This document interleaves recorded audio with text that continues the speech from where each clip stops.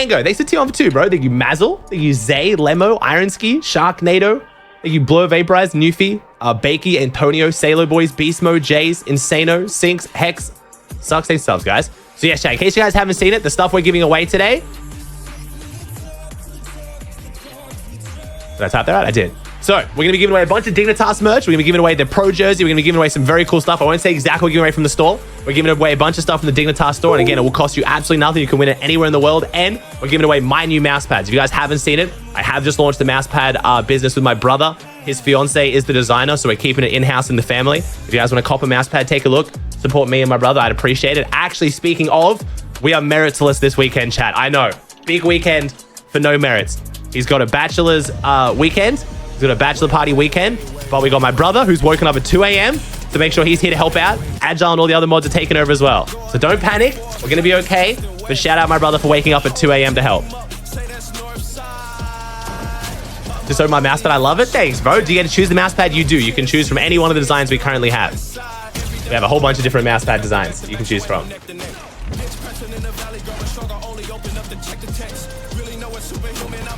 Thank you, Ziox, No Lamb, Benzo with a gifted and inward. Thank you, Benzo. Thank you, Thick Stick, Tom, Tommy G, Documentaries, Botverge, Waxy, Eric. Oh my god, these subs are crazy. I love you all. Thank you so much, chat.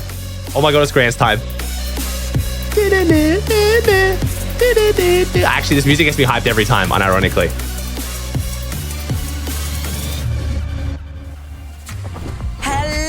Welcome to the grand finals. Hi, Frankie. Ooh, Frankie going crazy with the makeup. Fancy eyeshadow, Frankie. I'm so excited because this weekend we'll be finding out who'll be taking the second Active Champions of the year. I'm Frankie Ward. I'm joined by Levan2K and Mini Mine. Oh my god, I know that guy. I do a podcast with this guy. Analyst desk, because this season's been about the Greek gods, but we've got some British ones for you. I hope that's okay. Levan, are you feeling powerful today? I'm feeling all powerful, all knowing, all present. You know what I mean? I'm just excited. This is the time everybody gets. Okay, I'm not going to do my overlays Grand every single finals. time, chat. I'm We've all sorry. been waiting for it. I'm just glad it's here. Earlier today, we were discussing the fact that Levan would know what everyone is Actually, thinking no, if that was his godly power. So, Levan, I want to put you to the test. What is Mini Miner thinking right now? Mini Miner's thinking, wow, Frankie and Levan look so amazing today, and they are just the best at their jobs.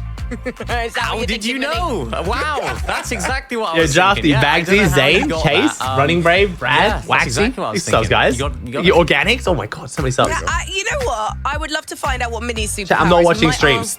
There's no point telling me about stream chat. They're all running fat delays anyway, so it's basically the same. You were farming on social this week, asking the question that's on everyone's lips. Yeah, you know, you got to bait the No studio, no, only studio for grands, bro. No, I had to tweet out and I had to ask the world, who's winning EUFMCS this season? That's the question we're all wondering. It's why we're all here watching today. And, you know, I decided to pose a question to the world, Mini. Yeah, tweet popped off as well. You see there, there's 0 likes, but you know, hopefully we got. Thank you, Mickey, Rennie, David. Thanks for subs, guys. We saw lots of different names that were thrown in the hat, and we wanted to have a little look at which of these teams we think could do well. You mean Land? Sorry, Land, not Grant. Sorry, Land. Sorry, chat. Land's the only time they're in studio these days. Sorry. Yeah, no, for sure. There were a bunch of teams that we kept seeing repeatedly in those comment sections. So I thought, let's look at some of those teams, right? The first one, Malibuca Mustache. I saw their name pop here we up go. so many times. So many people think these guys are going to win. And understandably, right? Grimgate is just so strong. It's the POI we've all been talking about all season long. And these guys... I was already grands. I know. I'm going to leave this off for now. Reigning champs, they're landing at the best spot. A lot of people think that is Who do you think winning FNCS? I think Pink Vico, Cammy and Seti, another team, or Veno and Tayson, my top 3 picks. I think poised to take home FNCS. Tayson better looking good. Later. This is a team that have had a real good success off spawn. They're 2 Titan players, of course, as well. They've actually switched their drop as well from that south side of fencing fields, more towards that north side. So I'm interested to see how they watch your new video, bang a video. Thanks, bro. You think Flixie Rapid? They're not doing very well. Railway Rapid. Actually won an FNCS yet. That a lot of people said would win one this season is Vico and Pink. Yep, the boys saying Vico and Pink's names, and understandably, they've been incredible this season, right? They win both of the qualifiers. During the semi-finals, they look strong as well. These guys, you know, have some of the best end games we've seen of any team in the region so far. So understandable why a lot of people think Vico and Pink might just do it. Another team, Yes, though, of Killian? course, that are in there. It's Cammy and Seti, a team that we have to mention here. They're a team that a lot of people would say this is their time, this is their meta, this is their sort of strategy for the win. This is their ideal circumstance, and for good reason. They've only been below Surge once in all of their 18 games. You haven't seen them playing too much, though. That's my main question mark about this duo. We only saw them play one game of semifinals, which they won, which is why they're here today. So lots to look forward to for that duo. Daniel amplified. Can we say no Surge issues? They won the first game of Uppers, chat. So again, this format is pretty garbage. I talked about this yesterday in my YouTube video in case you missed it. The format is one of the worst we've ever seen. So it's really, really hard to actually judge how good teams are doing right now, okay? So a lot of our predictions could be wrong. So the fact that so many people think this guy's about to come through and win his first FNCS just shows how good they are. And I think there is definitely some merit to people thinking they can win the FNCS this weekend. But are they top of your top 5, Levin?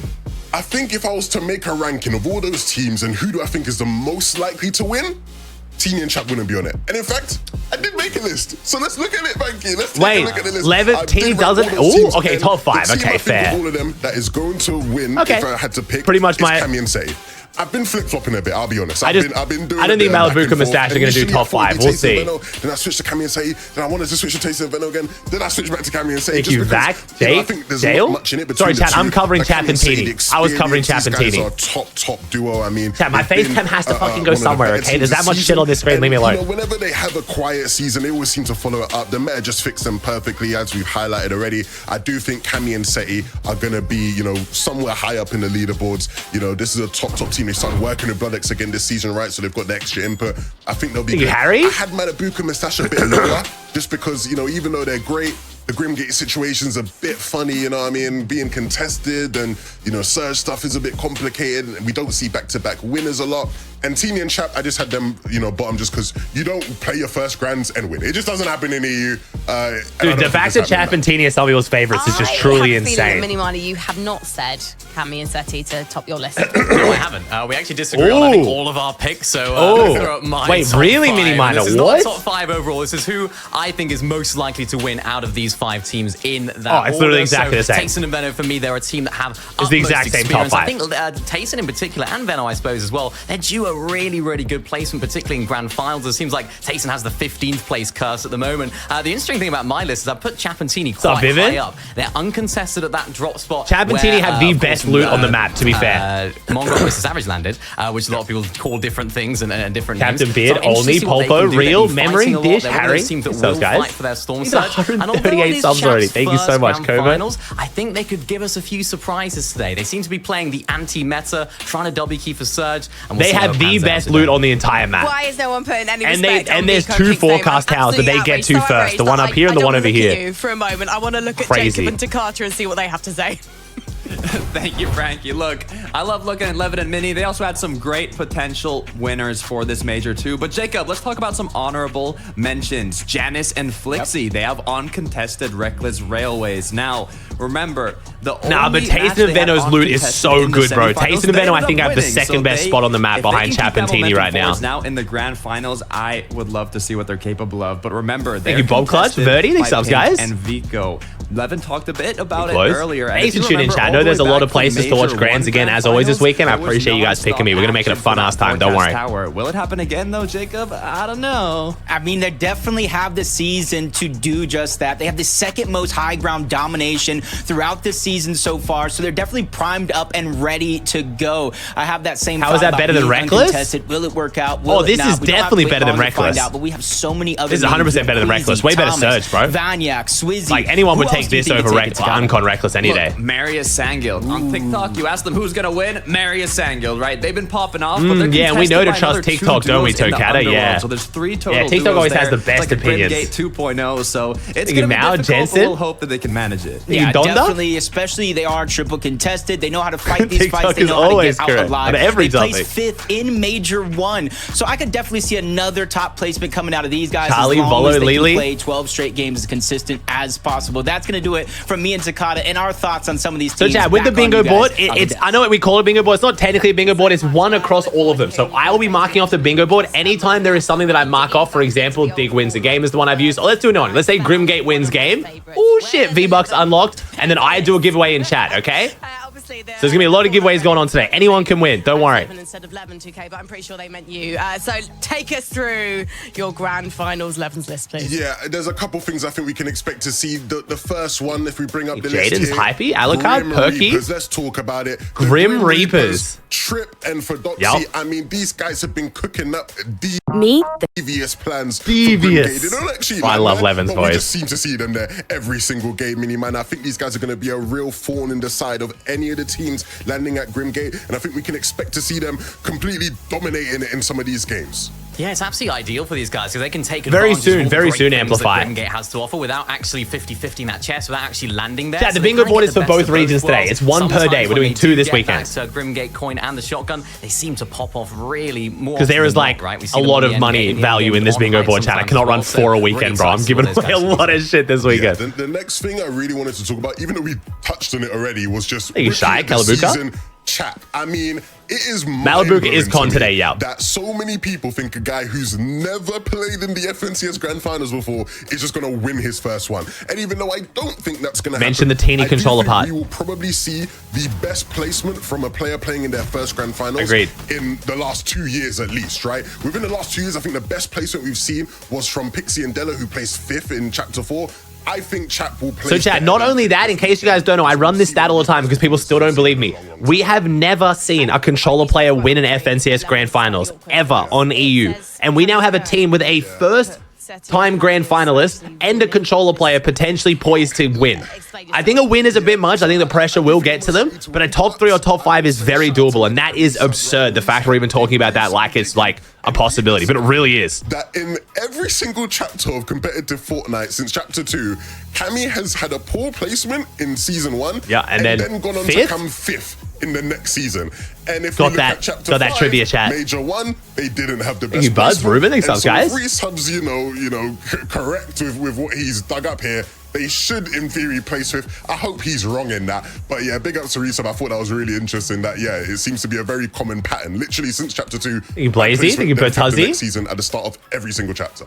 I'm intrigued Is about Samuel this, Gio, right? Blast Because this the seems to subset? be My their God. meta to succeed. We have a lot more sort of surge base. We have a little bit less fighting, I suppose, to last season. I'm looking back and thinking back to Chapter 4, Season 2, and I think that was Pablo? quite a W key heavy season, right? Remember we had Yeah, those Elemental? slurp juices, we had those kinetic I blades. got It was this. very much that sort of same vibe as last season this time. So I think this could play in their favor. I think that curse is going to be broken today, and I do think they'll do well. I know I didn't put them at first, but I do think they'll do well.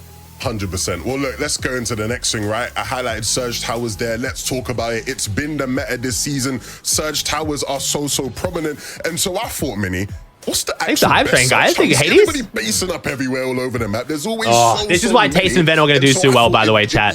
They got center map. They just build surge bases inside here. They'll probably get a couple tags on Stacey Podesai, grab their loot, surge base up, and they'll just dominate. Like, I really genuinely think this might be the Taste and Veno win, man. They're looking locked in. Veno did tweet last night that he had a fever and he wasn't sleeping. So, don't know if he's just like diverting pressure or whether that's actually like true. I'm sure he's not just looking for attention, but he might be trying to take the heat off himself. That was a level 8 Hype Train. Holy fuck. And I think we'll probably see the same Thank you, again Matt. this Eclipse. weekend, right? That base is just so good. He because stopped all those dick riding players with the in tier sub 1. Nice. rotating through, it's easy pickings. Tayson and Venom will be very happy to see that stat because obviously that's a base that they typically are using. But yeah, I think we'll see that base be phenomenal. Top 5 teams at the end of this weekend on EU qual for land, chat. Top 5. Taysom were landing on that south case? side of fencing field. They seem to get so much surge from there, right? Taysom was in that base doing so much damage more often than not. Now they're landing in a different area in that POI. Are they going to be the team that's going to be basing up on top of that? I'm not too sure, Levin. Do you think they're going to be up there? I mean, it'll be interesting. We'll see, right? But you mentioned them being contested, and shout out to my guy Shakespeare to be Shakespeare con or not to be con. That is the question. And I think when you look at the way Major I like this One segment. went, This is cool. it was to be con, right? Everybody wanted Last to be season con you wanted because to we be saw con. so Last many season you teams wanted to be doing con. so much better while being contested. Typically, Frankie, that's just not how Fortnite competitors been, right? It's always been we want to be uncon. That's the best way to have success. In Major 1, 3 of the top 5 teams were contested. Teams were contested doing phenomenally. However, last season was the this best I don't think surge will be the meta case. ever. I don't think It was we'll so see teams fun, who and are that's why contested being con was doing good. as well as they did last season. But again, it will still just be the question to be con or not to be con. What will it be? Who will be successful? We'll see. Thank you, Classy. Appreciate it, Who bro. is Thank you, the Tom. best team at fighting off spawn, would you say right now, Mini Mono? It's tough. It is tough because I feel like we haven't got that one team that's just absolutely dominating their drop spot. It's tough to say one name. I'm thinking Mustache Malabuka. They haven't had the best time, but I think Tripburn and Frodoxy, if you count them pushing in as doing very well. spawn fighting. And in terms of another team, I think Optify, Granky, Nasty, and Tom. Pleasant Piazza. I'm interested. Yeah, a lot of you guys are struggling with it. If you have a Prime now, since the last Grands, Twitch has moved. If you click subscribe and you go to elevate your subscription, that is sometimes where your Prime is hiding on certain devices. So if you're trying to Prime something, you can't figure out how, that is why. Click subscribe. It might be at the very top, but if it's not, click on the elevate your subscription tab. They're trying to move it to make less people use it. Don't miss out. You get ad-free all weekend and new season stream. Next week, I'll be doing a 24-hour stream most likely for the new season. So don't miss that either. It should be good fun. And then creeping up and taking the pickings. I mean, yeah, I think they would have inspired a bunch of Thank teams, you. all over the world. How many people forgot they had Primes? Look at that. Look at that. Granky, Fakes, Noodle, Trick, Sam. Oh my god, I feel like Ninja. What the fuck? Andy, Way6, J-Mart, progressively through TJ, this whole games. It's a lot of games. Dimma, Dingho, Savine. You might get to game 10 and think, we're a bit low Thank you, down chat. in the Appreciate leaderboard. y'all. Let's try to get our way up. What's the best way to do that? Let's try win Grim Gate. What's the lady cast name? Frankie. She is Frankie. She's a phenomenal host. Well, I'm so excited to be able to say that we are ready for our She's come from a first Counter-Strike game background. of the major Any sneaks, two Ballspark? grand I love when they finals. added I her. can't think of two better voices RV? to take us through all the action than Jacob You and Caney. Takata. Let's go, chat. Game one. Game one. you so Game one. much. Now, Look, chat, we've again, been reminder, through we the are on about a qualifiers. 3 or 4 minute We've been delay through here. the semis. Please do not spoil. If you say something that happened on another stream or you see it on Twitter before we see it, you will be permabanned, okay? It's just so people can actually read chat and have a good time. Please do not spoil. Even if it's accidental, it still ruins someone's time, okay? If you're not sure whether we've seen it on stream, just don't say it, all right? Thank you, chat. I appreciate it. Spoilers suck. Throughout the start of this broadcast that we think Thank you, Tub, has a Zaviri, good Alfie, chance to take Arisu, home the Jamie, Axe of Corey, Champions after this weekend. And L5 even though we've Socks to the only 5 mentioned 9, gifted. I know Thank you, there's guys. probably about 5, 6, 7, 8 more waiting in the rings just to have their names shouted out and earn the respect after the 6 games on the day Verza? today. Yeah, and I mean, Track? there's even potential records to be broken, right? We talked a little bit about it. Chaptini. Game one, First chat. Game EU one. FNCS Grand Finals. Grand People are Finals, saying they baby. can take Let's it home. go. Only time will tell. The bus is ready, and let's get right into game number 1.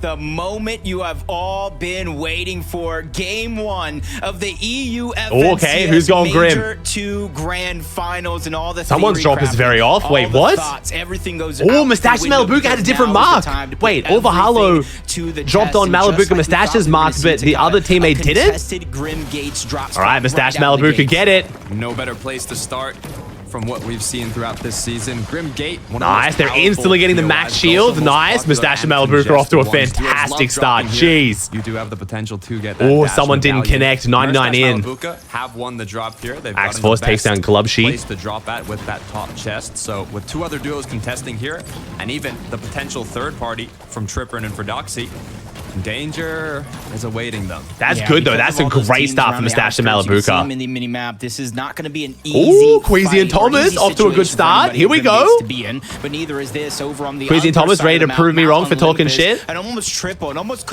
quad contested drop that we've seen throughout the Oh, sorry, I'm qualifiers blocking up to the- this sorry, point. my We're still seeing camera's 3 in. Oh. teams directly Nah, I'll there. move my camera A up. couple Let's more go on the like outskirts. here, So maybe. for Queasy and Thomas, a lot of the Here's a good struggles that they've spot. had from the qualifiers to the semifinals, down. they need to be able to tighten up here. They need There to we be able go. to tighten up this weekend if they want to take home the Axe of Champion, which would be Thomas HD's first. I mean, great way of starting as well with that quick elim.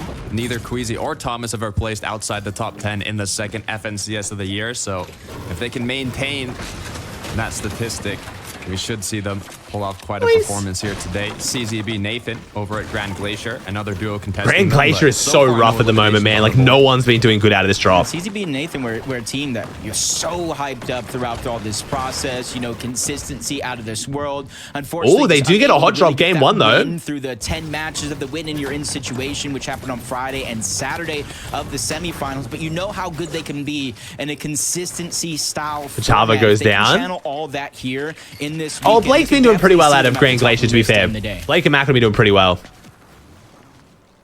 Grapton Skrill now. So they did make an update, chat, midway through the season where the hot drops, where the extra loot is, like, you know, when the POI is yellow and it has the drone, they've added POIs to that list. One of them being Lavish, which I think is actually a massive buff to Clicks and Epic Whale. If they get a hot drop Lavish, like even 3 or 4 games out of 12, that helps their loot so much. Continue on to the late game. You're seeing a lot of like slow action right out of the gates. It wasn't until maybe zone 5, the most. All right, cringe versus cringe. Who is the alpha cringe? Would turn on, activate. What are the chances that the two cringes contest each other, bro? It's gonna be so annoying to cast for the casters, bro. Oh, cringe pushing cringe. Get some good shots on a cringe, but cringe disengaging. Doesn't want to go toe-to-toe with cringe, and cringe takes down cringe. Sealing the deal, finishing the job as he takes down Twin Cringe.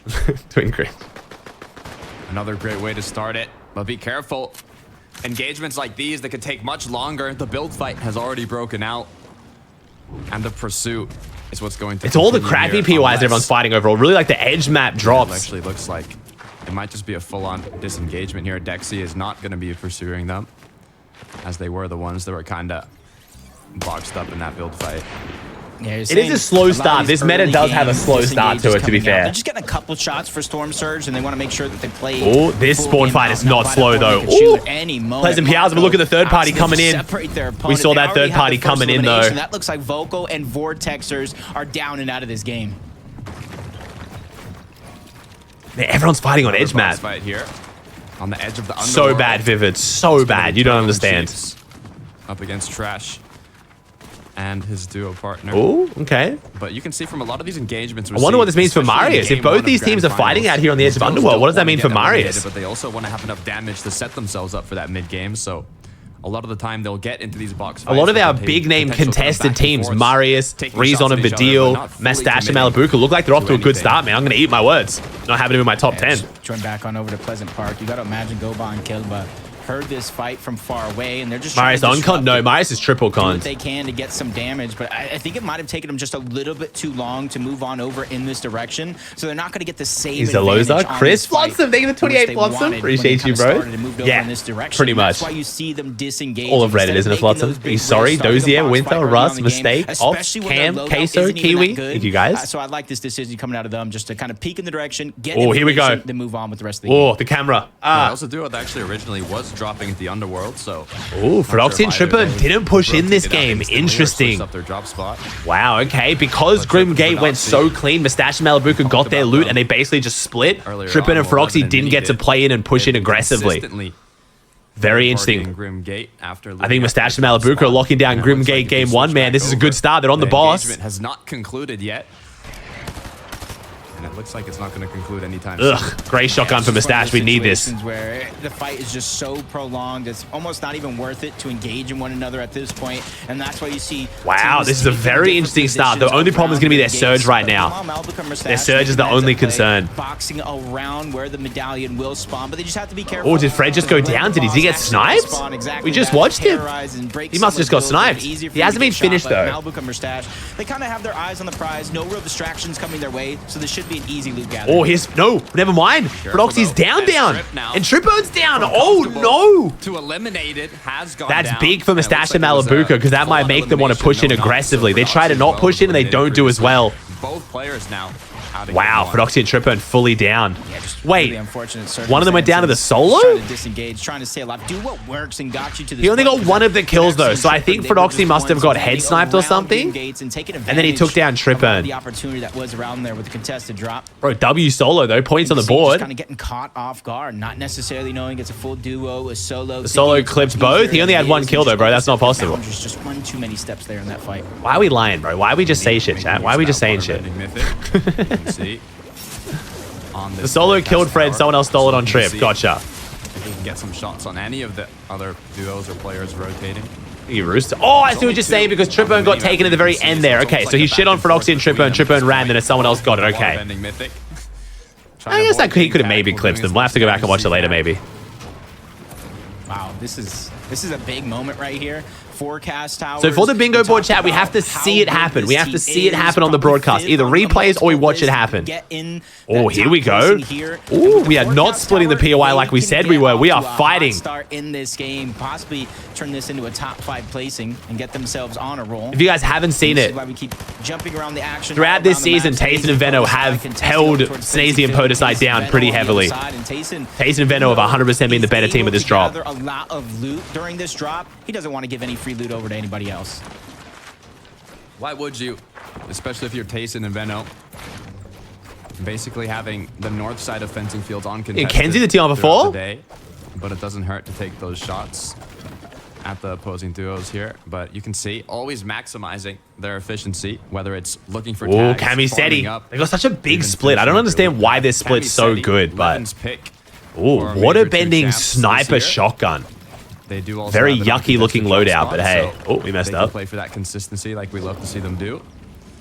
A little bit of a mini surge base here. This is a pretty Already small kinda see the surge zone. tower. I mean, it doesn't matter. You know, it's like it's not the size of the surge tower. It's how you use it. But not gonna lie, it's a bit of an unimpressive surge tower. And this is the decision. They're gonna split up. Lacking a just bit of little height bit, try to there. cover more ground, get a couple more loot that I don't wanna they be want surge for base their shaming, loadout, but, you know, maybe like, some it's- storm surge before they figure out what's next. But from smooth sailing on one side of the map, Takata, not so smooth on the other. Underworld, we saw how contested it was to start the day off, and already this is no surprise to me what's going An on. average size. It's got a good personality. Good humor. Marius and Surge base has Sangil, definitely got a good sense of both humor. players being low on HP and J not Kill, exactly low on Genius, shield, but Popscotch, it Matt not with the being gifted. full Thank you, bro. just shows you Pabs, something. Kenzie, Mills, You do Roost, have Ray, Reflection Nathan, have Jays, used to recuperate their Jizua, HP, but it's especially Hayes, difficult even Zaloza, to Chris. take Thanks for subs, guys. amount of HP, So, chat, we got a new bingo let board alone system. just There's nothing much stay happening out right now. I'll of explain it. So, loot, if any of these things happen, curious to exclamation mark see how bingo they're if you want to gonna seat yourself. If come any of back these to things this happen, I drag them off. Let's say someone dies to storm damage, bam, gonna unlock a dig hoodie. Okay? It's a very fun time. And then when we unlock that, we'll just run a giveaway in chat for anyone to win. Same as we do with the V-Bucks, okay? Reason and Vidal on the other side. What is Aussie Curse? Oh, you are very new here. Don't worry. You are going to experience. That's basically a free square. There is no way I go an entire day without cursing someone. Oh, Thomas Queasy fighting for the bunker. This is the bunker that Rezon and Vidal really wanted, I think. It is littered all around with players looking in this direction to try to get their own storm surge. Like I saw a lot of doubters for Thomas HD and Queasy based on their performance throughout the season. Also, And we are doing V-Bucks contested after by every another game. two Yeah. duos On top by of the Abel bingo and board. Olympus. Yo, Diego, what's up, homie? I don't know, Jacob. I've got faith in this duo. Historical titans of EU competitive. Man, dude, you know how they I'm perform. just going When to say it, it's chat. grand Oh, here's the finals, deal reason. I did say they show what wanted you're this made of, but bunker. Queasy has been I will cracked. say the Thomas bunkers are one of the HD worst now, additions to dropped the to game. 21 I'm shield. sorry. So Danger much for more both boring of a duos. mid-map objective than That team, caches. that secondary team or third or fourth, whatever you want to call This it. isn't in too bad, though. mid-map, This those one's... are the ones looking in that Ooh, direction, okay. causing a Rezon lot of a of deal. chaos, Heard me talking kind of shit. left If you guys Queasy open, missed my susceptible prediction to video, a I lot of basically their said shots, any and that's where team you see that is Rezon relying taking on that bunkers as part of their surge and loot strategy will not get top 5 this weekend. I'm actually pretty confident they won't get top 10. But then again, Clicks and Whale, I think, could break the top 10, but... look for it elsewhere. Bunker Right, grief? Jason No, Burnham bunker still grief for me fencing is like field. sitting on top of the bunker and camping them in storm. As now I'm looking at Just the fighting for the surrounding bunker area, won't be a what it's bunker looking grief. Like in terms of duos, even surge bases, as this is a popular location to build some up. It does depend on how the zone ends up closing. You can see Oh, even on the Marius feed, and Marius Sangil has go gone down. The triple con not going their way. I got heavily shit-talked yesterday for not putting Marius and Sangil in my top 10. That I think might Oh, here comes one of the main shit talkers, Dukes. Just a little bit the zone. I want moving this V-Bucks? direction. You don't need They have V-Bucks. to go on the hunt for surge. Prove me There wrong, is win a team grand, you can buy all the nearby, V-Bucks in the and world. Eventually, if they pick that right spot, you were talking about those surge towers. Was he gonna use the wings? So many Oh. more other teams moving on. You see in someone this use the direction. wings, damn it. As you look on board, Yanis Flixie, top 5. Or just Yeah, there's top a command for- 16 oh! in that last major. Might be looking at them. To All get right, top we're using the 5. wings, You see chat, we're using the Icarus wings. coming out. Something that you don't see very, very right. often, but you're seeing some. So what do we got, teams chat? begin to Use utilize wings as a more and dig more and team. more, being able to We cancel got some bounds dig and merch cover off so the much board. distance. And All right, this is just first without giveaway. the Flowberry and the We'll just Flowberry make phase it bingo effect, because chat. the So bottom anytime two, there's a you bingo, cover we'll make even the word more bingo. So if you guys distance to want to try win get it, just towards type the zone. word bingo in Even though chat. there's not a ton of B-I-N-G-O mobility bingo. We're only going to leave it open for like 30 sometimes it seconds. just takes a little bit of thinking outside of the box. Right, the Flowberry meta. It's almost a must-have. Anyone can win, chat. That's why sub only comes off. Anyone can win. Nice little We're going to shot from DM you the Yanis to code the tree. on Twitch to redeem it on the Dignitas store. how It's super crucial easy. it can be. No addresses needed. How You good can fill it all aim out. You don't have to give these anyone your teams are, the amount of details. damage Big they fucking can do, W. and the potential I'm making it sure you has guys don't for get getting those scammed by any tags in weird the Twitch mid-game. scammers. Never give me your details. My mods will always just DM you a code. This is something I think Giannis and Flixie. So we're giving away a have to do. Dignitas tee Instead from of the getting Dignitas store contested chat. Like Sky and Scroll that they did throughout the semifinals, they're uncontested. Just make They're sure your not Twitch gonna get the whispers are on same and only damage trust numbers to DMs start from the my game mod off Nautica, like they not have Maris. Maris is away, so it's coming from all of Nautica. last weekend. So them, just like many other teams, are going to have to kind of set up in one of these spots, whether Surge Tower or not, maybe even split up to try to cover more ground and get your Surge that way. Comeback and Blaha, you see them just trying to continue to move Bro, I'm still forward so from sad one Blaha spot mix to and the split. next. They get themselves a spot just inside. All right, the we'll call it zone, there, but chat. you can notice Thank you that for they're entering. still Thank you, thank above you. the mountaintop, trying to give them as much elevation and as much line of sight as possible. Still 80 players up as well. It's a stacked lobby. Storm Surge will be taking here, but you can see as soon as Rift Island spawns. Hey, you knock him with the 5 gifted. Thank you, bro. Ready to capitalize on that. And then, chat, capture once we flag, draw and the now winner, put we block the word themselves bingo so no one else can in a type position it to because not we've only drawn get it at that tags, point. But also have an open rotate for Yo, further zones. W, Hoosiers FN. Congrats, bro.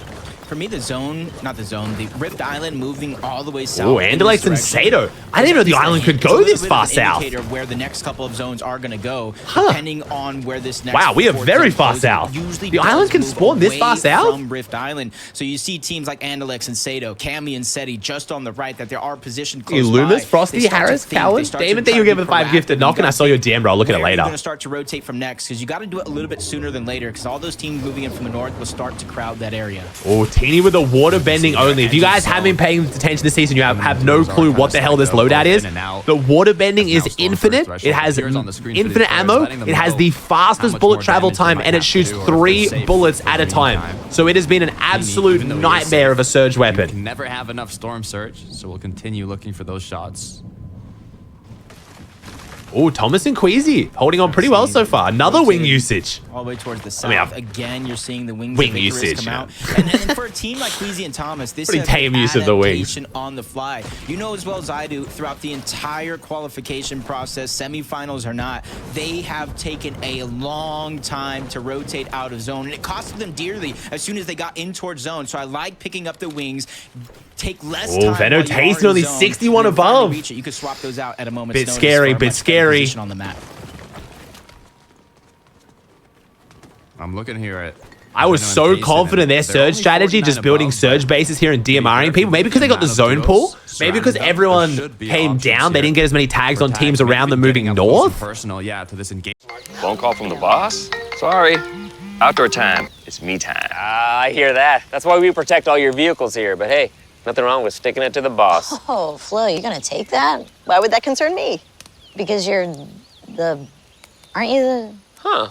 We never actually discussed hierarchy. Okay, why don't we just stick to letting Dave know how much he can save when he bundles his home or auto with his boat or RV? Wait, I thought Jamie was the boss.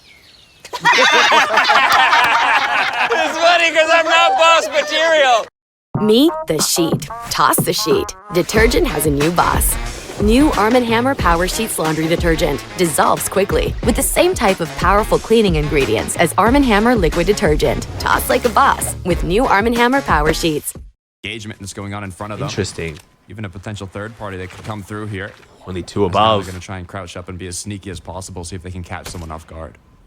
Yeah, not too surprising that they are low on surge, though. Zone coming this direction. They landed at fencing fields. I'm not sure if they even left the POI almost all game long, but as the zones do continue to close, you see a lot of teams getting closer and closer together. It's just a little bit more of a risky situation for Tayson and Venno to try to get the damage, but 2 of the best No, fighters Venno and Tayson in are all definitely of going to the have a better region. surge That'll strategy make than this. all I think the Fortnite zone going pulling into south for messed them them. up a bit, but hey, that's 100 surge. Never mind, we're okay. Shields get dropped off in the blink of an eye. Also, the fact that Trap Venno is isn't there as even well. running a long-range Takes weapon is another big crazy. shot, and now they are 169 above the damage threshold. They quickly disengage. Ooh, Strath and because they Skrill, no longer though. wanna keep themselves Only in that risky 61 spot. above.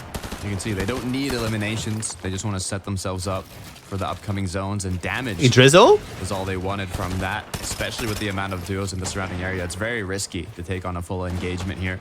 Oh, Malibuca Mustache having to fight for their surge, and they're below surge. Don't I like did the say rest of the earlier when they people have to didn't take fight for on this. spawn Malibuca that it'll be good for their loot, but contested bad for over their at Green surge. Gates. When we tune in, they were below the damage threshold. A couple nice shots, quick fights. They're 23 above, but you know as well as I do, that's not a feeling of Oh, we've only got comfortability. burst And the SMG back as of well. Malibuca Mustache minds, they know they have to continue to look for surge and make a rotation while they're at it. One damage above the blessing. Oh, no. Granting them a bit more time, but quickly enough, that blessing will come to an end as Mustache now almost cracked. Just 3 shield left. They're forced now to play up close and personal. Close opportunity, but so far no connections. Yeah, I like the idea of what they were trying to do, how they were trying to execute. Drop on a team that doesn't know it's coming, but now you become wait a second. Sky and Stroll are Man, bad first game for Mustache and Malabuka. Sadly, I can't say I'm surprised, but they got the grim loot, and they still go down. And you never imagined to be stuck in a situation Kind of shows like how this impressive after getting Peterbot all and that Grim Poyo's Gate performances loot. have been, honestly. And now two different duos closing in. This is obviously a Grand's lobby, though. Let's see if this happens to Peterbot and Poyo later. Probably not. Crimson Nod, Sky and Scroll to fight to try to distract one another. Oof, Mustache looking like the lettuce on a sandwich between Sky Scroll and Noms.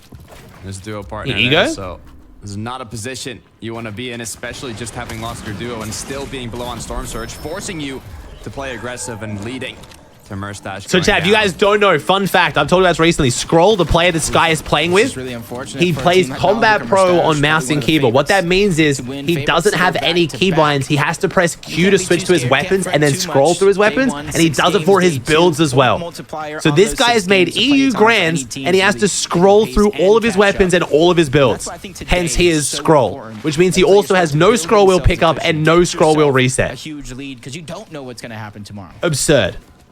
You can get so good on the shittiest binds if you just put in the time, apparently. My man is making grand finals on the hardest region in Chapter 5 with the worst binds I've ever seen. Again, just 8 above, same But why? It's just what he's got used to, bro. It's just not worth him swapping. He doesn't want to lose the muscle memory. And you could go below here. I do like how they're backtracking, though. This is Fencing Fields. They've been here all game long, literally, which is why they're down on Surge. So they're able to go in and out of these builds, go through unnoticed, not let their position be known either, which kind of makes for an easy rotation when they're finally able to make it.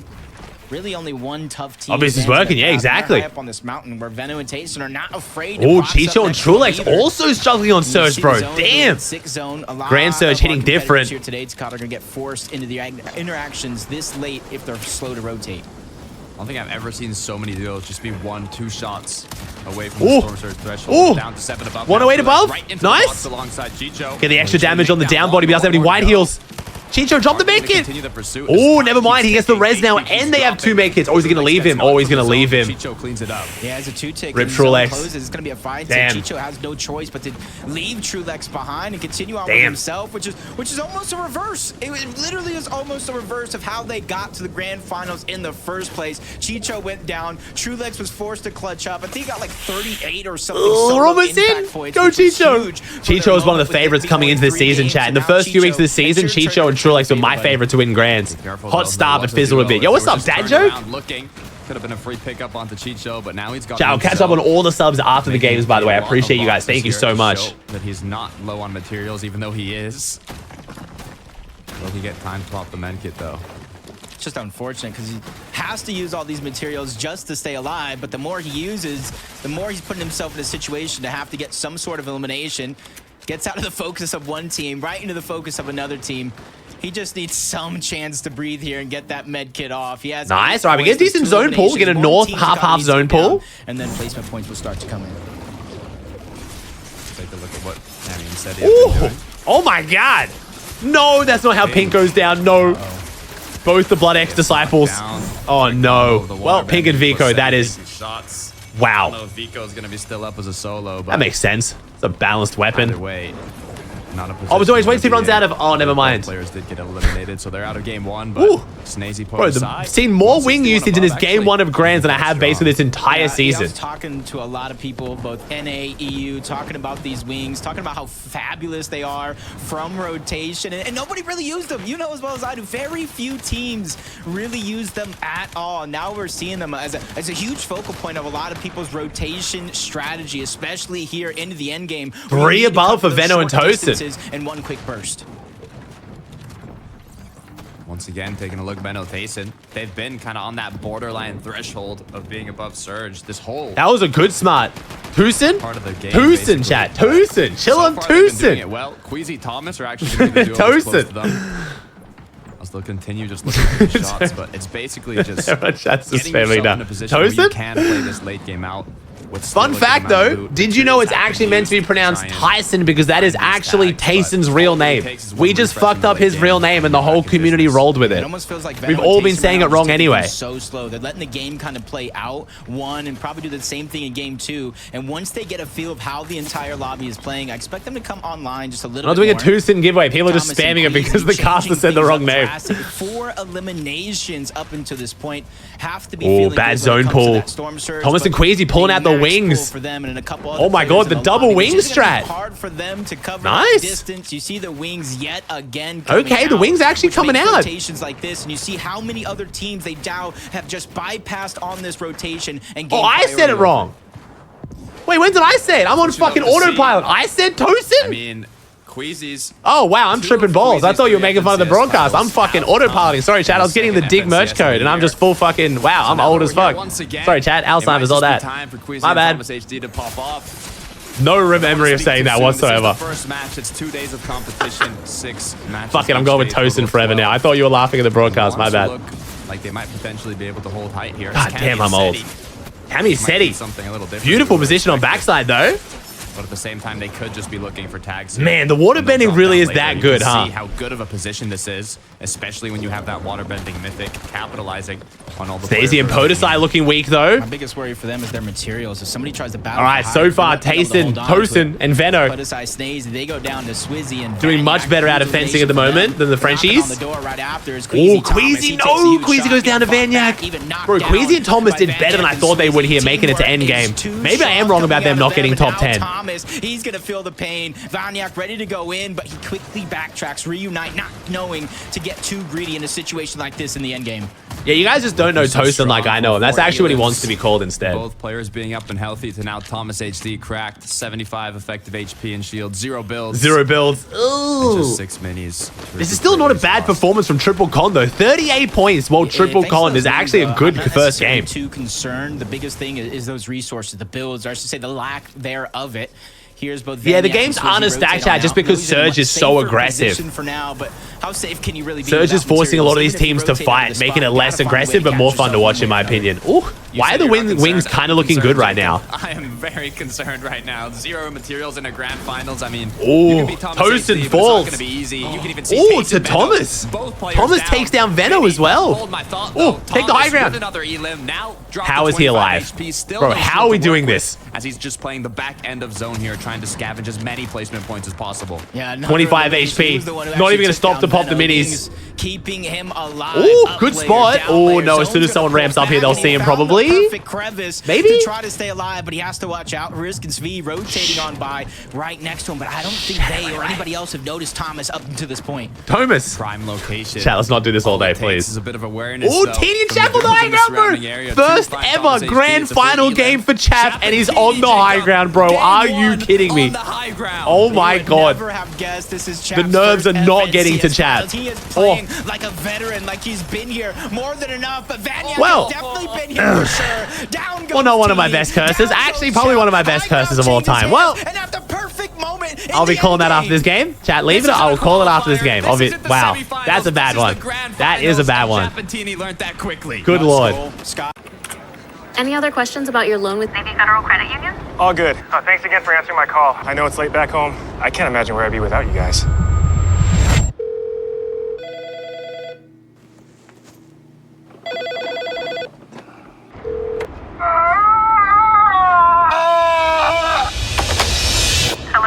Hello? Are you still there? Thanks so much. Have a good one. Thanks for calling. Navy Federal Credit Union. Our members are the mission. To the right now. Is the GPS playing the cha-cha slide? Geico can help when you get a flat tire with their easy app and 24/7 help. Everybody clap your hands. Whatever you need, from coverage to service, get more with Geico. That was all of 5 seconds. Well, everybody fighting in the late oh, Scroll and Sky take it though. Two big teams fighting over it. Cammy Seti on the low ground though. They might be able to steal this at the end. Second height, but look how far away from they are from everybody else on that low ground, and they had no choice but to continue dropping down in all that madness. Seti and Cammy, if they can get one mat refresh here, might be able to play spoiler from the low grounds. Claimed low. They're incredibly healthy. Only issue is no materials. They're going to have to take a 2 versus 2. Oh, Jabul and Relvis are the targets here. Yeah, you mentioned the Cammy curse to start the show. Might look like a Cammy blessing. Another top position. Oh. Unfortunately enough, Cammy's finally going to go Damn. down. Seti trying to go to the back. Cancels the med kit. Had no choice. Thank God his splash 5 teams, 10 players.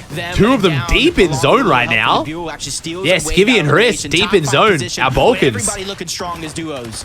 Skivvy, Haris now. Looks like their second height here. They Dude, the DMR is so shit for pressuring builds. Taken out. They are building in wood. They might be low on materials. The drop down might come soon. Yep. Oh, Swizzy solo now. Vanyak goes down. So many bodies. So much loot for Fan. He can't get it though. He's got a banana at least, so he can stagger a little bit here. Nice. Gets the medal. Nice refresh. He's still going through a roller coaster of emotions. Sky and Scroll still fighting over this high ground. But high ground's going to be fought for at the very end of the game. Scroll and Sky Ooh. versus Riss and Skvee. Oh my god. Nice shots. No! So weak. Scroll's 1 HP. Chris goes down. Has been fully 2v2v1. Sky cleans it up though. Another Elim on the board. They have height. They just need to close out the game. Wait, Jabul and Relvis, I think, win this. From the semifinals, they were the ones contesting Yanis and Flixie. 2v2. Almost 2-3 straight games. They've learned their lesson. 8 Elims for Scroll and Sky. 10 Scroll make it 10. Accidents happen. Sky goes down, which leaves Scroll. The 3 make hits wins this on the low grounds. Relva's going to go down here to Scroll. He'll get the Elim points, but he's not going to get the win. We have a heal off, baby. Our favorite. Now playing the heal off. He does have 2 med kits in terms of time. Scroll needs to find the Buell. He will not win this heal no off. one likes heal off. At least what direction to run into. The first one's going to go down. He dives into the storm. Checks the first push. Nowhere in sight. Nowhere. Well played by Jabul and Relvis. Well played by Jabul and Relvis. Game 1 of the EU FNCS. All right, chat. What a way. V-Buck giveaway. Just type the word V-Bucks in chat. VBUCKS V-Bucks for the V-Bucks. Now, we do have a few bingo boards to give off here as well. We have a few bingos to give away here. Let me check. What do we get off the bingo board, chat? We got the Aussie curse. Going to be easy for so 1,000 V-Bucks. We're giving away more V-Bucks. And then we've got, what's the other one? Heal off, wasn't it? Where's the heal off? Why can't I see heal off? I know it's on here somewhere. Is it on here? Heal off. There it is. Ooh, dig plushie. All right, so for this one, chat, so if you want to win some stuff, type V-Bucks in chat. We are giving away more V-Bucks and a dig plushie. We're going to draw multiple winners for this giveaway, okay, chat? We're not going to run separate ones. We're going to run them all together, okay? It's all part of this one. Type the word V-Bucks in chat if you want to win them.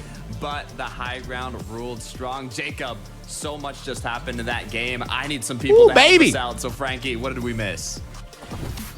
I don't think you missed a moment, boys. That was a fantastic first game. And so exciting to see all the changes. Good first game. Good first game. Not how I thought it was going to go. Not as stacked as I thought it would go either. Down to Jabul's planning with those now, I have to go full rap god here. Thank you, Sergio, Seventh, Seth, Jex, Callie, J-Rocker, Benji, Nomsy, Inabit, Ollie, Mark, Demon, Chinny, Jake, Itaweeb, Amber, Archie, Shade, Cuts, LeBron, Gucci, Ivor, Original Trilogy, Star Wars Luna, Case, K, Kendrick, Chengas, Sent, H-Sci, Patty, Ego, Elusive, Apo, Alex, Drizzle. Thank you for all the subs, chat. I appreciate you. Thank you so much. And then you knock it with a 10 gifted. And Tofat. All right, chat. We'll call the giveaway there as well. Thank you for entering. Thank you. Thank you. We'll call it there. We're drawing 3 winners for this one. 3 winners. When they took down Cammy and Seti, like, they didn't just passively. Thank you, Sam, with the Prime. They really took it by force. Yeah, they really did. And it was those eliminations right there that really secured. No DMRs from 40 chess. I love this game. Oh, no, Venno. No. To go on to win that game. Absolutely beautifully played from these guys. And just the thought, in game 1 of Grand Finals, when the lights are as bright as they've been all season. The lights as bright as they've been all season. Hell yeah. And hope that it works. Thank you so much for all love, chat. I appreciate your 20,000 viewers. Thank you, guys. We just got started. Thank you. Starring on the top of the leaderboards, but they're definitely a duo to look out for this weekend, clearly, because they know how to play that low ground so well. Now remember, chat, you're only going to be getting DM'd from my brother Nautica, okay? For the prizes, all weekend. All right, so who was that for the prediction then? Who was that for the prediction? Let me make sure. To the top. I particularly enjoy them taking out Snozy and Podesai Mini. Dude, that high take was nice, man. The wings are coming out like crazy today. It was Swizzy, wasn't it? Swizzy and Vanyak in 5th. Oh no, didn't I have Riss and Skivvy? No, I took Riss and Skivvy off last minute.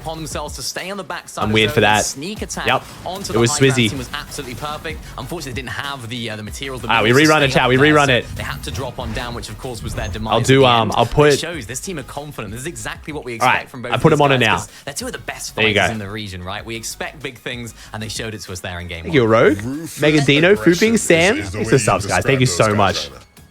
Yeah, so many ruthlessly aggressive duos. Let's take a look, though, at who managed to aggress their way up the leaderboard. Ooh, here we during go, that chat. match. Standings time, baby. It was Ooh. certainly Relvison to Bull in first on 97. Sky and Scroll 92. Fant God and Splash 68. Swizzy and Vanyak 64. Cringe and Noms 56. Then we have Seti, Chris, Asa, Clownsky, and Queasy. An underrated first top 10. It's kind of hard to go off first game, though, because a lot of these teams are contested and won their first spawn fight. So we'll see where they can keep up that consistency across a 12-game format. But good start. Very good start. Of a problem Malabuka and Mustache have had consistently, right? We've spoken about it before in previous weeks. Malabuka You Logan, Mitchie, ML? And so they desperately tried to take a You fight two in? with Sky and Scroll, and they were like, no, we're not going to just be pushed over. They win that fight. And so they Let me see, make sure this works. Loot Oh, now. it does And work. so Hell they yeah. say, okay, what do we do with Grimgate Loot? We play for high ground, and they did it incredibly well. Big props to Sky and Scroll, of course. You Fantage, They were baby? landing at Reckless Railways throughout the season, decided not to go there. And Well, deal NA with and EU them. overlap 12 games seems long. No, it's 6 games today, 6 games tomorrow, dude. No overlap. There's about an hour break between EU and NA today. Thank you for the 368 subs, chat. The alpaca. Things seems to be going pretty all right. Again, will they be able to fight Malabuka and Mustache every game and get that Grimgate loot? Probably. We can't hear you. Yes, you can. One of the better games they have. You might not be able to hear me, but I think chat they definitely made, can. the most of the situation for sure. Yeah, and you have to do that. When you do get that Grimgate coin, when you do get that Grimgate shotgun. Yeah, the wings are looking really good. Game from you guys. It's almost that pressure Hey, on Mons. your shoulders of like, right, okay, we've got the best loot in the game. We have to do well here. I think the zones definitely helped them as well. Definitely were in their favor down there towards the south side of the map, the sort of southwest area. But they use it. Is long stream today or tomorrow? No, the plan is tomorrow. I am still feeling sick, so the plan is to do whatever the sub goal gets to tomorrow. But in case I don't, I have the backup of doing it on the new season stream. I'll do a fat new season stream. But I'm feeling better today. I actually am feeling okay. It's just my voice. Make something out of a game no matter what. So this is a duo I'm definitely gonna be looking I think I should be good to do it forward tomorrow. more of this weekend. And in 15th position, we have our debut finalist. Hey, Omar with the Prime? There's more experienced duo partner, Teeny. And they went for that high ground, and I absolutely loved in that game. Everyone played a secret chat with the wings, apparently. Like, it's Chap, it's Teeny. And then immediately they're knocked off their perch. I think Okay, so maybe we do the bingo board in this gap. I'm trying to like figure it out, chat. We'll do the bingo board check in this gap. It's a bit longer than what I remember. Do you think they made enough of a statement in game number 1? 100%, yeah. I was looking at this team. They were 200 above Surge, and that first Storm Surge popped, and I was like, right, this is great for this team, because I know that, you know, going into that first Grand Finals game, it's going to be very, very difficult for a first-time Grand Finalist in chat to keep his nerve, to keep calm, but they seemed to approach the Storm Surge really well. They weren't just mindlessly jumping in boxes. They weren't taking too many risks, but they were taking those sort of mid-game fights that definitely enabled them to stay above, and then, of course, take high. You can see the issue, though, when you look at their materials. They just didn't Why the wings been used so much? have the Don't know, bro. materials People are to just making actually them look good all of a fight, sudden. Vanyak all the way up on top. And it just EJ? doesn't work out Taco? for them when you have a team literally winning Wait, no, on top Tack, of sorry? you. So for those guys, I like the ambition. Wings instead of chains? Yeah, I guess so as well. Levin, you did not agree with Mini Miner there. I didn't agree. I did not agree. I thought every single height team in the lobby was on height at one point in that game, so they got to do more. Okay, well, let's see if Chap and Teeny can impress you in this next game as we head back to Jacob and to Carter. What a tall task. You guys are really making them step up to the plate, really hit it out of the park. What's the delay between games? They've added a delay between games. I think it's almost 9 minutes now. It's a lot longer. That's why I think I'll push the bingo. I'll push the bingo board out next time. Everything we were talking about on the day to kind of who's going to win, who's going to do good. We didn't mention them, and they showed us. It's a great confidence booster as well. Change right? did get Being the removed, first chat, yeah. PR in a grand finals, but let's see if that momentum can continue. Yeah, Kiwi, think he The battle jumps? bus is ready for game number 2.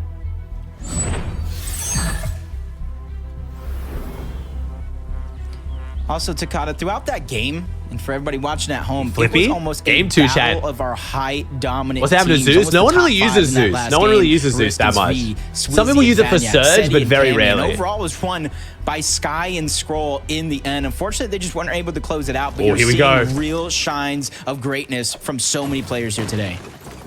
Starting off once again. shining through the Mount Olympus here. Thomas HD Queasy finished off the early game engagement quickly. I think it's also because the and drop rate of instantly just wings is so started much continuing higher on their now. loop path. Will they be able to do it again, though? Because of the no chains too. That's the big question. Right? Because there'd be a higher chance of them dropping out of the chests. Yeah, it almost seems like, I wouldn't say they left early, but they got. So maybe the because loot that more they were people can safely able to consistently get maybe to a couple shots of Mountain 9-9 Olympus, players and went getting. I don't know what's straight for going that on bunker, here. Which I don't know what's going on they with were that obviously 9-9 met players. by another one of our top teams here in this lobby, which they had to kind of disengage from. Capo? But you're Hush? seeing a lot Pluto? of the adaptations coming out from Queasy and Thomas, which Ooh, you didn't really Drexler see and a lot Clown. of up until this 1v1 point. So already? Glad to see a team as great as they have continues to kind of mix it up in the biggest moment of it all. Drexler, though, has lost Glubski, which is dangerous, especially having so many duos close by. Clownski lost Axe Force as well. Both solos now head-to-head. Oh, yucky. Oh, God, no. Chase, but oh, Nemesis versus Shotgun. Wow, that looked miserable. Quickly turning Oh, around, no. making him regret that Well, decision. And that was lucky for him, you can unfortunate. see they're just on the My man outside just of Mount Olympus. gets None of those one teams bump. realistically should try to Well- venture over, finish off the solo. So I think he has a great shot to get his teammate back. Skyscroll. Nah, they changed that ages ago, Decos. That was an update literally months ago. But to make it happen once again, they have to get out of this early game. Shots coming through the windows. You can tell how well Oh, they know quite to a play few their teams here at drop. Snooty. Haven't really focused on Snooty that much. So through, Sky and Scroll covering doing it out of themselves, contested but Snooty. Will they full on Impressive. commit to this engagement? I'm not quite sure. Ifava? I'm almost not even sure Someone? like, how realistic it is. I see Toos was trying to put down some of that cover fire and a whole nother duo right below. And once you kind of hear all Oh, that, this you is the notice main each other, spawn and you know fight. this Wait, is not gonna be 3 as safe teams as it here? was. Wait, Pleasant what? Park either. Wait, A fight that Overhollow. we That's the saw team in from the Grim beginning Gate. of Grim that Gate's last pushed over. game, and honestly, I What? think there's another team Is here. towards Overhollow Pleasant gonna try and Plaza split that Grim may this have whole started out in weekend? Fencing Fields in last game. What the? Finn and Avo. What's going on Yeah, here? looking at it, it's interesting. It seems like Huh. normally in a grand finals, He's you don't rocking see the players Frodoxy switching up fit. their drop of game My man plan put too on the much 'cause there was Frodoxy so much fit. prep and work Is he that was trying to put like into it. pretend that he's Frodoxy? Like he's But like, sometimes, I does he guess, want people to just after think he's one Frodoxy? game, I'm so confused, man. might This is be some enough to Giga Brain change your stuff. If you mind. guys don't know, this is the Frodoxy fit. Like 100%. Everyone sees and thinks Frodoxy. And Frodoxy is landing in this basically exact area of the map. So I don't know if he's like trying to pull off some like Giga Brain. Like, I don't know. It's very, very busy. At least 4 teams. There are in 26 this players here direction. competing in So their I'm first personally a bit FNCS surprised Grand not Finals. seeing too many More than a early quarter of this engagements lobby going down with an has extra never team played a over in the mix. Grands. It That does is make it crazy. A little bit more risky. Ooh. Look at this. Grim Gate looking a lot more aggressive this time around. Before it was more pop shots from Ooh, different areas. never mind. Yeah, Grimgate didn't One go as duo easy as grabbed what I the height, thought. Other just tried and secure the medallion. Looks like Malibu Khmer Stash got quite a few tags off. Oh, here we go. This is the Underworld fight we haven't seen yet. feel Why comfortable Marius enough might to be go having a fully bit of in. issues The this weekend, Underworld, unfortunately. another place contested by 3 duos, one of them being Marius and Sangilt. It looks like from those 3 duos, Is that there's point only bug? one No, left. Marius Sango got 0 That might points even game just be 1. one player. Where's Turtle's duo? Trying to see where Cheeps is at. Ooh, He's actually on the actually high above. ground. Yep, using that water Ooh, bending Marius ability, Sango trying could win to this. cut more Ooh, damage. Marius Marius Sango knocks him are going to down win this, it besides. looks like. A couple 2v1. shots are going to get through, and the knock is going to be achieved along with the elimination. Marius and Sango continue to find ways to operate at the Underworld. It looks like he might have even boxed up Turtle. Nice, let's go, Marius. Proving me wrong. The TikTok kids are going to be loving it. Cheeps run in game 2. Triple con and we make it off spawn. Very Turtle nice. Put back into his shell. Now Maybe forced they're only to wait double for con the now. If third they're only game con as by we one quickly team, they could do really switch well on this over. weekend. And Frizzy Howley looking to see what they can clean up. A lot of these early game fights. Oh, the Frizzy No not leaving eliminations himself just protected yet. at That all in is the some side jumps. big My man's damage jumping onto out the into the Pixie. open. Pixie's there trying to back him up. Howley is also trying to join the mix, alleviate some of the pressure, but quick thinking, quick shots coming out from Pixie. Both of these players are Nice. basically down. Pixie and Howley, Walks. You can see them trying to attack Good from start. many different angles, and Walks, while being distracted by Pixie, is able to easily clean up both of those eliminations and defend their turf. Okay, okay. Great way. Marius and Sangild were really good on day 2 last season as well, so good day 1. Playing. Yeah, Howley and the Frizzy did not look. on the edge of the map. I don't know, didn't look too great in that fight. Teams close by, so they should have a lot of freedom here if they end up wanting to close it out. But so far, it looks like it's. There pop is a shots 1.5 as angles times trying to be multiplier found. tomorrow. Yeah. Yeah, a lot of time, like you said, over at this side of the map. knowing you have a ton of comfortability, knowing it's not going to be third parties. It's basically down to a 2v2, which hopefully a lot of these players have practiced. Looks like Chap got knocked. Yeah, I'm not sure what's going on over there. Below, just trying to make space for himself. Maybe setting up to fight for the tower. Just continuously trying to hound from multiple angles, catch him off guard. And you can see they're playing very, very careful with the high ground, so that way when it comes down to it, they can easily try to disengage on out, knowing that they got enough damage to where they can at least feel comfortable from here on out. Josh, Classico, Patrick, PSU. We had the best vacation. Yeah. And it was easy with the points we earned with the flagship card from Navy Federal Credit Union. I can't imagine where we'd be without them. They had the best vacation. Look at all those fish.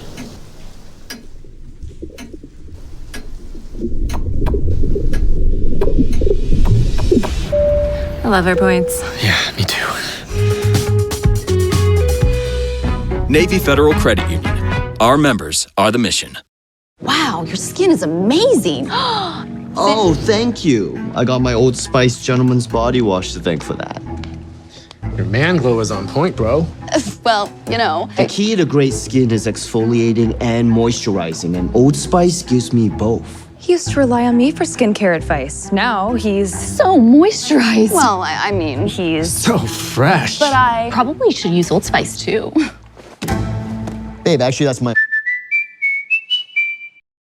You nullify card and father someone? Started off as we go back guys? over to the Grim Gate. Oh, here we go. Oh, did Mustache and Malabuka have the loot again? I mean, the fact that Mustache and Malabuka got the loot so easily game one, then died to Surge is brutal. The Grim Gate and come into attack as everybody else is fighting. 1.5 feels a little cheesy. What do you think? I love it. I think it's enough where day one still feels super important, but it really does give that hype and excitement to day two. I really like it. Ammunition is what they're lacking, but it looks like they might have been being chased here on the minimap. Yeah, shots coming in from Vostroki, the waterbending mythic, but it looks like they're just right behind Mustache and Malabuka. So chat, top five from this finals today is gonna, or sorry, from tomorrow is gonna qualify for the LAN, and top three on NA. These forecast fires, towers fights kind of go down. Very, very similar to the Grim Gates ones. Oh, here we go. You get a lot of knowledge, and Teeny and Chap. Ooh, Teeny and Chap. Dude, their drop is so good, man. Already you see them this drop is so good. On that leaderboard, so this is why Mongol and Savage are fighting for it all season. Continue to make it long and far into these end games, especially when it comes to being able to go to the slower side of that rotation of the zone. Oh, Frodoxy and Tripburn versus Mustache Malabuka, but I don't see Malabuka. On the other side. I see Mustache. Where's Malabuka? Him and Malabuka just trying to take multiple angles, and the thing Malabuka is, must be behind him. Yeah. They don't necessarily know this is Tripburn and Frodoxy, but Tripburn and Frodoxy might have a huge clue, thanks to the medallion, that this is Mustache and Malabuka, so they're able to plan accordingly. Yeah, they definitely know this is Mustache and Malabuka. Wow, Frodoxy and Tripburn. So far, no. This is what no one's doing on NA to Peterbot and Poyo. Threat as shots continue to be shot from both ends. Damn, what a good box fight though, bro. The caliber of these four players and so much at stake in this box fight. Not just the points this game. Bunkers time in and time out. Either of them getting the Grim Medallion is a big favorite to do well this game. That momentum and play this could be helping Malabuka and Mustache get their surge. If nothing happens, it might just be a little bit of damage for both duos.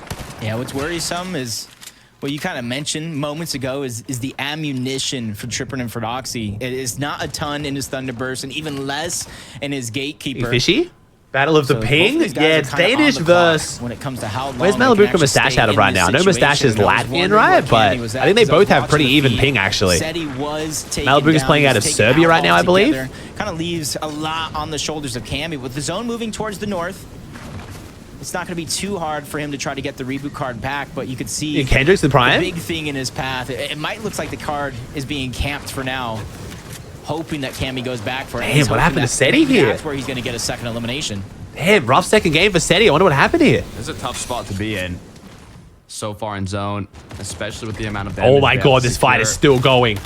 We'll see if they make the comeback, but let's get okay, there's a very good chance this turns into a bunker grief chat for the bingo board. I'm not going to lie. This is looking like a bunker grief. We'll see. So far, they're just kind of taking a peek at it, deciding is it worth it to commit to. How do you guys do ping? And for now, you just got to live close to servers, man. We're just waiting right now until they hear big damage, see a knock on their screen. And the thing is, these two guys, two teams down below fighting over the bunker may not even necessarily know where these guys are positioned. Oh, right Cammy's having to fight deep in zone. It was actually being watched on over. Mustache goes down to Trippin. With his opponent weak for him to kind of Malabuka finishes off Trip. Wait a second. It's Malabuka versus Feroxy for the. Oh, here we go. Malabuka versus Feroxy on the right side of your screen. 1v1. Bananas left. Two of the best fighters in the game. Down Trip as well. Two of the biggest names. One Feroxy up against Malabuka. Third party is still on the outskirts, and they're going to be. Damn, there's another team here, bro. No, Feroxy goes down 2 games in a row. They go down early. Malabuka now wanders into another third party, though. But ends up in another 1v2 situation with even less shields than he had before. Oh, no. Going in and out of the box, trying to reposition himself. It's Robab and Fastroki come through. Third party team coming in. That could be the distraction that he Malabuka needs solo, bro. We are full griefing for these. Because there's a lot of fallen loot on those players from before, and there's even probably some scraps left over in the bunker. Instant disengagement, though, after that elimination. Bunker grief? No, the bunker grief for me is camping it in Storm Chat. As dumb as this is, these teams genuinely still think this is good for their game. I wouldn't call it a grief just yet. Like, it's ended poorly, but they didn't think it was going to end poorly. You know what I mean? I'm talking like a team sitting on their head holding them in Storm. Does he know? I mean, which might happen. We got a minute 20 till zone pulls. Yeah, I'd like to hope that he does. I'm not sure. I believe he got the card as he has the dashes. So he is going to get chased. And Malabuka, Mustache, and Feroxy and Trippin off the terrible start. If he gets chased out of the zone, it's likely that they stop chasing after a while. But as he gets closer and closer to the zone, especially with the river of sticks, that water that grants you those dashes, I don't see them stopping anytime My mom just soon. texted me, can you come kill a god? I think she needs me to kill Zeus in Fortnite for her for a quest. I fucking hope so. You're in for a crazy day. She's not talking about Fortnite quests. Run out of those dashes and need to re-reach the water, and that's why he's taking a little bit of a detour in this building, trying to regenerate as much of that sprint as possible. Roban for a moment there ran out himself, but he's still just hot on the chase for Malabuka, Mustache, Feroxy, and Trippin. Both struggling. First 2 games. Oh boy. Let's take a look at what happened to Cammy here. With this attempt to get back to zone. What is happening here? What is this? What am I watching? Well, that's one way to pick up an elimination, I guess. Nice shots from the DMR. It's just how they've been playing all season, Oscar. This is what's like not been happening on NA. Like on EU, Feroxy and Trippin, and so many other teams are like hunting people down around the POI. Before disengaging that far out. If he has this reboot card, gets close to zone, it is what is going on? He has the legendary banana for speed. He has the flowberry. What is he looking for right now? He has multiple opportunities here for damage. This is So almost many like a teams replay deep of in last Storm. Major's Malabuka qualifier, to where he went in the zone. He stayed in there for a long time while still getting surge. So that way, if he does get the reboot back up, they're not going to be so far down that storm surge threshold, having to fight their way back up. We gotta change how Storm works, bro. Luckily enough, medkits are in the inventory. So they'll be able to recuperate all the shield they're using to take this later rotate in the zone.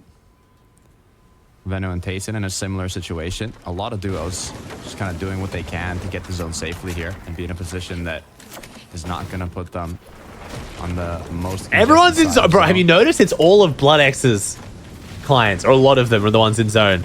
Seems like it's actually just a lot of the good teams, honestly. I think a lot of these teams just realized that Storm camping is the play, which is just so sad. You see, there's just one solo player rotating just to the east of them, trying to make their way there. Hopefully, he doesn't get spotted out by Veno and Tayson. Their team. You can hey, this weekend, by the way, Cookie. Who's your pick to win at Cookie? I haven't asked you yet. On a solo, if they see that opportunity, and in the distance, finally he's getting spotted out, and it's Cammy of all people. Toastin, you think Toastin's winning it? Putting a lot of work to not only get the reboot card back, but take down the opponent who took down Seti. So to go down now would just be a huge disaster. Why is it sad? I mean, are you enjoying watching this? Is this exciting for you? Maybe it's just me, but this is boring as fuck. I do not want teams to win by just sitting in Storm the whole game with zero threat of getting fought. Call me crazy, but in my battle royale, I like it when people fight each other. To a close, though, you can see Storm Surge. Tace and Veno, though, looks like they're not. Or at least have some threat of being fought by someone. As much in a rush as they were last game, being such on the borderline, but the Buell, on the other hand, might have to do a bit more. Again, I'm not hating the players. If I'm them, I'm doing the same thing if it's a strategy. I just would much prefer that not be the meta. Get your first VR. Oh, Venno gets an elim on Akami though. Maybe I'm mistaken. Never mind. Maybe the Storm's where it's going down. 97 points. The broadcast skipped off at the worst time. Just kind of keep up the pace. You Sink, Sticks, Goat, Scaly, Camel, LZ, Roller, Abdu, Kendricks, Fishy. Another Fishy. DJ, Sis, Kruz, Josh, and then Shadow. They got 408 subs already, chat. Building that cushion for day 2 where there is a point multiplier Biggie? for both eliminations. Still saying VR. They're still saying VR, chat. They'll never stop. Getting tagged. As he was continuing to look for those shots. They do have that one elimination already, so. Sub dollar? Bro, insane, dude. The subs today are going wild. I knew I took a few days off this week, but like, damn. A lot more, but just 9 seconds until 5th zone. And I don't feel too sick. It's just I just have a really dry throat for some reason. So I'm just drinking a bunch of tea and coffee. We'll be chilling. What do they call it? VR? They use VR to mean Victory Royale. It's my most annoying. I hate it so much. It's not what VR means. Just say win. Win is literally less syllables. It's easy to say win. To make things work throughout this competition. You're going to see a far pull for some of these teams. All while still having to worry about Storm Surge in this next zone, Takata. It was good try. The holiday was away. Yeah, going away with Annie and Charles for a few days was lovely. Taking a look at the leaderboard too, it's so close, all these duos. But in case you guys just tuned in, you're probably wondering why there's so much less lag. If you haven't been following this season, Epic finally made a major change to observers. Observers are basically the people running the camera right now. The reason why we can watch this is because there's an observer in the game that's flying around. They used to increase lag tremendously. Me and Knockin, Assyrian, started posting a lot of content on it. Epic finally had to admit they were gaslighting us for years, saying it didn't cause lag, and it does cause lag. They finally addressed it, and now we have basically no lag in a grand finals, which is so amazing. Like, the fact we're watching a grand finals right now, and we're watching a broadcast of it with almost no lag is...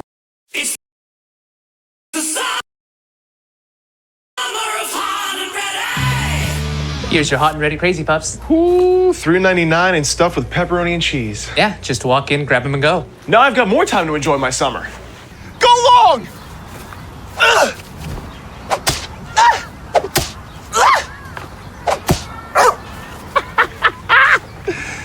Oh, I'm back. There's more time for fun when you walk in for $3.99 hot and ready Crazy Puffs at Little Caesars. Pizza, pizza. The game is changing, but what drives the game never will. What you have inside. It refuses to be ignored. It sweats everything. It turns an athlete into a legend. It demands respect. The game will always change, but it never will. Gatorade, is it in you? Amazing. So as long as they can work on their storm this is a search, huge improvement. Instantly answered 400 above. Thomas and Queasy have to be in such a great position. Yo, thank you. RLDB with the 5 gifts. Thank you, bro. Terrorize, Jabba, Keith. Thanks for subs, y'all. Thank you so much. Getting those consistent placements towards the top of the leaderboard. You cannot win an FNCS off of eliminations alone. Yeah, if any duo is going to capitalize Skippy on and having a Chris, bunch of the damage underrated so early on, Balkans. it's Thomas HD and Queasy. They know how to play out a grand finals. Ooh. They've done it multiple times.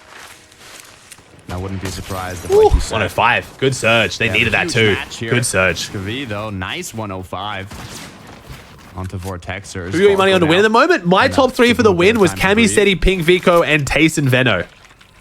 So far, those teams doing okay. 113. Ooh.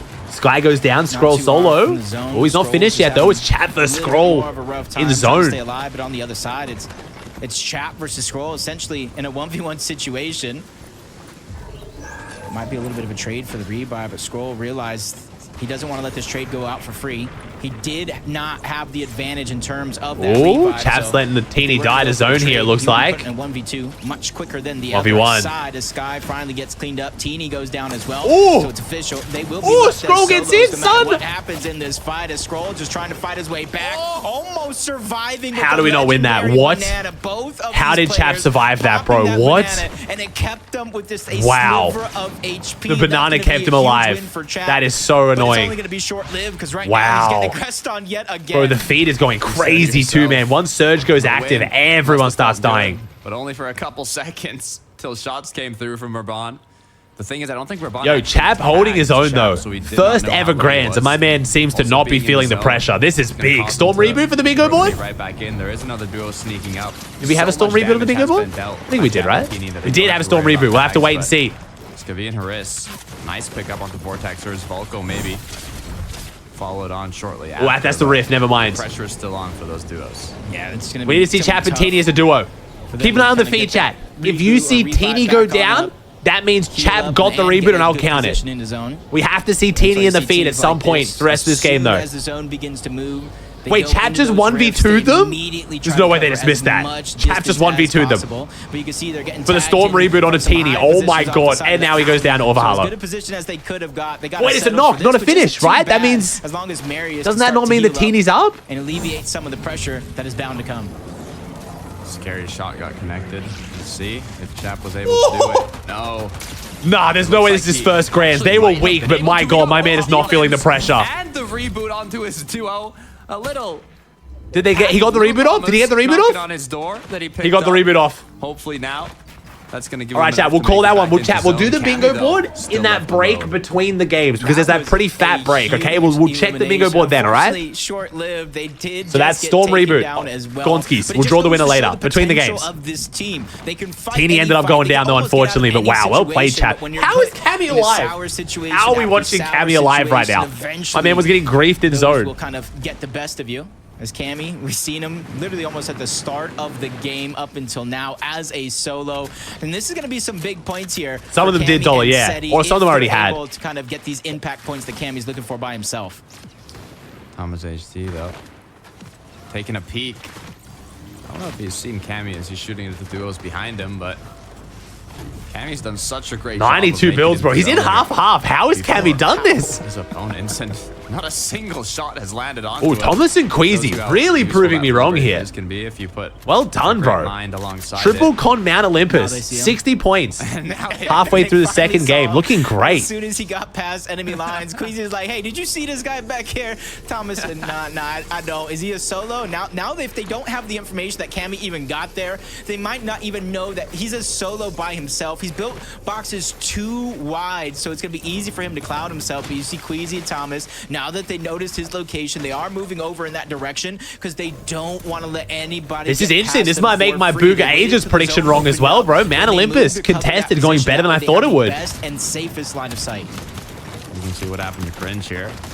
Looks like it was a solo knocking on his door, but yeah, baby, thanks to 5 gifted, bro. Turned lethal as they picked up their 5th elim of the match. Sean, Salty as Penguin, Amon, Ao, Midi, Pizza Man, Terrorize. Even subs, guys. No longer Queasy and Thomas landing over on that side of the map, which gives them a lot of freedom, a lot of 170 above. It's almost in the center map with multiple bunker options. So if they can play their cards right, could definitely kind of come out with some great points here in this game. It's Tace and Veno. So it looks like North zones are better for Veno Tayson. They struggled on their surge on the South zone. In that last game, or at least earlier than they would hope. Oh, thank you, RLDB. I'll check it out later, bro. Thanks for copping a Arcaloot mousepad, man. Really carry it on with them to the second half of the day. You see zone hounds pulled towards Thomas HT and Queasy here.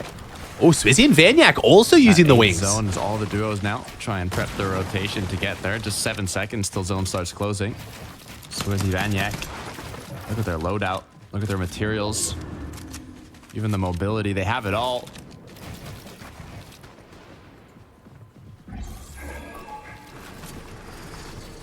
Four above for Cammy, though. Definitely a good game as Cammy tripling his points already with a couple teams going down. Chico, thanks to T1, homie. Right there, 119. Giving him a good little surge, bit more Cammy. Confidence when it comes to that storm surge. And eventually it might start to build up to where he can go for elimination if he does find a player by himself to splash and faint. The DMR aim on EU looking crispy at the moment, bro. Down on oh my god. Splash actually making the DMR look really good, even hip fire.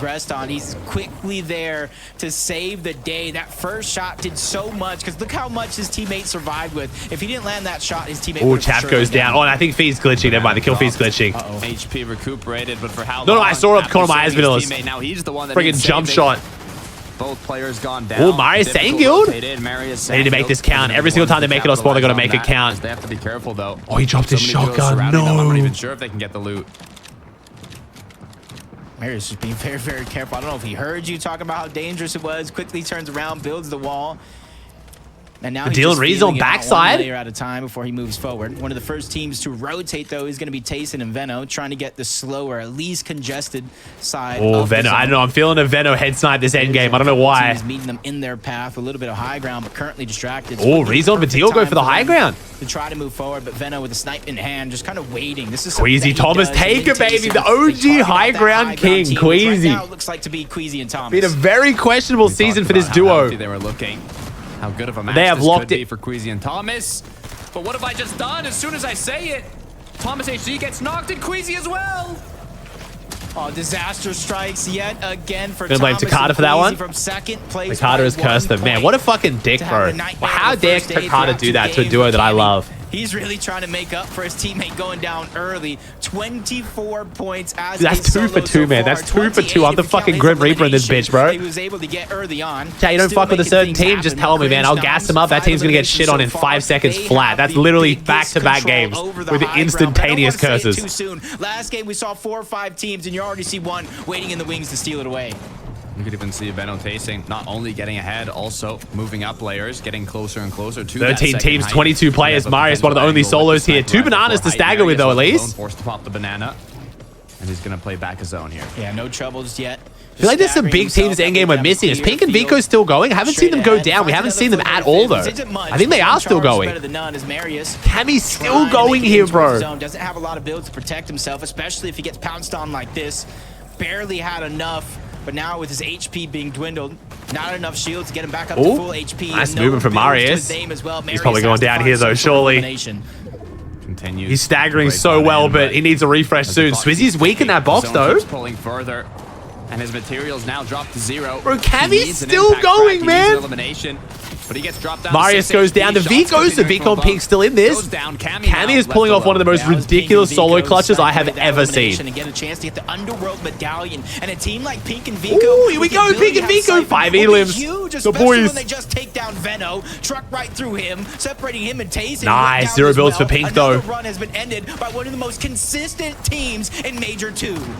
This is a lethal duo in the late game, especially when they're both up. They Homie just slides through there, okay. They know how to secure elimination after elimination on the low ground, and they're going to do exactly that. Cammy's still going, man. Watch chat. This is absurd. This isn't just like he clutched endgame. My man God Surge rotated across the entire fucking map, solo clutching endgame. What? Chopping high? Nah, Cammy is disgusting right now. Hello? That's Vaniac and Swizzy, excuse me. This is one of the best solo clutches I've seen in the history of Fortnite. It's no worries for them. This is absurd. This is incredible. Top 6 already as a solo. I wasn't playing that code. Cammy, he's not even done yet. Surely this is it. Forced to back down, shots from above, no material. 6th place, well done. Oh my god. It's Pink, it's Vico, but Vico goes down as well. Pink gets the knock on Vanille as he continues his wrath. No Cypher. It's the summer of hot and ready. Here's your hot and ready crazy puffs. Ooh, $3.99 and stuffed with pepperoni and cheese. Yeah, just walk in, grab them and go. Now I've got more time to enjoy my summer. Go long!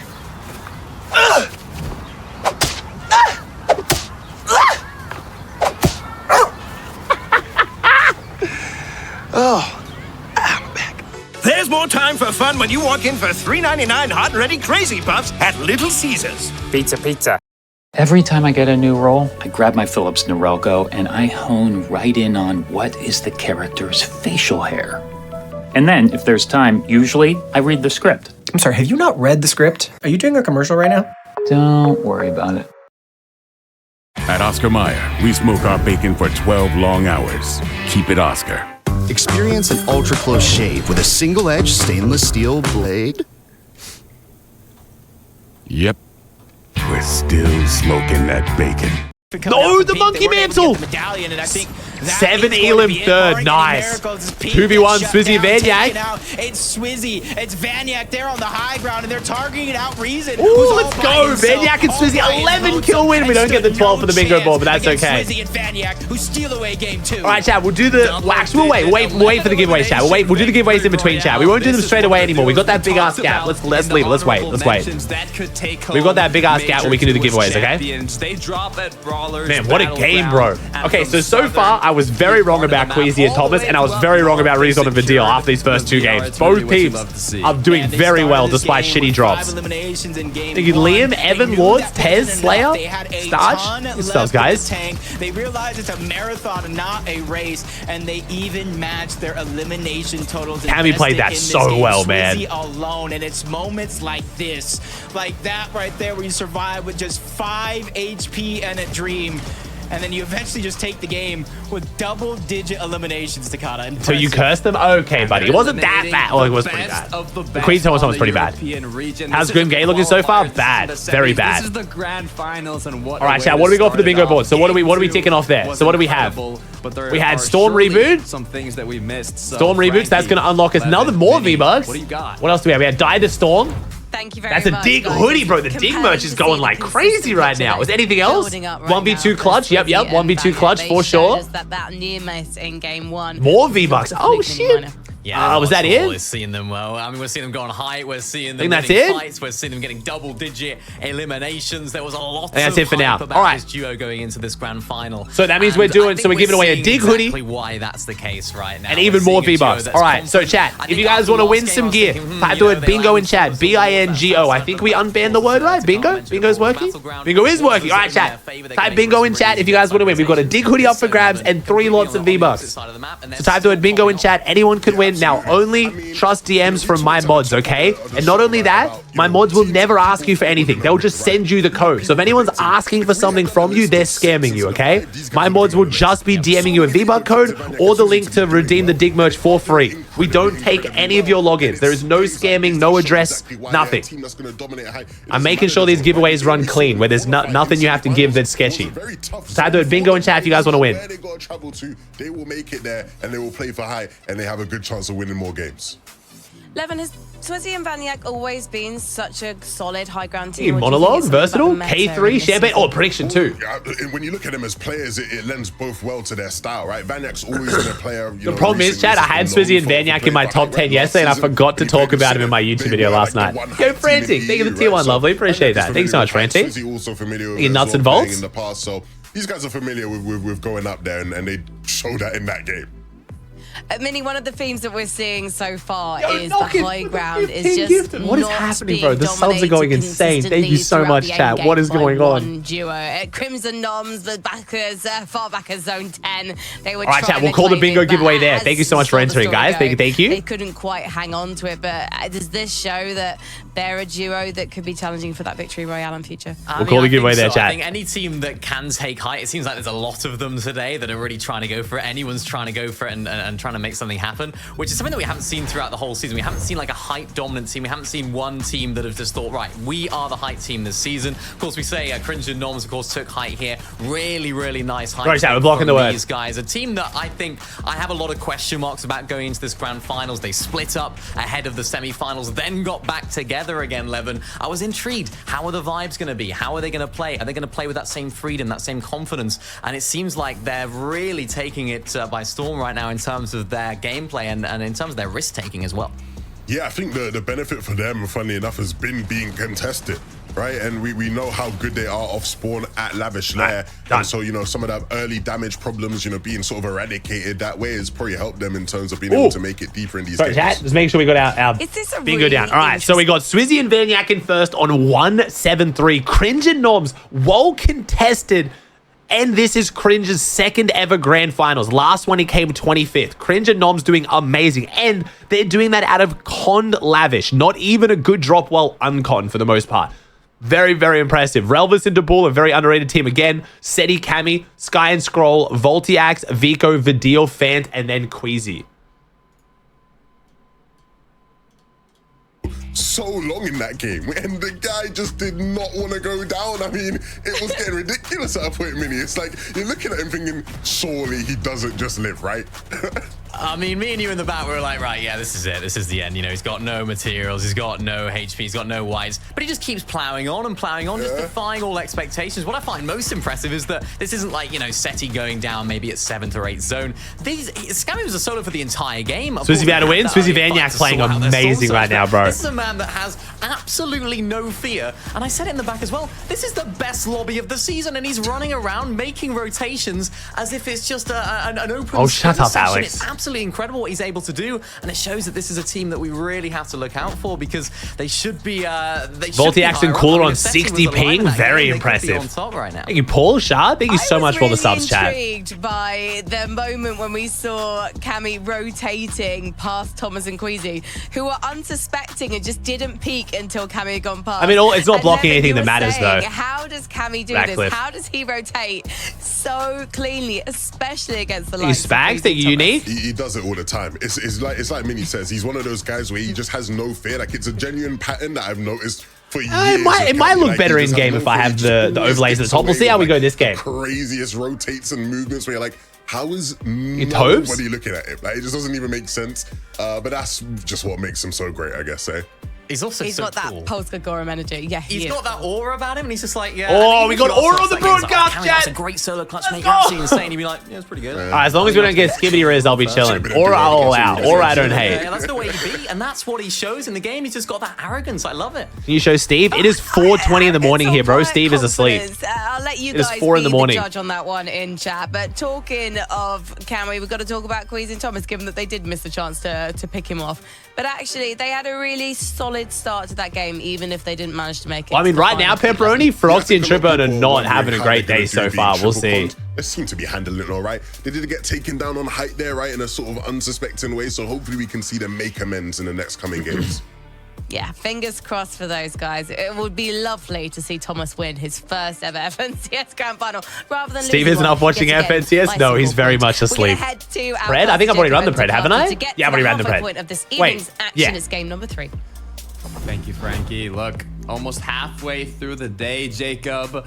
But this isn't halfway through the grand finals. 6 matches to be played out today. 6 matches to be played out tomorrow for a total of 12. And You want a globals in can tell it's September? the I don't grand think so, finals just by no. the way these lobbies are being played out. Yeah, you're seeing a lot Yo, of Wing, our thanks for 5 and 6, superstars that you dude. expected to really be the cream of the crop at the top of the leaderboard, really not having those games. But Yeah, from Chad, the prediction's one already over. person's disaster to another person's blessing. We're having 2 big game victories by some people we may not have mentioned. Others, Takata, you and I have mentioned. Let's see if that trend can continue, because the battle bus for game 3 is ready to go.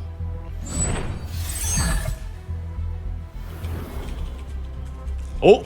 45 players are returning Someone's hyping in the finalists background. from Major Thank you, 1. Jack with the Prime. Including Magic, 18 Kronk, full Ryan. duos. Thank you so much It's for a the subs. stacked lobby. You groovy? We have multiple duos contesting Game Grim 3, Gate, Chad. the Remember, game Underworld, 3. Mount 6 games today, Olympus. 6 games tomorrow, 1.5 time point multiplier games, tomorrow, and Jacob. top 5 And we're teams getting are right making back it into to the action, land. As Sky now has already been dropped to 36 HP, just one shot away from 96 getting knocked, points but is a big Will team. dismantling technique. Oh, he Being almost got the savior, left he hand picks up peek a on the shotgun, pump. but is unable to connect. Almost hit the That pump was shot. an exciting turn and burn situation. He almost got him. Hedra is just kind of able to come out alive. Scroll is just trying to go through unnoticed. Dude, yeah, 2 solos this game. 98 players, 50 teams. Strong than anything else, though. They're just right above. There is another team landing over towards Snooty Steps, but I don't know how sure of them disrupting and distracting this fight for Scroll to try to stay alive is going to be. Yeah, it's difficult, especially losing your teammates so early on.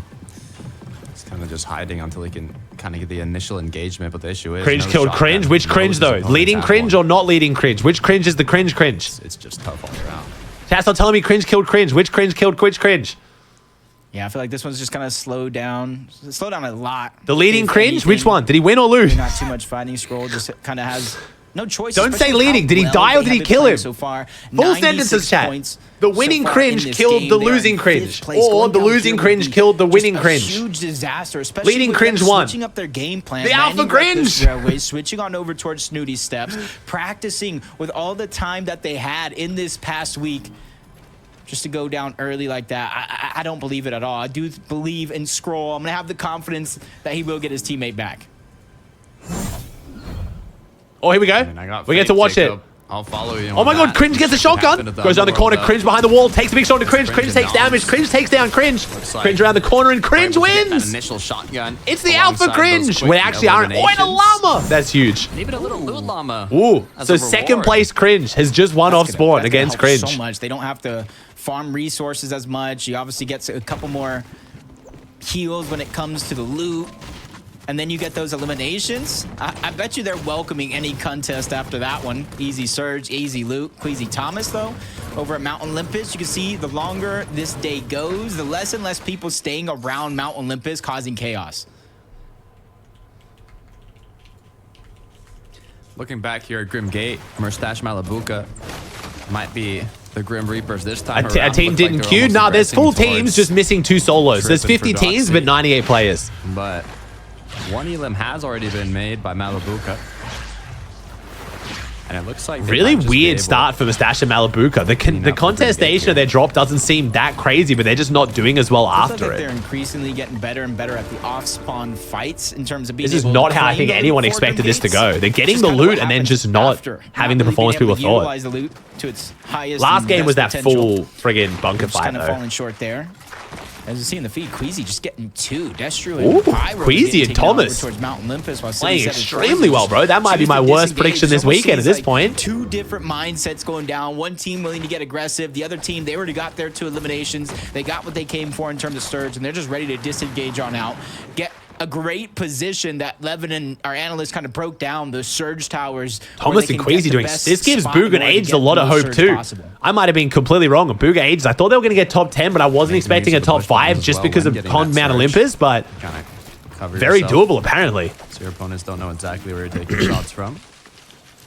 You can see another quick cleanup here at Mount Olympus by Queasy and Thomas Ages. They're doing a very good job of winning the early games this time around. This makes me wonder, are they even go for the medallion or not if they are fully uncontested? We've seen kind of decisions to go without some of these medallions. Ooh, Teeny and Chap, he has the lightning bolt. Rounds kind of leaves you as like a lightning bolt. Walking tracker. Zeus lightning for the bingo board. They can constantly see you, and the effects isn't necessarily as good as some of the other medallions in the game. Teeny and Chap end up in another early game skirmish. And it does look like it's an early game skirmish for the Forecast Tower, where they've gotten it 2 out of 2 games so far. You gotta be careful as the crack came through on Teeny. Just giving a little freedom for Asa and Marco. You can see even in the back end there, Volko Vortex are still on the tower, but Teeny and Chap now have been able to heal up here with a little bit of time, but the back and forth. Oh, lightning bolts out. Oh. How consistently they've been able to win it. You see another team actually kind of boxed up over towards the Forecast Tower, and another one higher up on the mountain. So no matter what happens here, if they what is this fight, bro? It's going to be fight. And where is Volko and Vortexes? Possibility is just Asa just put so much pressure from below. Bro, Asa's hitting some crazy shots with the gray SMG though. Ooh. Marco goes down, the Teeny classic. Teeny just jumps in on him. Knock for damage, but Teeny's going to be dropped 1 for 1. Asa versus Chap. It is going to put him down into a 1v1 situation. Ooh. And as I say, nice save by Asa. Oh my god, nice save by Asa. All while another spray is coming in. This huge save by Asa. Opportunity at a revive.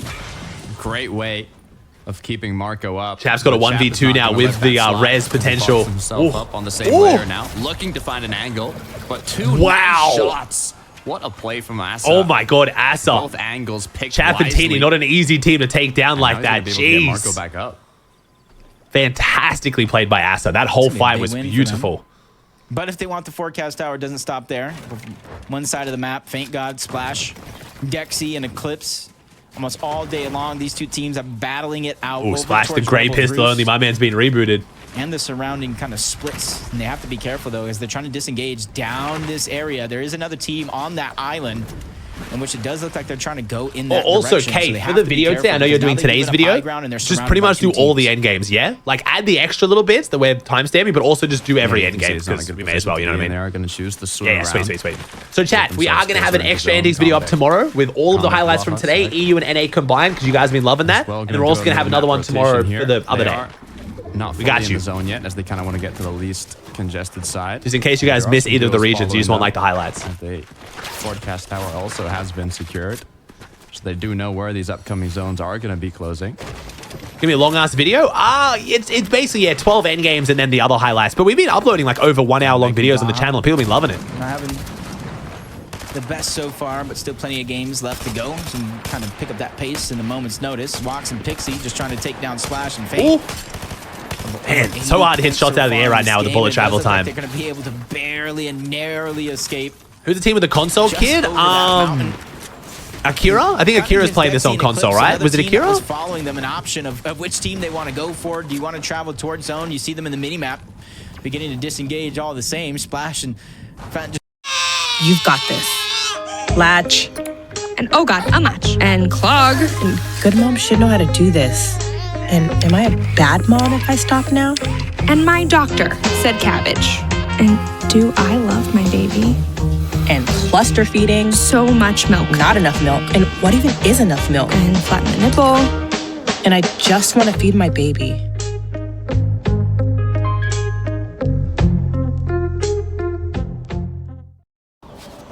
With Armor All, a little bit of this protects you from a lot of that.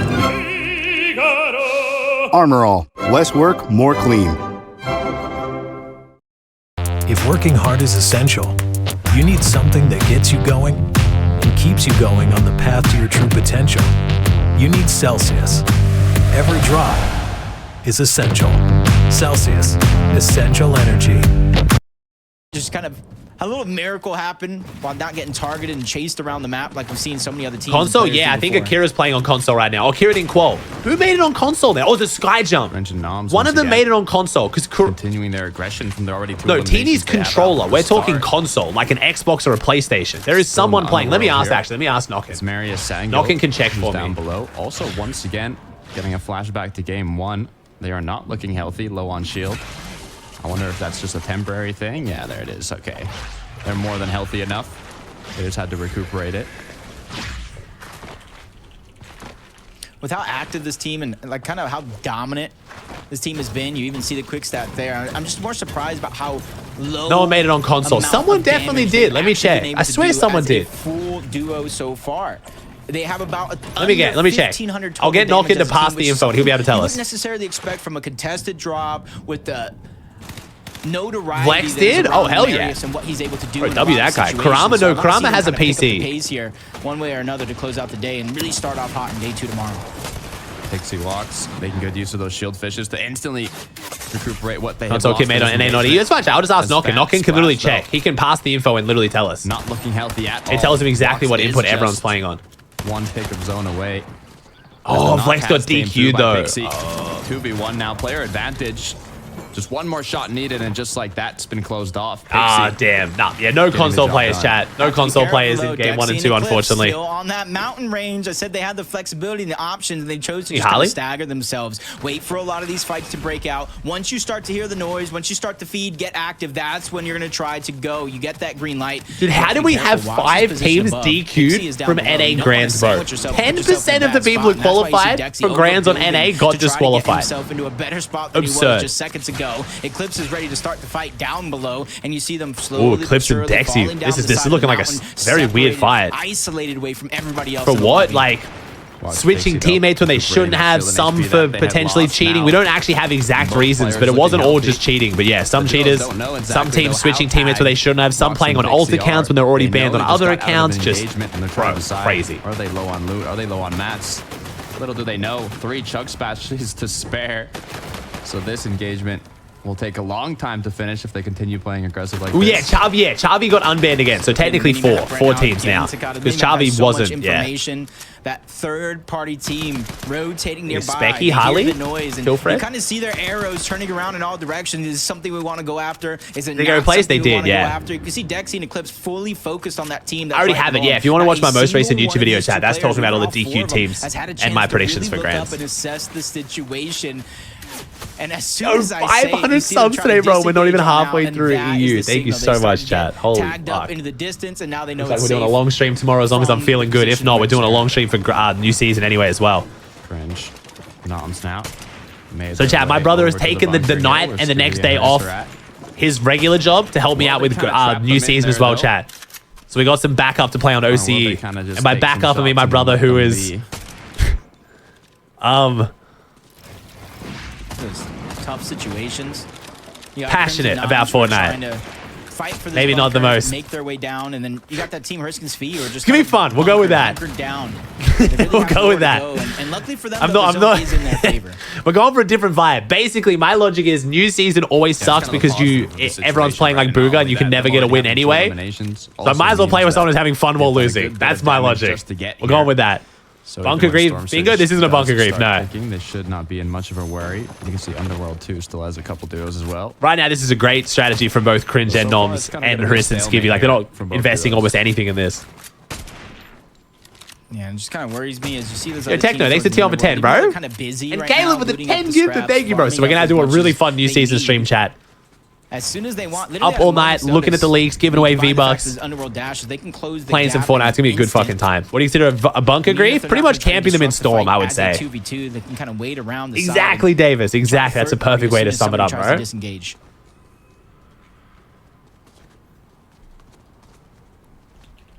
As the clock ticks, the emotes come through. Skivvy Hriss saying, we're not going to move. You can stay there as long as you like. As Axe Force and Clownski have a different idea in mind. Looks like it's pink. All right, we're gonna have to use a new word for bingo because because you guys can't do the command. Okay, that's fine. We'll use a new word for bingo next time. Axe Force. I was able to get that elimination and cleanup onto him. Kind of leaving him as a solo to just wander around in the zone though. As long as he has some heals, and very, very early on still in this game that he could get the reboot back. So they have a whole plethora of other worries, but Plethora? he doesn't have any heals. So Wait, is that how you guys say it in America? Is that how you say plethora? Do you say plethora? Can't necessarily use it right now. I've never heard it pronounced like that before. And up that mountain because it just makes You him an Clads, easy target to Lizard, get taken Christian, down. Bruno?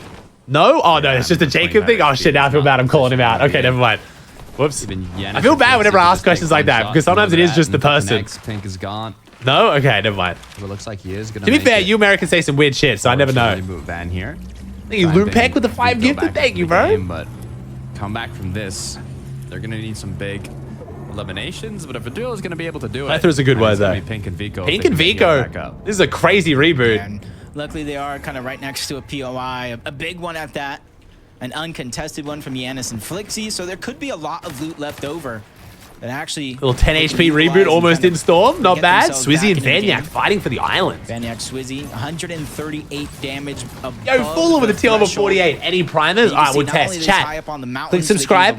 See if you got a free prime available. If it's not there, make sure you check the Elevate Your Subscription tab. A lot of platforms they're hiding your primes from. You can get no ads all this weekend and the new season stream and the tournament started next season. We're doing some long ass streams. Don't be watching ads for no reason. Yeah, and it's incredibly popular so far today. All right, let's see how we go, Fallen. How many primes? It worked. It worked. Thank you, Ryzen. Thank you, Edit. Thank you, Zen. Just like we saw, Vico has been brought back in the game, but with no heals. We love primes. No shields. Before they start taking fights, I mean, hopefully they can find something, but 25. Oh, yeah, chat. Let me move these it's not like overlays. they have a Sorry, lot let of me move time these to work overlays. with. I got a question, and this just might be thinking outside of the box. Would it? Never mind. He's already down. Well, that question's out the window. That's probably better, right, Chad? Having them off the top? I think there's a chance for Vico to try to save him, depending on who actually got the credit for that knock. That was Kiro so far into the distance. And I was going to say if he wanted to give himself just a little bit of a push, some fall damage, gets revived, he would have more HP in theory, but it's a little bit of a moot point now. So Vico, even though he's gotten one reboot already, I think that works he got well, the yeah? card and Yeah, it's probably has better. to get ready for another one. Oh my god, so many primes. Thank you, MJ, Sad, Condor, Quasi, Tommy, Jesper, OK, Micro, ZPT, DST, Mao, Diaz. Oh, Cringe and Noms are playing so well, bro. Dude, this team. But quickly enough, it paid off. This is their second ever grand final. So I think it's Cringe's second ever grand finals. 2v1 comes through, but Bit of backstory for this team. They've been one of my favorite teams because Cringe was celebrating getting 25th in Grands. That made me really happy. So many teams on EU pretend like they have to get a top 10 in Grands for it to matter. Start to build a little bit of confidence. In their first ever Grands, they got 25th, and he was stoked about that. But Noms slept in an hour late for one of the FNCS weeks this season, and Cringe actually dropped him over it. They decided to patch things up and get back together, but them currently being in second in Cringe's second ever Grand Finals is crazy. That is unreal performance. Well contested on a relatively shit drop. That's gonna get them a great spot at the edge of zone when they finally make their way there. Sniper rifle in hand. All it takes is one headshot. Could turn the game around. Wait, is Vico did Vico just reboot Pink again? Did we get another reboot here? Let's go. The double reboot, bro. For the Storm Surge threshold to refresh, but They can tilt to the Prime. to my surprise, 283 is actually how much below they are. So a headshot sniper rifle is just going to be the start of what they need. Ugh, 372 below. Ugh. Not the position you want to find yourself in. How long it's actually going to take to get there? It might be more than just a sniper rifle. Might have to go for an full-on battle, and with no heals. I mean, we're going to have to do something. This is going to be legendary if we survive this. It's just a nightmare of a spot for Pink and Vico to be in, but I feel like if anybody's up for a challenge, it could be them. And the biggest thing is they need to figure out a way to start the fight with damage. But how does Storm Surge work after reboots? If you reboot a teammate, you lose all of their Storm Surge. So they basically went back to 0 Storm Surge. He meets that same fate. He goes down altogether, but it's Skrill and Scrap to actually get head snipe? I don't think that was a head snipe. That was more likely a DMR. Great way. Great pickup. You can see how Swizzy oh, to do it. Nice little move, Swizzy. Almost piece controlled them with the dash there. No builds required. Just they're still below Surge. Even with that kill. Oh no. Still 114 below. Forced to continue looking for shots as Merstash Malibuka might just be the closest duo, but they have just found that. We don't really know if that's a bug, Chad, but it's been in the game for forever where if you reboot someone, you lose their Surge. I think it might actually just be like something they can't like fix. They're going to be forced to drop. Because when you reboot... I know you're not a fan of my snack choices, but did you really have to get him involved? Seriously? Fake fruit? Wait till you see the pantry. What the fruit-flavored snacks? With so little fruit, it's no wonder they're called fruit-flavored. All the fruits you see here, they're actually in the snacks. Welshies are made with whole fruit as the main ingredient. That's why they're the real deal. Holy fruit! Get the one with whole fruit. Get Welshies fruit snacks. It's the summer of hot and ready. Here's your hot and ready Crazy Puffs. Ooh, $3.99 and stuffed with pepperoni and cheese. Yeah, just walk in, grab them, and go. Now I've got more time to enjoy my summer. Go long!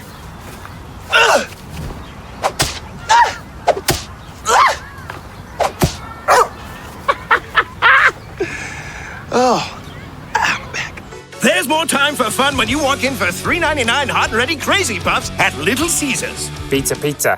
You like get made as a new character type thing, so I'm sure it's something to do with the coding on the back end for that. Risky shot. You see, Vaniac was just a sliver of HP. Yo, poke that. Thanks for flying for 37, homie. Thank you, man. The captain, Zesty, Dart, Yuma, Ranger, Cole.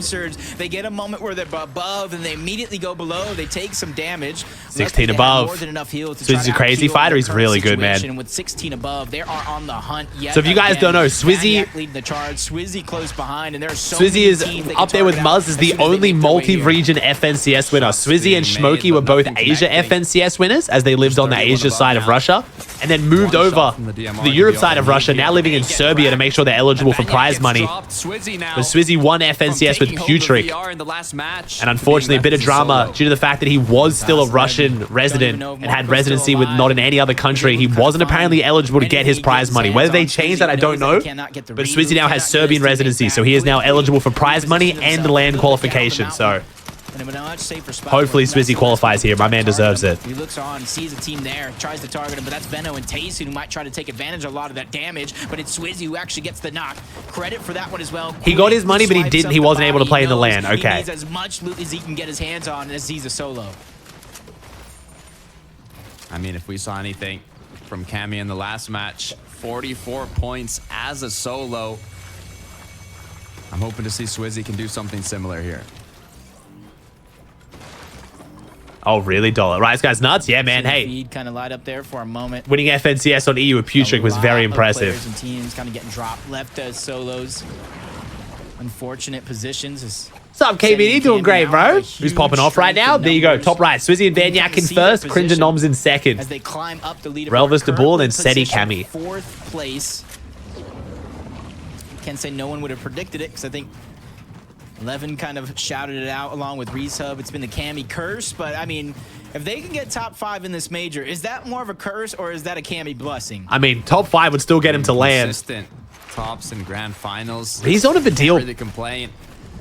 So far, my two most wrong predictions: Swizzy, Vidal and Rezon, and Queasy and Thomas. I mean, they're not top 5, but they're both doing better than I thought they would. Not too much to worry for them. 169 above the threshold. Just got to rotate from point A to point B. It's going to be a little bit harder than those that already have the wings, but they make it look almost easy as can be. And while they're trying to get their spot in towards the zone, they immediately switch layers. Connor, they don't want to be pad on, plunge, low ground, because if you ample, look at the Willy. map, Takata, there are different mountain ranges, different edges. It could drop down. It can go even higher. So you want to plan for How many subs? What is happening? Plunge, Evan, Sammy, thank you guys. 20 seconds till zone does close, and that 8th zone is going to pull towards one of the edges of Piers. Veno and Tayson. Oh, nice little freebie on a Blaha. That's 4 points. Veno, though, quick little points. 107 above. Nice. Continues to jump on into the zone. Hazen already made his way in. Which way is zone going to go? Pretty vanilla zone here, unless it goes into Lavish. Safety, but you got to be careful, as they might just be pickaxing. Good for the Shambles teams, though. They get to rat their way inside the buildings. This game will be a lot more stacked now. It goes through Lavish. Oh, they're ready to fight. One of the most aggressive teams in all of the land. It's just an unfortunate spot that it just kind of crunched down on the side of the mountain. Really not able to kind of move around in that box as freely as they would hope. Cammy and Seti once again find a way to get front side of the zone where nobody's really currently at, which gives them priority position over everybody else in the lobby, especially those that are so far back that have that max pull. And now you can see as time and seconds pass, others are inching closer and closer in that direction. But Seti and Cammy, they're the ones that are on top. Nice. Thomas and Queasy still going. But being ahead of zone, it's a perfect place to be. Thomas HD, Queasy, they had such a strong start to the game in the previous match, but as soon as they tried to hold height, even with almost full materials and a solid loadout, they went down in 2 seconds.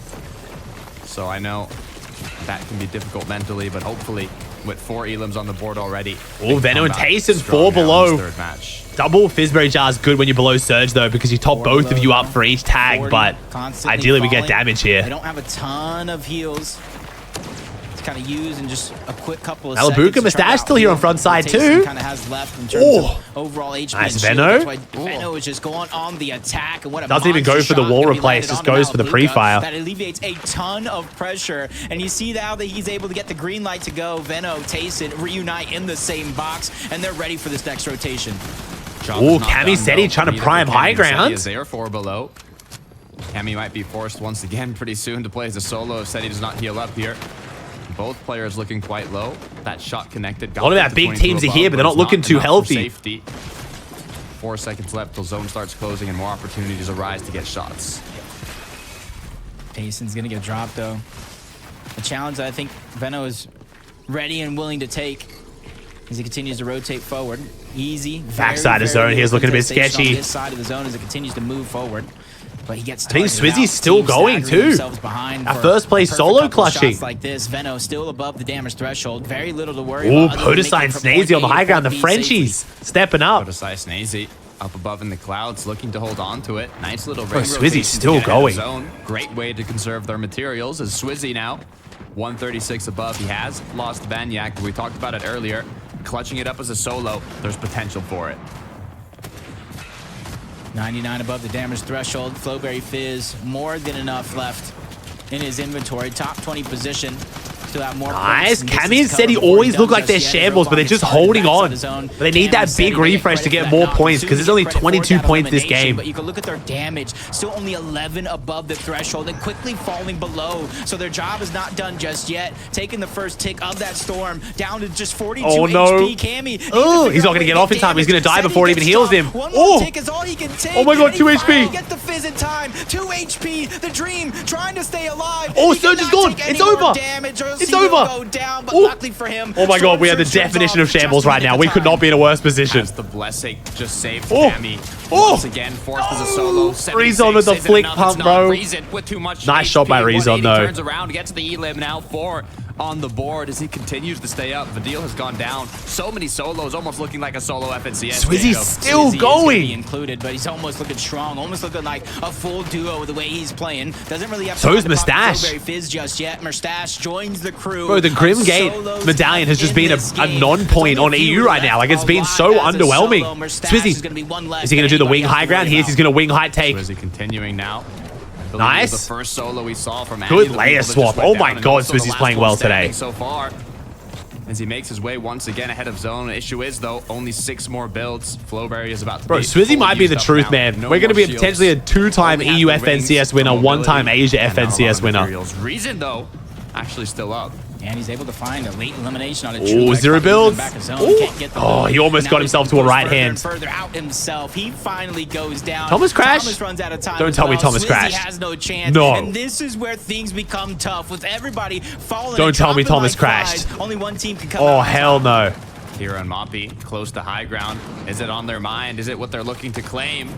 As Cringe and Noms in second place, bro. This team is so impressive right now. Of the late game here, looking to see where the players are. Do they know that Dexy's in that cone? Nice read, nice awareness. Here, looks for the shot, connects. Who's on high ground? Going to be able to pick it up. That was a huge find. They were peeking through nice. the builds to make that one a possibility. 204, bro. Cringe and Noms. 8 Elim's playing so well right now. 8 eliminations so far. And even though we saw Thomas go down, we know what Queasy is capable of. 6 out of 12 games last year in Major 2. Might be oh, he's got a lot of white heals. We need time to use them. Just 6 duos left. The turnaround on nice. the hero. Can Queasy clean it up? Oh, Queasy the 1v2. No, he had white heals too. That was Storm Sickness, I think. That must have been Storm Sickness, right? No, that's for the bingo though. Potosign stays. The Frenchies on the high ground. I think the Frenchies win it. To be the first ones to win 2 different games in the EU FNCS, but with them out, and a lot oh my god, Stacey with the wing slam, but Cringe takes it down. Oh my god. Crashing down from above. Dude, Cringe almost just clutched that. Oh my god. Dude, the wing slam endgame. I never thought I'd see it. What a way to close oh my god, bro. Holy shit, what a tourney. Dude, these endgames are crazy at the moment. With the cleanup.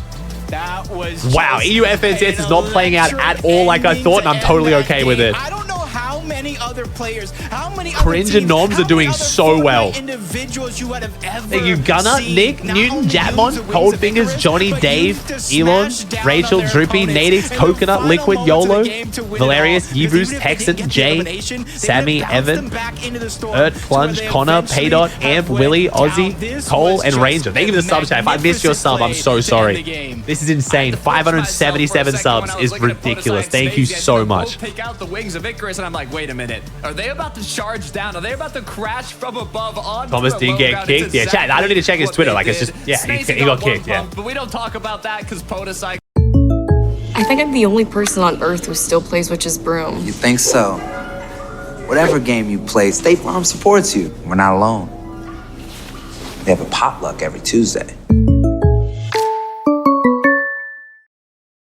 It's the summer of hot and ready. Here's your hot and ready crazy pups. Ooh, $3.99 and stuffed with pepperoni and cheese. Yeah, just walk in, grab them, and go. Now I've got more time to enjoy my summer.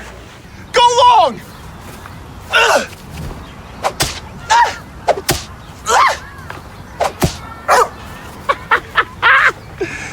Oh, I'm back.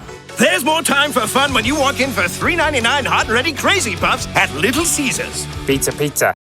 I cleaned it up and got that VR. So yeah, he just got kicked. Over to the desk to break it down. Yeah, it's literally just he just got kicked. That sucks. Wow. Thank you very much. Now, normally, yeah, KVD with the $5 split. Okay, chat. Let's check out bingo board. Close to the sun. Let's check out bingo board, and then I'll do the prediction as well. There's a lot going on. Okay, so bingo board. So what do we have there, chat? We had a couple.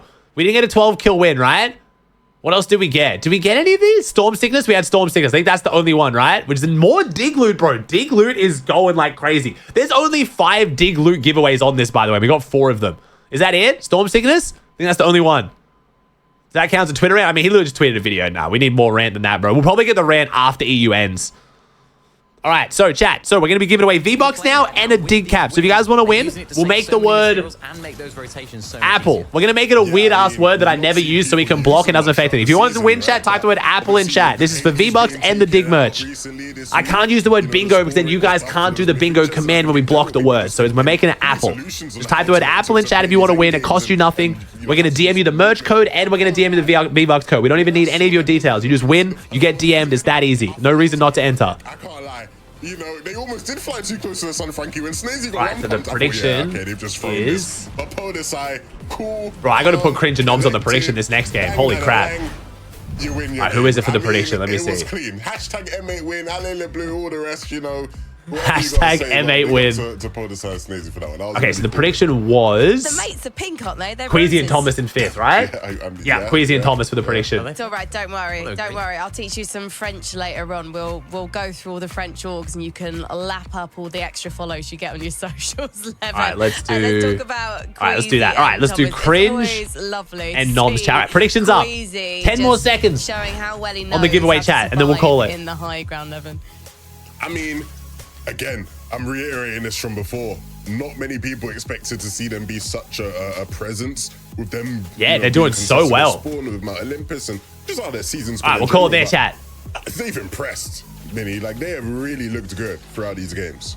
Yeah, did you bias the 2 on for 17? That we give them the hype. Bro, mods are killing it right now. Has got this grand finals experience. They both know you how juice to for the prime. Chat, can we get some fucking W's for my brother here? My brother's woken up at 2 a.m. for this. It's his first time ever like trying to step into modding with doing the stuff that Marriage usually does. Giveaways, ads, and the other mods fucking killing it right now too. Like, we're like a well-oiled machine right now, bro. We got fucking giveaways going. We got a bunch of shit happening. Mods are killing it right now. Thank you so much. All right, chat. After game number 3, halfway through day 1, 3 games to go. We got Cringe and Noms in first, 2-2-8. Well contested at Lavish in his 2nd ever grand finals. Holy shit, Cringe and Noms are playing so impressive right now. Then we have Swizzy and Vanyak in 2nd on 2-1-9. Relvis and DeBull. I feel like Relvis and DeBull, not a lot of people's attention, but wow, that's a big gap. Over 50 point gap, or basically, sorry, exactly 50 point gap between 2nd and 3rd. We got a bit of a 2-horse race at this point. We are only game 3 out of 12, so that will change, but wow. Then we have Snazy and Podesai in 4th. The Frenchies, a 13 position jump up. Wox and Pixie, Vidil and Rezon, Queasy and Thomas, Seti Kami, Trulex and Chico, and Clown and Axe Force. Not how I was expecting this leaderboard to look at all, and I'm totally here for it. I was very, very wrong about a lot of these predictions. The Chains of Hades got removed ahead of Grand Finals. That was a huge, huge loss for this duo because they use those to fish. They use those to just to speed up their loot path to get all those extra heals, and then all those heals that they can Jammy, use in the Dirty, fights Opos, Juice, G-Bias, Axe, Roshan. Knock him another 5 gifted, Smart Word Split, KBD again. Thank you so much, guys. I think that's a big mark for this duo that has just marked them down a little bit. Nitwit, if one of the mods wants to handle the prediction, that would be amazing. Just check the match history, call it, and rerun it. That would be great, bro. Thank you. Last season, you know, a lot of people expected them to top 5 routes. Top 5 make it to land from this. More often than not. And this season, they've been very impressive off spawn when needed. And today, they have been phenomenal playing against Cringe and Jake Buka. And I mean, you know, that. Also, chat, remember, NA starts earlier today. So if you guys are from EU and you're not used to being able to watch the NA tournaments because they're too late, they moved it forward by 2 hours. There's only going to be about an hour break after EU before NA starts. It's going to be worth watching. Earlier this season doesn't seem to be affecting that today. They don't seem to be playing like a duo that have had that bumpy road in terms of chemistry and togetherness this season at all. You can Dilly with the team on for 12? Frank, you mentioned it, or you asked me, what's the best off-spawn team? I hadn't seen too much from these guys. Nah, we're not doing the prediction game this year, Dilly. I wanted to put more effort into the bingo board and put way more money into the prizes for the bingo board. Definitely that team right now when it comes to Juan with the prime? Dominating. I really hope we can get an interview with these guys, or at least one of them. I just want to. So again, chat. So for this weekend, we're giving away a bunch of stuff. We're giving away a bunch of merch from the Dignitas store. You can go check out if you want to cop any of it as well. But we are giving away a bunch, and we're also giving away a bunch of mouse pads. We haven't given away one yet. We just haven't got any luck. But there are 5 of my mouse pads up for grabs. This is the business that I started with my brother. If you guys want to check it out, it's called arcaloot.com. I'd appreciate it. I'm running this business with my brother, and his fiance has done all the art. So it's not AI. It's all hand-drawn art. This mouse pad, for example, took her hundreds of hours. It is extremely nice. We've just had the orders start getting in as well. So we've got the reviews up on the website and people are loving it. Historically, there's been teams who have, you know, not wanted to play with each other and they've gone on to win FNCS. So if you don't win one, you still want one. That's the website there. It's arcaloot.com. Unprecedented by any Your father with a gifted, Just Breed, Juan. Subs, guys. How long do they take to come? Very quickly. We've got 3 distribution centers, one in the UK, one in Australia, and one in the United States. So if you're in any of those areas, it's very quick delivery. This isn't like a pre-order thing. I'm a little worried. It's game number 4 already. That means these games are flying by quick. Takada. Bro, my voice being sore like hasn't gotten any worse, which is great. So I'm feeling good, surprisingly. Entertained by these matches that we've seen so far? Look, we've seen things that I've never seen. You vision with the Prime for 10? Competitions at this level, right? Double wings of Icarus. They're good for Fortnite. They are, bro. Yes. 2v2 of the game. Like, what They've got a very fast finish. A little bit of friction, but mostly a speed finish. So as long, if you guys like good glide, you'll definitely like them. Game number 4 is gassed up and ready to go. Takada, let's get into it.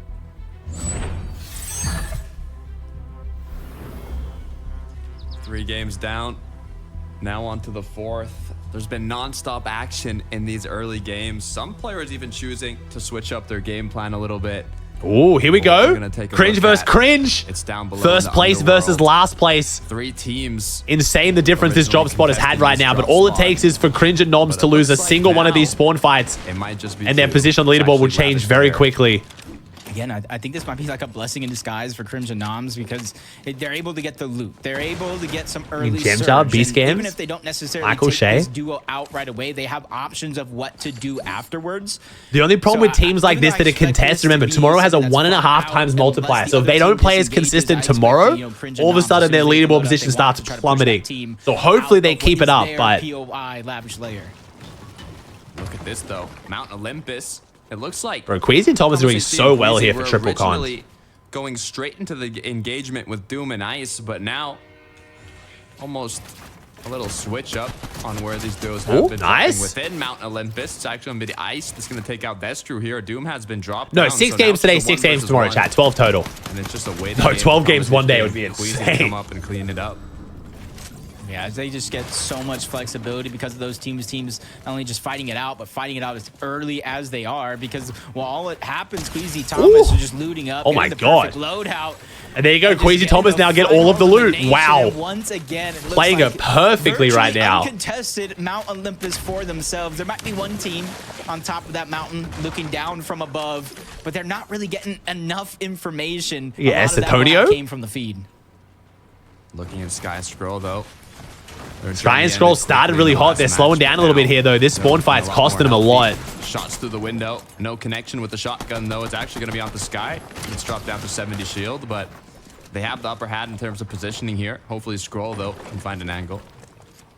What was the mousepad business called? I'll put it in chat. It's called arcaloot.com. That's the link there. Last game where they didn't necessarily have the performance that they wanted, but 3 teams moving The Ocean with the 400 biddies as well, disrupting this fight from a distance.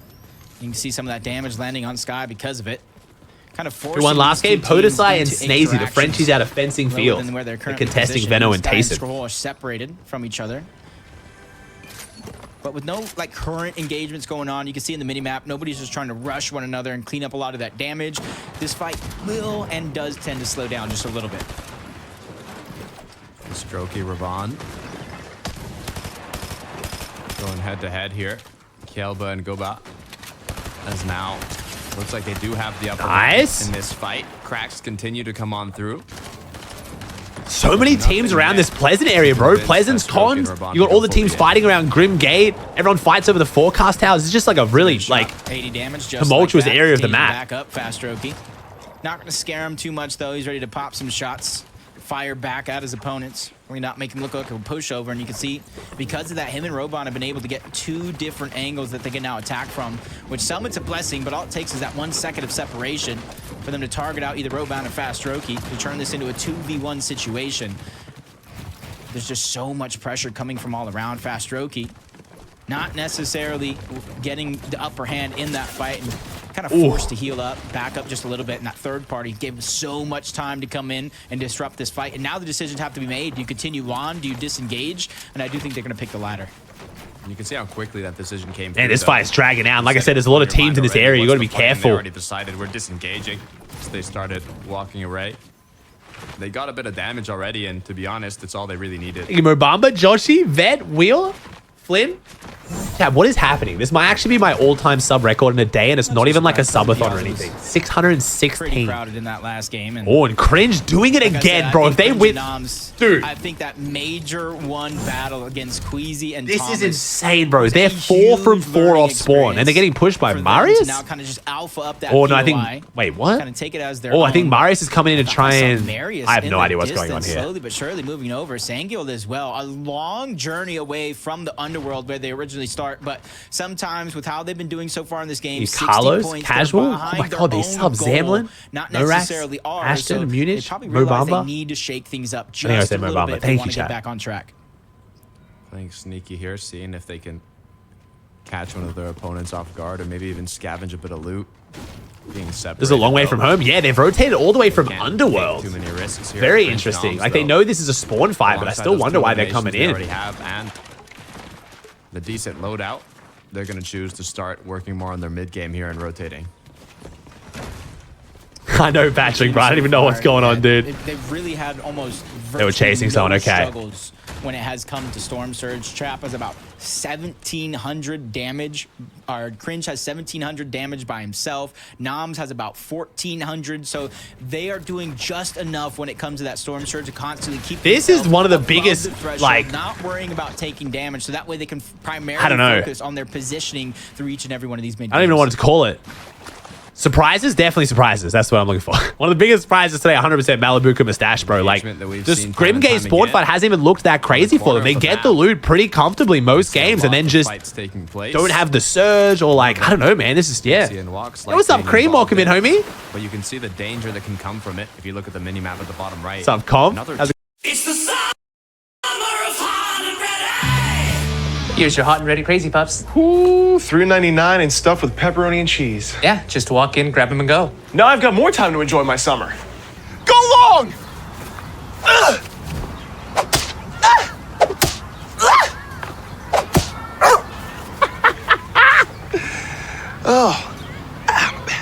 There's more time for fun when you walk in for $3.99 hot and ready Crazy Puffs at Little Caesars. Pizza, pizza. The game is changing, but what drives the game never will. What you have inside. It refuses to be ignored. It sweats everything. It turns an athlete into a legend.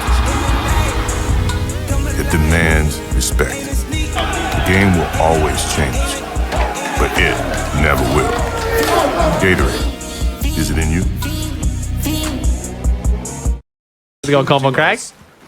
About to be in their own fight potentially. Because Harry said Mustache and Malibuka would dominate more than Peter had cursed him. Maybe Coach Harry's the curse. Quickly get third-partied, which is maybe why Watson and Pixie here have just decided. Maybe Coach Harry's got like a stronger curse than me. Everyone my man says is going to do shit pops off and then vice versa. But like they're good predictions he gives for the most part too. It's just they end up going really, really south. To be fair, my predictions have been off this season too. I knew they would be. This qualifying format was so bad. It was very hard to genuinely tell who was looking good. Not as uncontested as a drop as we thought we were going to see to start the day. You see multiple teams, including CZB and Nathan, moving in over towards Reckless Swearways, stealing away the loot. And that's what happens when you're a little slow to get out of your POI. You try to loot just a little bit too much. Maui with the Prime? Trying to have a little bit of a sneaky play. Make up, boxes his opponent. First shot's going to land on the other one. Where as is well. Sky? Both of them are being put to just low HP. Oh, there's Sky. Looks like he's just by himself. I don't know where Sky is at. He finally joins the mix, but at the perfect time. Ooh. Both of his opponents were dropped to just very little HP, and he's just firing shot after shot until he's finally able to pick up a knock on at least one of the two players so far. Hira caught running. Didn't even have a chance to turn around as Sky picked up the Elim. Nice. Looking good. Happy with that. They could chase the solo, but it's not worth it at this point. As now they're going to comfortably, with that bit amount of damage, just continue with their match. The deal reason. Right above Swizzy and Vanyak. Two tight. Played that well, bro. Played that very well. Getting intimate with the walls. Almost expect to be near the top of the leaderboard. Oh, two good teams fighting 19 here. Points though for Swizzy and Vanyak. That calm, cool, collected game plan. Dylan Rezone in 6th is very impressive for their split right now, man. I had zero faith in their split. Just 6 games through day 1, and they got 6 more tomorrow. You want to give yourself as much of a cushion over the rest of the pack as possible. Second and 6th place fighting. The wings, so the wings got buffed midway through the season, chat, where you don't take fall damage even if you don't have the wings out, as long as you've used them. But we are seeing way more wing usage today in Grands. Whether it's like just people have been saving it, or whether it's because the chains got vaulted, so there's more chance of people getting them from chests. Bro, Skype, oh my god, Skype played this so well. First shot, and just the pressure is just too much. And that's what happens when you have a lot of that piece control. You can take shortcuts while your opponent is trying to escape, and then you kind of have no, we got pickaxed off on one wall. All right, well, that's definitely gone on the bingo board. Really no exits. It's kind of what you'd expect from Oh no, we got pickaxed. Teeny Chap. Huge start to game. That is on the bingo board, chat. We'll draw that one at the end of this game. Once again for that height, if they can make it there.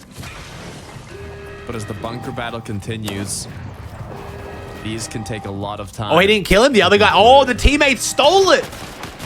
A lot of hype surrounding this team. And it's the early games you can kind of see a lot of their potential. Why, chat? You're supposed to lie. I would have given that to you. You should just gaslit me. What are you guys doing, chat? Opportunity to play some of these end That was going to be the first mouse pad giveaway. What are we doing? Right, we still got all of rest of EU and all of NA for a pickaxe. I'm sure someone's going to get pickaxe. Continuously trying to gain the pieces back, and they're willing to trap themselves in this bunker to make sure that they get the Of course, it's Bronos offing. Going to be all around them, so they Teeny Chat versus Volko and Vortexes for the bunker. Let's continue to come on through. I think the bunker grief is definitely going to happen against Clinks and Whale, though. To get out of that bunker. And this might just be... So, Chap, this is not Liquid Chap. A lot of you guys keep thinking this is Liquid Chap, like the OG Chap. It's not. It's a brand new player, but it's his first ever grand final. So, very impressive how well they're doing here. I feel like their time limit is how much surge they currently have. What's up, Braids? Do you have the luxury to wait in there, or do you have to kind of build one of these towers like you see Queasy and Thomas on the surge base with the DMR. Damage. Scary for the lobby. Not too far off of where they start towards Mount Olympus. Was he a favorite? Yes, Chap and Team was a lot of people's favorites, including one of mine. Kind of handled a lot of the struggles that they had up until this Giannis point. and Thomas and Tayson are playing in their 20th FNCS finals. To that full potential. Is that of 22, I think? Leaderboard where they're currently at. We've had 22 total, right? You know Thomas, you know Queasy. Never have these guys placed outside of the top 10 in an Wait, why does Queasy and Thomas not have the mythic DMR? Or is Queasy using it? No way Queasy gets the mythic DMR over Thomas. Surely not, right? Queasy. They haven't completely popped off yet, but they're getting closer and closer. 22 total, yeah. The good news is with Kanada's got 22 of 22. Matches to be played out tomorrow. 3 more today, including this one. Thomas has... Oh, it's because Thomas doesn't want the thermal. Or does want the thermal. No, he doesn't have a thermal on there. Hey, they got as good as maybe they didn't get it. And the way Mount Olympus has been playing Flixianis versus Pink and Vico. Two big teams. Both of them underperforming a little bit so far, though. We kind of talked about, we mentioned it just a little bit. Pink and Vico. Flixianis on 10 points, bro. I should have stuck to my original, not having them in my top 10. Chat gaslit me. For Giannis and Flixie to get the Storm Surge to start out on Reckless Railways. This is something that we saw very, very similar in Major 1. They rotated over towards this forecast tower. Yeah, uncon Reckless Muzz. It was against Pink and Vico, where they tried to get as much Surge as possible. No faith in a comeback either. They've been struggling for Surge all season, so hasn't been happening we'll see. Much today. They've got enough loot. Their Surge strat's not working. As now the separation has come through. It's interesting how Reed and Ritual don't have the same problem. On either side. Just 18 seconds till third zone closes and fourth appears. So we'll see them. No, we're doing one bingo board per day, Tat. So it's gonna be the same bingo board for NA, but then we're doing a new one tomorrow. It's non-stop action for this duo. Yeah, they're ready to take a challenge after challenge. And you can see they're so far away from their original landing spot of Lavish Layer. So they went hunting for good positioning, and they ran into Cheeps and Turtle, who didn't have to go far from the original drop spot of the Underworld. Yeah, it's just hard to spot people at Reckless. There's just no teams nearby. You got Pink and Vico to the southeast. You got a few teams to the northeast, but of the semifinals, proving that they have the blueprint down packed, especially when it comes to those set lobbies. But now, when you're playing against the best of the best, all stacked in one lobby, this is where you get put to the test. Fortnite game at 37, bro. Thank you, man. I'm excited for NA today as well, bro. Having NA start earlier is so good for the vibes.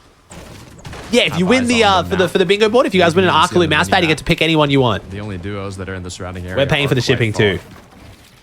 So it looks like they're kind of planning where they're going to take this launch pad to. No matter where the zone pulls, they have the inventory to get max height on that launch pad. Combine the Wings of Icarus, you combine the Flowberry Fizz, you launch off that launch pad, and you kind of get your pick of the litter of literally exactly where you want to land. Yeah, it doesn't matter. So if you're outside the regions we normally ship to, we'll still pay for the shipping just for these giveaway ones. That position high up on the mountain with an escape plan. Which is not cheap, unfortunately, with 100%. Pixie walks with the taxes, but in between. I think he weighed up with the Prime. 4 different duos, maybe even more. As some of them start to disengage here at the Underworld, but the good news is they're making use of their time here, refarming their break. Almost have cap materials if they can max up their break here.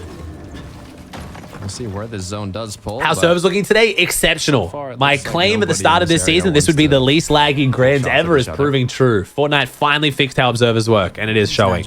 Or it's not showing, because we're finally not watching everyone lag constantly. Dude, the LAN is going to be so much better as long as they don't mess this up. Whatever change they made to observers has been so phenomenal. The LAN is going to be amazing to watch. Staying in zone for as long as they are, especially since it's the finals. We're on game 4 and we haven't seen a single person die to lag. That is just unbelievable. 349 damage above the Storm Surge threshold. They do have the luxury to maintain their position in the Storm. They have the Flow Berries. They have the Legendary Bananas. So it won't be long before we see Ordination? them outside of the zone. Masonic? Waiter? Owasco? Next. Chat, for any of you guys who just got here don't understand how the bingo board's working today, we zhuzhed it up. That's an official word, zhuzhing. This is the new bingo board. As I draw something, as something happens, for example, pickaxe kill, which we saw happen earlier, which I'll still call, that unlocks the mouse pad giveaway. So the prize is underneath whatever is on the bingo board. Exclamation mark bingo if you want to check where we're at. As the clock's ticking, we draw them at the end of each game, though. So I'll just tell you to type a word in chat. You type a word in chat. Goes back to 83, and then we draw winners and DM you the codes. Super easy. 18 seconds until Storm Surge will start ticking, so they've really got to do something soon. And look at that. Oh, we're getting in. Combo with the wings of Icarus once again. Wombo combo. Oh, lightning bolt coming out. Someone's lightning. Oh, here comes Zeus. Oh, shit. Not something you scrimmed against, not something you practice against. Oh, no. What the hell is going on here? Rezon gets a kill. Different directions, forcing Trash and Zohan to just. Oh, my God. We're getting full Zeus. We're just getting absolutely griefed. And we're below Surge. Oh, hell no. Oh, no. Not really going to get the opportunity. Zohan's finally going to get knocked by Cringe, who now re-enters into the mix. Him and Noms are able to clean up that elimination fully, get the loot. Even though they're pressured momentarily, they have very little to worry about. Now that they got a huge refresh, they get the materials, and they're 550 damage. Bro, Cringe and Noms are just holding this together so well. Like, I'm so impressed, man. As well by Sheep and Turtle. Cringe and Noms, though, know exactly what happened, and they're hungry for a little bit of the pie. And I've just cursed. Shot comes through, nothing. Can players hear the Surge? Yes, they can. If a team's getting hit nearby, they can definitely hear it, and they will 100% play off it. You've seen them Storm Surge really dictating the way a lot of Podesai 1 HP. They won last game. Are able to catch out Snazy, much worse next game. Altogether. Podesai trying to survive, but he gets taken down. Bro, even if Cringe and Noms just hold top 5 for LAN qual is still so huge. So gently in that last fight, from a big win to getting taken down before placements. Oh, the Danes only just below Surge. Not the. Look at you, the big winner. Nah, not you. You use QuickBooks to auto-track business income and expenses, saving you 30 hours each month. That's how you business differently. The game is changing, but what drives the game never will. What you have inside. It refuses to be ignored. It sweats every day. It turns an athlete into a legend. It demands respect. The game will always change, but it never will. Gatorade, is it in you? You're somebody and nothing, and what you gonna be? Never be something in your eyes. Bring on the blooms. Grab Kleenex. Performance a lot of us were expecting today. Still just 9 below the Storm Surge threshold. The good news is they do have a lot of players in the surrounding area. Alex and Sado. Yeah, Fred and Tripper, very underwhelming performance so far today from what a lot of people are expecting, myself included. Here to get tags with that Thunderbolt of Zeus for Day 1 barely matters. Oh, I don't know about that. I wouldn't say Day 1 barely matters. You have to imagine the format is 15 games total because of the way that the 1.5 times point multiplier works. So it's still 6 of 15 games. That's still very important. None of those shots realistically able to bleed through, but for Doxy, Oscar with the tier 1. At least an A for attempting something like that, especially since he's 24 damage below the threshold. We need something here. We need something. 2 boxes up, 1 little window, full safety while throwing those thunderbolts, and it looks like he might just look for 1 more. Using the dash. 40 above. Nice. 11 above with that 40 damage. No, 1.5 times day 2, Nicholas. So not as crazy as when it was 2 times, yeah. 2 times it felt like day 1 was a bit worthless. 1.5 I think is a good amount. Vortexes, they're the ones on the We're other in. side that have to meet their maker. First one's going to get dropped. Volko goes down very easy to Frodoxy. Well played by Fred and They Trip. have the choice here. Now that they got all the loot, they got the elimination and the damage for Surge, do you keep going or do you disengage now that you're just getting How does Storm Surge work? So Storm Surge is a threshold. So every single player in the lobby's damage is being tracked throughout the game. If you get to a certain zone and too many players are alive, Storm Surge will go active. So whoever's done the least amount of damage in the lobby will start getting hit by Storm Surge until either they die, they do enough damage to go above the threshold, which you can see over here, or enough players in the lobby die where Storm Surge turns off. It's just a way of making players play more aggressive and have to be active rather than just boxing up and never doing anything. Lost so much shield already. Very big deal. Very, very big deal. Oh. Now one tag is just causing them so much And they made commotion. Surge more Finally, aggressive he's last able to get season, one so it now kicks in on the earlier tail with end. less players alive. On the other, just trying to keep on increasing that Storm Surge. They're in such an okay position to stagger themselves. It is the back and reason get why, Surge, like, but it people has to watching be these lobbies worth it. know You they're have to hard. Like, you at think, least oh get man, it'd be so hard to fight Malabuka because Malabuka's so mechanical, but it's the Storm Surge. If you ever play in a lobby like this, I've only ever played in lobbies like this in scrims, and even that scrims is nowhere near a Grand's level. It is absurd. Trying to rotate, stay in zone, do enough damage on players who also are trying to do damage on you. They're staying covered. They've got the best aim in the game. You can't take too much damage because you run out of meds. And then if you slow down, you're ahead of this. It's so hard, man. It's genuinely so hard. But Benno now looks like they found it. The shots they so desperately needed has put them 70 above, but how long are they going to be comfortable with that? Oh, Tripone goes down. I like the way he's just taking opportunities and not really backing down from a challenge. That's something that you have to do in moments like this for Venno and Tayson. Be persistent, not really give up on the chase. Two of the greatest players in all of Fortnite. They know exactly how to handle pressure from all directions. Yanis and Flixie, they're the ones that are in their line of sight. Voltiax and Psycho Cool, same ones feeling that pressure outside of the zone. Voltiax's team's a team where they're both on 60 ping apparently as well. 106, continuing to look for those angles. Oh, Venno versus Yanis. Pressure's on them. It's Yanis who's looking to get in. All it's going to take is one shot from Venno to clean it up. Flixie as well following shortly after. 29 teams, 54 players, pretty stacked. On the borderline. One of our first, actually our first like new POI game, like Grim Gate. We also haven't seen any Mount Olympus zones so far, which is very As strange. he knows if he allows them to get damage, it could be what saves them. Yeah, Venno missing his snipes is very uncharacteristic. They're going to desperately need to continue. Oh, Swizzy and Vaniac on the right side of our screen, looking really good. Wait, it says they're in first. Have Cringe and Nom's gone down, or did Swizzy and Vaniac overtake them? But they're ready for a challenge. They've been practicing. They've been progressively building that momentum here throughout the day, and I don't think there's going to be very many teams that can stop them when they're on this hot streak. Definitely not. But what might just stop them is damage dealt. So many players on the borderline. You can see how difficult it is in grand Nice. Only 50 above, though. Beautiful semis. rotate. Jeez, the This is wings literally have the gone from hardest looking so lobbies shit all season to so damage in. good in grands. I wonder if many of the NA teams are going to pick up on the wing strategy. Booga and Aegis were the only team on NA throughout the season that I saw consistently using wings, and They're consistently doing just they might be looking enough. good here. One shot here, 2 shots there, a couple more trying to bleed through on V and Riss, who's also getting targeted out by a whole nother team. And that's what you get when you're Swizzy and Vaniac and you build yourself into this position. You're able to kind of target everybody else that doesn't have that same advantage as you do. Even if you don't get the elimination, you kind of force them into tough spots with their backs up against the zone. Bad zone pull, though. Really bad zone pull. Northeast here. Quite far from almost every duo Turtle in the goes lobby. down too. Skivvy and Hriss are getting hit by Surge right now. Hriss is trying to fight Swizzy and Vaniac. Rotations is going to open up. This is so bad for Hriss and Skivvy, trying to fight for your Surge on backside of zone. This could grief Swizzy and Vaniac as well. Mix of shots Or it could so help far, them. mix Nice. It ends up helping them. Huge. Able to finish off the knock here as well. It's going to be a good amount of damage. 271 above now. As they'll have to make their way to zone. Yeah, it's just one of those situations to where you've been persistent throughout the entirety of this end game, and now you get to reap the rewards and really not having to worry about Cammy Surge. steady. As The water game bending does is so progress, there's stupid not for the too many pressure, players that man. need to go down from zone to zone before it turns off altogether. And the last time we see, Are they going to try and? Cammy Oh, they're going to. with the high Oh, they're ground, going we to sold dash and away retake from height. late in the Nice. game. Let's hope they can learn from those mistakes and really come out with a huge VR.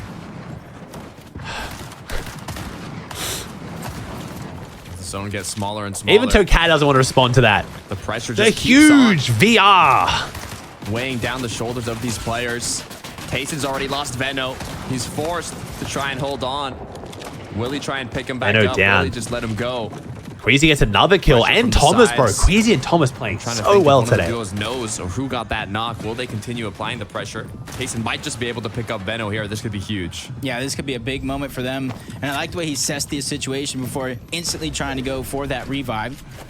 Knowing that anybody around any corner can hear with the audio visual. First rotating pulls. Cringe and Nom's in a great spot for it. And that's why everybody here is proactively trying to get prepared for this next rotation. Majority of the lobby does have the front side of the What is zone, that but there are a high few ground, bro? players Who is on staggered that? around zone Dude, that have fully the furthest distance reinforced to cover. metal staircase to heaven. What am I looking at? And the rotate begins. Wait, was no one on that? Was that an now. old? Oh, no, it's Seti. Okay, it's Seti's base. You look up Nice. above, though. Seti and It's Seti and Cammy. Seti. The poles up Looks like they above. want high ground this game. The zones have pulled in their favor.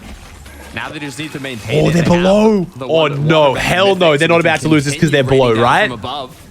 They've got meds to out They're heal still this, but 9 surely they're below. gonna have to just eat Surge. They need to start connecting Come on. the shots. Yeah, not necessarily. One too worried. DMR Canada headshot got and they're that water chilling for the bending rest of the ability that game. We've seen terrorize so many teams from above in games past.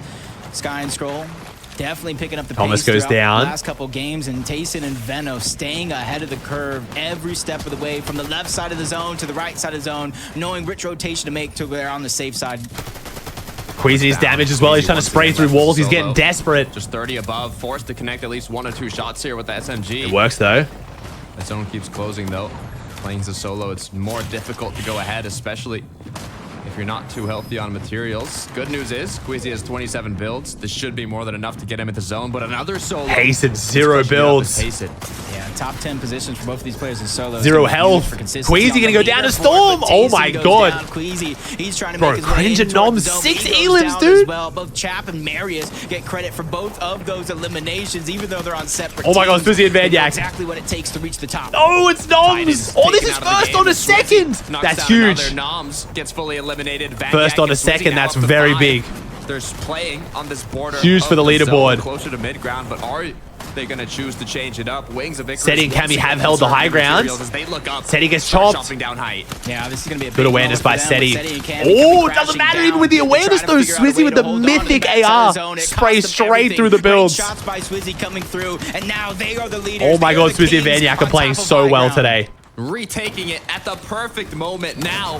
Leaders Ooh. of the high ground. Nice. All they have to do is stay up above as Merstash is continuing left alone. Mustache's best game so far. Hey, if anybody can make it happen, especially finding medkits at the perfect no, moment, he had to it's make Mustache, it but it's too. only one medkit, and it's Cammy's not gonna have to be stack it able with the to banana and the use. He goes bandies. down, top 7 situation. Cammy Top feeling 5. the pressure. He goes down as well. Top 6, and it's anybody's game.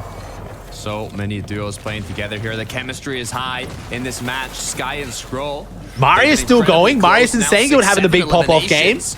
Looking healthy as well. They might just try and retake height here. Oh, it's Marius is a solo though. No Sango. Can Marius get in? Vanyak don't see it coming, but it does look like they have their eyes on the prize, forcing every team that tries to climb up back down into the ground, facing off one next. And that's Trulex and Chicho. 2 eliminations so far. Oh, Trulex is running out of builds here. He can't hold this for long. This is a chance with Sky and Scroll on the other time. They're feeling the pressure, but Trulex is up for a challenge. Oh, they both go Forced to down. unfold in the low ground now. Duo versus solo is Sky. Marius still going with the medkit too. Marius. Rotating inside of the zone. Dropped to 20 HP. Just 2 ticks away. Sky as well. Bro, Marius has clutched up Marius so is many still up. points here. Everybody 6 dropping like elim, flies top here 3. towards the end game, and Marius might be the one that gets the good portion of that loot, but you still got a team positioned right below, with the Kings on top of the Cavs, so right above. They're looking to be the first team to get... We had the best vacation. Yeah, and it was easy with the points we earned with the flagship card from Navy Federal Credit Union. I can't imagine where we'd be without them.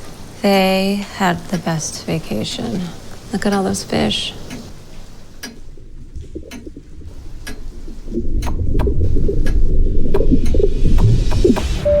I love our points. Yeah, me too. Navy Federal Credit Union. Our members are the mission.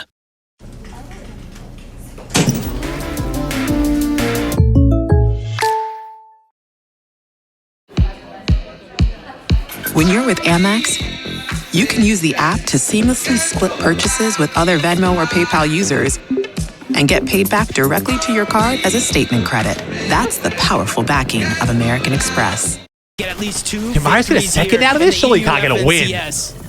Looking to rain down from above as the low ground duo is getting stuck in the dirt here. They need to break through previous builds to make it into the zone, and Marius might just be on the other end here as he continues to build on up little by little. One solo in the middle of the height and low sandwich. Can he make something happen? I mean, it's Marius, but like, I don't know. Now Marius goes down 2v2. Wait, they're both healthy though? Oh, the 40 slam. Oh my god, Vanyak does it again. The Vanyak comes flying in from the fucking top rope. Holy shit, that was hectic. My man went to the moon and dropped down with the wings, launched him in a zone. Dude, they better do a replay of that. That was hectic. What? That was one of the craziest finishes I've ever seen. That was awesome. Oh my god. That was so cool. From the top rope. Really see it at all. Dude, dude, this EU Grands is so much more exciting than I thought it was going to be. Holy, Swizzy and Vanyak are playing so well. Chat again, I talked about earlier, if you don't know, Swizzy literally qualified for last year's LAN by winning EU FNCS with Putrick, but because he was a Russian resident and didn't have residency to another country, with the US sanctions, he was disqualified from going to LAN and lost his prize money. He's now gotten Serbian residency, so he can get prize money, he can go to LAN. So I'm 100% cheering on Swizzy because my man is playing so fucking well right now. Dude, look at that, dude. The slam with the wings is so cool. No, it's just Vanyak with the wings of Icarus ready to have a crash. Is that back-to-back wins for the bingo as well? All right, we'll check bingo now. All right, chat, let's check the bingo board. What are we looking at? I'm hearing back-to-back win. So what do we got? We got back-to-back win. Where is that? Dude, back-to-back win is crazy. What does that unlock? Is that a mouse pad? It's a mouse pad. What else do we have, chat? Anything else? The pickaxe wasn't a pickaxe. I've also learned yet another. They're abusing those wings, bro. They're doing so well with it. Oh, it's not back-to-back. Wait, it's not back-to-back. You lied to me, chat. No, they didn't win the last game. You liars. Liars. That's right. We gotta wait for it later. Wait for it later. Chat, I'm gonna make that a double win, though. Wait, instead of back-to-back wins is way too hard. That should have been double win. And I'll pay that because honestly, back-to-back wins is way too hard in a Grands. I should have made a double win. I'll pay that. We gotta make that double win tomorrow. Back-to-back is way too hard.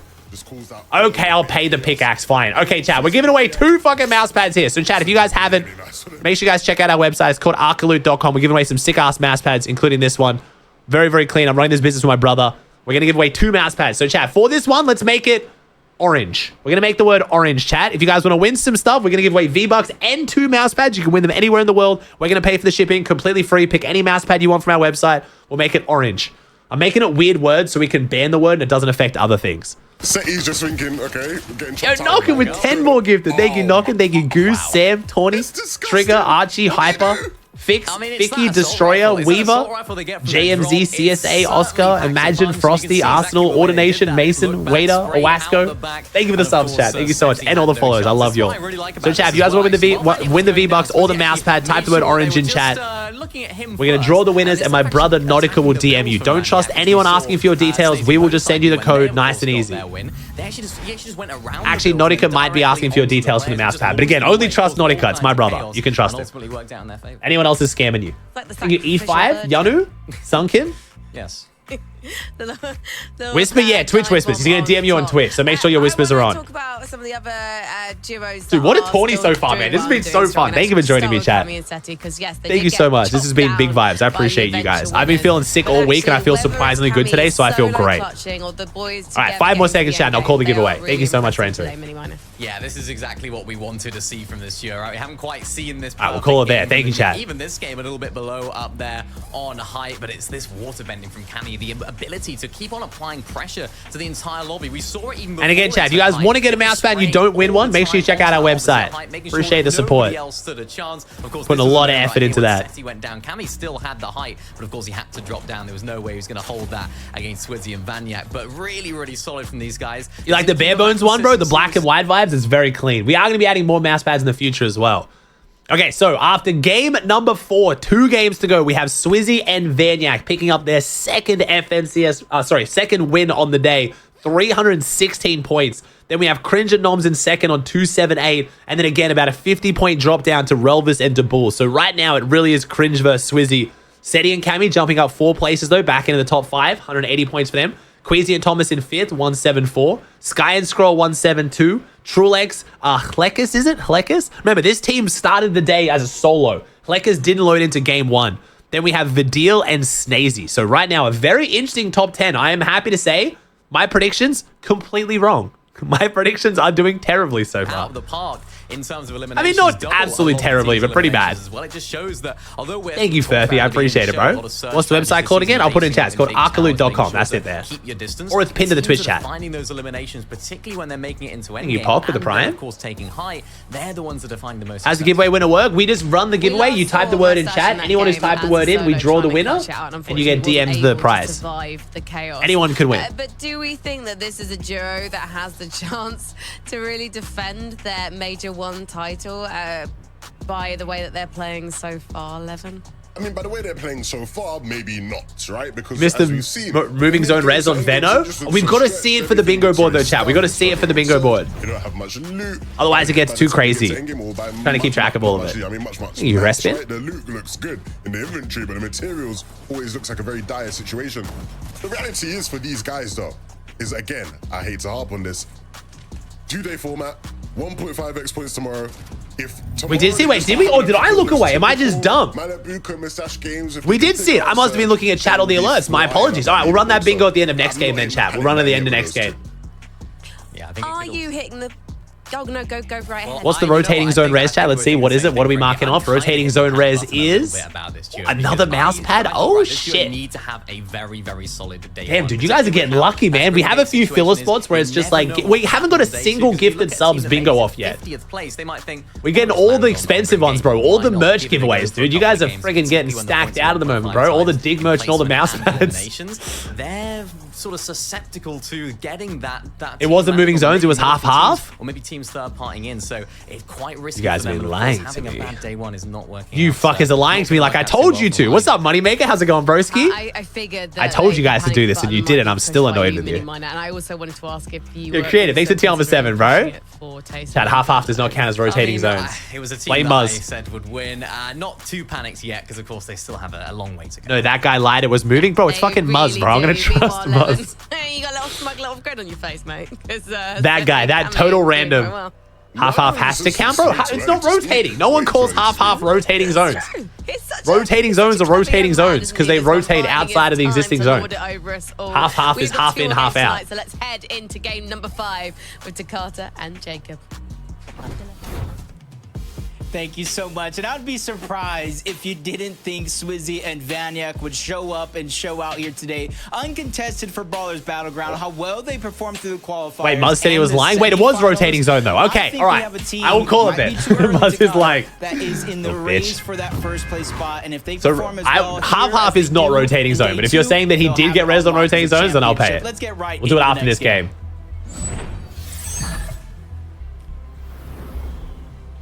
Levin said it best. It's too early to tell, especially with tomorrow being 1.5x points. Anything can still change up on the leaderboard. Day 2 is where we'll truly see everything unfold. Chambers, Stokes at Lavish Lair though. Escape, Peach, bro. There's no way. Jake Buka and the other cringe have to win one of these, right? There's no way they go 6-0 on the day. That would just be insane. Half of Lavish Gizzy?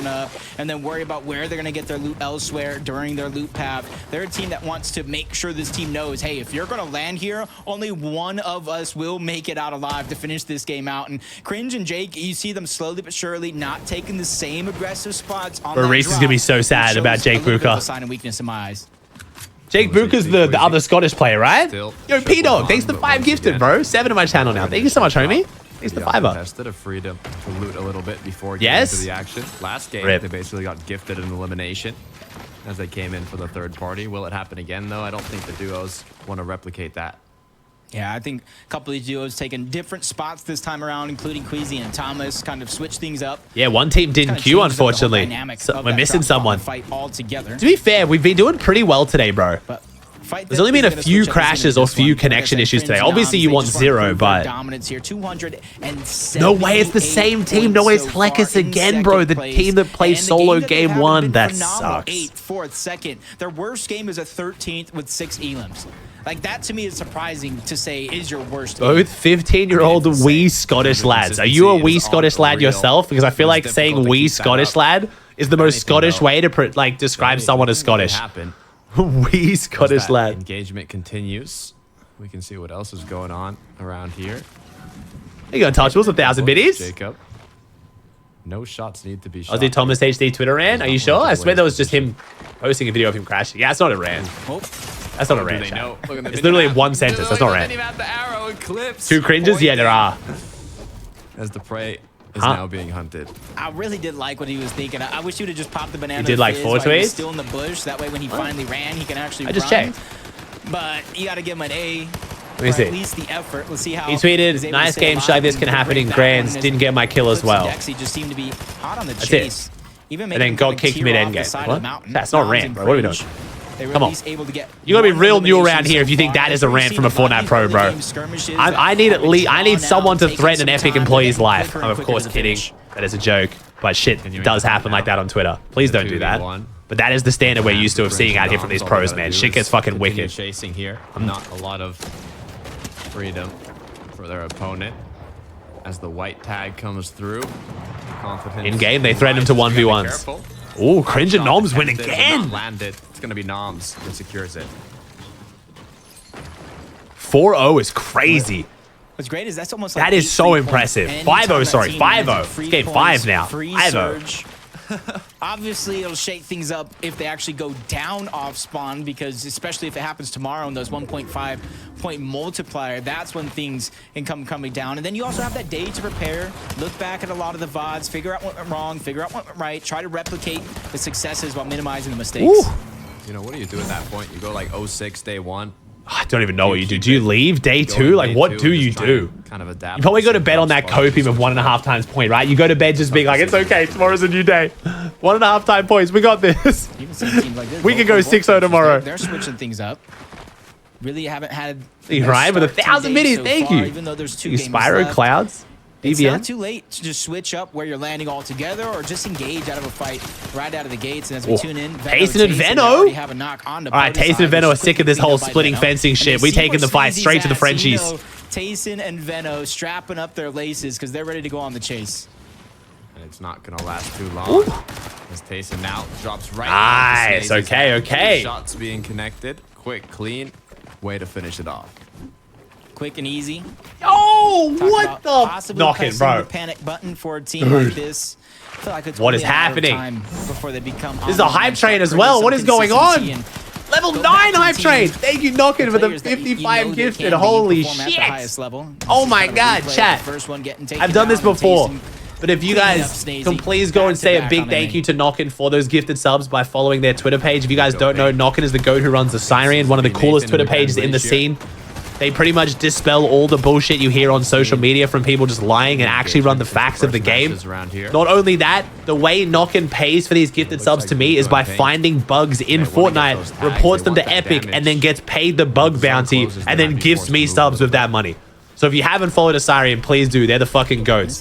Very much supporting the Fortnite scene, including me. They're amazing. Especially with the new season. New season in a few days. If you want to know what has actually changed with the game, follow Asarian. They don't tweet out, oh, maybe this gun's coming back. They give you like the exact stats. Having as many struggles as they had. Third place, 70 Thank you, chat. was their best game. Oh my god, Jay Quinn with the... What is... Dude, am I going to hit 1,000 subs before NA even fucking starts? What is happening? I don't want to wake up my daughter and wife. I'm so sorry. Thank you, chat. I appreciate you.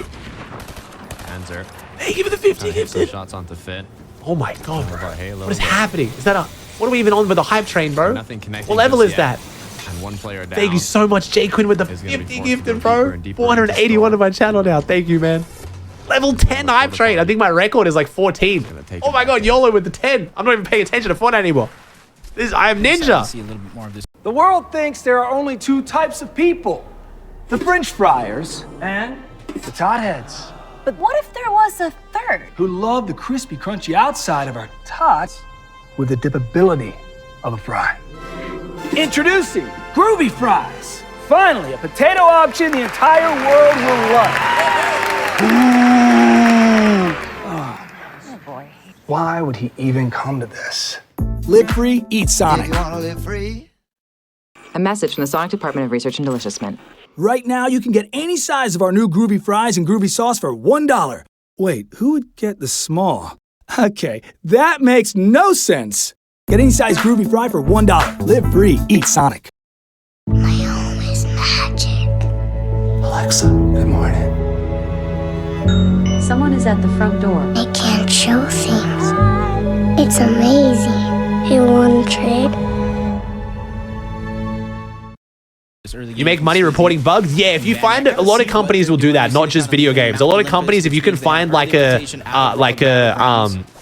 flaw in their system and you can report it to them with how to fix it, they will usually pay you for it. It's called a bounty. Thank you, YOLO, with the 10 gifted. Thank you for the level 11 hype train chat. God damn, I think my all-time record is 14. That is insane. Thank you, thank you. And yes, we will update the sub goal. Left as a solo once again. I did not expect this to happen. Well, good thing I'm feeling a bit better today, so I can do the long stream tomorrow. 160. Thank you, Annabelle. Thank you, Caleb, with the 5. Thank you. But I got faith in Marius here. I'll keep it a buck, Jacob. Oh, my record is 16. Wow, that's a big-ass record. That's tough, bro. 16 is crazy. Thank you for level 11, chat. I appreciate it. Turtle and Sheep being in 34th. You can tell they're almost a little scared here to go in, even though they know it's a solo. Yo, Anchor, thank you for the biddies. Marius connects Hey, to chat. Smack, though. Unable to. It's almost like going to be a must for him to connect something. Yo, Thatch, thanks for 32. Thatch, you playing today? I didn't know what happened with you and Walkers. You guys in or out because of Chavi's team? Are you surprised how Marius is done? I'm surprised.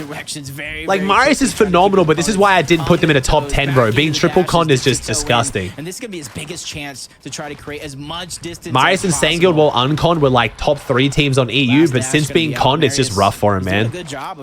You are Thatch. Let's go. You're Grumpy with 10 gifted. Thank you, bro. Anonymous with the gifted too. But the hunt is Holy shit. He's not done yet. The mission isn't over. Wildcat, thank you for the 5. What is happening, chat? Again, chat, I say this all the time. Thank you so much for joining me. This is like, we've had 20, this is our 22nd grand finals. I have streamed 22 FNCS grand finals. And you guys still show up fucking big every time. I appreciate it. Thank you. It's going to be a fun ass weekend. This looks like we're doing at least a 16-hour stream tomorrow. Because even though Marius did a huge cut towards the What is left, going Chiefs and on? Turtle following him on that same cut towards the left. Thank you, Rogue with the 5 and Meth was with the 100. Man, you had 5 gifted subs for this and then you dropped a 100. 105 gifted subs to my channel. Holy fuck. If you're getting gifted sub by any of these people, please give them a huge thank you because this is insane levels of generosity. Holy shit. Thank you, Meth. Escape shortly. Oh my god. What is happening? Velvis. We're almost 1,000 subs and NA hasn't even started, bro. Oh my god. Well, good thing I'm feeling better. If you guys don't know, I've taken almost this entire week off because I've been sick. And I was questioning whether we throw out the sub goal for tomorrow's long stream. It looks like we're fucking strapped in now. God damn. But if he doesn't have the reboot Thank card, you, he's chat. got I to appreciate y'all backtrack, so go in much. that position.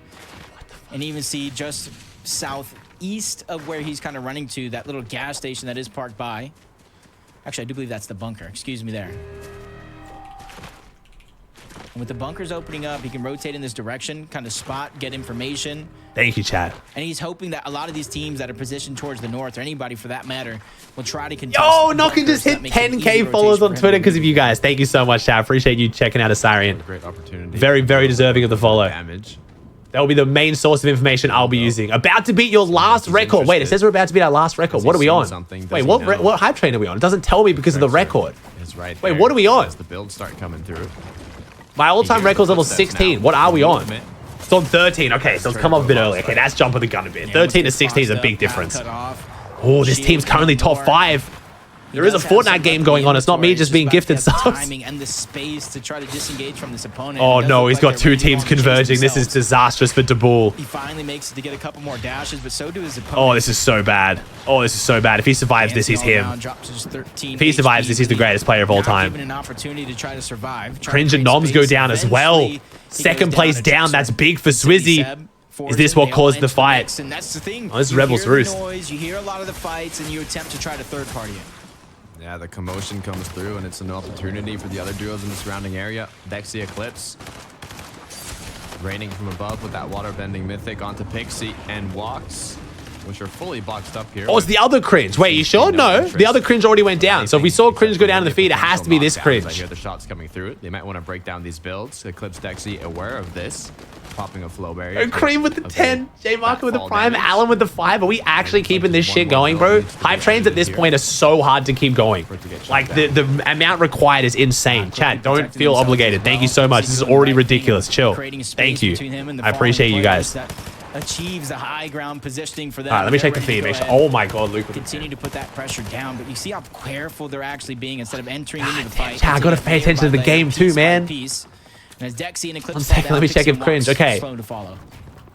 No, Cringe and Noms did not go down. That was bad comms. Cringe and Noms are not They dead. did take height here. They're still looking Thank for you, angles, Untouchable with still the looking for 5, shots. Luke with the 10,000, and level They know how 13 hype important train. it can be, especially Thank you guys, chat. Thank you so later on in this much. match. There's more than enough ammunition. Cringe to did die. spare. There's 2 Cringes, chat. They're gonna The continue Cringe not doing well died. anything else. The other Cringe has not. Oh, unless it was a solo die. And Noms. Okay, so yeah, you're saying one of them died. Sorry, Cringe went down, Noms revived. The duo hasn't been wiped though. Sorry, is what I was getting confused on. Sorry. And then almost gives them the free rotation side of the mountain. There we They're go. also gonna get a chance Oh, to get what the those fuck am I underground looking at dashes. here? So I think that's gonna be a What is successful this? disengage out of that situation. Oh no. Are we in the ground? Are we glitching? Shows how many spare materials there might Yo, be. play it with the 20. Juvenile Zach. Thank you for the subs, guys. Thank you so much, chat. Holy shit. Maybe taking a nap here as he Oh, waits. yeah, I don't even know what level we're on anymore, bro. Thank you so much, chat. Holy fuck. Pull further away. Deserve it, Aussie? I never feel like I do, but thank you. I appreciate you guys. Force in the distance along with his teammate. You Mike with the prime? A lot of time to wait, especially since the zone is kind of in that position. So I'm only hope he has his current. What is that, bro? That was insane. We're camping the cards on second. That is a brutal spot for second to be. Really good for Swizzy fans, though. First and second so close on leaderboard. Thank you, Rogue with the 10, bro. Oh my god, it's actually happening. Fucking hell. Just trying to get anything. Very kind community, bro. One of the best on Twitch, man. Communities have me on back through everything, man. Moving hemispheres. Right now they're separated reckless railways trying to Having a kid, streaming everything, bro. You guys are fucking amazing. Thank you so much, chat. Holy fuck. 1,000 subs and EU's not even finished yet. Swizzy Vaniac in first place. Now also going to. You guys have been asking for a subathon, and I will bring you a subathon soon. I'm trying to find a time when I can do it, when I can have things lined up where I don't have to worry about, you know, streaming for a long time with Charlotte and having people take over for me, my brother, when I have dad duties. So we're going to be cooking one up. I know I haven't done one for almost a year at this point, but maybe next FNCS. But holy shit, thank you so much. Thank you, Losses the 5 gifted and Heftalot. We do have the sub goal going for the long stream tomorrow, though. So I mean, basically a subathon at that point anyway. It really does enough. It gives you extra damage for the scoped weapons, but I don't think it really does a ton of damage. How old Charlotte now? She just turned 5 months old. Medallion, you think they leave the medallion because they don't want their position to be known? See if I can find you. Here you go, Chad. Say thank you. I'll show you an adorable photo of my daughter from our holiday. Are we gonna just play a One bit sec. more Wait aggressive? for it. Doesn't Wait. matter if we have the medallion or maybe we want to do a little sneaky. Yeah. Just rotate. Look at that little face, chat. Ready? Choose to their liking. Oh, that's my beautiful girl. Cami Seti. Yo, that was us at lunch the other day. And 31 damage above So the happy. threshold currently. Thank you, Red Light with the 5. Thank you, Sadler. Thank you, Losses. Appreciate the support, chat. Thank you so much. To now most likely pick the ideal. So yeah, we'll try and find a time to do a proper subathon with like good incentives like I did the last one because that was extremely fun. But like I said, being a dad now, the responsibility is a little bit higher, so I can't just do a 72-hour stream. I need to like make sure I have it like, you know, people to take over the dad duties. Even though Annie probably would support it, I don't want to do that to her. Because they are contested and have Thinking Dumpy, thinking Polar, Invasion. They're not looking for 500. You smooth with the prime? Oh no, Trulex down. Chicho and Trulex, man. Such a strong start to the season. 170 points not bad though. Finding those struggles. Trulex, Chicho, 170 points, but once again separated as a solo. This is dangerous. What's your daily sub record? I don't actually know. I think the most I've ever gotten in a single day was during a subathon. It was like 1,400. So this is like fucking insane, bro. They can play with the 10, bro. We're actually about to get the next level. Holy fuck. Did I miss another? Oh no, never mind. They even half a lot with the 1,500 biddies too. Thank you guys. So many angles. I'm sorry that I'm not as locked in on this game, chat. This is like an unbelievable amount of support. I'm doing my best to try and manage both, but holy shit, my brain's all over the place. Trulex goes down. Chicho solo. It was a well-placed snipe by Kurwa. Oh, that's how he went down. A head snipe, chat, for the bingo board. All right, we got 2 bingos at the end of this game. We've got the zone res, and we've got the head snipe to go off on the bingo board. So we got lots of giveaways at the end of this game. For the zone to pull away, and now he's used that as his chance to make his way on in. He has a good amount of loot alongside his materials, so if he doesn't get spotted here, he should just be able to keep sneaking his way into zone. The alerts are so out of touch. Dude, the alerts are so delayed. Like, they're happening so late because there's so many. Like, it's like they're struggling to get it through in time. Holy fuck. Thank you, Meth, with another 100 gifted subs, chat. If you haven't, please say thank you to Meth if you got gifted a sub. Oh my god, 200 gifted in the same hype train from the same person is wild. Thank you, Meth. Thank you, Aiden, Joshua, Eric. Holy fuck. I don't know what the hype train is doing anymore, bro. I can't see it. It's 98%. Wait, what level are we at? Now it's 100. What the fuck is going on? What level are we at? Is this the record? The world thinks there are only two types of people. The French friars and the tot heads. But what if there was a third? Who love the crispy, crunchy outside of our tots with the dippability of a fry. Introducing Groovy Fries. Finally, a potato option the entire world will love. Ooh. Oh, boy. Why would he even come to this? Live free, eat Sonic. You wanna live free? A message from the Sonic Department of Research and Deliciousment. Right now, you can get any size of our new Groovy Fries and Groovy Sauce for $1. Wait, who would get the small? Okay, that makes no sense. Get any size Groovy Fry for $1. Live free, eat Sonic. This has to be the record. There's no way this is not the record. That was a good crouch there. What are we at, bro? Look, it's Forzin and his duo partner, Seb, that are going to be looking to capitalize on the situation, but not Level 16, we did it! Thank you, chat. Thank you, wanna take Chad, this battle, Alan, I'm gonna make it take a WP long Shift, time for you, Kova. so you better start Thank you, running Luke, away. with the 10k biddies, J-Fons with the 5s. This is the high. This is the most amount of support I've ever gotten in one session, chat. So if you guys don't know how hype trains work, basically. Thank you, Golden Man. Thank you so much, chat. Holy shit. I was here, bro. I wish we... Oh, second place goes down. Cringe and noms have fallen, chat. Unfortunate, but hey, that's okay. We got one more game after this to bring back the vibes going into day 2. That's fine. That's okay. We're still doing really well here. Bro, I wish moments still existed. Otherwise, I'd give one away, but Twitch removed them. Thank you, Respy, Vibbles, Motion. Impala with the 10. Cover with the 1. Chat, we hit the record. Chill. We did it. It's been done. It's been done. We could chill. Dude, we're going to have a game-long hype train, man. This fucking thing's been going since this game started. Going into endgame and it's still going, man. Holy shit. Either taking damage oh from my outside, good god. Thank you so much, the chat. shots pouring in, so it has to be Storm Surge, and you can see record has been obliterated. Hell yeah, Meth. Thank you so much, dude. Knowing that team is taking damage, eventually they're going to have to push into Vaniac and Swizzy, and it's going to be a trap waiting for him. It's a tough spot to be in. 269. This is first now. Second place is down. Very good spot for Swizzy and Vaniac to try and push their lead forward. Seems we've got a very close leaderboard, but only in the top 2. The drop down between second and third is quite large. But with Swizzy and Vaniac being on the other end of that doorway. Unite Mocko, Nick, Draco, Rubex, Shattered, Hollow, Efry. Thank you for all the biddies, chat. If I can't thank your sub or bin, I missed it. I'm so sorry. There's so much. Thank you, Tree with the 500. Thank you, guys. Hold their cover. While Vaniac is playing up, playing aggressive. Dude, the fact we've gone from seeing no one use the wings all season, I put the wings on the bingo board as something that like, oh, maybe we see someone use the wings, maybe Booger pulls it out, and everyone is using wings, bro. What the hell happened? So well up until this point, but those define examples. Thank you, Nix, with the 1 and Chabs with the 5 gifted. Thank you, chat. A lot of materials have been forced to be used now. Prodoxy might be dropping Grim Gate now. He wants more loot. Oh, shit. Might lead to a earlier refresh. Walks Pixie though. How's the hype train work? Basically, the higher level you get, the more support required to push it to the next level. So we have 2 minutes and 25 seconds to get it to 100%, and the timer resets, and we've got the next level, but it's harder to get to the next level. You unlock a bunch of emotes for the higher level you get, and this is the biggest hype train I've ever had, ever, in the history of my streaming, which is wild, because I've had some ridiculous streams of support. Oh, Seti and Cammy pushing in on Pixie. They're well above, and with a couple of shots, with a couple of tags from Storm Surge, they are huge leaders here. Oh, nice. In this particular fight. That's 4 points too. That's big. Shots landed by Seti. No, the bingo board's going to last each day between EU and NA, but I'm going to reset it for tomorrow. So it's going to be a fresh bingo board for tomorrow with a whole bunch more prizes. Other loot and materials. Walks left alone. Are they going to continue to apply that pressure, though? He's still getting ticked by Surge. They're going to hear the crack. Thank you for the bits and the subs, chat. Thank you so much. But so far, they're just taking... You RLDB with the 5 gifted. You Wavy with the gifted. Chat, it's fine. Just continuously. Chat, it has to end at some point. It's fine. It's chill. That was exceptional. Thank you so much. Thank you, Mike, with the 500 biddies. Put on and kind of displace his walks in different boxes, different elevations, to where that's where they're hoping things do slip up.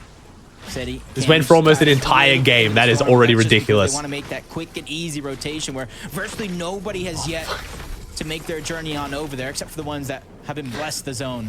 You do Max with the 10 gifted, bro. Thank you, Sun with the tier 1, Shiny with the gifted, all the biddies, chat. I'm so sorry. There's so many. I can't actually read them all. Thank you. My chat looks insane, chat. With all the fucking highlighted messages. Look at this shit, bro. It's a fucking rainbow up here. Try and drop right into a duo, but oh my god, thank you, chat. I don't even know what I'm looking at anymore, bro. It's just full sensory overload. Dude, this will never feel real. You can start to pounce, but okay. Fortnite, lock back in. Thank you for level 17 hype train, chat. I gotta lock the fuck in on the Fortnite though, bro. I'm here for a reason. And this is why it's important. Thank you so much. I love you all. Vaniac and Swizzy rotating to this edge off of the refresh. We're wing jumping on the loot Ooh, unfortunately, that's only Siphon mats though. Bro, Vaniac and Swizzy are playing this so well right now. Bro, so many people confused why Swizzy and Smokey split after looking good. Then people confused why Swizzy and Putrix split after winning FNCS. Swizzy just might be him, bro. Apparently, Swizzy is just a winning formula. No matter who he's with, he's just the GOAT. Nice way to slide on into that gift. You can see up above, it's Vex. Malabuka's still solo now. Who might just be able to maintain height here. Good zone close on that side, though. I'm trying to calculate it. You Martin, Icy, Gengib, Hyde, Lucid. Left alone. Has it with a 3 months of tier 1. Thank you, bro. Thank you, Martin, Joey. Thank you for all the support, chat. I appreciate you. If you're getting it this sub, please at the person and tell them thank you.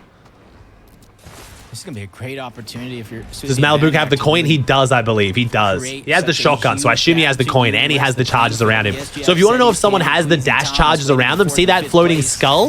That marks them as having a dash. 3 is the max you can have. Obviously, you can hold on to them from going in the water, but... Thomas gets an Elim, but Thomas is so weak.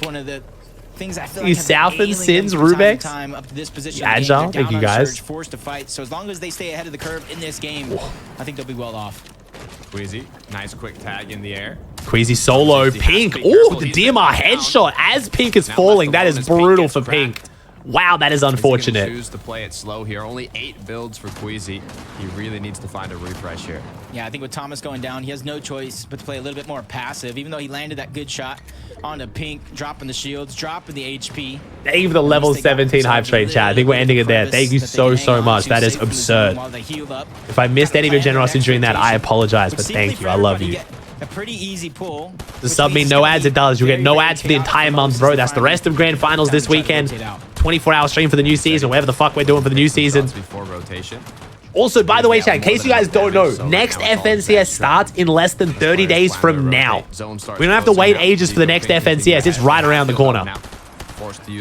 We go from this into new season into FNCS all within 30 days. It's going to be crazy content. I'll be doing some big streams for this next month. Yeah, this is one of the most consistent teams for a reason. They know how to get out of tough spots when it calls for it.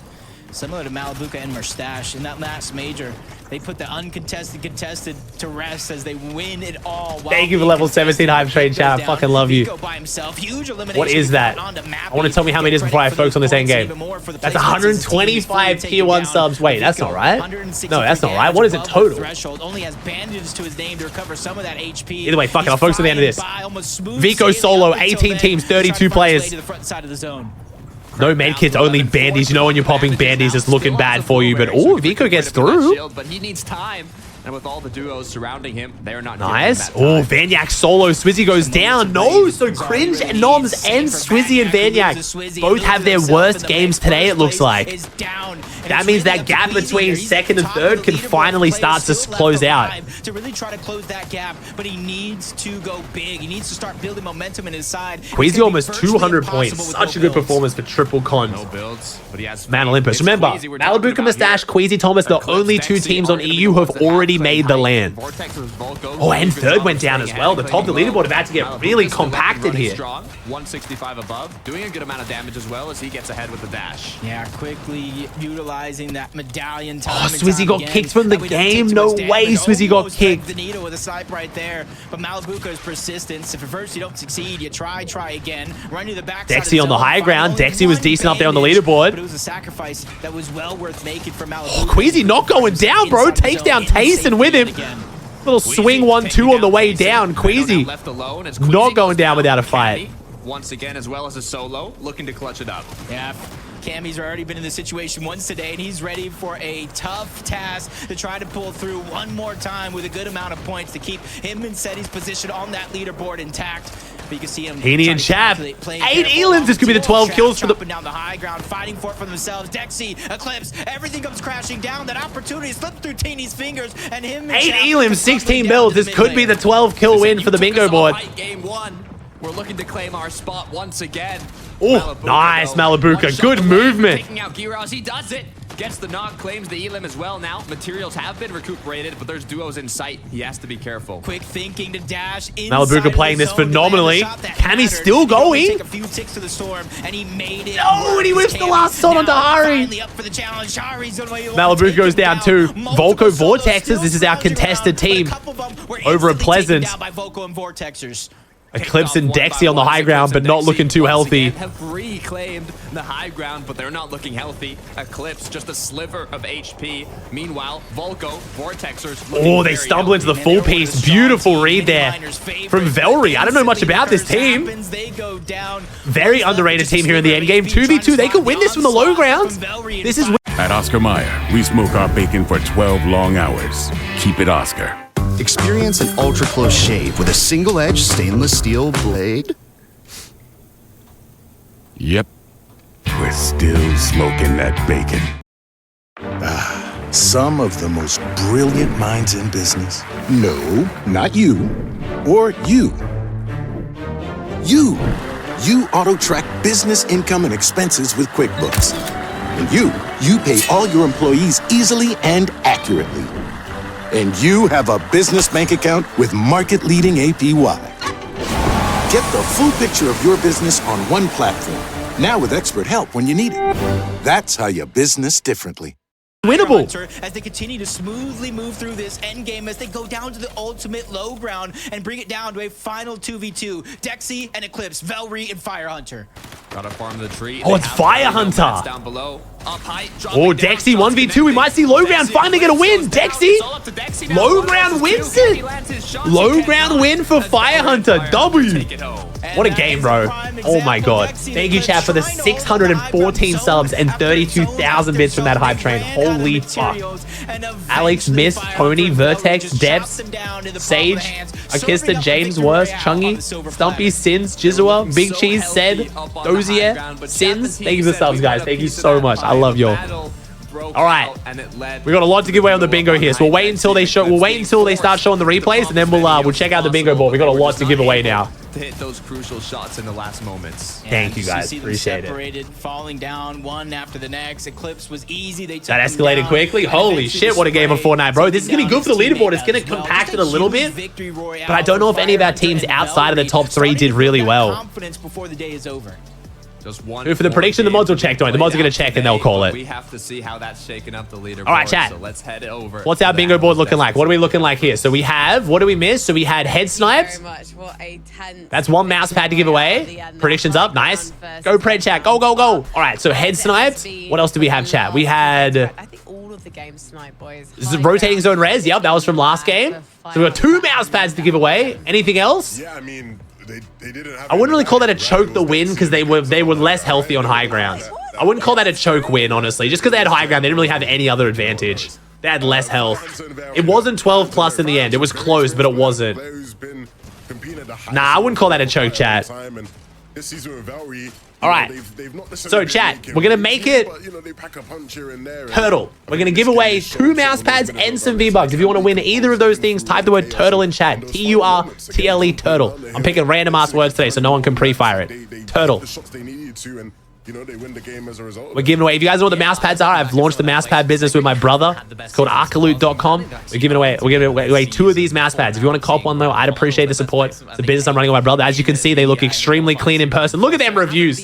Holy shit, look at the W reviews. I love my community. Arcaloot.com if you guys want to check them out. We're giving away 2 of those in this giveaway and some V-Bucks. I think they're a team that kind of have a lot to do in terms of storm. Actually, those reviews look sick. I'm not going to lie. I actually haven't seen so many of them in person. Hell yeah. The lavish layer area. So that's so cool, bro. That makes me so happy, man. Genuinely. Not so much, but clearly got so much talent. You splash? Low ground, they played it really well.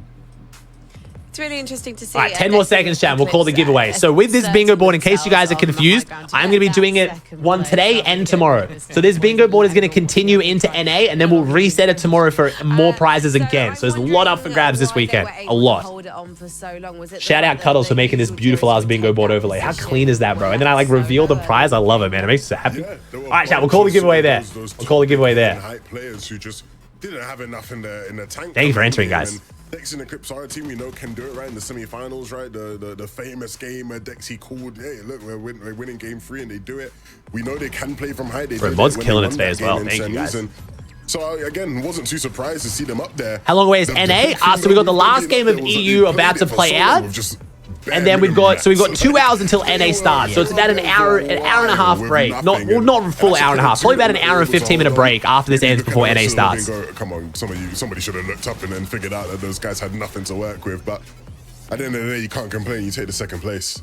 Yeah, 100%. I mean, they won on. Oh, they had a good game. Yo, boss. There. They won and Bones, thanks to subs, guys. The Harvey, Matthew. Well. They're a team that do like to go for it. I think it's difficult for them. Does Malibu get back to the top tomorrow? Don't know, bro. It's a rough day for him, man. But they're a team that will go for it if it is almost gifted to them. They had a really good grand finals last season as well for a team that we don't expect to do too well. They came 14th. I'm pretty sure I remember them winning a game on height there as well. So I think this is a duo that kind of have gone under the radar in terms of height teams because they're not the ones that are going to be dominating it, asserting it every single game.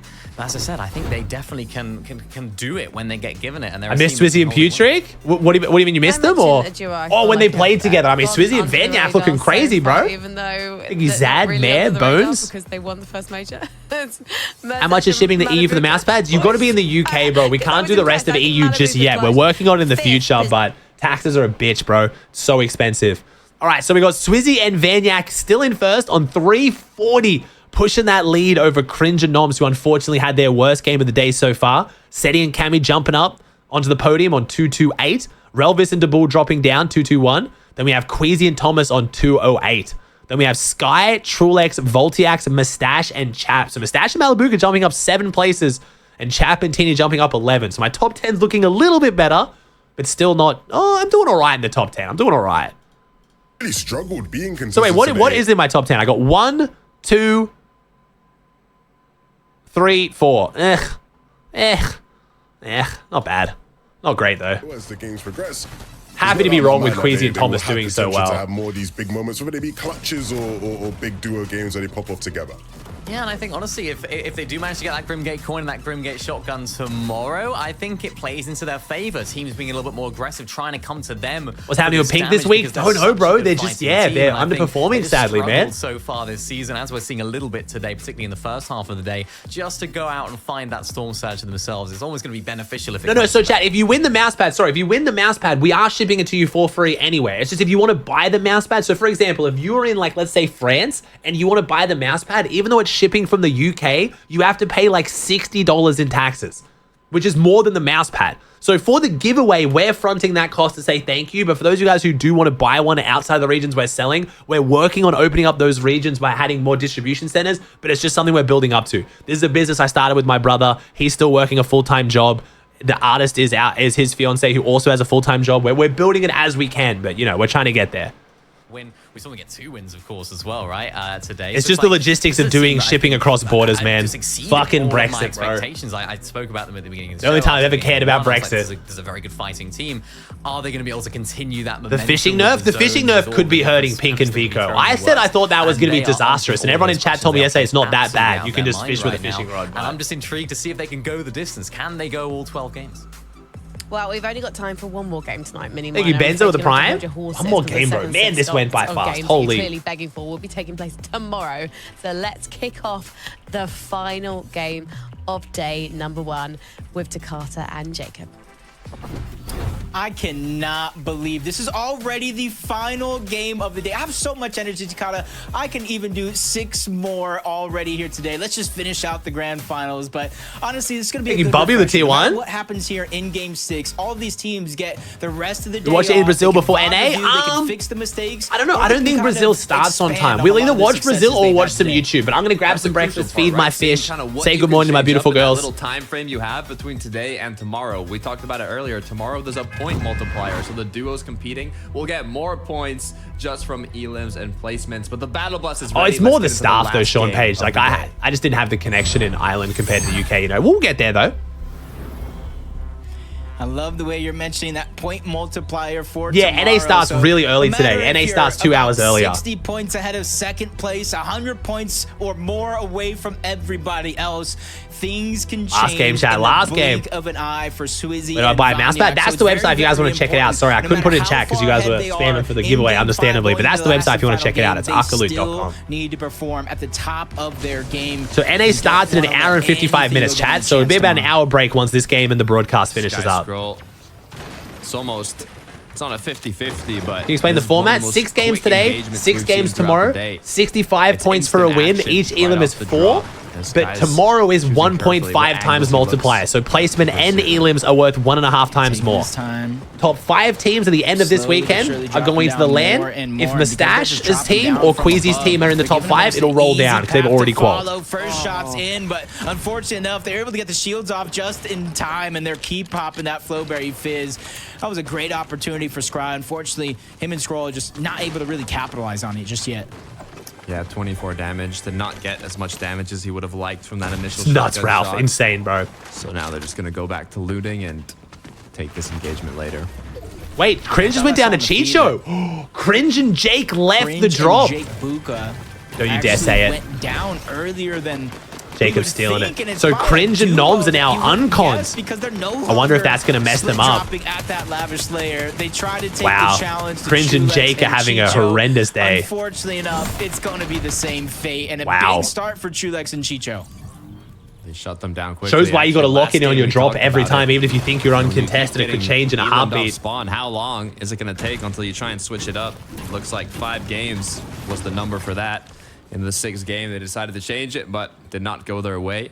Good news is now they'll have a bit more time. Dig Fortnite. Wait, did Blood actually tweet this? But Chicho and Trulex, they might not be done yet. If Swizzy wins, I'll strip myself naked and start OnlyFans from Blood X. Swizzy Banyak first on 340. Oh shit. Blood X makes some ludicrous claims. We've never actually had to try and hold him to one of his claims though. It was during the Fantasia podcast. Oh shit. He said win overall though. We'll see. They got to win tomorrow. I mean, they're happy with those 2 elims already off the start. They don't need much more. They just want to start. Blood has farming made up, some recuperate crazy their claims mats in and my get chat more as loot. well. So they will continue just making their way more towards the center. Yeah, kind of moving on over towards Reckless Railways is what it seemed like there for a moment. Reason and Vidil just outside of Mount Olympus. Kind of see their inventory as well. Not necessarily the most heals in the world, but I know. Reese really was cheering on Jake Buka. It's been a rough day for the Scots. Some of the earlier games going up against Queasy and Thomas. Bro, Reese on a deal doing so much better than I thought they would today. Even 156 points, I'm shocked by. Only 6 of them. Oh, actually, not really. What is top 10 right now, actually? What is top 10 on the overall leaderboard right now? Reason and Vidil are just split up. 156. Okay, yeah. I thought they were going to get like 15th to 20th was my prediction. I assume it's looting. I was going to say maybe Vidil. With how good they are, even with shit loot, I knew they could get like a top 20, but I just wasn't as confident in the top 10. Maximize their efficiency of the early game route. Queasy Thomas. You can with the tier 1. I'm trying to see if something changed up here at Mount Olympus. I don't see any elims on Queasy Thomas. I see one duo, but I wonder if the other one switched locations. I feel like a couple of those early games have Queasy really Thomas forced a doing huge very thought well. process around a lot They of were the duos 2 big landing name towards teams on Mount EU I Olympus. didn't think How were going to do well just because they're drop is spots. it to really kind of 50-50 fight it all out right out of the gates? Especially Oh, in Game Vico and 6, Pink where trying to you have a see yourself comeback on the here. This has leaderboard. been It might not be where sadly you a want big it to be or disappointment even so far expected. today. So you almost want to change up early, a game before tomorrow, and start to plan just something else underneath your sleeve, as Pink and Vico look like to be the aggressors here against Laha and Konvic. Pink just a little bit of damage forced further. Kobe's just holding the Nemi, bro. He didn't even let go. Drop down altogether. Don't often see the Nemesis used like that, but hey, if it works, it works. Oh, Vico. Oh! Clutch happened, the 1v2. Vico blending him right now. Oh my god. Combat handles that very well, but nice piece by Vico. If he wants to win the 1 versus 2. Hey, I feel like if anybody's made for something like this, it could be either one of these 2 teams on the duo. You see the Flowberry Fizz, Legendary Banana. He's just trying to cover as much distance as quickly as he can to try to disengage out of the spot. He could choose to try to continue to go up that mountain. There is a launch pad up there if he can make it towards the other side, but he is just getting tagged up left and right. The Flowberry Fizz, the same thing he's using to try to escape is the Don't know, Moa. Don't know, bro. I didn't see anything about it. Does seeing Queasy and Thomas do well change your opinion on Booga doing well? Yes, it very much does. Yes, I end up putting Booga Ages in my top 10, but yes, I now think if Queasy and Thomas can do this well while Condor Mount Olympus, I'm much more confident in a top 5 from Booga and Ages. Much more confident. Also, Booga and Ages have been one of the only teams on any region using the wings consistently coming into this. So seeing how good the wings are coming out in Grands could be really good for Booga and Ages because they've got the most experience with them. Yeah, that was what I was going to say. It's duo partners up, so this is an improvement from the Yeah, if you want to check out my top 10 chat, it's on my most recent YouTube video. I got my top 10 for EU and NA. I will say, I forgot to talk about Swizzy and Vanyak, but they were on my top 10 for EU. I had them on my list. Don't tell me I didn't. I had it on my list, and I forgot to talk about it for YouTube, and now they're in first. Go figure. Fucking curse. Position is going to be known as he gets tagged up, trying to run away. Trash actually takes so much damage thanks to the backup of Sangild, who drops the shields altogether, and this is where they're going to get the green light to go.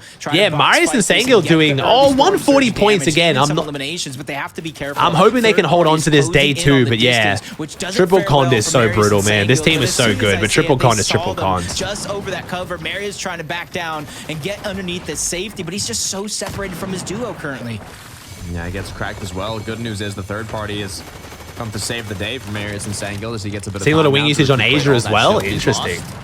Almost found an opportunity, but this is just Zagu loves his tag. 2v2v2. Yeah, just a lot of commotion going down. You really have to pick and choose, and there's even a 4th team, a 5th team entering into the mix, going in this direction. I think Glubshy and Trexer give a huge distraction. Yeah, the no chains has been interesting. It did really nerf the fishing spots, unfortunately, though. Over from Rebel's Roost. They didn't get the damage they wanted off of spawn, so a lot of these teams, as they switch Here we go. Let's see if Cringe and Noms do worse now that they're uncontested. Forcing other teams to switch it up as well if they want that They were clean wiping the team, though, so they're really only getting about 200 surge, which is not that crazy. Boxed up with each other fighting. Noms, Deja Vu, Wait, did this team land on them? Is this a new team contest them, or do they rotate in? I think this team rotated in. Either way, it's that sneak attack that he's looking for. Play us a song, Noms. Play us a song. Rotated in, okay. I was going to say. It's a very uncomfortable couch. You know, you got to give Noms and Cringe so much credit in the world, because that requires a ton of patience just to be able to sit there, not get overzealous, not just shoot some shots just to shoot some shots. You seen Thomas's top 100 on CSGO? I haven't, but I'm not surprised. Thomas's aim is absurd, and the Danes are just like bred for Counter-Strike, bro. You see Cringe and Noms once again just kind of. I feel like Counter-Strike is one of the most popular sports in Denmark because of it. The Astralis boys, like they see that as like a mainstream sport. Nice connection as now. Cringe does not want to fully commit. Yo, Slim, thanks to T on 10, dude. There are a few tags, but with the counter attack coming through, Cringe getting cracked. Noms now. Is the upper glider meta? A lot of pros using the upper glider because it's really hard to see someone who's flying above you with the upper glider. Oof. Just the constant separation between the two. It's not costing them a lot, but definitely putting them on the back foot in more of a defensive position, which is not necessarily what we've seen from this duo. What's up, Reptate? Any surprises? Quite a few, bro. Yeah. I'll make a recap video tonight, chat, talking about today and also like you know, what I was right about, what I was wrong about, all that. Also, it's Appa, so he's adorable. True. You've actually been one of the duos that's most likely to land the first shot. There you go, chat. There's your top 5 on the right side of the screen right now. Could be a reason to their success in all of these fights. Sky and Scroll standing quite strong so far, but like we mentioned earlier, day 2 is where it gets even more intense with the multiplier on the amount of points you get throughout the games. So right now it's kind of setting the stage for what's to come. You play Minecraft tonight? No, that's tomorrow, bro. So today will probably be like a 10-hour stream. And then tomorrow is the long stream. That's what that timer is for right now. So we'll definitely be playing some Minecraft at the end of that. One game lead going into tomorrow's format. Obviously, depends on how many eliminations, you know, double digits plus a win that you get. It's been fun though, man. But I think they just need to kind of set themselves up. Also, chat, thanks for bringing just good vibes, It's not even just like the subs or the viewership, just genuine like chat vibes. People aren't like bitching and bickering and arguing with each other and just being fucking miserable. I appreciate it. Thank you. It's been really good vibes today. It's been really fun. The Buell having lost Relvis though. Sylvie with the Prime? Being so far in zone with the duo close by. could lead to danger. It really depends how long he takes here. 6 points for a kill tomorrow is crazy. Yeah, very crazy, man. 100 points for a win and 6 points for a kill is nuts. He's forced to get the fruits, You can have some the crazy vegetables, the cabbage, comebacks. the corn, anything that he can get his hands on for just small amounts of HP. So even if he You're going to does break have your the all-time read sub card, record time? My he all-time almost sub has to record is go like and travel 15K. So no, that into was after I did a zone to get massive the read because subathon at the end of one of my biggest seasons of all time. That was Chapter 3, Season 1, right when I moved to Canada. That's going to give him a huge amount of information high in the sky. Scoring is different tomorrow? Yeah, 1.5 times multiplier tomorrow. Oh, nice, Lamb. Hell yeah, bro. I'm glad you're enjoying it. Once again, I'm excited to Noms and Cringe. keep playing some Minecraft tomorrow. Just choosing to refarm up as they wait. There is a duo below them. There are duos around them. But they know that they could be hiding just like Dexy is, and it's not really How come there is basically no lag on like the last season of Grands? Epic finally addressed observers. So the people who are watching these players right now and giving us these perspectives were massively increasing lag with the way they render information and like have to take information from all the players around them. They finally fixed that. So lag is like non-existent in Grands now. It's amazing. The most underrated change. As soon as they announced that change, I was so excited. They do have all the time in the world to pick where exactly they want to Oh, it's a position bull looking themselves. rough. Oh, he gets the cabbage off on 1 HP. My man pops the cabbage on literally 1 HP. Oh my god. Had that duo close by. It looks like they found each other. But just with that cabbage, sliver of HP. What do we got to keep us going now, though? We need to find something. What's no here? More fruits to work with. You can see the desperation here. He needs Cabbage to is a find vegetable, Takada. A med kit, a banana, something to get him a bit Come of on. HP here. Is that or he's bandies? done for. He's looking for bandies. Yeah, He's this marking. is He's trying to find He's got bandies. the last hope moving on over in this direction. Bandies. Bandages. Bandages. Apples, Oh, bandages. bananas. In the cone. In the cone. In the cone. Really I not swear there was finding bandages in any that signs of cone. water-bending No, I swear there was ability, bandages in and that this cone, is where chat. time and luck has run out in our It was a sixth and final med game of kit. the day. It was a med kit in the cone. Why did he not check the cone, bro? It was right there. Why would he not check it? Coming to an end. Oh, I knew there was something in the cone. Noms and Cringe. No. Already There's no way the ops team was ready to be like, this dumb motherfucker. Like, the ops guy was like, this fucking idiot. Just like zoomed right in on the med kit. Look at this dumb fuck. Cringe and Noms land the Ops guy got his moment, bro. He was so ready for that. Oh, that sucks. That's so unfortunate. Well, I mean, to be fair, he's in zone. It was probably looking pretty rough. Like, is he going to do it? Is he going to take the porta potty? I know he's trying to at least cut Rip. off an exit. Cringe and Nom still doing well here, And even though while this wasn't the uncon now. original This team is that they were big. fighting over towards Lavish Layer. Dexy and Eclipse did move over in the direction of Lavish Layer. My biggest assumption is possibly trying to get Storm Surge for themselves, which caught the attention. That's why you got to use high meshes, bro. That never would have happened to. Wait, who uses high meshes? They're literally any known pro, like notable pro. Savage still does, right? Huge blessing in disguise for Dexy. Savage is the only one. I know Oatly used to, but now I think it's just Savage. So Savage would have found that main They've already kit. done so much damage. That's it. But they have to decide now, is it worth it to take on a full 2v2? We're stuck in the window. Without having the upper hand in the engagement. I think Booga switches for Grands. Really? You see that Interesting. over towards Rebels on the left? On the west? Underworld Medallion has been dropped. Somebody's trying to play sneaky around the Underworld to either get a teammate back or try to get some free Storm Surge. Interesting potential decision. play. For Oh. Ron and for Strokey. Robab almost loses that one to Tayson. Huge Tayson shot and onto Venno. Tayson. Another big Taking underperformance out today, the bro. Interesting. Yeah, that's not good for Our last predictions game across the ever coming board out of haven't been Tayson. that bad, but some of them have been They started extremely this game wrong. 6 in around 11th place. Let's see where they fall after it's over. And for Venno and Tayson, they're one of the teams. You know, you heard Minnie, Frankie, Levin talking about it. When do you push that panic button? We'll wait to see after this when they break it down and see if now is going to be that moment. With 6 games and a whole different format in terms of point totals. If you come prepared tomorrow, you can really take over the competition. Cammy and Seti again. Good start, but don't begin to run away with it in the final game. they're still looking good though. They just always look so shambles. They look like they're always doing terribly, but then they pull it off into a sick end game, bro. I mean, we knew if any team was gonna have some weird strategy, it was gonna be Cammy and Seti. Kind of taking slower rotations through the zone. Did my man just get a shield fish out of a regular non-fishing hole? Surely not. That's some insane RNG if so. So they kind of pick and choose more of a safer rotation and not You put Raznip with the themselves in prime? danger beforehand. Top 5, chat. Top 5 make it to land this weekend. Seti and Cammy kind of known for the slow style gameplay. In the end game, they begin to pick it up. He got the AR. Oh, I thought he switched it. I thought he switched the shieldfish into his inventory and dropped the gun. Vaniac and Swizzy just on the edge of the zone, not too far for them to rotate. They're just trying to peek Bro, back. 340 points. This team is so impressive today. They see the reboot coming off. Oh, they saw somebody else 58 tag. Oh, he gets the knock on that. He gets credit for that. No way Swizzy gets that 4 points. That's big. And that surge. Be careful though. Cringe and Noms from crouching Eclipse to is aggression. gone. Might have just caught a player off guard. Eclipse once again. Left to run away. With the shots Oh, Cringe and Noms are chasing him down. SMG now actually Cringe and Noms very confident on their surge for a team that was uncontested, and I am so impressed by this team. Underworld loot as Dude, I well. really We saw hope it get Clicks and dropped Whale are on paying the attention side to what of Cringe the and Noms are doing here One because team's trash they're is playing another so team's well. treasure, and without I think the aggressive difference Cringe actually and is, though, I Noms, don't think Clicks and Whale can play like Cringe and Noms because Cringe and Noms were conned, but even now when they were unconned, a team always aggressively pushes into them. It seems like Clicks and Whale are the ones who have to play aggressive and chase everyone else down. But hey, they're showing that Lavish is a winning drop potentially. I've been thinking this is not going to be a Clicks Whale win just because Lavish is dog shit. Not dog shit, but it's not a winning POI in my opinion. But hey, maybe Clicks and Whale can do it. And with the max materials, solid loadout, 215 above water. Watching EU this morning has me even more excited for NA now. There's so many teams that I wrote off on NA or at least thought they weren't going to do as well as I'd hope. And I'm being proven very wrong by EU, so it makes me even more excited.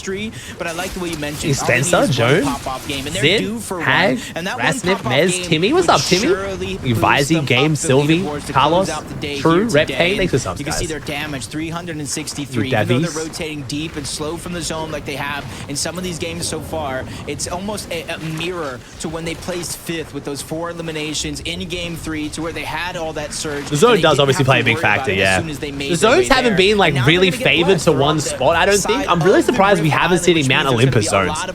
We've been getting so many Mount Olympus zones in the quals. Oh, Swizzy Vaniac, Swizzy down, first place solo. With the duos looking back at the zone from the Rift Island. Vaniac, though, has lost Swizzy. Got the 2 eliminations, but with the pressure from the surrounding areas, they're going to have to overbuild here. They do have the materials to do so from those elims, so now hopefully we're okay. You can pick Swizzy back up. They have, they're all top left? Really? I feel like we've only had one in the new area. Are you sure they've all been top left? I think they've all been a lot. I think they've been like north focused, but not like east west. Yeah. This day, and that's going to be a huge saver right there. If we look back at moments, if this point spread gets higher than the current total of 54, if we look at times like this, to where Vaniac was once again able to save the day. Pick up Swizzy, get him back into the game, and you can see their damage just before Storm Surge turns off. 250 plus above that threshold. There's going to be very little for this team to worry about. Yeah, they have that full Wings of Icarus. So they can continue with these rotations just like you're seeing on the screen here. Vaniac. Oh, bottom right edit. Oh, great way nice to get at both opponents while still having pressure applied from all angles. Yeah, they might have got the Olympus medallion as well, so they're going to get a little bit of a speed boost. Kind of help them, or at least one of them. Wings are just looking so good. Wings of Icarus going to be the ones coming Vaniac fucking slaps him with the hipfire DMR. Nice. Dude, the hipfire DMR is actually so good. Helping them a ton when it comes to that storm surge because they have fallen just above 100. Nice rotates. How active they're getting, finding the opportunity. Oh, Cringe and Noms though, only 27 above. When it comes to that threshold. Being unconned is looking a lot worse for Cringe and Noms. Going to continue following Karmi and his duo into zone here. They are 28 below, so they can use this as an opportunity. Booga shot with the wings, bro. I thought we were literally only going to see Booga use the wings today. There was like no teams using it in the quals, and now everyone's using it. From 72 below. So I wonder if that makes it even better for Booga or worse because other people are using it. Or is it because he's the most experienced, it's going to be even better now, you know? I'm too worried here because if they find themselves with elimination, we talked about the Siphon. First shot's going to be fired. That's they got their surge up, which is good. I think Cringe and Noms, they're just trying to back down to their opponents, give themselves a couple seconds to stabilize their position, get the heals back on up before they assess their situation on the DMR was starting to use in the beginning of the season. I mean, DMR was picked up by pro players literally as soon as they released it. At least most of the pros started using it just because it's so good for Surge. They want 4 more points too. But let's not pretend it's because the DMR is insanely good. It's because they made every other gun so shit. Rock in a hard place, some would say. Oh. Gotta be careful, but they do have. Oh, he can't take the wall. Solo. Issue is, there's so many more duos in the area. They have to be careful. They know this though, as they quickly decide, you know what, maybe It might just be more worth it to start rotating. Flowberry Fizz gonna come. But yeah, like if they had Red Eye in the meta or even like the Twin Mag, no one is running the DMR. And it begins. Gotta be able to be careful. Pick and choose these moments as Crims just gets beaten. Nice. Cringe goes down though. Nom solo and he's below Surge, which is really bad for second. Both Swizzy and Vanyak are about to massively extend their lead here if Noms goes down. This is crazy. Dude, Swizzy and Vanyak might be running away with this. I'm so happy it's a 1.5 times multiplier tomorrow. Because they are about to have a big lead. Are going to be looking back at him. So he has to choose his entrance wisely. And it might just be Zohan. Come on, Chris. Come on, Noms. What do we got, son? Come on. Hold on. Getting closer and closer to the edge. Bro, I'm so sad I forgot to talk about Swizzy in my YouTube video now, because now kids are going to call me a liar when I'm like, I conveniently forgot about him. He was on my list. The hardest thing, it's surviving a situation like this when you become the focus of the lobby. Luckily for him, overbuilding only takes a second. And a lot of that focus instantly stops, especially since there's a whole nother duo trying to rotate, and they're positioned a little bit higher up, which gives teams a better line of sight. And that's why Vortex are scrolling, not even on the same team, but they target out that. All right, Noms is still going. And take him down. Surge is gone only for now, though. There's still another threshold. He needs to get to top 25 players now. Only thing left now this is going to have to be a godly solo clutch from Noms here. Once again, zones are definitely not on Noms' side. No, Noms is not getting any favors here. Game of the day. Ooh. Okay. But a nice little elim. Why not? Getting picked 4 up. points, a bit of Surge. We take that. Burst SMG. I don't know how he saw that guy just kind of. Oh, here we go. Let's see how balanced this item is. Nice. Jump on board Seti and Cammy. Having the same struggles as some of the other players here, down below the threshold. He was able to at least get one. You saw him it makes sense. This is a good item. Another opportunity at an elimination, and even more with infinite ammo. I don't see any problem here. Something that I feel like a lot of people are using, but not the way Cammy's using it. I mean, Cammy is making it look exceptionally good, but I just don't think there should ever be an item with infinite ammo that you can use for Surge in competitive. You know what I mean? From the back as they're like you can literally lobby someone and it costs you nothing, like zero risk or reward. Like you may as well shoot at everything. It costs you zero. I could see. I feel like that's not a good item, but hey, whatever. You know, we always need a little bit of memes in Fortnite. A lot of resources, but you can see him trying to think a couple steps ahead. Create some elevation for himself. It's going to be a sacrifice of those. Thomas and Queasy trying to have a good game 6 here. Necessity as Thomas Queasy still trying to move through almost unscathed towards the side, and they've been rewarded for it. They get the front side of the zone, which allows nice them to have position. A little bit of an easier rotation. But looking at their loadout, this is game 6, chat. Last game for EU today. The easiest rotation, and almost forced to find some sort of a refresh to get the materials and the heals that you need. From Xing Xing to Whoosh Whoosh. Don't forget the toilet flush. Don't forget the reload animation that sounds identical to a toilet flushing. My favorite part. Ooh, Flixie and Yanis looking for their comeback game as Flixie and on high ground. Are closer to the high ground. Actually fully on height. As they're even connecting shots onto Vexy. And they're going to be looking to hold it. And it's Thomas. They're the second most dominant height team throughout the nice expansion there by Thomas. Need to solidify and execute on that. NA starts in an hour and a half, chats. We've only got about an hour break by the time the broadcast finishes. But Queasy's the one that's going to get knocked. Thomas. He has a moment here, a couple seconds to try to reassess the situation. Yanis, no, Yanis, not Yanis, bro. It's German. Vanyak, build is not going to be easy as Vanyak finds another 4 points with that elimination.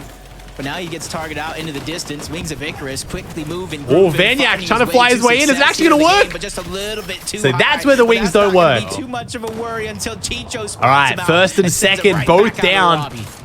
Wait, Noms did go down, right? Did they stop showing Noms? His toes into the water. Zone pulls back once again. Just one build to work with. He did, right? Did he go down?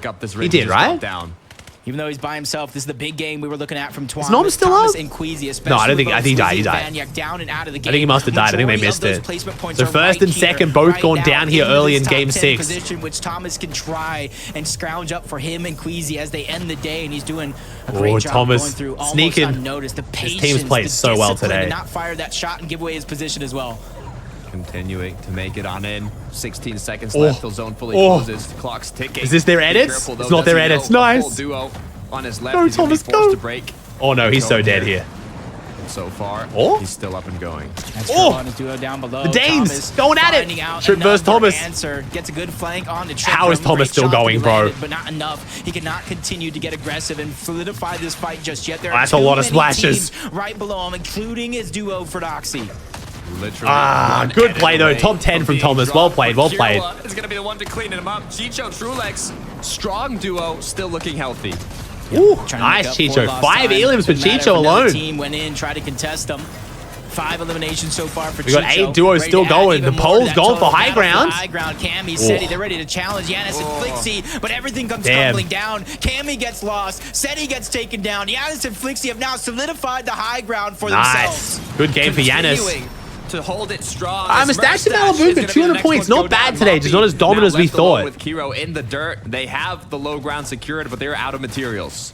Gonna be a big moment for them if they can really rise to the top. Trippin still alive as well. Fast Roki dropping down simultaneously. He's gonna take down 4 duos. It's gonna be a good finish. Himself to Kiro, but luckily Fast Roki still has his duo left alive, trying to get the points. Chicho, Trulex challenge high 7 shots in the DMR for Yanis. They don't have a lot of room to apply pressure here. Down low to the low ground and separated as Chicho falls. Trulex left alone, has a banana, has a medkit. Gonna play the heal off. Nice, good banana stagger. This will get him a top 3 here. Maybe even a top 2. He's no stranger of. He was able to pick up those 38 Oh, a lot of old builds in the way. We might go to a full heal off here. To give him a qualifying opportunity just to make it this far, and he's staggering himself back. Hopefully, some of these duos go down, giving him free placement points or position on the flank. Trulex is going to have to win a 1v2 somewhere, most likely. Snatch together an opportunity to steal the game. Once again, Clover getting put to good use here. Continuing his rotations, but the remainders are just nice. duos. Mappy on the low ground. Mappy and Kiro being a bit quiet today. Make something happen on low. Oh, Flixie has to reload. No. Flixie gets the knock. Trulex Yanis should win this with the 2 make hits. Yanis wins this, hopefully. Alone, but he takes out Trulex. Still 3 teams though, 2v1v1. A lot of the players' duos are down. Yanis playing the heal off early. Can Mappy get to it? Mappy tries. Oh, Mappy goes down. He cancelled the med kit though. It's a 1v1. He did his job. Yanis and Flixie win it, baby. In his inventory with ease, steals the game on back, and that was game 6, chat. Last game for him and Flixie. All right, well, wait, then we'll check the bingo board and we'll check the prediction as well. What a day, bro. Weird finish, though. Weird finish. Our big names went down, but... Dude, how weird is it the Grim Gate is just a nothing talking point today on EU? Dude, it's felt like we've gone from having the most broken item in the game, like, ever, to it just doing nothing on EU. Does that make me think that NA will go differently? No, I still think Peterbot and Poyo are going to dominate NA, but we'll see. NA is too scared of Peterbot and Poyo, and that's why it's so good, but we'll see. I might be completely wrong, but so far, Grim has looked terrible on EU. Not even terrible, it's just nothing. Like, I haven't even been following who has it. Like, we haven't talked about it all day, which is crazy. Maybe because everyone's using the wings, so, like, they have mobility now? I don't know, but this is not how I thought Grands would go. The inventory was more than enough to close it out, and now with that victory, Royale secured on day 1 of the UFNCS Grand Finals, they're going to be going into day 2, feeling quite happy. But there's a bunch of players who have won some games. That Clicks is not landing a Grim Gate. Shut up. Clicks and Whale are not landing a Grim Gate. Shut up. For day 1. Thank you, boys. Can't wait to have you back here tomorrow. For I don't give a fuck. I swear to God. Wait, what? Grand finals. Clicks, you put everything on your mother's life, your life. I don't trust anything you say now. Like, what's something that you can... There's nothing you can put it on. I think you've put shit on my unborn baby's life and died. You put it on my unborn child's life, you're going to win a game, and then died on spawn. I don't trust anything you say. We are landing Grim. Epic Whale, I want you to put it on your mum's life that you're dropping Grim so I can trust you. Do it. Right now. That exact sentence. Not just yes. On my mother's life, I'm dropping Grim. That's what I want to see. So we can put that on Twitter when you bitch out. It's a nice way to end out the day. He's taking his time, chat. He's taking his time. It's not looking confident. Fantastic players. I mean, they're bitching out. I knew it. Clicks, I don't trust his word, but Whale would never do that. Full quiet, chat. We got him. Tried to farm the content and we caught him. We caught him, chat. We caught him. See them in the late game today, and it just shows exactly what they can do. They can win on high. Of course, all right, chat. What do we got for the bingo board? What do we get? Did we get any extra bingos there, chat? I swear we had some, didn't we? Did we get any more bingos before we jump into NA? It's nice to see them winning on high. It's nice to see them ending the day in style. I don't think we did. Continue that momentum in tomorrow. Yeah, it shows that experience that these two players have, right? If they can get to that end game, they can definitely secure a victory. Emote on? Someone emote? Remember, this is going to continue into NA chat, so if we don't get it now, it's right. That leaves more spots for NA. Loads of victory royales at the moment, but they are. All right, we'll still do our V-Buck giveaway though, chat. We'll still do our V-Buck giveaway. Let's make it. Yeah, Cammy's been really. Let's make it grim. Me today. I think So, chat, if you guys want to win some V-Bucks, type the word grim in chat. GRIM. We didn't get any bingos that game, but don't worry, we still got the bingo board rolling for all of NA, and then we're going to reset the bingo board and have a fresh one tomorrow for EU and NA. Cammy's got you covered. So, chat, that is EU done and dusted, but remember, NA starts in about an hour and a half now, so it's not that long of a break. Go grab some food, come back. If you aren't coming back, though, thank you so much for all the love so far today, the views, the follows, the subs. You guys have been amazing. The vibes have been fantastic. Thank you so much. But we do have NA starting in an hour and a half, which is going to be a big one. Appreciate the support, though. Thank you so much, guys. He said, on your life, he's landing grim. I don't... These motherfuckers put everything on my life, bro. I'd be dead by now. Only one game outside of the top 10 today. Yeah, the game plan's been on point.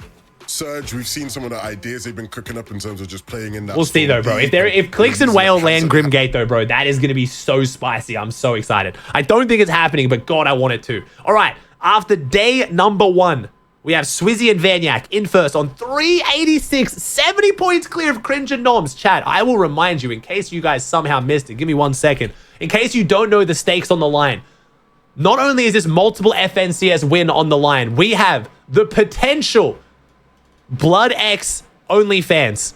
Blood X. If Swizzy wins, I'll strip myself naked and start OnlyFans. My man put this during the podcast on oath. And we have Swizzy and Vanyak that far in the lead. I'm just saying, there's a lot on the line here. We'll call the giveaway, chat. We'll call the giveaway there. Thank you, mods. So Swizzy and Vanyak in the lead by 70 points. Blood X OnlyFans in the equation. Cringe and Noms, fantastic first day from Cringe and Noms. So this is Cringe's second ever grand finals, and they're in second on 316 points. So impressive.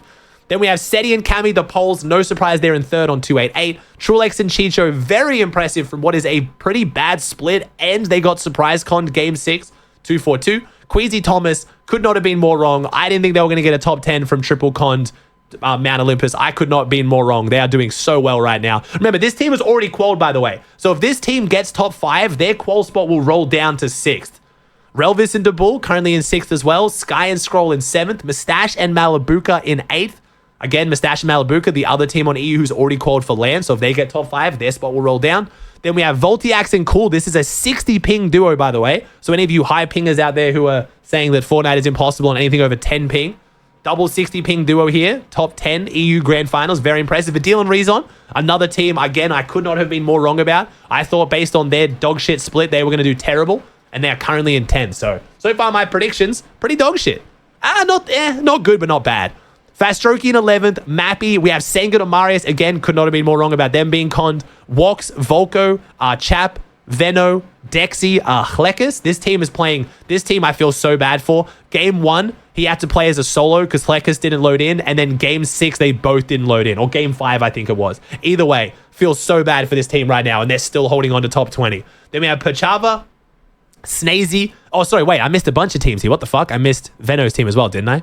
Veno and Taste in 17th, a bit surprising. Snazy and Podesai, Curva, Giras, Vico again. Vico and Pink. Very big underperformance so far today. Very sad to see this team so far down.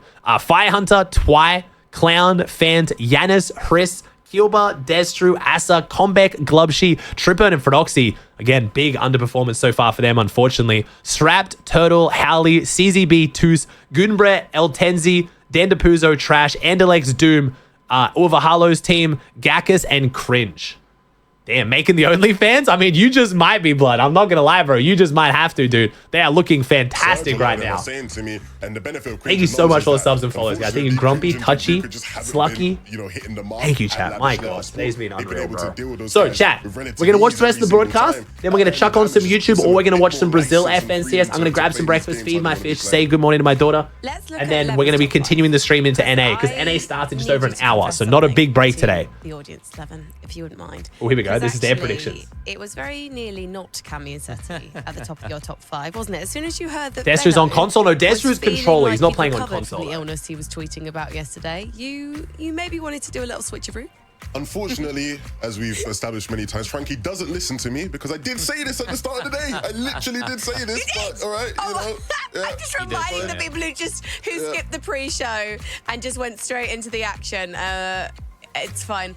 I was paid to move the conversation or not actually listen to the conversation quite clearly. That's fine. That is fine. I will say the big thing though is, again, you know, when you look at how last major went, the placements on day one relative to what they were day two, very different. 1.5x points, it makes a big difference, right? It's, in a weird way, it's almost like we're not even actually halfway through the competition, even though we are in terms of games, right? Because just the amount of points available, you know, still in this competition are so much more on day two. You know, we saw the likes of Marius and Sangud last season go from 38th to finishing in 4th. I think Kiro and Kidua were 23rd, finished in So third, chat, right? for those of you Like, guys who can want make like my big thoughts on how today went and like my predictions, I'm gonna do another update video tonight for YouTube talking about how today went and like which of my predictions were right, which were wrong, what's working, what's not working. I'll do a full recap video on my YouTube channel tomorrow. For Tyson and Benno, then You both the T1, you grumpy, touchy. Taking this.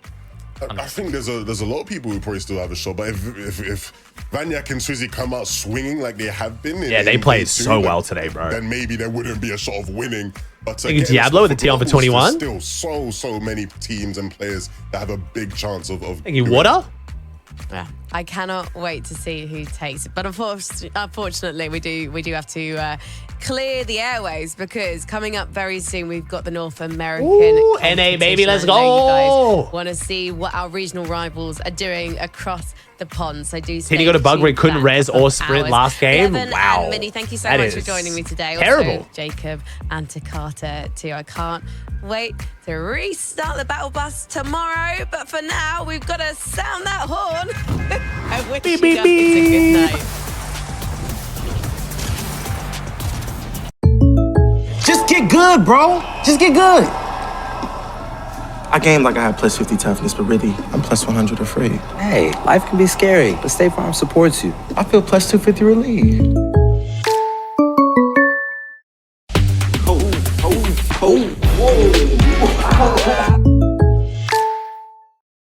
The world thinks there are only two types of people. The French friars and the tot heads. But what if there was a third? Who love the crispy, crunchy outside of our tots with the dippability of a fry. Introducing Groovy Fries. Finally, a potato option the entire world will love. Oh boy. Why would he even come to this? Live free, eat Sonic. You wanna live free?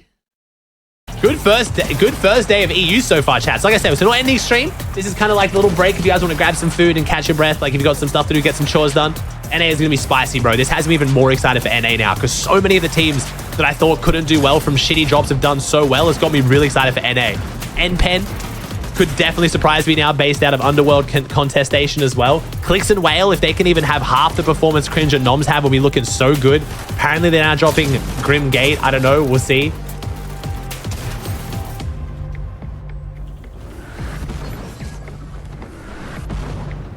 Clicks calling Peterbot. He is not, chat. Epic Whale didn't end up saying anything, did he, chat? I 100% chat. Do we think I'm right here and they're just lying, chat? Based on the fact that I asked Epic Whale and he just went dead silent. Come on, that's got to be the tell, right? It's got to be a bait. I love how I knew not to get Clicks to put it on his live, but to ask Whale. Because the Whale just went dead silent, bro. Clicks would have been like, bro, on my child's life, bro, on my mother's soul. He would have put it on everything and then just dropped fucking Lavish game one.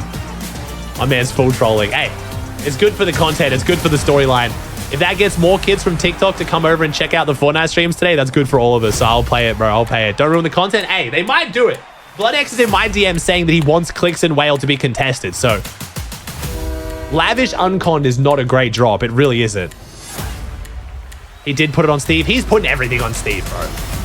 Put it on Steve's life. I didn't read that.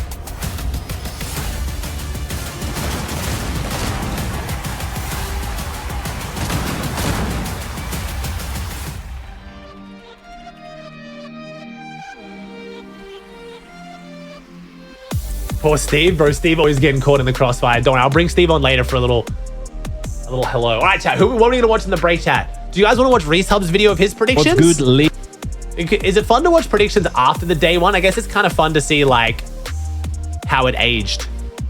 These are going to play out.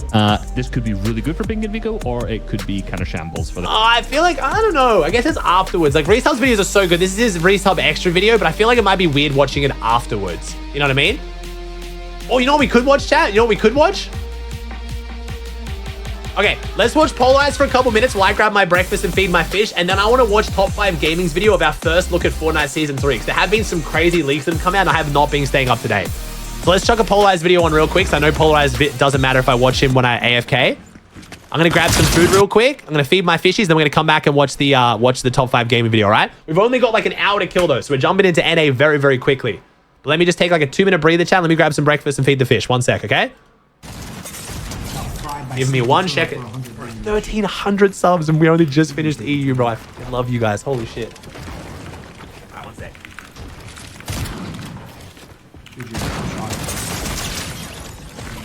200 damage.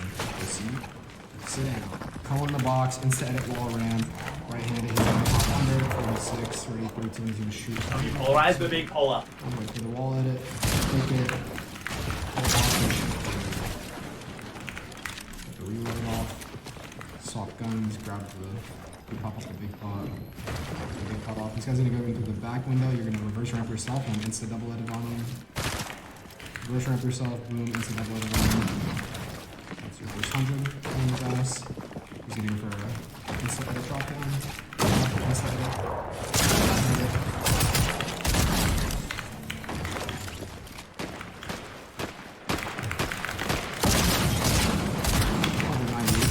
Racist. Elimination. Pop the fizz so you don't get chopped out by the fall damage. Yo boys, before we hop into the rest of this video, make sure to go check out my 1v1 zero delay map. We just made a bunch of new updates and changes. We changed the complete look of the map. Added performance modes, so there's a lot less delay. We have a bunch of new health options, and it's much easier to find by just searching my name in the creative search bar. Let's hop back into the rest of this video. At the middle wall. Box. You reset the wall so you can keep it reset at the back wall. Pull that out. Terrible position here. Oh, it's the same shrews that have been shrews sending me for the past 3 fucking years. I mean, like, what are you doing? Like, there has to be more productive things you could be doing with your time, no? This guy instant pre-fired my wall, and now we put I insta editor like that. And boom, he's an insta editor. Boom, you gotta get out from the fucking banana on your back. Banana in your box. Please. This guy, set that wall. Use the reload. You're fucking dead. GG. There's 700 players on the Piazza, but it's okay because we're gonna get the reload off. We're gonna drop that purple pump. We're gonna use the 35 fizz. Give it some time to use the 35 fizz. Wait 1 second here. We're gonna drop down into the 100 bag. We're gonna instant reset on it. We're gonna instant reset. Make it on it. Let's go for free. Got the net kit. Obviously. Prepare that. And obviously get the reload off. Instant double edit. Take the high wall. Push it back. Shotgun on accident, med kit, bananas, performance edit, like 100. Take the fruit tail from the pink chip rating. Thank you, brother. So we're gonna do is just pop the on. You can take it back. Feels like a belt. You got to fucking full piece. Double edit down. Mess up a double edit, but it's okay. You can break through the side box. I got it, take that. Alright. Okay guys, we left all spawn, let's go.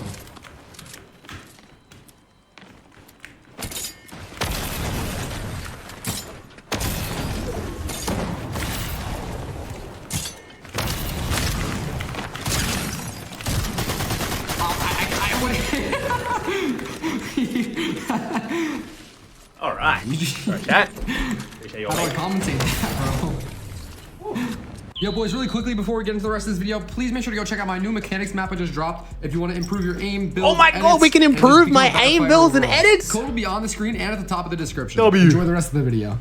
W polarized. All right, I want to watch the top 5 gaming video. Let me come back to the polarized video. This one. The final countdown to Fortnite's next season is starting. Bro, I didn't even get to see this mini event. Will take over the island, and that'll bring us to Season 3's Apocalypse. That's the theme of the next few months, and now we have our first look at Battle Pass skins, collabs, and Phase 1 of the event. Oh, cool. It's already happening as players notice strange events at Mount Olympus. The clouds slowly began to turn gray, then got really dark before an intense storm. So these lightning clouds are happening because Zeus is preparing to end the world, and as each bolt strikes, his sword will begin to charge up. Okay, Future Tommy here. The event just started 5 minutes ago, and this happened.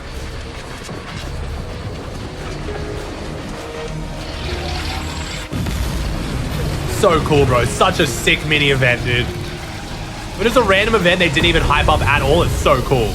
This is absolutely insane. We've gone from hardly any mini events to 2 in a row, and they are becoming crazier by the season. It's a major step up from our last event, Pandora's Box, but it turns out we may not be done with this chest after all. There's a back bling that we're gonna get at the end of the season, and it's literally a 1-to-1 copy of the infamous box. Except for one detail which was never on it before, these strange scratches which have a deeper meaning. Thanks to this, it confirms that Pandora's Box is returning. It's sitting in the underworld right now, about to be activated by Zeus's strikes.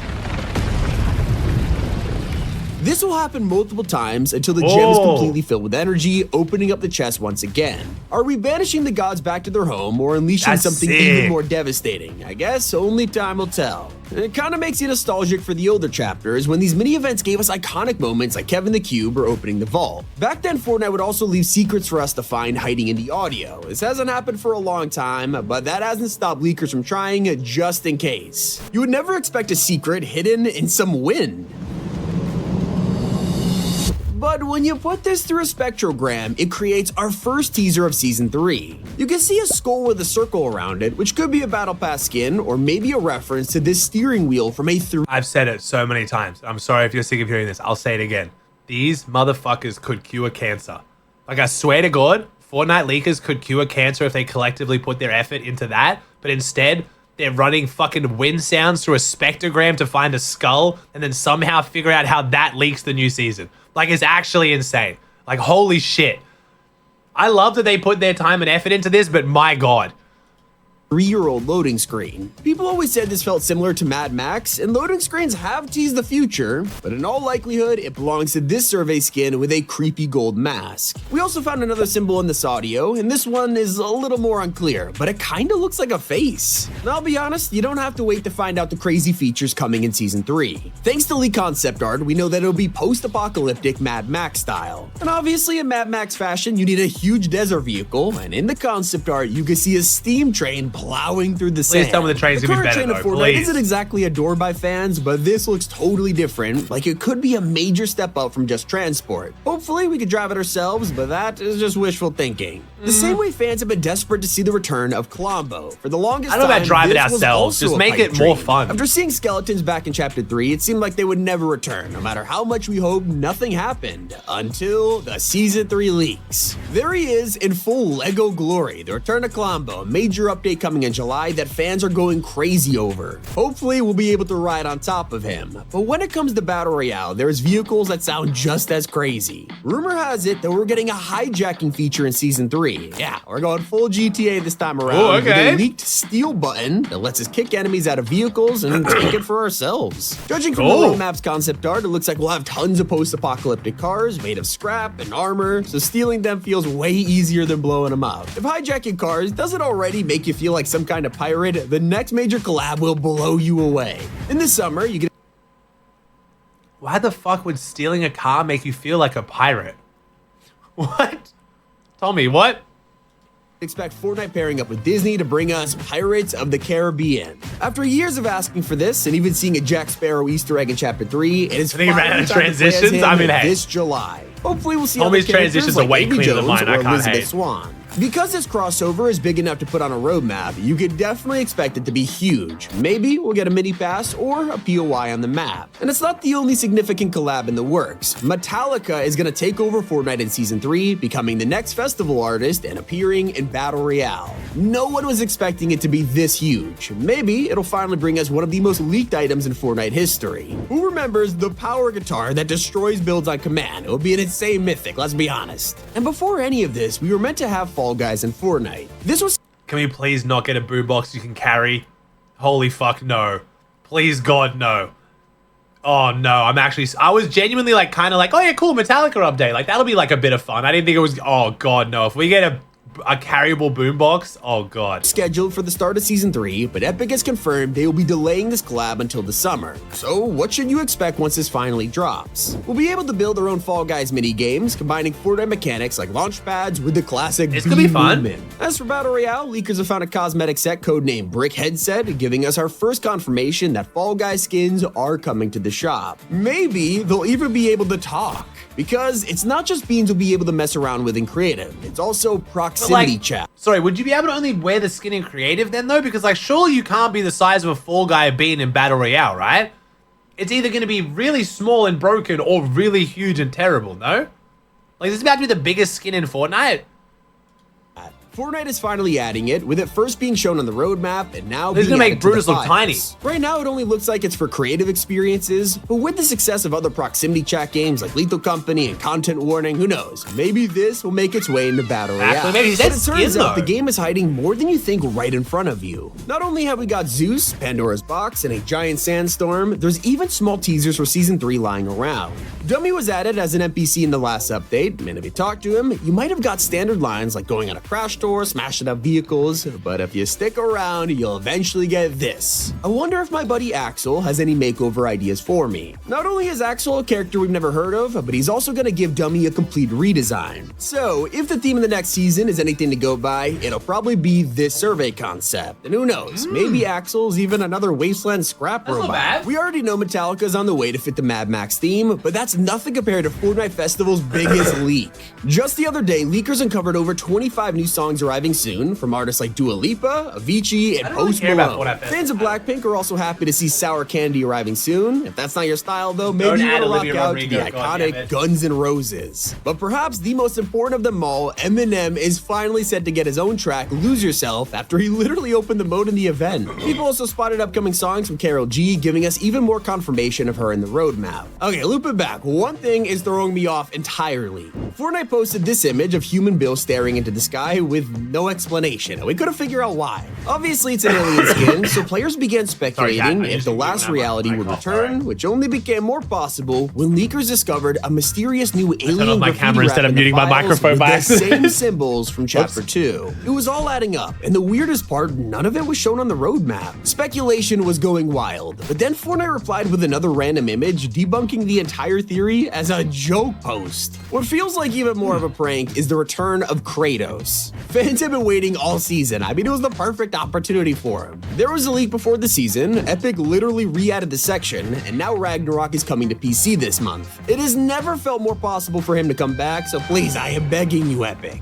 One of the most likely collabs is for next Swep, it is season Saltwater Tank, Fallout. yeah. The show just dropped on Amazon and became a massive hit, giving the game millions of players again. There has never been a better time to drop a crossover with Fortnite than an apocalyptic season. That's not That is the goofiest backbling I've ever seen. Why would it be that it's just the Minuteman riding a nuke, bro? What? than an apocalyptic season. That's not the only potential collab, because there's literally a Mad Max movie dropping the day of the new season. Ooh, I would not okay. be surprised if we saw Furiosa as the secret skin. Wait, we've got a or new even Mad Max movie himself. coming out? Hell There's yeah. also some more anime collabs on the way I'll too. go watch that. We only just got a third wave from My Hero. I've been wanting to go to Leakers the have already movies. found info for additional Dragon Ball characters coming soon. Trunks is on the way for the next batch, and while you might think he's a bit small, it's because we are actually going to be getting his future version. There's also going to be the first update to the Jujutsu Kaisen collab with Maki Zanin, Panda, and Yuta. Also, Season 3 will bring us a brand new update Man, to this Rocket video is Racing. stacked. It won't launch right at the start, but towards the beginning of June, fans can expect a giant patch bringing the new jungle theme. Thanks to the roadmap, we already have a pretty good idea, from temples to lava rivers. You could even get a taste of it early with some of the maps Yo, what's teasing up, it right now, Colazo? like Python. Cole, I Perhaps love one how you went from like the I've never watched anime guy to the biggest fucking weeb in like 2 years. I'm just watching your like descent into weebness has made me so happy. Like, I love it.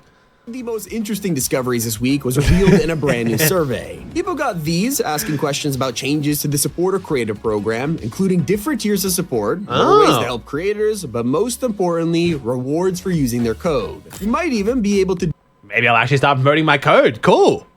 Do so on your iPhone very soon. Fortnite recently gave us an update that it'll soon be available on Apple phones in Europe and even iPads later this year. Feels like we have been waiting forever for this, and now it is actually being tested. And with more and more skins arriving from surveys, it is almost inevitable that half of these are for next season. Previously, a ton of them were from Greek mythology, leaving players to predict pretty much the whole season, and now do you have a code? I do with Aussie, bro. If you want to support me, man, just AUSSIE. I just never promote it. Yo, Peterbot with the 2 over 34. I egoed Peterbot sub. Holy shit. Yo, Peter, how do I feel getting contested by the big shitter? Definitely real. 100% you're getting landed on. Are you ready? He's probably not even here anymore. He probably subbed and then pieced. Prepared for the apocalypse. There's plenty of skins to choose from. So take a good look because you are probably looking at most of the next battle pass. That is everything we know about Fortnite Season 3. How do you feel about that, chat? Most of the next battle pass? Dude, what is it with the furry skins, bro? They love their furry skins, eh? This isn't too bad. I don't hate this. Yeah, some of them look all right. He's kind of cool. He's kind of cool. She's kind of cool, but probably a little bit too much. She would probably be more of like kind of like a low-key skin. She's kind of cool. Yeah, some of these would be a lot of these look like sweat skins. Like a lot of them are kind of semi-plain, just like female characters.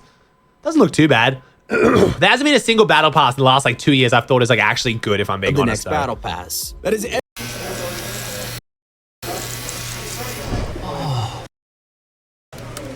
so gentle.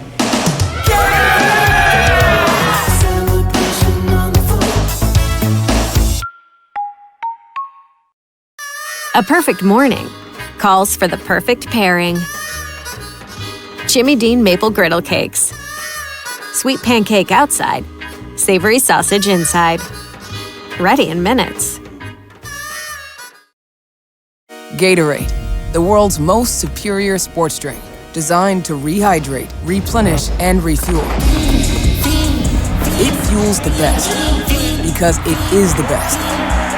Gatorade, is it in you? I'm going outside. With Cutter Eclipse Zone Mosquito Repellent, you get up to 40 hours of mosquito protection, so you can make out back feel less like the Outback. What a lovely backyard. Cutter Eclipse, protect your people. Everything we know about Fortnite Season 3, it's been Tommy, and keep it here on Top 5 Gaming. Tommy. Chat, if you guys haven't subscribed, Top 5 Gaming. Tommy the GOAT. That video was stacked. That was good. That was really good, actually. What else have we got? What's his newest video? Fortnite messed up. Yeah, maybe. We got like an outer kill. I think Brazil's about to start, chat, but I don't know if you guys would rather watch YouTube or Brazil FNCS. Now, remember, for Brazil, there's not that many streams. Well, actually, let me get my mods to try and find some streamers real quick. Let me see if we got some streams. Because I watch streams for Brazil, but I won't watch the broadcast because it's just the broadcast and they're speaking Portuguese and we don't know what the fuck they're saying. From the Avatar crossover being pay to lose to Epic's apology, these are 28 details Fortnite got wrong. In The Last Airbender, Aang gets struck by lightning, and this leaves a huge scar on his back and foot. In our last video, we pointed out how Epic missed this detail, but they must have watched it. Fortnite immediately pushed an update, and now this plot hole has been solved. Oh, that's the scar is cool. one thing, but how do you mess up a character's name? Fortnite designed an entire music pack to celebrate the Ninja Turtles, except when they list the gang, it gets awkward. Right, Leo, Ralph, Donnie, and Mike. Yes, I'm wondering who Ralph is too. They obviously meant Raphael, or Ralph for Ralph. short. Not long after, it was fixed with a hidden patch. Leo, Ralph, Donnie, and Mike.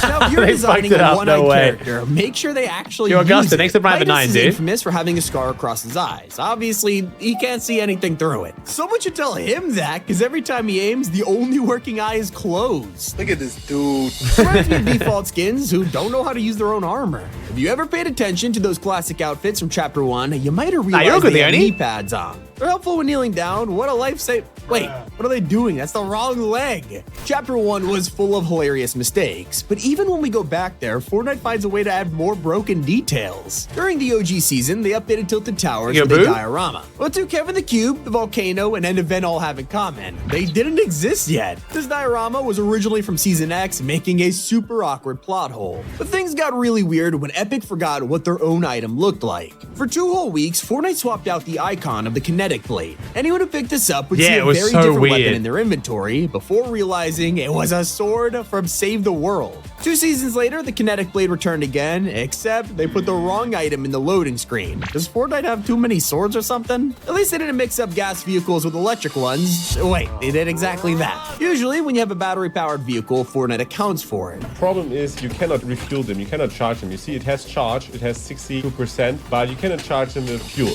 Unless you're a Ninja Turtle. Apparently, these guys have electric drift boards powered by fuel. Okay.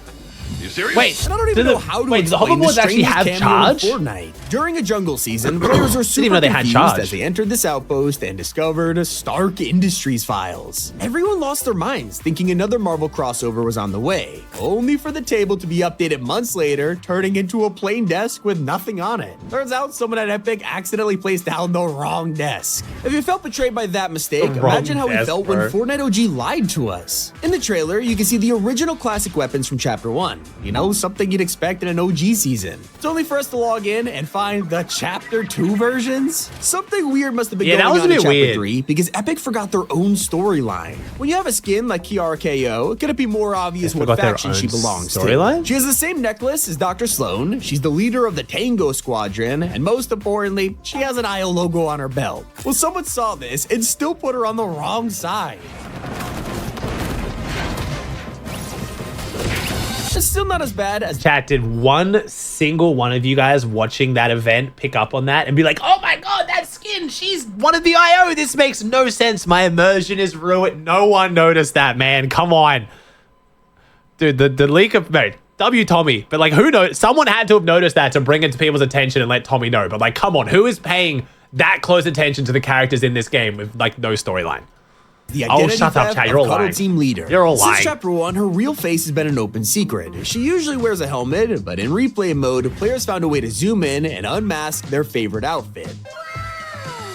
There she was, Ramirez in her full glory. No matter how many Cuddle Team leaders are dropped, one thing was certain, it was always Ramirez under there. So imagine players' faces when Fireworks Team leader took her mask off. Yep, her edit style is Sid, a totally different person. Don't Looks feel too cool bad enough, about I'm being it, 'cause honest. We're about to embarrass Fortnite and one of their dumbest details yet. If you were around in Chapter 1, you might remember the classic assault rifle. It was an essential weapon, no one ignored this thing, but we still should have paid more attention to it. Look closely at the sights and now compare it to the updated model. You can see Epic were trying to fix their mistake. For almost 3 years, we were aiming at players with a backwards sight. That's not the only time they confused us. During Chapter 3, there's a whole battle between the 7 and the IO. Pretty straightforward until a single flag threw everything off course. We began to take over the Daily Bugle, and usually you'd expect to see the 7's logo. No, I guess Fortnite forgot what the flag looked like because they gave us the ghost symbol from Chapter 2. Now this survived multiple updates, leading to a ton of speculation about Midas. Wasn't until weeks later that the flag was removed and Epic pretended this never DJ. Thanks to Private 26, Ronda. You waddled to tier 1. Fennec Shan was How's added the with action, Boba DJ? Fett You enjoyed collab it? back in 2022. She plays a pretty big role in the show, so fans were excited to check out her bundle. Then they realized... Chad, do you guys like the Boba Fett show? It was okay, but compared to Mando, it just wasn't it, bro. Mando was so much better than Boba Fett. They kind of made Boba Fett a bit of a bitch. Like, I know he's like old and I kind of like that, but it was like too old. Like, it wasn't bad. It just wasn't as good as Mando. How Fortnite messed it up. Fennec's backbling is a Mythosaur signet, a Mandalorian symbol which has nothing to do with her character. She's a bounty hunter who takes over Jabba's palace, so giving her a Mandalorian signet is like selling a Jedi symbol with Darth Vader. Now Aang's staff has a pretty cool animation until players noticed Yeah, it was kind of like a half lose. Mando season. Wait, what? It's slow? Wait. Oh, brother. Even when Fortnite gets a D. Wait, is it hitting slower, is it? It's pay to lose. I thought every pickaxe hits the same, it's just the animation sometimes looks faster or slower. Is that not what's happening? Oh, brother. Even when Fortnite gets a detail wrong, they make up for it. Groot recently got a new outfit, and his backbling is taken straight from the movies. It's his gamepad, except not entirely. For copyright reasons, they had to turn this from an arcade defender to a Wish.com Game Boy. Hey, on the bright side, they included Lil 8-Bit Fortnite, so it's still pretty worth it. Some Marvel collabs were unforgivable, like the time Fortnite tried to lock us out of a pickaxe for accuracy. They tried to give Stormbreaker the most realistic details possible, locking this behind the Thor outfit and no one else. To make things worse, the endgame LTM had Fishstick wielding Stormbreaker, and it would take 2 years for this to be possible in game. I went too far for accuracy, but sometimes they don't go far enough. In VR, we have an Obi-Wan emote where he says, "May the Force be with you." Oh, this was cool. Fortnite confused everyone when they brought it to LEGO. This minifigure version has a hooded figure instead, and players tracked it down, and this is literally Palpatine. Still not as bad as the Darth Maul scan. Who cares? These were already a ridiculous cosmetic, and if you shelled out your hard-earned money to get them, you probably didn't realize you were overcharged. It wasn't until players looked at the same wheels in Rocket League and noticed a huge price difference. Fortnite immediately apologized, refunding everyone who bought this to the correct price and handing out a nice amount of V-Bucks. And it wouldn't be the only collab they messed up. Avatar brought tons of mythics to the game, which was super exciting until they gave us a closer look. The scrolls seemed fine from a distance, but they copy-pasted the waterbending symbol and tried to pass it off like nothing happened. After being exposed for this, they secretly fixed it, hoping no one would bring it up again. One thing they didn't fix was the lack of detail in Katara's necklace. Most crossovers big enough to get a battle pass are usually designed very well, except when it came to Katara, I guess the devs ran out of time, as her necklace That one's is a pretty plain important. circle. It's pretty important for Compared her to the show, character. You can see why fans were confused. That one's a bit Why couldn't different. They simply draw this on. And I just have to point this out because it's been bugging players for years now. In the Chapter 4 trailer, we got to watch Paradigm in the aftermath of a live event. It was super cinematic and looked beautiful. Is it going to be her mask? If it's her mask, I swear to fucking God, Tommy. But one detail was ruining everyone's immersion. Did you catch it? Paradigm's helmet isn't even attached to her suit. You can see her whole neck. It didn't ruin anyone's immersion. I watched this shit 73 times because I wanted to pick apart every little detail. I literally pulled out a microscope and looked at this fucking trailer and I didn't care. It ruined it for no one. No one was ruined with this. No one gave a shit, bro. Yeah, you can see her skin. Who fucking cares? Making this the worst spacesuit in history. It is funny though, chat. I need to make it very clear. I'm enjoying watching the video because it's crazy finding these things that people like see, and I know Tommy has to like make it like, people hated it, but it's very funny to me. They're supposed to have seal gear, so how is she even alive? And I guess the designers of Grefty's Zetsky, outfit Vendetto, were rushed clones, too. thanks to subs, When it guys. came to the Icon series, he was way too excited to point out the skin looked nothing like him. Yeah. I admit, when you put them side by side like that, they are two different people. Years have passed, and Grefty finally got the courage to ask Fortnite, hey, do you think this can be fixed? Considering other outfits like Ninja, LA, and Cypher all look super realistic, it couldn't hurt to ask. What's the worst that could happen? They say no? Oh wait, they did? That's gotta hurt. But imagine messing up so. It is weird because it's. No offense to Gref, it's probably one of the worst Icon skins, right? Just because it doesn't make me think of him at all. Like it doesn't look like him, but also the elements of it. I don't watch a lot of Gref. I don't speak. He speaks Portuguese, right? The game is changing, but what drives the game never will. What you have inside. It refuses to be ignored. It sweats everything. It turns an athlete into a legend. It demands respect. The game will always change, but it never will. Gatorade, is it in you? Hey, it's time to pick up my mom.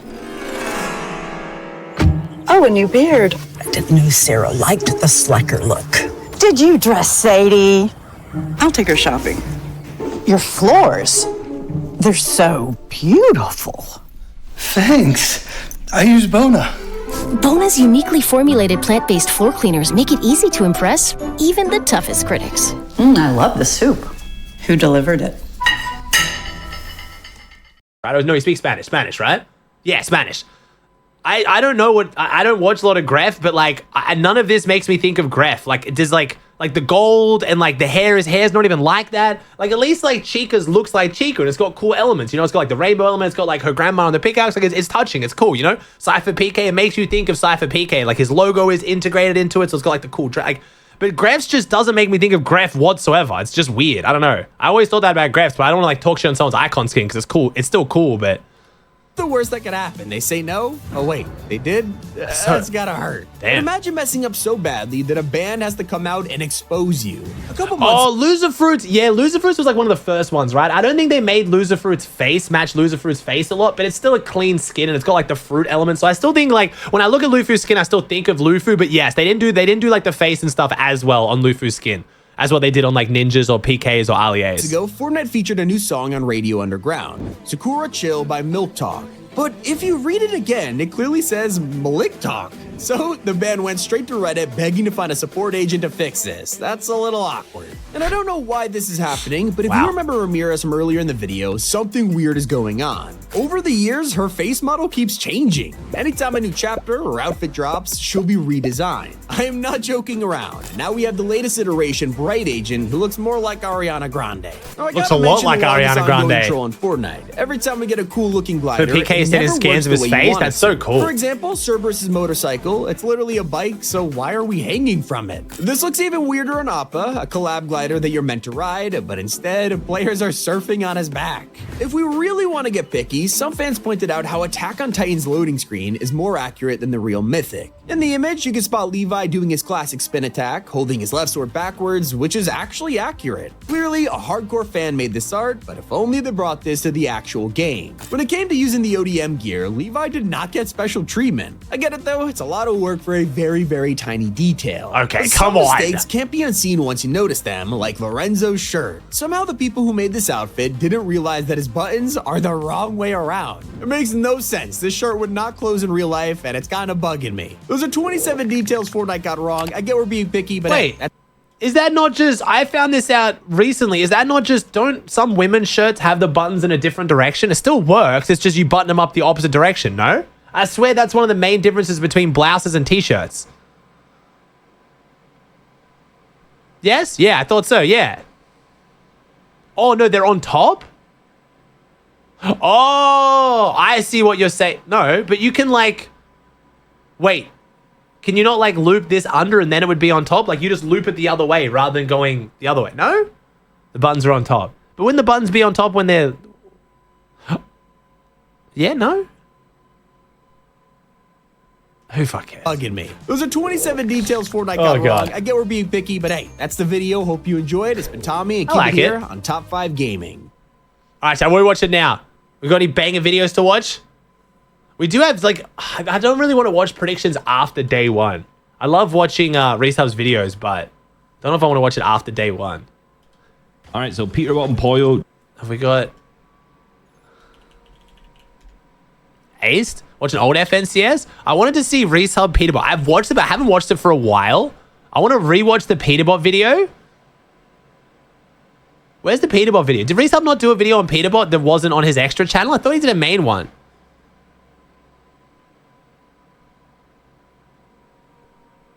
Clicks upload a video?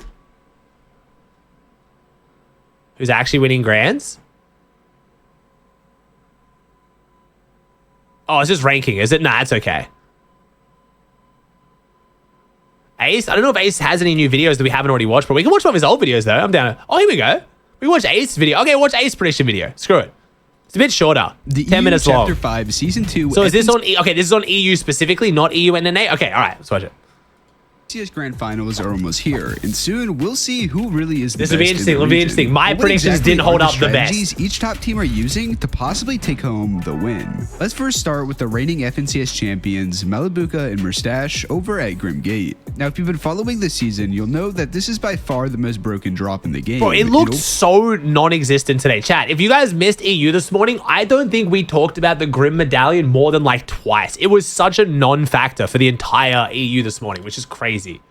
Over on NA, Peterbot and Poyo have been running the region, just recently winning every single game in the Duo Cash Cup. But on EU, it's not looking so good for them, and that's because they've been heavily contested. But even this season, we have seen many other top tier pros land at Grimgate, and even though Malibuca and Mustache are two of the scariest fighters out there, more often than not... But it's not, chat. It's not even that it got contested and keyed. Like, we're all saying that, but it didn't. I mean, unless the broadcasters wasn't showing it. The two games we watched, Malibuca Mustache got the chest up top, instantly got the loot, got the boss without being pushed at all, and then still didn't do well. It wasn't even like they were super con. There was only one other team there, and Feroxy and Trippin were hardly pushing in. At least two other teams, which makes the chances of them actually winning much lower. Now, most of the time when they do actually get their hands on it, they perform extremely well. That's what they didn't do today, though. With that being said, they rarely ever lived off spawn, let alone actually get the medallion. Looking at their games, it seems like they either both die in the first Actually, they didn't do that bad. They're an 8th. I gotta chill. They're an 8th. Leading to the other having to run away. NA is going to be very different, though, I think. Which obviously results in them being shambles. On top of this, they only managed to qualify for 2 Cash Cup finals this season, and in them only placed 15th and 36th. On top of that, out of the 12 total final games they played, Malibuca and Mustache only got the coin 3 times. However, with that all being said, it seems like they might actually end up being NA is very uncontested. heavily conditioned. Throughout the entirety of FNCS, they've been contested every single time. However, it seems like they were actually the only team who was landing there that made it out of the qualifiers and got into Grands.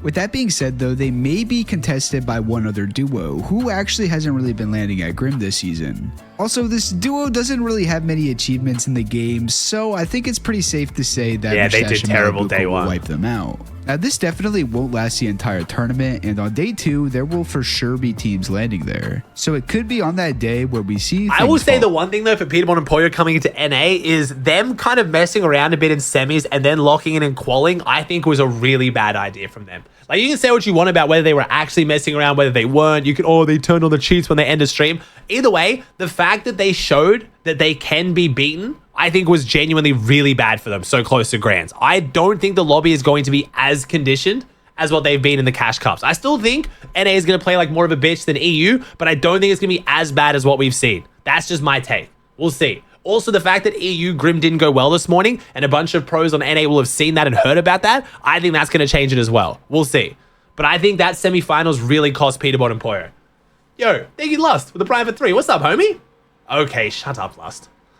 Apart, and it would be mainly due to a team I haven't mentioned yet, who is really the reason for them dying so often. Whenever they're contested, the spawn fight at Grim tends to last so long that teams can easily third party, and the main team that does this is Trippern and Fredoxy, who landed this Doing well, bro. Doing well, man. It's been a good morning. This super underrated, and despite not making Grands last season, they actually have a chance to. I don't think Clicks is going Grim, chat. This time around. Like I just mentioned, Grim fights can be very drawn out, so this gives Tripper and Fredoxy the perfect amount of time. They did not play well this morning, unfortunately. Then come and sneak up on Grim. And so far, it looks like this strategy has been working very well after they placed 4th in the most recent Cash Cup. Since they have such a large area uncontested, before going into Grim, Trippern is able to claim this bunker for later on. After this, Fredoxy looks for an opening tag in order to push in. Now, they obviously don't get it every time, but you must have had a suppressor on the DMR then for them not to see it. Pretty much every game, you'll find the duo who has. Wait, chat, does the DMR have glare if it's got the 4x scope on, or is it just the sniper? I've actually realized I'd never actually asked that. What are the chances Peter drops a 30? But Lost. I think Peterbot might get a 15 kill game today if they play really well. It does? Okay, so any 4x gun has the glare unless it has a suppressor on it. Okay. On height, but this team rarely even looks up for it. Instead, they opt to play low ground, only really using the coin for mid-game. However, this is also the reason for them not being as consistent, since low ground gets very hectic. It also seems like they really struggle to turn those top 10s into top 3s. That being said though, they did end up making Grands by winning game 4 of the upper bracket on day 1, so maybe they'll be able to fix those mistakes. But regardless, you should definitely keep an eye out for them and maybe add them to your predictions. Let's now make our way to the very south of the map to take a look at the Polish goats Kami and Seti, who always seem to have the suppressor does nothing and still has glare. No, it does. The suppressor gets rid of glare, chat. If you put a suppressor on a weapon with a 4x scope, there's no more glare. Really stupid, but that's how it works. Like you're subscribed because only 7% of you watching actually are. Last season, despite having the same drop uncontested, they ended up underperforming, ending in 33rd. This season though, things seem to be going much better, so far placing 3rd, 5th, and 13th in the Cash Cups. Also, even snipers, yeah, even snipers. In FNCS, even qualifying to the Grands by winning the very first game of semifinals. This duo is always very interesting to look at, since they do stuff no other pros do. This one is very simple, but literally every game they destroy the pad. I just didn't feel like this drop was that good, yeah. They do this so 1, they can make sure they don't get patted on, and 2, that they can stay ahead of this team. Testing customs and it doesn't, unless they just patched it like literally in the last week, 100% if you put a suppressor on a sniper, it has no glare. Like, I'm 100% sure of this, unless they've patched it. Always takes the water bending, since it's infinite and it's also quite easy to hit shots with. And like I'm talking like a week ago, it was still working like now, that. But they were by far the first top tier team to actually start using them. Let's talk about their end game now. Kami and Seti go for a knock and please check the files, bro. Let me know. But now it seems like they've turned into the kings of height. They always end up positioning themselves in the best spot of the zone in order to crank up and take height right before first moving, then afterwards do an extremely good job of maintaining height, despite not having any you're a good medallions. Vix. Doesn't make sense that it would work like that, but yeah, they definitely don't play does. height, they Unless still they perform well. It's just the fact that nowadays they seem to always go for it.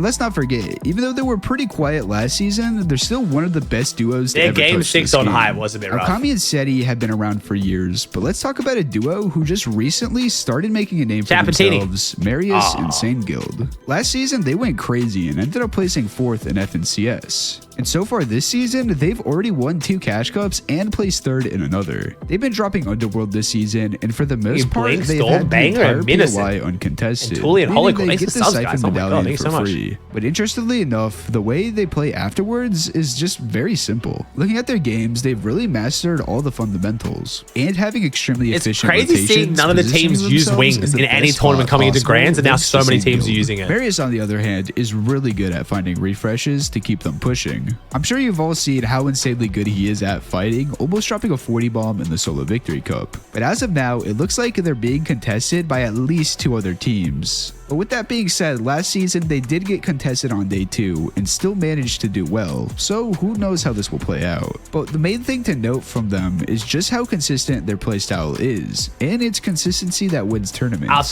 Top 3 I make wouldn't be land on shocked NA if this they did season. just that. The same, however, 5 on can't be EU, said for top the 3 on next NA, duo and the who next doing season is top Raison. 10 on So far, both they've been regions. looking really good this season, recently placing 2nd in the last duo cash cup. Supreme. But this season they've been landing at Brawler's Battleground, contesting a very good fighting team, Swizzy and Vandiak. But interestingly enough, after both these teams qualified early on in the semifinals, Raison and Vadil decided to actually leave. Depends on the messages Instead, player, I'm not opting sure, to bro. contest this split. I'm not really Thank you, sure Sol, if for this the is a silver good 34. Thank you, decision, bro. going from contesting a decent drop to a much worse drop, but I'm not a pro, so maybe it'll work out. Swizzy, on the other hand, questioned now it. being uncontested, could definitely do well. Oh, However, yeah. the main Yeah, they concern can. about their drop is the lack of players in this area to get enough Storm Surge damage. Nevertheless, this duo is one to look out for if they actually get uncontested. But it's Fortnite at the end of the day, so who knows what will happen. Next, we need to talk about the most underrated duo who I think will win FNCS, despite one of them never making a grand finals Hey, Nick. before, and that's Chap and Teeny. Teeny has been around for a bit longer, making 3 grands, coming 3rd in one of them, but like I just said, Chap has never made one in his life. However, they're still looking super strong, even though they only formed halfway into the season, getting 2 seconds and a 6th in the cash cups. If you guys have been following Mongrel and Savage, they land at the exact same split, and it's especially good when uncontested, which it looks like they'll actually be. This duo is really special because they are very good at pretty much everything they do. Whether that's playing low ground, height, or just fighting in general, they make it all look super easy. Talking about fighting, they were able to drop a 35 kill win in the lower bracket That was crazy. semifinals, which is really insane when you think Watch Brazil? about No. it. And NA looking starts at in this 30 minutes, bro. leaderboard, They won by a huge margin. But there's one major factor, which is the reason for them being so consistent. NA is Because super they early can lead today, their so drop there's no extremely reason to watch quickly. Brazil. They are always the first to claim one of 2 forecast towers right Great next video to by them. Ace. He's I don't covering need to everything. explain to you how broken knowing every single game where the next zone will be. So if you guys haven't been paying attention to this team, you really should, because if they do get uncontested, we could see them run away with it, which would also make Teeny the first ever controller player to win an FNCS on EU.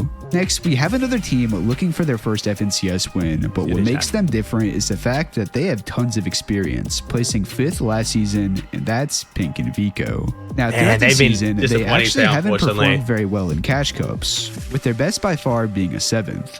With that being said, though, they did end up winning both weeks of the FNCS qualifiers, so that definitely counts for something. This season and last, they've been dropping at this split, and it's a really good one, especially because of the fact that they have a forecast tower right there that has a 56% spawn rate. On top of that, there's a bunker spawn pretty close, which they always push even if a team is already there. Now, this duo is very similar to others we've covered, being extraordinarily good at everything they do. More often than not, they play mid and low ground during endgame. However, they are no strangers to height, and when on top, they typically stay there. Yeah, Now, with Pink that and Vico being said, usually do really they are well on height. definitely another contender to win. Speaking of duos with experience, you got Vino and Tayson. So far, their placements thought they were going to haven't do been way too better notable, today from but this Veno is one of those Tayson teams with where their they drop. start off mediocre and then turn things Oh, yeah, up 1.5 into time point grands. multiplier. They It's not really over need yet, no but- introduction for how they play since they've been on top for years. And this season is looking like another good one with them splitting their drop at Fencing Fields. Looking at last season, they ended up getting unconned Grand Glacier and was only able to get a 15th.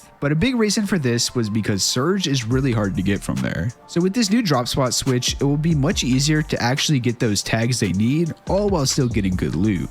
Now, you might be wondering about some of EU's other top teams like Queasy and Thomas. Well, to put it bluntly, I don't see them doing very well Thomas this Snipe season. is so This good. duo has been really struggling this season. Oh. And considering the fact that they Forgot how good literally Thomas got Snipes second are. place last season, just barely losing by 1 point, they shouldn't be doing this poorly. They ended up having to make their way in the grands from the lower bracket because they didn't make a finals in one of the qualifier weeks. They've also bounced around from Lavish to Mount Olympus a bunch this season, which is a pretty big indicator for why they've been underperforming. Another two teams who also fall into a similar boat are Janus and Flixie. A lot of us were very wrong about Queasy and Thomas. All these players are top competitors who could very well win dude, these and have snipes. done so before. But unfortunately, it looks like they're all going to be contested, so we may see a top 10 or possible top 5. However, that win isn't looking too promising.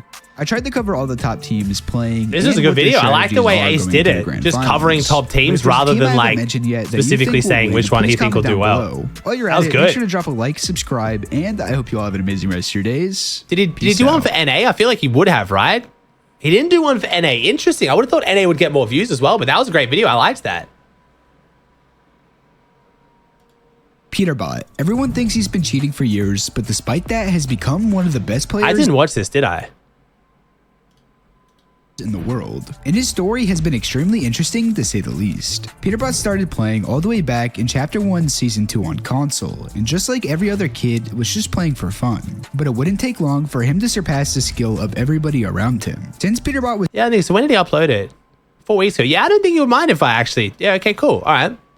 Let me make sure. I'll turn all my overlays off in case I want to turn a video, because I've been gassing up Ace a bunch on the channel, and I know he's fine with it. Ace is like a— I think— What, Ace, you here? What are you at the moment? Like a 4-year sub to me?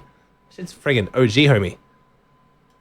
Peterbot. Everyone thinks he's been cheating for years. I remember but despite that clip. has become one of the best players in I the still world. remember that And clip. his story has been extremely interesting to say the least. Peterbot started playing all the way back in Chapter 1 Season 2 on console, and just like every other kid, Keep forgetting he was a console pro. But it wouldn't take long for him to surpass the skill Dude, of he switched not only from console to PC, but controller to mouse and keyboard. To compete until online Still this tournaments good. began in February of 2019, where he would play in some division cups. Now, most players who went on to become big pros competed in the World Cup, at least getting their first earnings around there. But interestingly enough, he would decide to not play any more tournaments after those division cups until Season X. Peterbot didn't completely play skipping over Worlds the at World all. Cup. His first events weren't the best, but when it came time to compete in FNCS, he played decently well. After this, he would bounce around from PC to console, playing pretty much every event he could, until eventually he made his first earnings in the console Winter Royale. This continued on for the next few months, but each tournament wouldn't be consistent at all.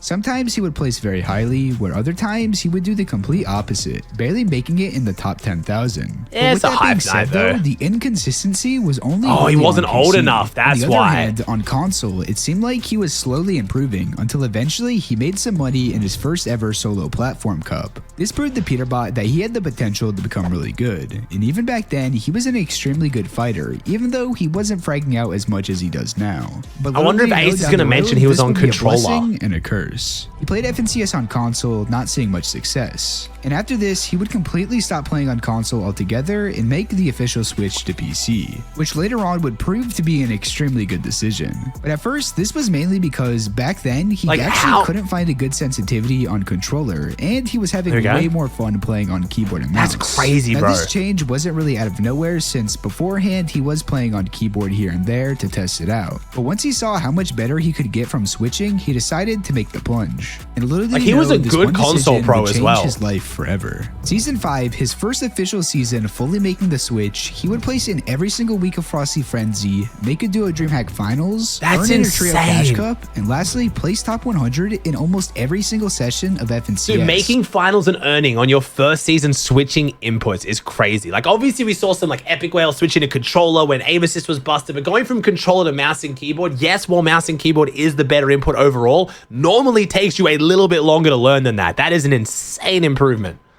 Making his first ever semifinals. But since this was his first time and he was contested off spawn, Peterbot wouldn't be able to make the grand finals, ending in 19th. Still not bad though, Nonetheless, this almost was making insane grands. improvement. Going from barely placing top 1,000 to now earning consistently was very impressive. Now, jumping in the next season, it would end up going pretty much the same as last one. Wait. But this time in the semifinals, he would end up being just 2 spots away from making the grand finals. Like I just said, this improvement was insane, but nobody could have prepared him for season 7. Yeah, no By the way way, if you enjoyed the video, make sure you're subscribed because only 7% of you watching actually are. So go double check. W. Just a few days after the season released, the solo FNCS All-Star Showdown would begin. But this event was a little weird. Now, if you're familiar with competitive, you'll know that This ping event matters a was lot, so weird. especially in solos. And if you use Gear Up, his ping would have decreased by a lot. Gear Up is a software that reroutes your connection to the most uncongested network. Hey, Ace Man, appreciate the Prime, dude. For any game in just 1 click. For example, when I tried it out myself, my ping went from around 65 to 45. Don't take my word for it. Even top tier pros like Miro, Ree, and Asian Jeff use it in order to get that competitive edge during tournaments. Skip the ad. Also, Nah, for those I of don't you skip on people's ads console, in don't videos, worry, chat. we We're have reacting another to option them. for you too. It's only with a fair. game router called HyperRev. I mean, to be So if this fair, sounds Gear Up interesting can to work you, as go well. check 'em Gear out Up with the and link in my Exalag are description both or really in the good. It's just like, it's so I've turned down Gear Up sponsors. That one was pretty good, actually. I'm not going to lie. They were actually pretty chill then with Ace. The criteria they usually give me is like, I've got to like promise it's going to get you better ping and stuff. And I don't feel right saying that, but that was actually pretty good. That is what Gear Up does. Like if you're on like 60 ping, it probably will get you to like 40-ish. But like if you're on 10, it's not going to get you to 0. It doesn't work like that. Pinned comment of this video. If you remember, in order to qualify, you needed to have placed decently well in the last 2 FNCS Grand Finals. Yeah, it was so weird how And you from qualified there, for the this. top 90 players would qualify. Then, in order to fill the remaining 10 spots, there was an entire separate open event. Only so 10 anybody who teams hadn't got yet to play qualified in. could play. That's right. And well, to make a long story short, Peter was playing some of the best Fortnite he ever played, eventually making it to the set lobby finals for that chance to make his first ever Grand Finals. And in the end, he would get 6, just barely making it by only 2 points. Now, with most players in their first Grand Finals, you'd expect them to not do the best, especially considering this was solos against the best players on NA East. But despite this, Peter would have one of the most impressive debut showings ever, finishing in 8th He finished in place, 8th. making himself $18,000. He went from a controller console pro to 8th Before this event, in a he was solo relatively FNCS in unknown 2 with around seasons. $4,000 earned. But this now showed everyone he had lots of potential. And because of this placement, going into that season's trio FNCS, he would get the chance to play with P-God He was and playing with TK, P-God and by far the TK, like best 2 players he had established ever trioed pros. with. Not only was this really good on the competitive side of things, but also his social presence. Since he was playing with This P-God, who grand was a very finals big was so streamer and crazy. averaged thousands of viewers, more people got to see how good he was. So with that, he would start posting on YouTube, and even though he never stayed consistent, started streaming on Twitch as well. This boost was so much, in fact, that he went from only around 4,000 followers across everything to around 100,000 in just a few months. Now, I Big blow mentioned up. how much this boosted his socials, but how did this trio actually do when it came to tournaments? Well, they were insanely good. Up until this point, Peterbot still hadn't won a tournament yet, but after playing with them, he would win an FNCS qualifier round, a trio cash cup, That a is solo such cash a cup, big blow and up. lastly, winning the FNCS semifinals, once again making it into the grand finals. Everything was looking amazing for him, but this is when all the accusations would start. Since he was in the spotlight now, more and more people were starting to watch his gameplay, and at times there were some sus clips. But this happens to a lot of people when they first start blowing up, so nothing That was one's out of a the really ordinary bad one, to quite be yet. fair. I mentioned this now though because, as I'm sure you know, these cheating accusations would never stop. And some of you might be surprised to hear this, but more casual viewers really hate him, especially because of his toxicity whenever he plays against other pros like Clix. But with that being said, him smack talking some of the best pros in the world also really helped him get his name out there. Oh, yeah. Not just because of what he said, but the fact that he was always there to back it up. Now, all this wouldn't happen quite yet, but very soon he was about to get Always an there to extreme back it amount up, of like hate Clicks after and taking out like people are gonna start just friggin' punching on them at LAN in the friggin' practice room. Like, what do you mean? They're like, come on, bro, it's 4 now. We all gotta chill a little bit. one of the favorites in the FNCS Grand Finals. You see, at the time, Peter's trio was dropping at Craggy Cliffs, where they would be contested. Oh, but man. most games, they wouldn't fight and decide to disengage, which meant their loot wasn't Show 'em the getting best. thrown in the bin. So because of Throw 'em this, in the a good bin. chunk of those games and grands, they would end up sneaking over to Steamy Stacks, which at the time was the home of Clix, Bucky, and Creo, who were being contested by a separate Oh, trio. yeah, I remember Since this. they knew Clix's all-spawn battles would take him a while and leave them scuffed, Peter knew he could easily sweep in and finish them off. And this would end up happening several times. Unfortunately for him though, in that finals, they would have a very rough day 1. However, day 2 they were able to bring things back, finishing in 11th overall. You might be thinking that placement isn't No too way, he didn't insane, show but like, when if you got- guys didn't remember, if you guys didn't watch this grand, it got spicy. Like we were like throwing players in dumpsters. It was like NA versus like the Hispanic boys. Like P-God was like teeing off against Macwood. Like it got really messy. When we look at the bottom of the leaderboard, you'd find Clix' trio in dead last. So yeah, to say those fans weren't happy would be a massive understatement. I mean, that wasn't because of considering they were a Peterbot, large though. reason for not making it off spawn. That being said, though, in season 8, a very interesting team change would happen, with Peterbot leaving P-God and TK to play with Bucky and Macwood. This was another massive teammate upgrade, so surely he would have a better placement than last time when he was conned, right? Well, no, they wouldn't play bad, but not as good as you would expect with an uncontested craggy cliffs and an insane team, ending in 11th once again. This obviously wasn't the placement he wanted. However, he had another chance to prove himself. I totally since forgot just that was a few trio weeks too. later, Macwood the went from FNCS flaming Royale Peterbot and calling him a began. cheater constantly to then playing with him the next season. That was so funny. And instead of switching teammates last minute, he decided to give it another shot with them, which would pay off massively when they placed 4th. That concluded the end of Chapter 2, and nobody could have predicted the come up he had.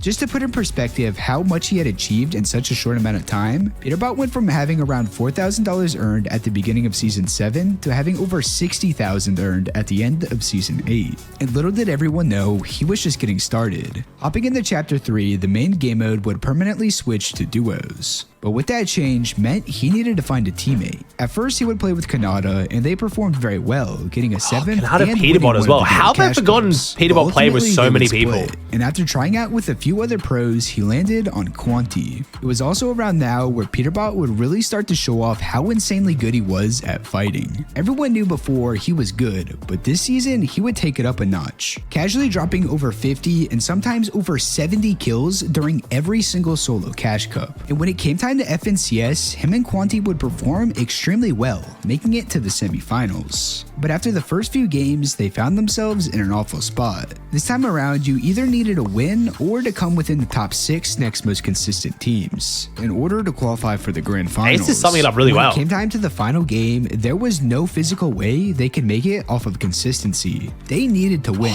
But then during the mid game, Quanti would go down, and all hope seemed lost. However, this is Peterbot we're talking about, and somehow he would go on to pull off one of the most insane solo clutches in Fortnite history. I've never watched this video qualifying before, them bro. to the grand finals after winning the game. Ultimately, in the end though, their performance was pretty good, considering FNCS was their first time playing together, finishing in 10th place. Unless I'm like Yet having a this full wasn't good enough moment, for but I swear I Peterbot. haven't watched this So going before. into Season 2, he would drop Quanti for Byla, who also first started getting his name out there back in the Grand console starts in days. 20 minutes, chat. But nobody could have expected this duo's dominance down the road. Just like with Quanti, their first time playing together did? was in the Find first it for me. qualifier Link it of to me. FNCS. I swear Yet I didn't. They made it look like they had been playing together for years, getting a 5th, I guarantee I didn't. 73rd, 4th, and 1st in the qualifier finals. This insane run meant in just that first week, he had qualified for Grands. Now, even though they popped I'm sure off you've watched then, this, find nobody it. really knew how this duo Chat, would I'm actually play in the 99.9% sure I've never watched this Since, before. like I said, this was their first time playing, and in the 2 cash cups before Grands, they did mediocre. However, their drop spot was at the Collider, which, if you guys don't remember, was only Bro, in the the Collider season was for such a few weird drop. weeks, and by far was the most broken So POI. strong, though. And Peterbot knew if he ever had a chance to prove everyone he wasn't just some kid who was only good at fighting, now was the time.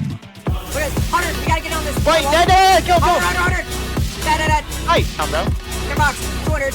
You have watched Let me this. go. You keep saying it, chat. I'm literally telling about 50 of you are telling me I've seen it. Not one of you has linked the video. Bring it down, you're gonna die.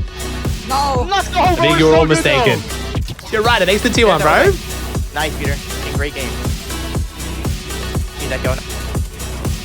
Nice, Peter. Chat, my editor is also sitting here saying he has never watched this. So I'm 99. I'm like, don't know why we're gaslighting. Dead. Crack. Dead. Let's go! We're so good, bro! To the shock of many, Peterbot and Bilo would come out with the win, cementing himself in Fortnite history. But after this, his placements in FNCS win was very underrated. But yeah, NA starting in 20 minutes, chat. Bilo would perform super well with the 6th, but Peterbot was not happy with it because if you look closer on day 1, they were in 1st. Then for whatever reason on day 2, they completely slipped up, ending. I'm so sure you did. Then link a video, bro. Everything still seemed to be good though, and with the announcement that FNCS that next season would be an invitational, which was also the first LAN since the World Cup, everybody was hyped. However, for some reason, Bilo didn't want to go, and since they were obviously this was so weird. I forgot how Bilo didn't want to go. Duo, and this time would pick Jamper, but the season wouldn't go so well for him. I mentioned earlier how he was getting cheating accusations in Chapter 2 and the beginning of Chapter 3 when he started dropping higher kill games. Well, as you can imagine, the better Peterbot would place, the more he would get accused, even having massive pros thinking he was cheating. And Peter wouldn't help himself out either, considering he was rarely streaming on Twitch and was still posting just a few videos each season. On top of all of that, you had clips like these, which made it really hard to not believe all these accusations. Yeah, that clip is especially terrible, bro. What? Wait, did I say Peter! Wait. You were making it obvious! You were making it obvious. This season was a LAN event. The only real way to prove once and for all he wasn't hacking. However, the opposite would happen. Nothing sums up the FNCS practice room more than this. You had all the European pros playing League of Legends, you had all the NA pros playing Valorant, and fucking no one was playing Fortnite. It was insane. Like, genuinely, everyone who was live streaming from this room or recording, go back and watch it, almost no one was playing Fortnite. Once and for all, he wasn't hacking. However, the opposite would happen. After day 1, he found himself in dead last. Day 2, they were able to bring it back a little, doing slightly better, but in the end, they would place 20th is still second. not terrible. This was not the ending to the chapter he had expected, but all he could do for now I remember hearing that read. Yo, Chop, phenomenal. Good luck today, Reed. He would have an amazing opportunity. The World Cup champion himself, Booga, hit him up to play. This duo was looking like the easy favorites to win, but when it came time to play in Grands, they'd finish in 16th, which was a big upset to everybody. In the season after, he would decide to run it back with Quanti, where their placement improved, getting a 9th while being contested, which was quite impressive, but still, Peterbot wasn't happy with this performance. So he would once again switch teammates, going into Season 3, this time playing with Larson. Yet once again, in the FNCS finals, I do remember they were bad, resulting in an 18th. Chapter 4 so far wasn't going as well as he had hoped. And something I haven't mentioned yet was for Season 4 FNCS, it was actually the Global Championship. And in order to qualify, you needed to place highly in the Grand Finals. Is it possible Peter to win FNCS with just day 1? There was still one last opportunity Technically, for if you him get 6 to qualify wins, in the last but I don't chance think major, so. where he needed I don't think to Peter's going to have that crazy of a day finals. today. And interestingly enough, for this, he would decide to run it back with Vila. This team was by far the favorite to qualify, so to make a long story short, they ended up dominating the tournament, winning it by over 200 points. So yeah, it wasn't even close. But when it came time to play at the LAN finals, once again, he would end up being contested, resulting in a 26th place. After riding off the high of Chapter 3, Chapter 4 was a big letdown for Peterbot. But with that being said, why I don't really like the storyline that, Peterbot's never performed on LAN. There's so many pros who've had better drop spots in LANs, who've done well online, who've done even worse on LAN. Like, considering he was con, he hasn't done that terrible on LAN. People are acting like he had like uncon best POI on the map and like couldn't get 50 points. Was more motivated than ever. Up until this point, Peterbot was playing with large names who had been known in the scene for years. But in Season 1 of this new chapter, he would make a very interesting switch. I've said countless times how he is one of the best fighters. LAN is just stressful. And even then, he decided to play with another phenomenal fighter, who is Poyo. Now, to the average viewer, you may not have heard of him, but to those who have been watching closely, they know Poyo is easily one of the best up-and-coming players out there. However, like I said, both these players are extremely good fighters, so does that mean they have the brains to do well? Before we could really test this out though, Peterbot and Poyo were making history by dropping multiple 30+ kill games in the Solo Victory Cup finals. Peterbot being just a few kills off of 40 countless times. Now, I mentioned him being accused of cheating over and over again, but the majority of this was in Chapter 3. And since then, the competitive Fortnite player base and viewership has gone up drastically. So there are many new eyes on Peterbot who have never seen him before. Really good editing by Ace this video. Those cheating accusations came up once again, but this time Peter actually started streaming some events and posting them to YouTube. Hey, you stinging with the Prime for 5? Thank you, dude. Skyrocketed his popularity to now having almost 500,000 1,000 followers on Twitch, streaming to thousands of viewers, and gaining almost 300,000 subs on YouTube, Peterbot was now easily in his prime. He couldn't have been looking better. And in the duo cash clips leading up to FNCS, they performed See if you can hold the pressure well, today, with the chat. I don't know. 7th, I don't know. We'll see. 4th. Grimgate On was a top of that, when it complete came time to those non-discussion point on FNCS EU. qualifiers, they ended up being one of the most consistent teams in the world, getting 2 second places. Now it was finally time for the grand finals, and after not being able to prove himself for the last year, Peterbot needed redemption. So it was now where we could finally see if he was truly in his prime. And well, that's exactly what he did. Unfortunately, he wasn't able to get the win, but they still ended up getting 2nd place. Extremely impressive. We're now in season 2, and Peter is still I don't looking know player insane. though. Just recently breaking the solo Like, victory my only cup point world is, like, I'm record not by saying getting some of the 41 clips don't kills, look bad. winning I'm the just very saying, if first you duo genuinely cash think cup of the Peterbot, like, if you genuinely think Peterbot's cheating and has been cheating this whole time, why are you watching Fortnite? Like, surely you would just quit watching this game, no? You know what I mean? On top of all this, he alphaed up I just feel like if you truly believe that someone can compete at Peterbot's level in this game while cheating, then why are you here? Like, I would give up on Fortnite tomorrow. Like, it's just not worth watching then. You know what I mean? That's my only thing. Like, not even saying whether you think the evidence is good or not, but for me, I have to believe he's not cheating. Otherwise, there is no point to ever watch this. Well, no, but I don't get it. Like, what's the fun in watching Fortnite then? If you genuinely can seriously sit there and think that someone could play like 20 grands or like 15 grands while cheating multiple lands, like, why are you watching that? It'd just be pointless, no? Gates from the FNCS winners Golden Acorn, which by far has the most broken medallion we've ever seen. Because of this, we even have other tier 1 pros saying there's no way he doesn't win FNCS this season. With that being said though, it does look like he might end up getting contested this season. However, in the most recent duo cash cup when they were contested, they still ended up winning, getting 3 wins. So it still looks very likely that's your preference. No, but I'm just saying, like, now, answer me. So you can literally watch a tournament knowing that one of the players can ruin all of it by cheating and be okay with that. Like, I'm just confused. Wait to see what happens. If you guys enjoyed this like, video, yeah, obviously you might be like different to me, but I just, check yeah. out my new map, Tile Wars. I feel like that'd be such a boring way, you know what I mean? Peace out. Yes? Eh. I guess you guys are different to me then. All right, baby, let's go. NA time. See if he can back it up. Be okay with it? No, but I'd still watch. I mean, I would just quit the game. Like, I would just stop supporting the game then at that point. Won't ruin the whole game for one person, but doesn't it ruin it? Like, it's the winner. Like, what do you mean? Like, I don't know. Just different mindsets, I guess.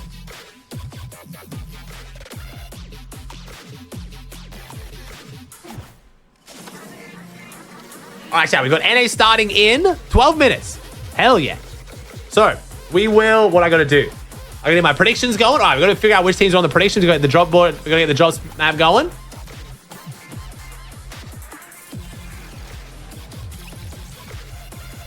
Let me see. Let me get the drop map. All right, where's that NA drop map? Now, I don't believe Clicks and Whale have actually decided to drop Grimgate. I'm 97% sure of that. I'd be very surprised if all of a sudden we see Peterbot pulling up on Grimgate. I mean, sorry, Clicks pulling up on Grimgate.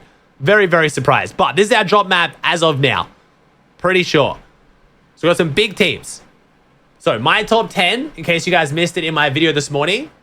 Oh, what the hell's going on here? Oh, my Chrome is just... Did my Chrome just crash? Oh, that's unfortunate. Why would my Chrome crash now? I didn't even pull that many streams up. Huh. That's weird. Oh, well, it's fine.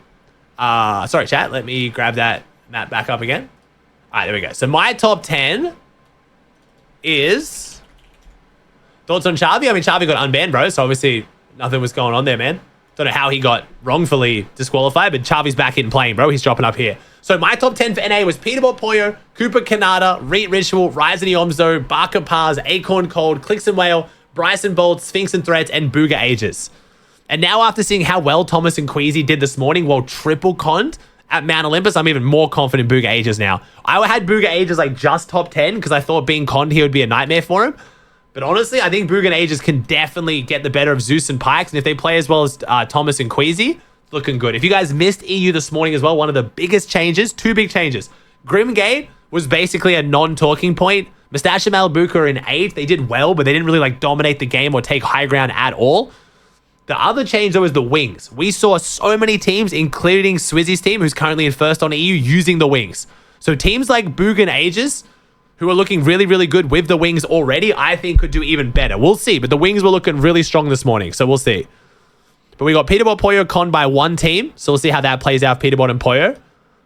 Clicks and Whales still unconned over at Lavish. The team coming second on EU right now, Cringe and Noms, were also at Lavish. They were contested 5 out of 6 games, though, which helped them get their surge.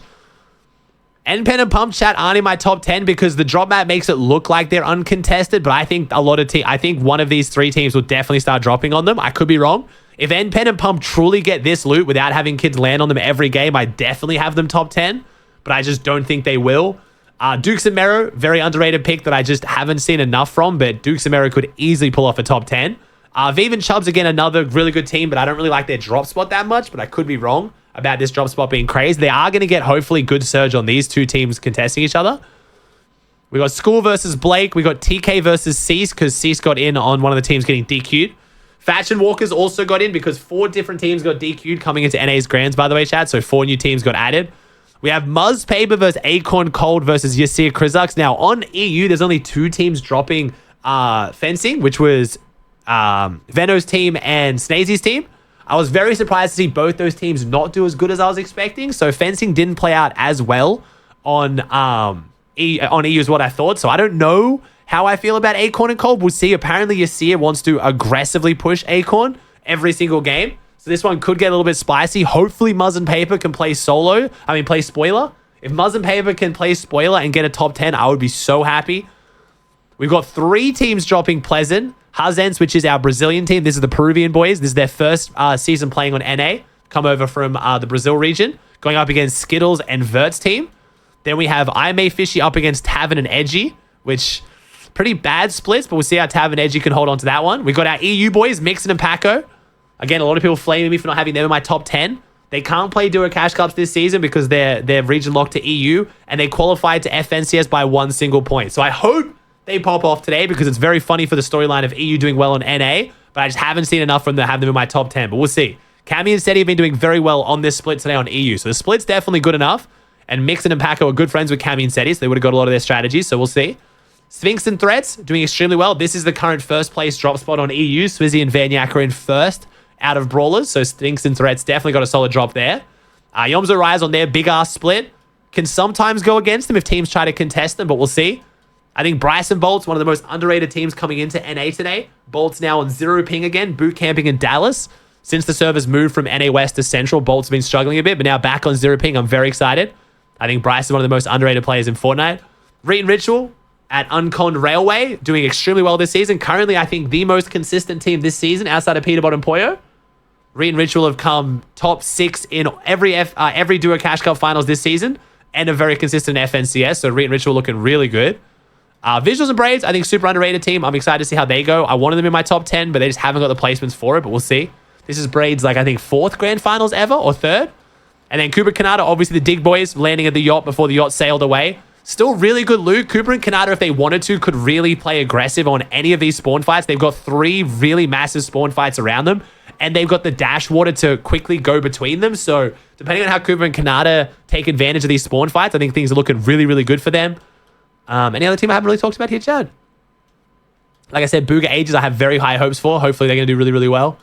Clicks and Whale at Lavish. I don't like their surge strategy, basically relying on them aggressing bunkers. Hopefully it goes well for them. They're a good enough fighting team to be able to bitch people, but by the time they get to the bunker, there's fucking Taj Mahal built on top of it, and it's just really awkward for them, so I guess we'll see. But yeah, it's looking pretty good, man. It should be fun. Also, chat, if you guys went here for EU, we have a new and improved bingo board today. So we have this bingo board. As you can see, some of them have already been ticked off. I'm running the 1 bingo board each day at the moment. So it's not like a bingo board across the 2 regions, but they will be a separate one tomorrow. So the way it works is anything that has a prize already revealed has already been taken off on the right side of the screen. But let's say in the first game, Peterbot wins. That's a Grim Gate win. That will unlock extra V-Bucks for the giveaway. So you can see as I unhide them. We got some cool stuff, bro. We got a bunch of dig merch to give away, a bunch of mouse pads. We've given away a bunch of stuff this morning, so it should be fun. We're going to do that throughout NA today, and then the bingo board's going to reset tomorrow. I'm also going to be giving away V-Bucks after every single game today as well. I think that's everything.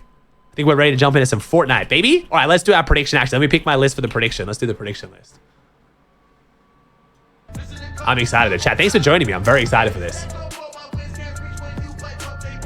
It's going to be a fun day, bro. It's going to be a fun day. All right, let's do a prediction. All right, who places highest this game? Let's do Clicks and Whale. Peterbot and Poyo, Rise and Yomzo, Reet and Rituals. Let's do Cooper and Kanata. Let's do Mixon and Paco.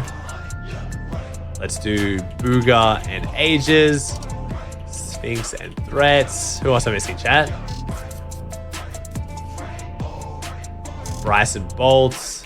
And then I'll do Mero and Dukes. A lot of people want Mero and Dukes. All right, that's our 10 teams chat. We can change it up a little bit if some start doing better or worse. We'll leave it for there for now. All right, I'm going to put 50 minutes on the timer chat. I'm going to go make our tea real quick because I am still sick. I know I don't sound it, which is good, but I am still recovering from this flu, cold, COVID, whatever the fuck I've got.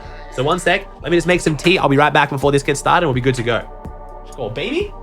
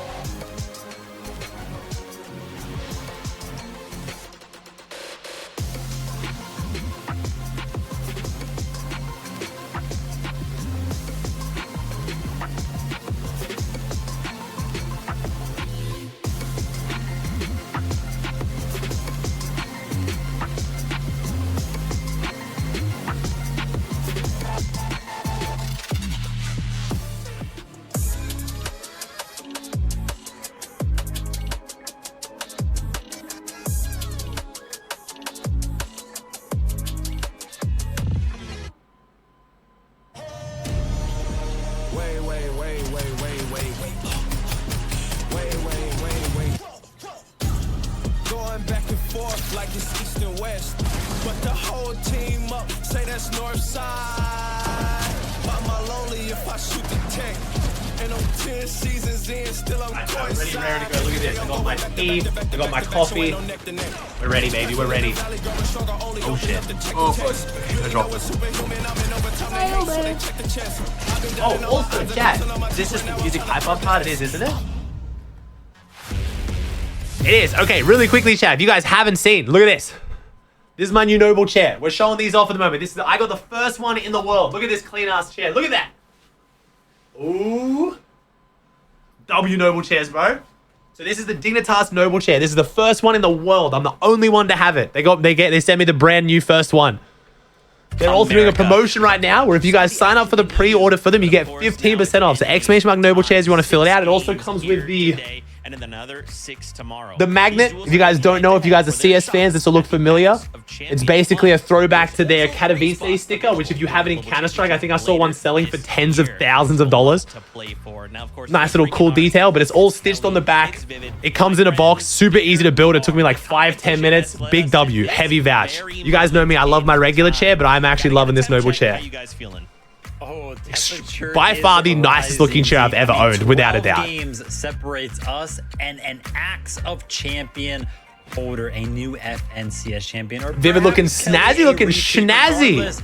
I am excited for the I'm so excited. Welcome in though, y'all. Welcome in. Thank you for the subs. Thank you for the follows. Appreciate y'all. We're gonna have a good ass time. EU was a lot of fun. 3 spots into the global championships. Of course, that is what these teams are really. Was that 3 cups of tea? No, it's 1 cup of tea. Rights. I am so ready. It's a large mug. I mean, NA has this is the strainer. I've still got to strain it. Major, and I can expect more in the grand finals. That's right. I'm telling you, eyes are on love the this global costume. championships. I love the NA team. I love the home. If you guys want to go, it is happening in Texas this year. Tickets are available. Go check out online for all the details. We hope to see 43% of you guys have voted for Peterborough. Remember, chat, we got a prediction going on for channel points. Who places highest? Jump in the prediction. Put some racks on the line, baby. Let's make it exciting. Walk away with the Axe of Champions in hand. I do. We love Mills. Yeah, my other regular chair is my Herman Miller, which is very comfy, but is so much worse looking than this chair. And I mean, for the longest time, I mean, dating back all the way to when I was playing ancient years ago. Oh, here we go. If you were not uncontested, it really was, nobody was really Slash, Big Racks, Jason, Fears, Jay, Jake, Hydra, Leo, XMper, Vexo, Little JD, John, Disown, Willie, Justin, Matt, Saya. Thank you for the subs, chat. Thank you so much. Between, being contested and being uncontested as it pertains to whether or not our FNCS champions had such in their drop spot location. Yeah, first game is starting in 8 minutes, Chad. By the time the delay on the broadcast we watch, it'll be in about 12 minutes. Yeah, a lot of it comes down to circumstances. Like what we saw from Acorn and Cold last major. They were triple con, but they made sure to split and pretty much never engaged in a very serious fight besides a few tags. Wherein, conversely, Kanata and Agers, who were uncontested, made up for that by having a huge split drop as well as some incredible surge with the Prime? storm surge strategy. So regardless of if you're contested or uncontested, it's you going to globals? Probably not. I'll probably be watching it from home. Okay, so it's not just contested versus uncontested. Then it's got to be, I don't know, if you're in first place, day 1, you win, right? It's got to be that simple. That's simple. No, not so simple. Hey, Queen with the TL for 14? Throughout Chapter 4, it was actually that simple. Our FNCS it's just easy to stream from home, man. In first place, I just got a lot more control of the content when I'm at home. I might go if Epic reaches out and wants to do it properly, but they probably won't. Ago, Acorn and Cold did the unthinkable, and being in third place at the end of day number 1, they managed to clutch up. But Kelly, there's something. Is Bastius with Prime? Subathon for globals? Maybe, bro. Would be fun, man. I haven't done a subathon in ages, like almost a year now. Points that we'll see in day number 2. Dude, the last subathon was when we announced that Annie was pregnant. Back to Chapter 4 and been a while, man. 1.5 that for day 2. Kanata and Agers actually wouldn't have won either. So, although first place in day 1 is a great indication of doing well, that doesn't necessarily mean that they're going to win the whole thing. Okay, all right. So it's it's a little more complex than just these 2 factors. All right, let's take some of this information. Let's take it to the map itself, right? Now we know contested and uncontested. It doesn't really matter. Sometimes contested versus contested still matters. But let's kind of start with the talk of the town. It's Grimgate. Peterbot Pollo going. No one's talking about Grimgate. Now no one's talking about Peterbot and Pollo. Irrelevant. Contested. Yeah, and I mean, listen, for anybody that's just tuning in to NA, kind of checking out just Grand Finals exclusively, Peterbot and Pollo have ran NA this season. They have been getting uncontested. Oh, yeah, they have. Uncontested high ground. Anything that they have wanted. They have a kid now, I do. She's 5 months old, bro. Maybe a little bit of a switch up for them, but of course, Jutras and Kraz, the team contesting him. It's their Clicks first is not going FNCS Grimgate, chat. Finals, Kelly. So chat, if you guys didn't see it, Clicks tweet out they're going Grimgate. Both of them came to my stream to start talking shit. I looked Whale in the eyes through the screen and said, put it on your mother's life, you're dropping Grimgate. I didn't ask Clicks because Clicks puts everything on his mum's life. Whale went dead silent. They're not dropping Grimgate, chat. He's doing it for the content. He's smart. They're farming the viewers. They're not dropping Grimgate, chat. And that's where none other than Kanata. I think Clicks and Whale truly want to be contested at Lavish, but they're not dropping Grimgate. Yeah, and I mean, this is this fits their playstyle more, right? You don't really imagine Kanata and Cooper wanting to fight Aussie because Kanata has been so good season to season at finding Storm Surge, no matter it's in the middle game, they're trying to do it so that another team goes Lavish thinking it's unconned. I love smart, it. Okay, so let's smart. toss another name. It is uncontested. It's Yamzu and Rise. Yeah, and you know, I'm actually happy to talk about Yams and Rise, right? Those split drops come into play, especially when it comes down to Yams and Rise, so much so that they were kind of struggling. That's smart. Some of the open Yo, Thugs, thanks for the five gifted, bro. But of course, this being an FNCS Ariska, Songbird, Stereo, and Pika, and Ivan. Welcome. Thank you, Thugs. And thank you, Jay Stilly with a tier 1. Yeah, 3 teams fencing. Teams this time around. But actually, thank you, Jonathan. The teams that we did see here in Chapter 5 Major 1. Yeah, and big name teams as well. Acorn and Cold, your reigning FNCS champions, Muzz and Paper. Apparently, Chrysox and Yasir really want to take the fight to Acorn and Cold, so we'll see. Going to be finding themselves in familiar ground when it comes down to the POI. It'll be exciting to see if they can kind of run up the back-to-back. All right, so we've talked about them, right? Peterbot, Pollo. A little bit. You know, we can just a little bit. They're real good. You know, let's just take it a step further. Let's just show you some of the numbers, with a sub? Right? These here we go. Spotlight. Last season in 2nd place, and now, as Vivid mentioned, they have been dominating all season. No, 11's on an analyst for EU, Mezzo. Right? This is it. Yeah, and I think of course, why though? Because Acorn and Cold are trying to go to the main building, Josh, and that's what Yasir wants. Them as their favorites to go ahead and win this season. I myself included. I think that their aggressive playstyle. Thank you, Deranged. Thank you, Furball. Thank you, Jamie. What's up, guys? And that aspect of agility is going to be too much for the rest of this lobby to handle. Has there ever been back-to-back FNCS winners? Yeah, we've had a few. We've had a few in our time. Rotations or the in-game height. Chat, I'm not watching streams either, chat. Top of the coin is just chat, I don't watch streams. I don't know why we're telling me. Thank you. Yeah, I don't watch streams, chat. Okay. Enjoy. Why don't we hear from our casters to get their thoughts on today? This is them. It's MDF and the best taco. Thank you, Zeke. That's right. We have a lot to look forward to, of course, here as we are getting so close to the Global Championships and crowning who's going to take those seats, but it's Grand Finals, Taco.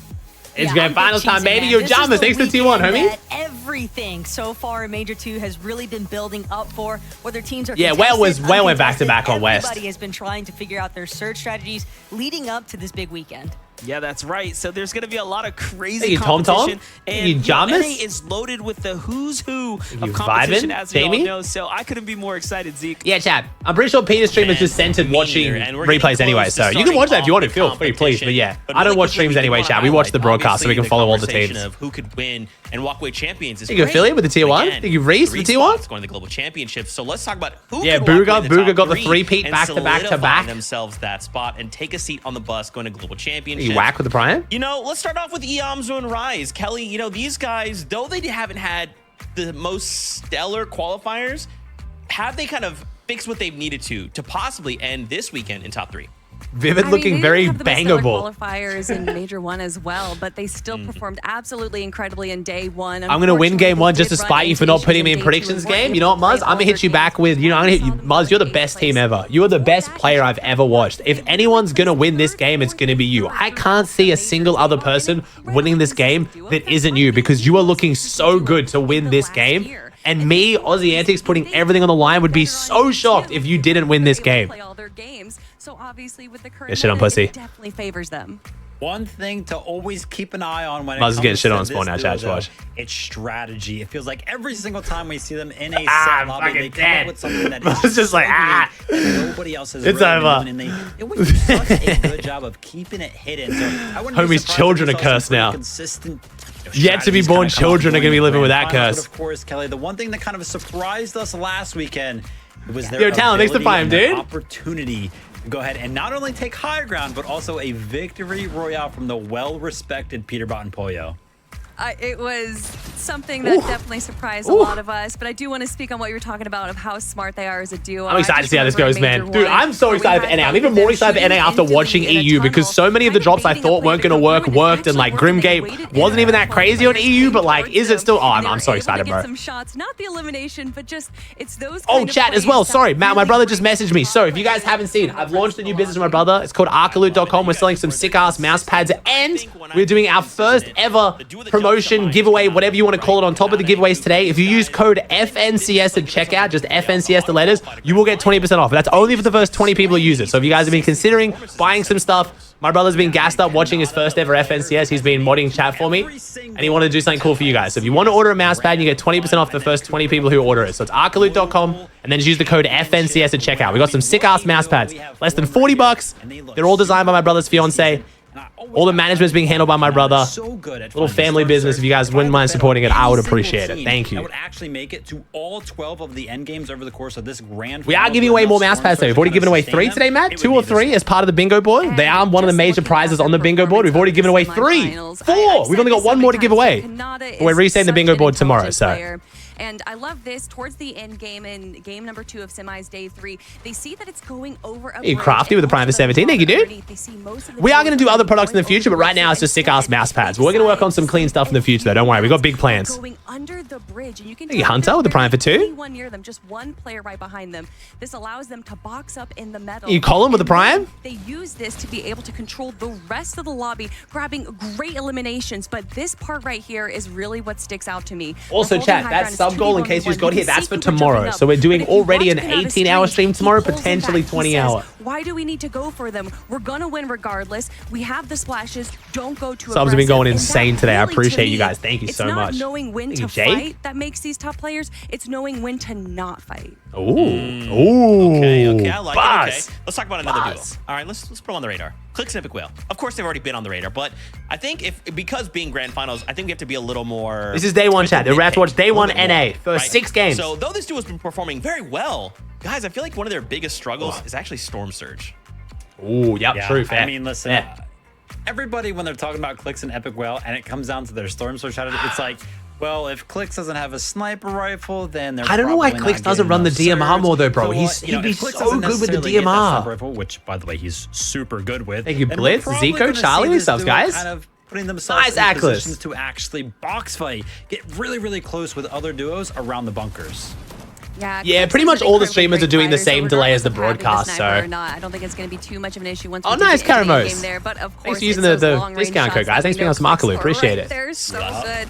But Clix and Epic Whale, they have downloaded Lavish Layer so well. They know the pathing. They go for bunkers every time. They have such a strategy, and to a part, I think it's a little bit of a double-edged sword. A lot of let me check that. These games go down to being able to adapt to your playstyle, and I feel like Epic Whale and let me see if some of the streamers, chat, have the same delay as the broadcast, I will watch them. We saw it. Oh, they do have the same delay. All the pros have finally learned if they just do a 5-minute delay, everyone can watch. Like no one, like if everyone has a delay, then no one has a delay.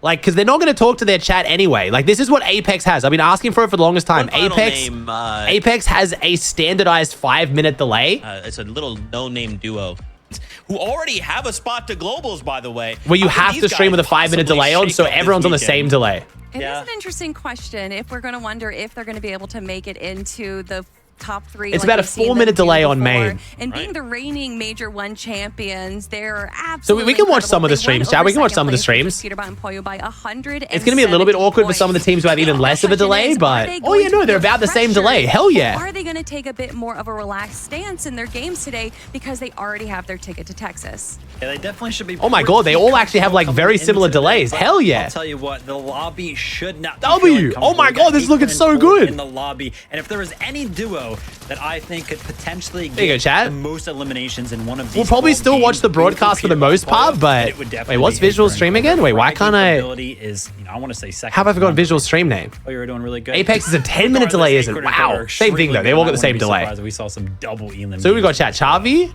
Is it Chavi FNW? Okay, Chat, I need your now, help. Guys, in case y'all at home missed out on EU, we was I spelling saw the Visual's meta name wrong? Change a little bit. Oh, there we go. I was doing the X any of us were first. expecting. Wings of Icarus, are those going to make a return, Viv? I mean, Bugha and Agers may be ahead of the meta. We saw them using it last week. Yeah, definitely. We saw Bugha use it, and so we're going to see What's if that's Zavi's going Twitch? to be prioritized today Chavi as well. FW. Okay, all right. Well, it is that time, Fortnite fans. All right, hell yeah. Game W. number 1. And then, so what is Sentence right plan here, to right watch? now, casters. We're gonna jump in arena and watch them.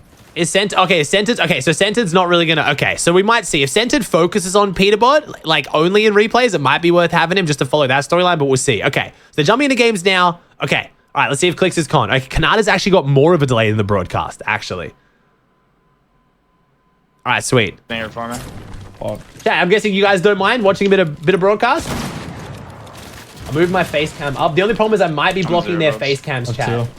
Because it's going to be really annoying moving my face cam for every single POV. Is that okay? Fuck it, I'm asking, but I'm not really asking, chat. We're just going to have to block their face cams. Because when we go to the replay mode, like when we watch broadcast, if I have my face cam on the right, it blocks a bunch of shit. Jump up. Nice route. Yeah, we need to go up. You guys would rather watch just the broadcast? I'm so confused what you guys want these days, bro. I'm not going to lie. We'll see. An exceptional set of games. I'll just do what I think is going to be the most entertaining. I won't ask chat, because chat's never going to agree. I'll do what I think was the best. Excellent duos here representing for NA. One of the most highly contested spots, though, seems to have a little bit of an additional stir in the mix here. There's 4 teams at the fencing fields. Comes as no real surprise. Again, a lot of times our competitive players, they know. Expect the worst, but hope for the best. And Cold Acorn. Oh, here we go. More popular team, Chat, I don't know why you're saying anything, chat. I'm not reading your opinion. I'm sorry. I love you guys to death, but there's 20,000. You're never going to agree. So I'll just do what I think is best. We'll see how we go. Appreciate the feedback. Thank you. But there's just, I'm not going to be able to make everyone happy. Wait. Did we curse Muzz? Wait. Onto Curly. Oh, no. At the same time, Muzz. We're okay. We're back up, chat. We're okay. We're alive. We're alive. It's okay. Chill. Wait, why are there 4 teams here? Who else pulled up? Why is Curly and Ray's here? Well, that's the bingo board, chat. I had 4 teams on the bingo board, so we'll do the bingo board giveaways between games. That is a bingo already. You can see the 2 duos lurking as a quad con. Acorn Cold. Krizix Yasir contemplating if whether or not jumping in here is worth it. Well, we got him contested, chat. The curse goes crazy. We managed to spawn a team on his head. First, Muzz and Paper have to finish this battle quickly. Seems like Raze might be picking up his duo. Not only that, but keep in mind, Muzz running relatively low as far as not we, you cursed Muzz. You were all complicit. 8 bullets left inside of that Nemesis AR. Wants to close the distance. That's going to be his final push bomb expended here as well. But with 30 shield, 90 white HP, he's definitely got. I'm not saying anything. I'm not saying anything. Currently up against the likes of Raze, also has Paper right next to him. These 2 could look to just close in on the attack, but they are definitely trying to be wary. They don't want to get. Yeah, this skin's like coat is really bad. I hate it. Fully that there is at least 1 or 2 other teams directly nearby that could pose. Do I starting so early? So they've moved NA earlier for today and tomorrow for the broadcast, which I am a very big fan of. This is a well-placed disengage here, of course, to get to the slurp truck. We've seen this before. We've seen it again. Ooh, Seek and Dash versus the Peruvians. Look at some of the highlights. This is our Brazil duo. This is their first ever grands on NA. And it is not off to a hot start. On top of the game here, knocking down Magia Jr., who we watched just barely. Honestly, Chad, the broadcast is covering every spawn fight. I think we do just watch the broadcast. I'm not going to lie to you. But we jump into the continued action here for the They're killing it right now. Kickoff game number 1 with Blake and Mac. Yeah, I don't know who didn't load in. Glacier. They've been contested all throughout the qualifiers, and now coming into grand finals, there's no surprise here. But this time, much bigger. The Grimgate fight's gonna be pretty boring, I imagine, chat. We'll have to see. Hopefully they show it. If it gets exciting, you know they'll show it. Trust me. The broadcast is more than happy to farm the Peterbot attention. Currently trapped a little bit inside of the vault here at Grand Glacier, trying to make room now, breaking down these wall edits left behind by School and Thoric. They will manage to scurry out of Mortal, Charlie, Zitterrooney, D Shaggy, Parker, Airgod, Bob. Oh my god, so many subs. Palm. Is that Batman Buka, Turf, Leyland, Tendy, Jamon, Charlie, CEO, Blitz, Libby, Jake, Colin. If I missed your sub, I'm so sorry. Thank you so much, guys. You guys are amazing. Teams down here at Ooh, Bugha Ages. Bugha and Agers, Come on. another one of our contested teams. They're dealing with the likes of Zeus and Pix, though. So a couple big changes you guys might have missed coming into Grands. The chains of Hades have been vaulted. This is big for a few reasons. Firstly, no one's just going to get cheesed by getting slammed through their wall. Secondly, it makes the wings more likely to drop out of God chests. You're seeing more teams running double wings, which we saw a lot on EU. And thirdly, it massively nerfs teams that rely on fishing, like Bryson Bolts, because now there's no quick way to fish. There's no EMPs. There's no chains of Hades. So a very big change coming into Grands. Pretty strong, rock-steady base up top, but if Aaron and Chance want a piece of Hakio up top, they're going to have to... How was EU day one? Extremely exciting. I'm very excited for tomorrow. I will be doing a recap video tonight on my main channel of both regions as well. Don't worry.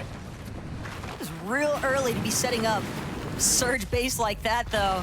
I don't think it's ever too early to make a Surge base. Establish some space, claiming Thank you, Equip, with the 3 years. Thank you, bro. Thank you, Savage. They know that they're likely still going to have to deal with a little bit of a fight here, and looming just you think that's why Pink and Vico struggled so much? I don't know what happened to Pink and Vico today, bro. They've taken note of the Surge Tower. What's up, Jerry, and welcome in, homie. Thanks for 31. Thank you, dude.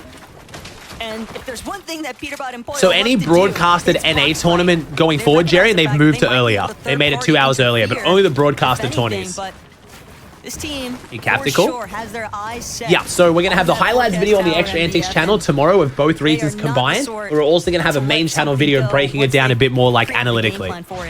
Yeah, this looks like the double upload tomorrow. Tons of preparation So it looks like Peterbot and Poyo got Grimgate Medallion and they're chilling. Their first set of games this could be a game one win for Peterbot, chat. I think we're looking at a much different. We got Grim, we got out, we happy. We're trying to play for the win, not necessarily we're looking good. Eliminations. They're going to be fighting for that forecast tower here shortly. Now on EU though, Malibuca and Mustache often were getting Grimgate unconned as well and not doing very well with it. Very surprisingly, they were not popping off with it. That they just encountered here on the.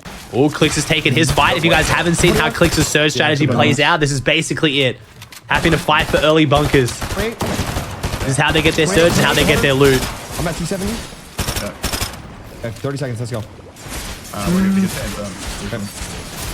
I've seen pretty good, which is good. Keep on going, Looks like it's working. Yeah, looks like they're getting some good damage. Maybe having Whale use the water bending and just farming it will help them a lot. We haven't really seen them use the water bending that much, so it might be interesting having like Whale, like Clix pressure in while Whale just sprays through walls and just gets free water bending tags. That could be big. Good shit, bro. Epic, I would face check the bunker after, yeah, in case they broke the boxes.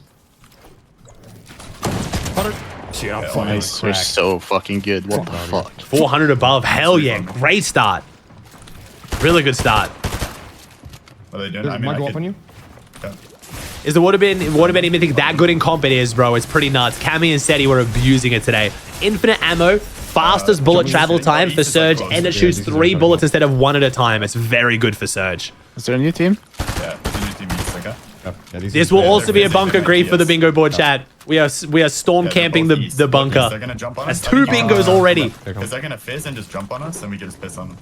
Like we had 92 Surge, by the way, so... So we'll be running all the giveaways for the bingo board in between games, chat. Because there's a 9-minute break between games now, so a bit of time to kill. We can get damage. These kids east are lurking on wood ramps. They're fizzing. You see that? Look, Oh, what the fuck is this? Huh? No, yes, oh, Peterbot. With a monstrous shot right Peterbot and Poyo getting their first elims of the day onto iMayFishy's team. Oh, we are looking pretty solid right now. Yep. Just completely collapsing. Peterbot and Poyo not looking too nervous. Try and throw up another wall. Peterbot, Poyo just way too clean with it. Meanwhile, Oliver also fighting for his surge. Get me out. Yeah, come here, come back. OG and Larson.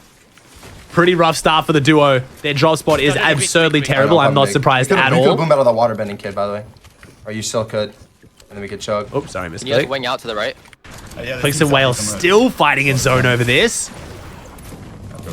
It does not have whites, just saying. Yeah, I don't. No, just 2 minis and 1 mini. Or 2 bigs and 1 mini. I have 1 banana, so let's start going. Yeah, we're doing a combination of broadcast and streams today, only because it looks like most of the streamers have the exact same delay as the broadcast, so I can jump around a bit more. Because the broadcast has been doing a good job, but there are some parts in the mid game where they don't really follow relevant teams, in my opinion. So, wait, they're not even at a bunker. They're just farming someone for surge in zone. Never mind, chat. It's not a bunker grief. They weren't even on a bunker. Just go now. We go to zone because Clix doesn't have heals. Can reset your sprint with the banana.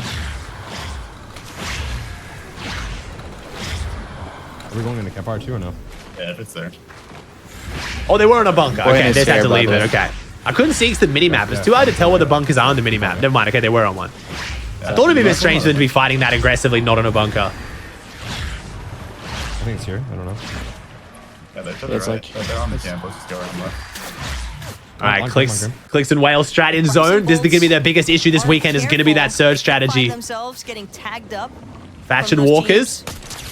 This team only made it into Grands because 4 other teams got disqualified. 4 of the 50 teams that made Grands got DQ'd the week of Grands. And still trying to keep clearing out a little bit of space. Not gonna lie, I'm happy with Fatch though. Fatch was pretty depressed on the timeline. My man moved from Canada to Dallas and thought he didn't qualify. It was very sad.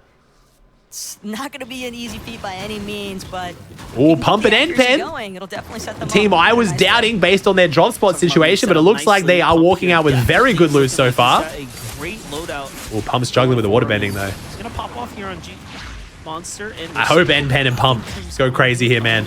Quadruple con Underworld, I wasn't feeling confident, but man, I hope they pull it off. Start backing up here. They don't want to get caught up outside the storm in a box fight here. You do want to start slowly. There's Clicks and Whale. They made their way in, and oh no. Speaking of quadruple con Underworld, this is what I thought it was going to look like for N-Pen and Pump. It does seem like we only have Hound there on the screen.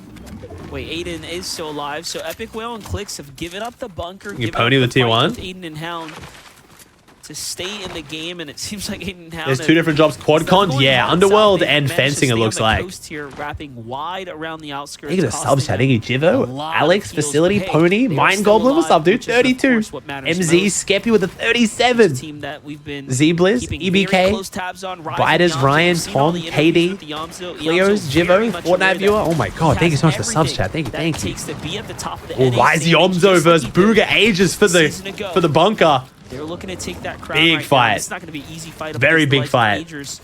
Here on the other side, it's a battle for potentially the bunker.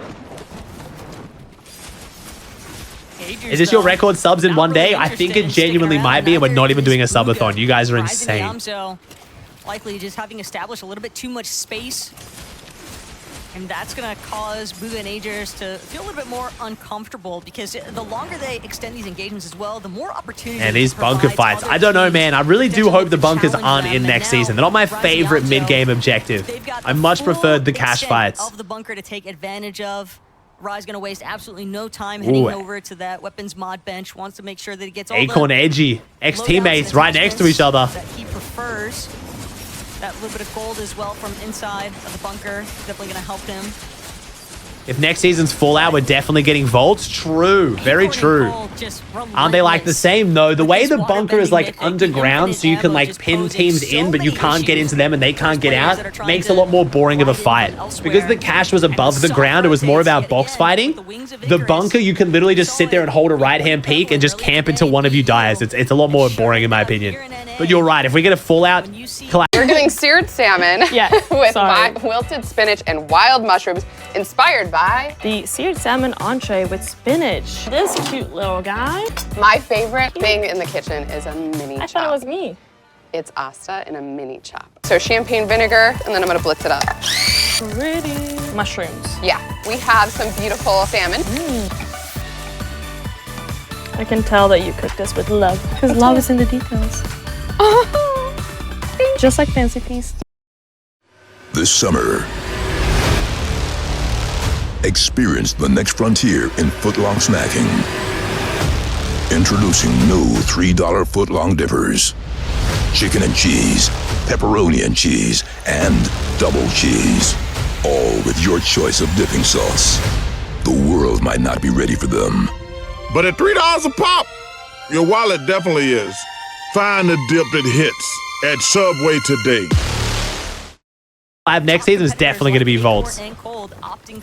Cease kill Pump. Apparently Pump blue screened, which sucks. It's a white line. 86 alive, bro. This is so stacked. EU is not this stacked. All the strategies now starting to come out. The hats, if you will. Erupna, Alex, Vinny, Zero, Prodigy, Vengeance, Hexa, Barry. Thanks for subs, guys. What's blue screen? Basically, your PC crashes. Hey, Cream with the 5 gifted. Thank you, Creamy. Appreciate you, homie. 4 different teams, and folks break off with what they can get. Paper Muzz, though, this is very fortunate for them. The Rift Island spawning right above them, getting first dibs here when you could just see from the material counts they desperately Muzz and Paper come up here. So the quadruple con, the ultimate curse. And at least give them some solid grounding here to work with. Yeah, we are not beating the hype train record again. Chill. we're not getting two level 17 hype trains in a day. Take place from fencing just now on Rift Island. Krizik's gonna be one of the first ones to rift in to the top of Rift Island. Muzz. Ooh, no way. Even though we dropped fencing, we've left fencing and we're still getting griefed by fencing. Yasir and Krizak still fighting. Clicks and Whale, though. Trying to farm a little bit more materials, a little bit more resources. They really did not have much. 482 above. Their surge is way better, but their meds are not. Oh, we need a refresh here. Definitely. Oh, it's all coming down to this refresh for Clicks and Whale, Chad. This is it. No meds. 6 builds. Very, very rough start. Oh, nice. Nice, let's go. Victor V and B-Dog dead. Nice, double max fizz. Only Siphon match, though, so not really the refresh we're looking for. But hey, that's 8 points and we live to fight another day. We're still going. We're still going. You want me to see him? Oh no! Goes Victor and B-Dog completely pieced up. Clicks nearly taken down in the process, but very nice. That's going to be the exact sort of defense you'd expect from Clicks and Epic.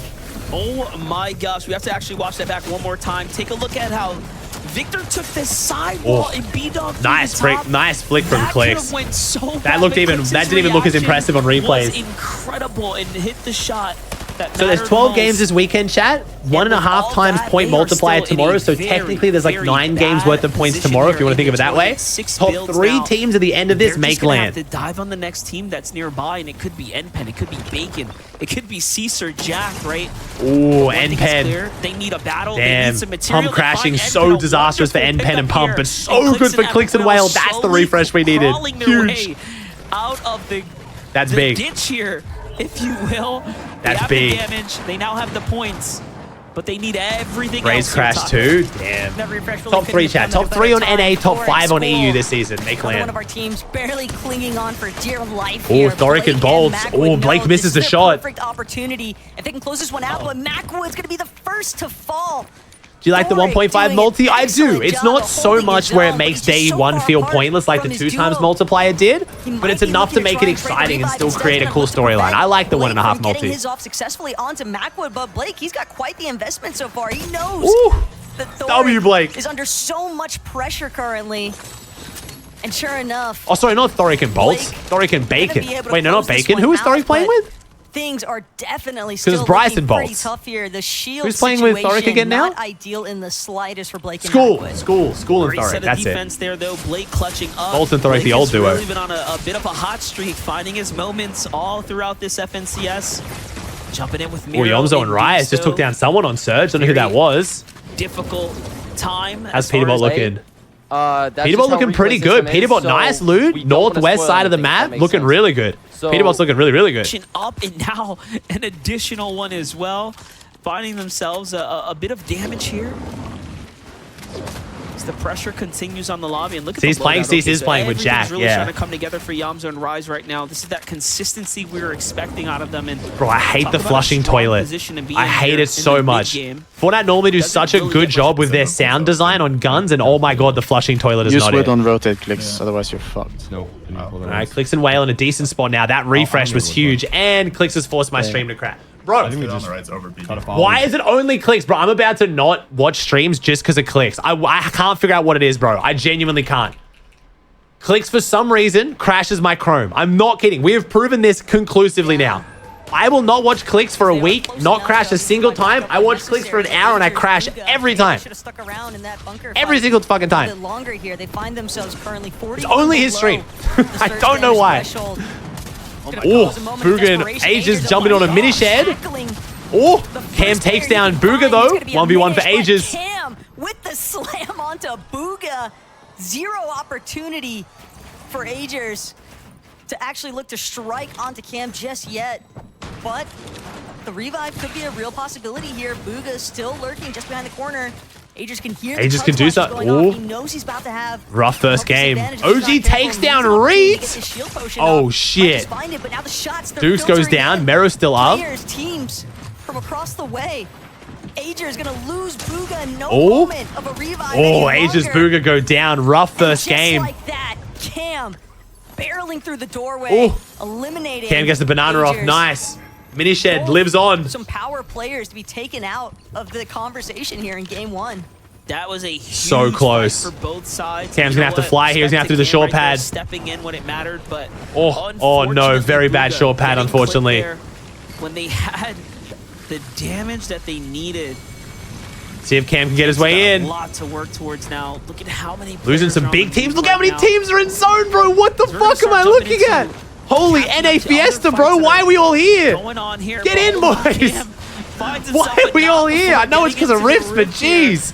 Look at the And he minimap. is gone. It's the Cam great is still migration. going for it, really putting up the numbers here. At Here this we point. see Little does he know, the NA professional everyone player. coming up the Storm is so hurt.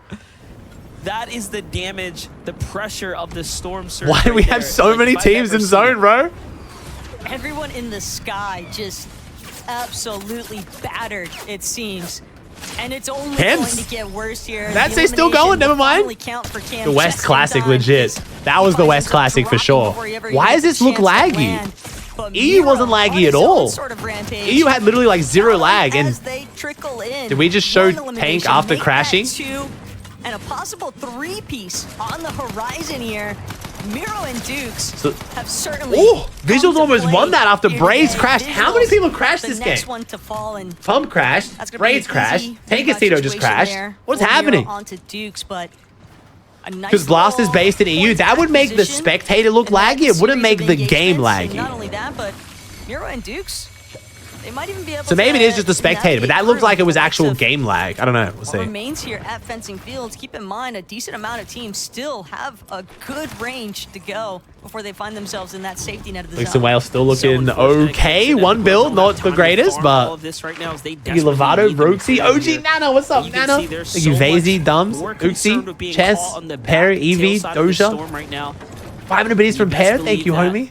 P. Melly, Rush, Cream of the Fire. Thanks for subs, guys. Thank you so much. Almost 1,500 subs today. Ended up doing though, saving just enough Flowberry Fizz for the It is more rotation stacked. here. NA is more stacked than EU was right now. Yeah, EU Here didn't it have this is. many people alive. They're off to the races. It's Oh, Miro Clicks and Dukes Whale up sort of against right Mero above and them. Dukes. The X-Duos, Clicks taking on Dukes. Oh, Mero on the right hand. Beautiful pump from Mero. This is not good for Clicks. Oh, Clicks goes down. Whale's a solo. Whale goes down and Mero. And we griefed each other. This is why Oh no. Oh no. for them. The Storm does the We're rest, fighting in zone on rotating and it usually ends one whale. just how it's going to end One for whale? some of NA's It ends with one greats. whale. Miro and Dukes didn't even want that fight. They Wow. didn't even need that Rip. fight, but they had no choice. Oh, Peterbot's the one who took down Pump. So Peterbot and Poyo, 4 elims looking good. That's just the replay action of what happened to Cam earlier on. We saw him gliding in. At least he got Oh, that Yomzo decent goes elimination down. credit One of on our big teams Black, struggling but here. Peterbot and Poyo could have a huge game. Rise. Everyone just in such dire straits right now, MDF. I mean, 4 builds left for Rise, performing as a solo now, and things are only going to get worse in this position. We saw these guys with 4 Flowberry Fizzes. Rise just used up the last of what he had. Yeah, of this the is not 2 looking that good we for knew he Rise. was carrying, Cold down to as a well. Bro, a single lot of our hit big at teams this struggling. point. It is incredible the way that these players have just been getting shredded, it seems like. Honestly, I'm trying to think of how many other big teams are up. I mean, Cooper Kanata, Peterbot and Poyo. I guess Threads is probably in here somewhere as well. Like, I'm trying to think who in my top 10 still going. Bolt's still going. Blake and Macwood are just Oh no, Rise is not looking good. I think Mixon and Paco might still be in here. Picking up what was left of another duo just before that. Paz and Barker, Like, yeah. We're seeing, I think, some upsets right nice now. Rise. But one team is How still are we in not this dead? game that I know is for certain is Peterbot and How are we Poyo. not dead? I see there in the distance, but Rise on this wonderful solo rotate right now. He's taking so much fall damage, and then Skittles gets delivered. Poyo what goes was left down. of Rise's loot Where's there. Peter? We're doing seared salmon with sorry. wilted spinach and wild mushrooms, inspired by The seared salmon entree with spinach. This cute little guy. my favorite thing in the kitchen is a mini chop. I thought it was me. It's Asta in a mini chop. So champagne vinegar, and then I'm gonna blitz it up. Pretty. Mushrooms. Yeah, we have some beautiful salmon. I can tell that you cooked this with love. Because love is in the details. Just like Fancy Feast. good, bro. Just get good. I game like I had plus 50 toughness, but really, I'm plus 100 or free. Hey, life can be scary, but State Farm supports you. I feel plus 250 relief.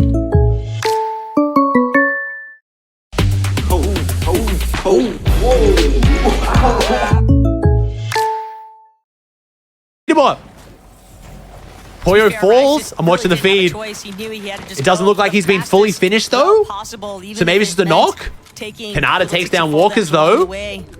Just happened to run out of his Wolverine Fizz, but Blake and Macwood fighting Seek and Dash on the rotate. Poyo got fully finished. Peterbot solo.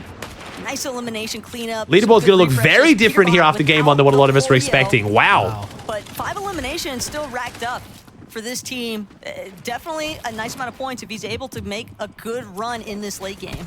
What I find more impressive is that we're inside the top 15, so there was placement points. Very spicy game one for Leaderboard. Just behind the wall there, Peterbot can surely see right through those wood builds, and he tries to track him down, but couldn't get the tags there. Instead, it's Sires who falls on the edge of the zone. If Peterbot just has so many teams fighting on backside, on rotating, on NA, man. We're all just fighting each other in zone. And this is NA full gravy. We're going to jump on the wing strats like EU, I guess. That elevation with the EU on the oh, fuck no. We're about to watch EU win game one on NA. Oh, hell no. NA never going to hear the end of this. Oh, here we go. Oh, damn. Paco was talking smack yesterday on me not putting in top 10. Paco was not happy. Early in the tournament in a strong position. It's going to be very interesting to be proven wrong here. Mixon and Paco looking fantastic. Peterbot might not even be able to play Disruptor for the high ground. I don't think they have the best material, though. We'll see if they can hold it. Good elimination. All it takes is one good duo to be able to go up there and try and take it. We'll see. We'll see. Total now. Peterbot still trying to play from the backside of the zone. Peterbot's still doing this. Cooper's up here. Cooper Kanata just a little bit ahead of Peterbot. The dig win on the board. Existing builds, but you can see Peterbot undeterred, still trying to make his way to Peterbot playing very well right now. This is an unestablished layer currently. Gonna take a moment to pause. Bryson Bolts are looking decently healthy. Bryson Bolts could be the team to dethrone high ground. Vorteca goes down. Peterbot. Maybe exactly what he needed. Maybe Peterbot does it solo, bro. The punishment is steep. Goes for the refresh, gets lit up by Paco and Mixon from the high ground. Paco and Mixon still doing it. They're not building ahead, though. I think they're running out of mass. Paco and Mixon are very much out of mass. They're single wood layering. That's not a good sign. Paco and Mixon need a refresh bad. Oh, they just got one, though. They got a kill. 4 eliminations. If they get that refresh, Paco's still going. Ridiculous. Look up, NA. Look up. We've seen it all week long. It's not Peterbot. You can look up. Finals, but it's not over yet. This game can go any which way with a player. We got some healthy duos here to win this. He is going to be disrupting everyone. Oh my god, Peterbot jumps in on bones. Medkits too. Takes down one of the 2 medkits, that's big. And now the refresh. Bro, Peterbot is just, dude. Come on, man. Can he steal another Cooper Kanata, come on. Dig versus EU. Come on, boys. Pull it off, but it all depends. We can't be letting EU win game one. It is not good looks. Paco Mixon, no builds. They're mantling their way in. They got nothing. We might have a dig win game one. Peterbot 6 HP on the low ground. Goes down. He gives a bit of a refresh to Paco Mixon. Peterbot's a traitor. He gives the loot to EU. It's EU versus NA. 2v2. Cooper Kanata still from the low. Can Kanata and Cooper do it? Oh no! Cooper goes up, Cooper goes down, 1v1, and Cooper Kanata win it, baby. Dig win. NA versus EU, and oh shit. Okay, almost. Very impressive from Mixon and Paco, though. First game on NA. Hell yeah. W. Just gave Paco and Mixon. I thought Peterbot gave them the win just then. I thought Peterbot gave them the refresh. And Cooper do not stop. That's a dig win, baby. Let me get the bingo board up, chat. Because my Chrome crashed. What a first game. Holy shit. Let's go, baby. Beautiful first game. Kanata steps in, drops Chris. All right, if mods can keep running the prediction, that'd be awesome. So obviously that was dig win. Cooper Kanata win that one. Good game from Mixon Paco. Talk about the perfect distraction. Oh, Kanata with the 1v2 basically. To be fair, Mixon did have no shield, but well played, well played. Gatekeeper could not have implemented itself. Chad, does that count as choking the win? Do we call that a high ground choke there for the bingo board? If you guys don't know, again, the bingo board has been revamped. We've made it much cleaner. Yes? No? Yes? No? I'll give it a yes. I mean, I don't think it was a hard choke, but I want to give some stuff away. All right, that's 5 gifted subs. Then we have, what else do we have? We had Bunker Grief. That's a mouse pad. We got a mouse pad giveaway. And then what else? Was that it, chat? What else do we have? Or 14 POI. right, extra V-Bucks. Okay, so chat, for this one, we will make it... We'll make it NA, chat. Just the letter N, letter A. Just NA. If you guys want to win either a mouse pad, some V-Bucks, type the word NA in chat. I'm doing V-Buck giveaways after every single game. But we also have the bingo board as well for extra prizes. So type the word NA in chat. That's all you got to do. And then keep an eye on your Twitch whispers from a DM from my mod Nautica. You'll only get a DM from Nautica. Do not trust anyone else. If you guys don't know what the mouse pads are, they're one of my own mouse pads. It's a new business I've just launched with my brother. It's called arcaloot.com. You get to pick any design that you want from these clean-ass mouse pads. And we'll pay for the delivery and the mouse pad. You can pick any one you want. I mean, yeah, Kanata and Cooper just full. What a game one, bro. Holy shit. How exciting, bro. Oh my god, I love FNCS. That was so exciting. Cooper jumping up on the side. Such a good finish, bro. Thank you, Ponka, Seedle, Argon, Toast, JJ, Slabs, Kiwi, Angry, Alpha, Tristan, Gringo, Pay, Lovato, Vroxy. Thanks for subs, guys, and the follows. Thank you so much. I'll give you 10 more seconds and we'll call the giveaway. Bro, this photo of Kanata is clean. I'm not going to lie. That was absolutely wild. And we've talked about it. The casters have talked about it. They are the most consistent duo that we have seen this major. And they just proved it once again. All right, we'll call it there, chat. Thank you for entering the giveaway. Thank you. I cannot wait to see if oh, yeah, I'll do the 5 gifted as well. Sorry, I got to fix up the 5 gifted as well. They may have just given for the bingo board. The momentum they need to walk away as champions off of just game 1. Let me do that. Now, of course, though that was amazing. How do I enter the giveaway? You just type the word in chat that I told everyone to type. This case, it was NA. To Peterbot. So the way the giveaways works out, I'll tell you to type a word in chat. Everyone types it in. We draw winners and DM me the prize. It's that easy. It doesn't cost you anything. No sign-ups. Nice and simple. He should have made it to top 3. And there's the 5 gifted for the bingo board. Just like this man. Void, Adam, Ryan-tology, 41. Thank you, bro. Dude, Peterbot played that game so well. Peterbot with the clutch of a I didn't do the dig win either? Right? But you gotta okay. Never mind. Sorry, you're right. Dig win. I'll do that on the next bingo board. Sorry, chat. We'll reserve that for the next one. This one you're going to want because this dig win is the dig jersey. You get your own dig jersey. Of course, has the medallion, which so we'll do that after this, chat. We'll do that after this one. We'll do it for next game. But I was like, oh my gosh, like I want to see what Peterbot. We'll save that for the next one. Boom, tune into them. Peterbot the soy, and I'm like, oh, yo, this is what I wanted to see. Bro. Game number 1. And then he gets top 3. It is just every time. Chat, there's no point. Chat, stop typing dig win. Chat, that's not what we're doing. We're not doing it. Chat, don't type what chat says. Listen to what I say. He's positioning himself at the front of zone because he's noticed that everyone was congested in the backside. Absolutely incredible. And he actually takes 2nd place overall with all of those eliminations. All right, chat. We'll do the dig win giveaway after this game. You'll still get it. We'll just do it for next game. All right, so we have Kanata and Cooper in first on 93. Dig on top, baby. Peterbot and Poyo in second on 84. Paco Mixon, big credit to EU there on 80 points. Curve and Tyler, 72. And Bryce and Bolt, 68. Then we have Blake, Aiden, Seek, Chavi, and then Baka. So a bit of an interesting top 10 so far. Some expected names, some not so much.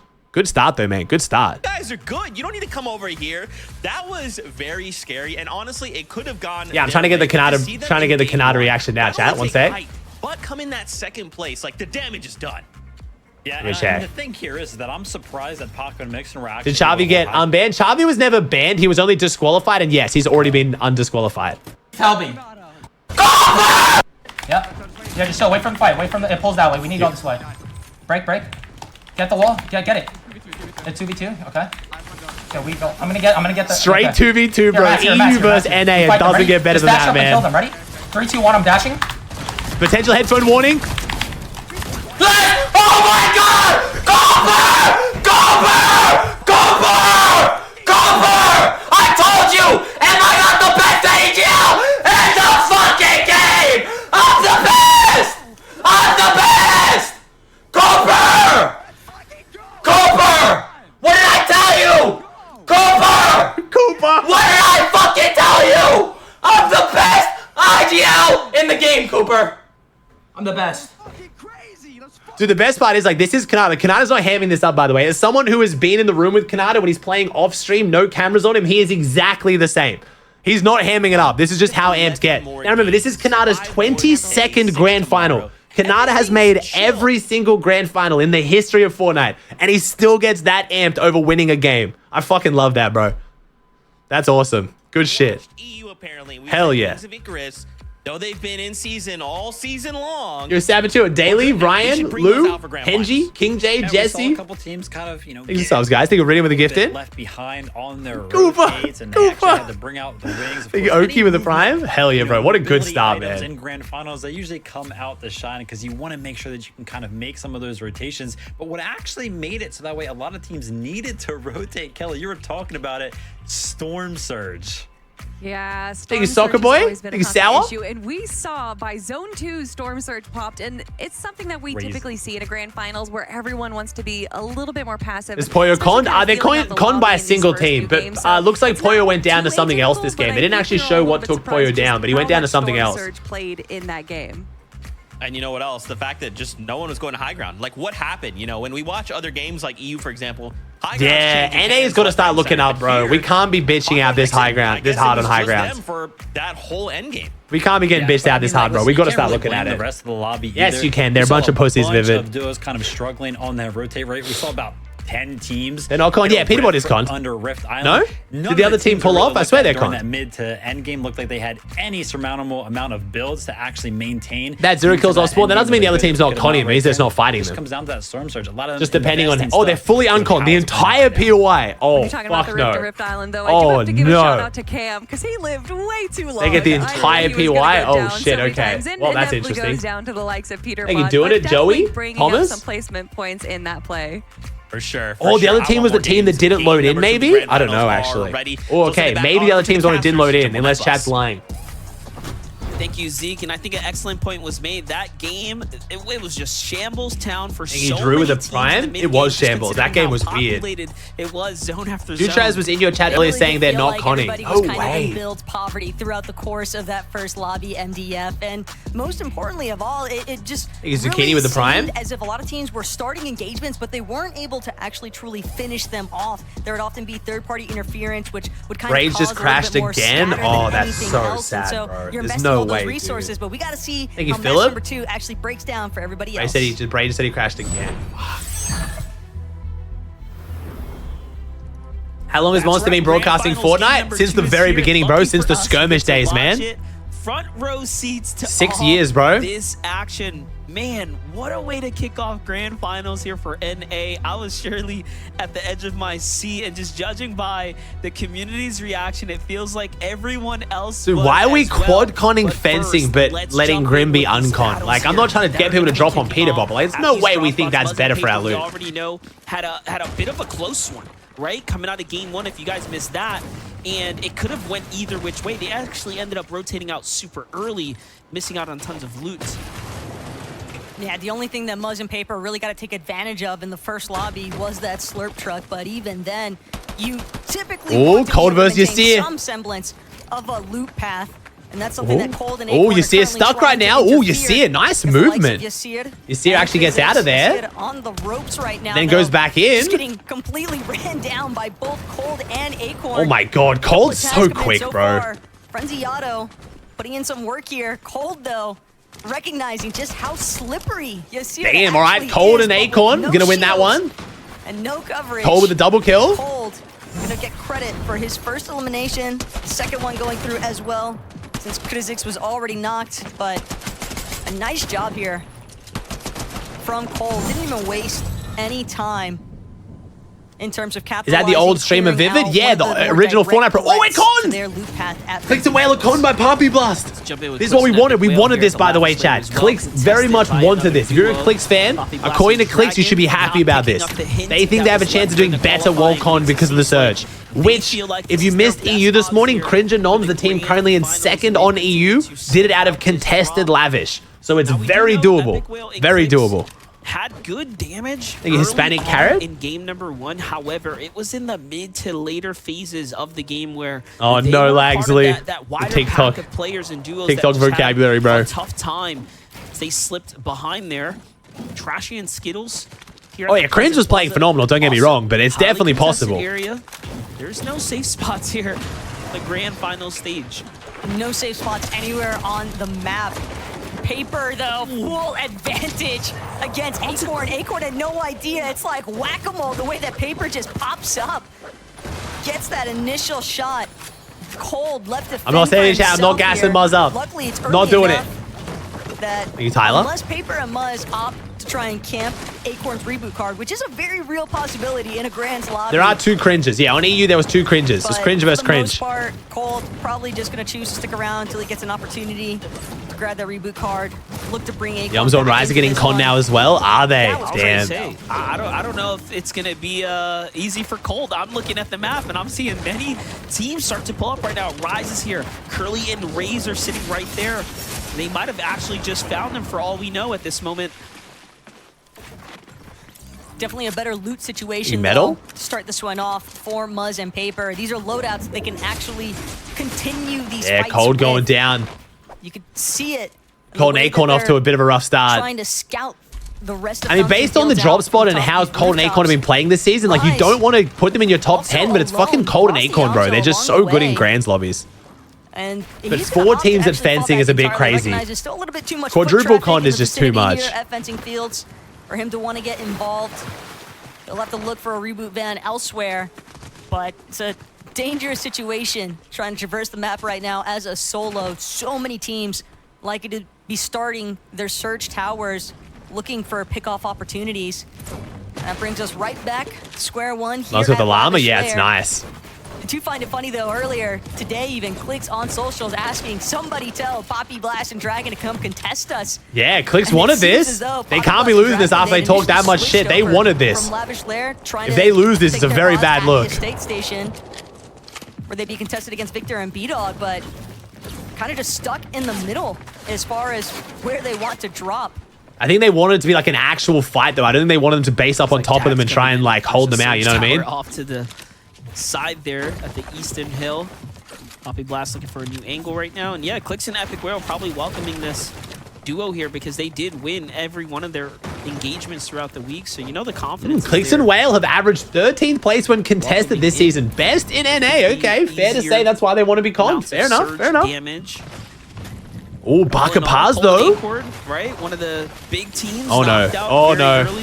We're getting water bended, so there's literally nothing we can do. This is not going to stop because they have infinite ammo. 2 points coming into this as well. Another top placing team right now. If you guys haven't seen the new changes in competitive or just regular Fortnite, you can now hold a res, let go, and it won't deplete all the way back to 0. So you can hold the res, let go, build, and go back to resing, and it only drops down a little bit. Oh, Peterbot's pushing in on this. Peterbot is saving Paz and Barker right now. Poppy Blast is going down. Peterbot might have actually been the saving grace here unintentionally for Pars and Baka. Skittles was 1000% trying to close in, potentially looking to key Pars and Baka in the process. But instead, how's Chavi doing? Not the best so far, bro. This rotation, oh, nice, J-Fons. I know, Braves. I'm so sorry, dude. Braves, I've seen a couple people crashing, but you're definitely the most consistent. Have to wait until Peterbot and Pollo make their first move, and sure enough, Peterbot. Thank you, D. Sweezy, Frangy, Squire, and Florida, Checo, Snow, Metal. Are you like PC crashing or Fortnite crashing? Has been spotted out. Oh, sorry, not Chavi. Sorry, Chad. Chavi did really well that game. Sorry, I'm thinking about the Hazen's team. Sorry, I was thinking about Mahia. That's big damage, right? Sorry, Chavi is doing well. Yes, they're currently top 10 out of a triple con Underworld. They did very well game 1. Those DMRs, and all of a sudden you're I'm getting a connection error. That's weird. Take a look at this. We haven't really got to jump in. Re and Ritual. It seems like they were dropped so oh, there we go. Clicks and Whale just got the double kill. They didn't really get to get their situation established, but this game looking much better right now. Ritual has nice. Ritual with the head snipe. Sizing up the team and hits the headshot. Beautiful positioning and awareness from Ritual there. Incredible tag. That's a freebie. Straight in for the elimination, wasting no time and boxing out the teammate. The 290 on the down body as well, just capitalizing on the damage right now. That is exactly what you want to do. The game is changing, but what drives the game never will. What you have inside. Takes it. Gatorade, is it in you? Hey, Adam, so I was just wondering if you had a sec to go over this next scene before they call you to set? Hey man, what kind of facial hair do you think I should have for my character? Because I can get any style with my Philips Norelco One Blade. That's cool. I actually learned to shave from watching movies. Now, every time I get a new role, I grab my Philips Norelco and I hone right in on what is the character's facial hair. And then, if there's time, usually I read the script. I'm sorry, have you not read the script? Are you doing a commercial right now? Don't worry about it. And they're not going to have to worry about anything for the early and mid game at this point. If I'm them, I'm Can I just switch spacing out and FNCS, vibing out PC mid for the FNCS? remainder of this Maybe. one. This should put You're Rhea supposed to be Rizzo allowed right to, but it into might pick it up and lock you. Fully maxed out. So it's up But to you to seems play the like risk, man. Baka, though, back at Pleasant Piazza. They found an opportunity here, and they will make sure to punish Yumi. Finds himself eliminated. Back Or to the battle CPU. bus, Can you waiting switch for CPU? lobby number 3. You'd probably more than likely going to be okay if you switch just the They CPU. look to try and defend their turf. Clicks and Epic. Yeah, they shouldn't be able to pick up your Very hardware similar AD like that. Encounters. Poppy Blast, Dragon, unable to hold the Clicks and floors, Whale just get the getting double chopped kill. and mopped Let's go. up here. Oh, no mames. You can tell. I can hear him say every time I see Poppy Blast face, I hear no mames because he says it all the time. I love it. Go back to his state station, but Clicks and Epic, they want this fight every single day of the week. And it's a very familiar situation for them when they're contested. They love being contested because it's just Surge, man. Yeah, you could tell Poppy Blast really did feel like they had it. I mean, they definitely had the height advantage, the natural cover going. There you go, Braves. You just got comms from Knockin. the Apparently, they day, send you a hardware ID just every 60 seconds, so it is stored, so it might flag you. Just heads up. It's up to you. Top tier duos, arguably in their prime right now. What is this loadout? Seen a better Yeah, clicks, I'm right? not. I mean, I guess we're worried about Surge. We got 3 Surge weapons. That he is also Oh, very Peter much in Poyo his locking prime down right the now, so bunker. tough fight. Are we camping it? Oh no, we're just waiting. Ends up translating onto that. Here's a quick look Mashi, at Peter Sumo, Poyo. Having to Pisif, use up Frangie, their mythical Desweezy. bananas here as Thank you they wait guys. out the bunker to open up here. And there it is, just on cue. Epic. Or I was gonna say, I thought for a second there, Poyo was just waiting to get knocked, but everything's okay. Thinking Mirage with the Prime. Thermal scope, man, coming in so clutch here when it comes down to putting down these long-range tags here, making it as clear as day to land your shots. Peterbot was looking so good with the thermal Nemesis. So good with it. Otherwise. Dash Medallion and Bunker. Well, that's basically Peterbot Poyo's loot every game. They get a bunker every single game. Classy courts. Unless something goes very Miro weird. Still hanging around inside of the storm. These early ones. You Gromit with the Prime? Nothing to really pose too many issues at, but for Dukes and Miro to still be lurking nearby, they're definitely just trying to utilize the launch pads, but also clearly trying to That's changed me so far. Fantastic, bro. I think we've hit my teams or all-time players record of subs in one day. We hit my all-time record of Hype Train. Vibes have been amazing as well. Chat's just been vibing out and having a good time. It's been really good, man. No drama. Everyone's having a good time. It's been super fun today. Did encounter a little bit of a Thank you, and with the team over 49. Thank you, bro. Thank you, mine with the sub in the too. mid game of that first lobby, but the last time that we saw Dukes and Miro compete together, they won Chapter 2 Season 8 Grand Royale. True. Seeing if they can repeat some of that magic here now, Chapter 5 Season 2. Yeah, Dukes is just such a hit or miss player. We're gonna play No Booga's playing. He's with A's playing with A's at Mount Olympus, bro. I mean, things go Had a bit of a rough game relatively one. Well, as you can see, he's wrapped up those FNCS championships. He's put big numbers on the board, but for Batman, Booga, and Rapid here, things are not looking too hot for them.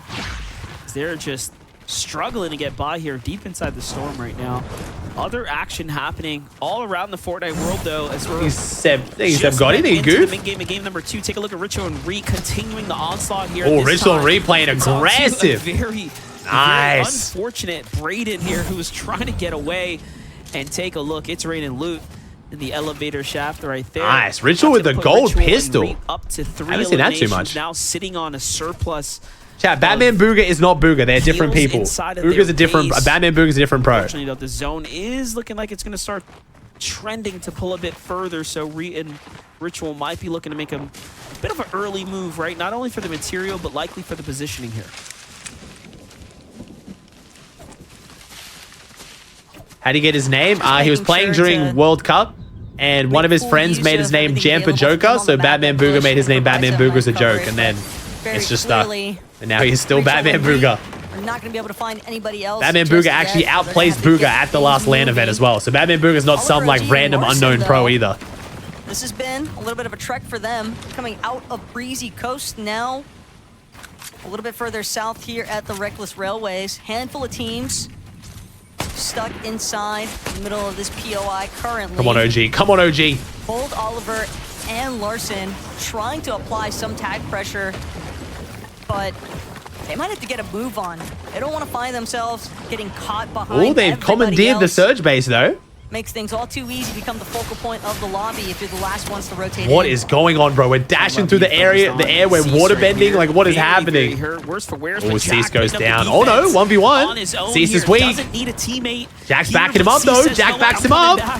To give you the support here from Jack's perspective. He has no ammo. He has no ammo. No, that's disastrous. He has no ammo. Doesn't have a chance to reload. Has to get out here, and all of a sudden no. finds himself boxed up and then tagged. Wow, Zyro wins that. Are you kidding me? Down onto Zyro. Wow. And Zyro shows you we cannot be losing those, but we had to reload. What can you do? FNCS as he clutches up big time for his teammate. What a trade. And no, this is not Jack from FNCS winner Jack. Different Jack. Was a second to get that reload off. But Cease already just too tagged up, too low on HP. Bro, the Mexican fighters, man. With that last so good. Off, though, MDF. Lin. Oh, Mixon trying to rotate into threats here. Just managed to close that one EU boys, second place from EU game 1 is huge. Game is a different story entirely, so we'll have to check back in with them because they were relatively deep inside of the zone. Mixon and Paco making sure to take full advantage of some of these stragglers. Oh, EU getting in. Threats finds himself getting a little bit keyed here by Mixon and Paco. They definitely want to try and run him down if possible, but they've got caught from behind by Sphinx. This could be bad though. This could go ugly. We'll see. To reunite with his duo. I wanted to say pretty dead side of zone, but there's actually quite a few teams out here. Sphinx with a big shot. Mixon trying to trade blow for blow here, but it's threats. Calling them EU as jokes? What do you mean? They're literally an EU team. What do you mean? HP, having to expend even more of what remains of his resources. They're an EU team. This could be a prime opportunity here for Mixon and played on EU for like years, and now they're playing one season on NA. They're an EU team. Like he just wants to bail. Yeah, that was crazy right there for Sphinx to find those big tags through the edits, but I'm also questioning the fact I know, but not calling them Mixon and Paco. Splashes, like he could have easily popped a big pot there. So now the pressure is on, the clock is ticking here, and ultimately it's going to be that much more difficult, I think, for him to survive and weather the damage here, as you have teams everywhere right now.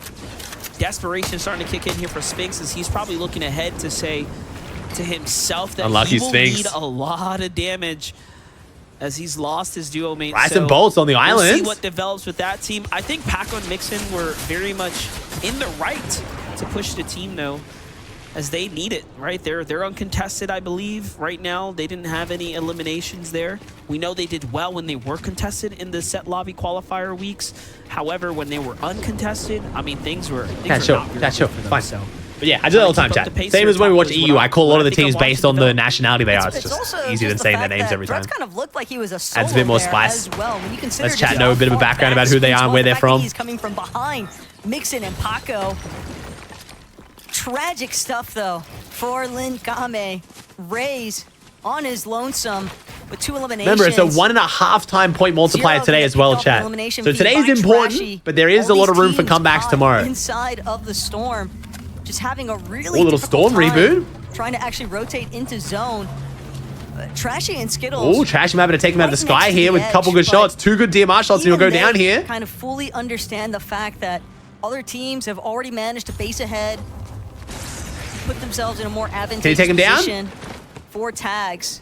Didn't even try to go for him. Okay. Respect the attempt. He gets the reboot van reward that he was looking for, but not a whole lot of white heels to work with. This has got to be a straight-up go situation for Curly and Ray. Cooper Kanata, game 1 winners, and we are looking very not good. Oh no, 60 above, 1 mini. Let's jump in with our game. This is not a good loadout. Leaders here, Kanata and Cooper, who currently have 0 eliminations and just 17 damage above this. Oh, nice! Hell yeah, man. Good stuff.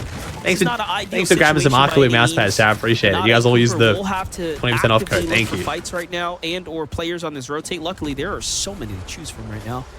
Wonderful tag there onto Thatch to slow down his momentum. This is game 2, Konas. What's up, homie? Welcome in. Hope you're enjoying your trip. I've been enjoying the photos, man. Edge of the storm right now, so I can see this going very well for Kanata and Cooper. Maybe visuals.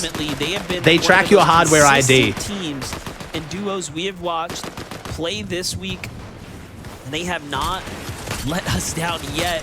talking about, I'd say one of the biggest surprises is actually Blake. Oh, sorry, 1.5 times multiplier tomorrow. Sorry, not today. It was a show-off performance, but right now, so far below the surge here, I'm wondering if they're going to be able to claw their way out of this one. They definitely don't want to find themselves having to expend all of these valuable resources on just surviving these Surge Storm tags, but it might be the true outcome that they're left to deal with. Blake and Macwood also getting lit up by Decay and Sigma, and they're not the only ones taking shots at them. Waterbending Mythics. Lavish is not the drop, bro. Not Lavish. Sorry, Glacier. Grand Glacier's not it, man. In terms of drawing even more lobby attention. Blake and Macwood so incredibly low on resources. Macwood's gonna wind up falling. Credits to Decay on that one. Third-party assistance from the Storm Surge itself. Sigma. It should be fun tomorrow, Mind Goblin. It should be fun, bro. Blake looks to retreat. Will find momentary relief, but as soon as he starts expending some of that Flowberry Fizz, you can tell Sigma and Decay contemplating. What even is this zone? We're going northeast of Grand Glacier? What? They realize that they where are we going? They can always turn we're going to fucking Atlantis. I was going to say Narnia, but where are we going? We're going off the map, right? But this elevation just so what's to the northeast of Grand Glacier? Like, does what he can to try and keep himself standing. Decent tag into Walkers, but Walkers with a distinct health advantage here. And Blake 214 below. This is looking disastrous. I mean, I respect the movement. I respect the ability to not give up right now. It's a big ass mountain, right? It's like a huge mountain down into the ocean, yeah? This could be a terrible zone. This is going to be a very intense endgame. This could be the Peterbot Poyo win. Having Dashman down in this endgame will be beautiful. Teams like Booga Aegis with wings will also have a big advantage. This endgame essentially here is going to end his run. But at least it wasn't. How's Whale and Clicks looking? Other notable names I'm seeing up: Clicks, Epic Whale, Miro, Muzz, Paper down there. Good surge, bad loot.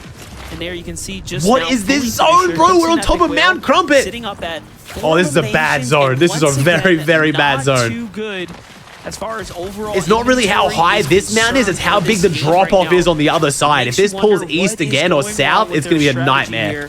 It doesn't feel like a surge. It feels like it's something else to do with these zones. However, that's going to end it for Clicks right now. Damn, so they got their surge, but then it didn't get zoned. Try and make so much congestion already pooling at the base of the mountainside. That's the thing. It's that it's the base of the mountain. It's just practically impossible to scale at this point. Epic will at least drop for some of the materials. Oh my god, this zone is terrible. As a solo, wow, this zone is bad. This far up that he I've never seen this zone. I've been watching a lot of Fortnite this season. I did not know you could get this zone. He can tell, he can hear the shots surrounding him. We actually got a surprisingly few Mount Olympus zones on EU this morning, but this is kind of Mount Olympus, but even worse. Get in a solid placement performance here. Well, we know it's not possible, as Peterbot has shown us. Oh, Peterbot Poyo, here we go. Oh, 108 builds. Nah, Peterbot and Poyo might be getting their win, chat. Here, as we're getting into this end game. This could be it. Looking at consistency. Yep, and they take front side. Fruition here. Oh, they're looking so good with this zone. Also had a very good game one, and they're also in this end game right now. Kanata Cooper still going with very little loot. Right there, but first we got Kanata and Cooper here on the rotate.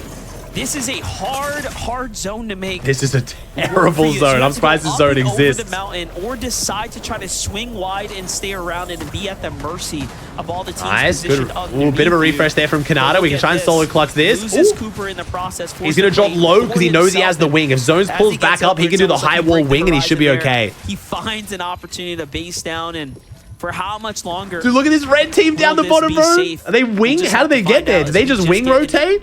Or getting into oh, it's going back up. This looks so good for Peterbot. Zone's gonna pull his way. We're talking about how difficult. Oh, he's trying to drop the loot down. He's trying to spray the loot down. To navigate with these vicious elevation changes. Oh, Peterbot and Poyo just winning, bro. Look at that. Oh, man. Look at the position. Look at the loot. They've already managed Peterbot and Poyo have to win this, surely. Over the rest of the lobby, but even on their last rotate, just 2 dashes, they saved so much material in comparison Whale clutching, to everybody though. else. W-Whale. There's no river of sticks for players to actually acquire any underworld dashes. Mixin, Paco. Paco goes down. Mixin solo. Peterbot knocked. Yeah, Peterbot Wait. knocked Paco from. Oh, Peterbot got him from the high ground. Straight down, and how did Peterbot get him? Did he snipe him? Celebrate the fact that all top 3 of our teams coming out of game 1 we're still alive right now, and then all of a sudden Peterbot says, hold up, monster, let me drop Paco for a second and make it that much more difficult now. DMR, yeah, and maybe. Just like that, we might be seeing. I don't think Peterbot had forecast this game. It's just there's just in this zone you always set up on high ground if you can, and if you have dash them down, you can set up wherever you want. So there's no reason why Peterbot wouldn't have set up there. Nobody wants to drop the ultimate low. Dude, this zone is so bad. Kanata's actually doing such a good job to fight his way up here. Stuck. You're not going to be able to scale your way back up that mountain. Nice refresh. Peterbot. Wait, no. Kanata can do like the wing high wall here. Low grab, wing, fly, Kanata, fly. Oh, God, never mind. We should have done the high wall. We definitely should have done the high wall. That's okay. He is immediately shot down from the sky. Whale is doing so well right now. Inside the top 5 coming into this game. Surely this comes to an end for Whale here. Directly good effort by Whale, though. Sending him on the standings here. Epic Whale's gonna fall as well inside the top 20. But Yo, Mixin's still going though. Who's alive, holding the base here, and we all know who's the eyes in the sky. Peterbot and Pollo. Peterbot and Pollo who have the prime position. This could be a Grim Gate win for the bingo board, Chad. Dukes is up. 3 kills, so not a high elim game so far, though. They're not gonna let it go for free here. So Peterbot and Pollo still have plenty of threats. They still have here in the 600 lobby. builds. Reed and Ritual from oh the my bottom God. of the standings are already jumping up here in game 2 as well with an exceptional performance. This game is starting to come together. Peterbot also only has that DMR. It's going to be difficult to try and suppress. Mixin doing really well. Even with that advantageous position. Dukes goes down, Mero solo. Zone pool, everybody's on the move. Dude, everyone is so shambles. Peterbot and Pollo have the freest win. Doesn't even know which player you want. We gotta start looking for healthy duos who could dethrone Peterbot Pollo here, chat. Maybe Reed Ritual? That's going to be the end of his lobby 2 run. Trying to find other healthy duos. I can't see too many. Sliding by as much foot traffic as possible. Paz just goes down. Pump's gone down. Mixin now gets finished. This could come down to a Reed Ritual Peterbot Pollo finish. Nobody can scout him out just yet. It's all about the placement points at this stage. Yep, Mixin down as well to the hands of Reed and Ritual there. And Penn took down Dukes. Oliver and Larson, the goats. Come on, OG. Do it. Here, save the region. He makes it to the top 10. Now top 9. Curve clutching up to stay relevant. Man, look at how dead the game is because there's zone of even Chubbs. If even Chubbs could do it. Quite the game unfolding here as Peterbot and Pollo running through the builds pretty quickly. But I mean, I'm okay with a Peterbot game 2 win. On high ground. Instead, it is like fish in the barrel.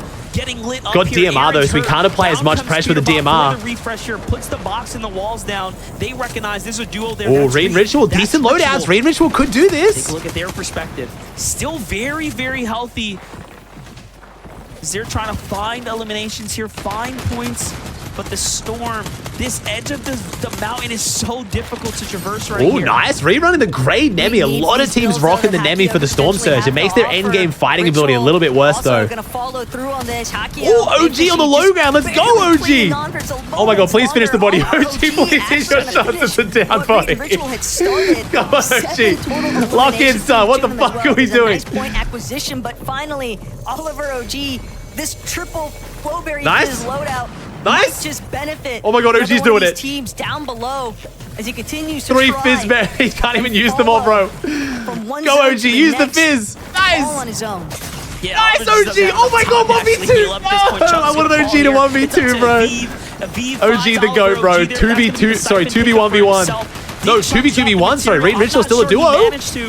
Reed Ritual's going to come down and Reed Ritual, Peterbot Pollo 2v2. They can win this. Peterbot goes down. Wait, Reed Ritual can win. Situation, but there's no Peterbot. It's just Pollo. It's a 1v2 for Pollo. Pollo's a GOAT, but I don't think he wins this. Who have played so smart, but Pollo goes into the storm. 8 elims for Reed Ritual. For the little bit of mats, and honestly, he might be able to. They know it's a 1v2, so they're playing together. They're taking it easy. They're not playing over aggressive. I like this. But they both got at least 2 bananas. Pollo's so weak, and he has no white heals. Pollo, not a whole lot of HP to work with either.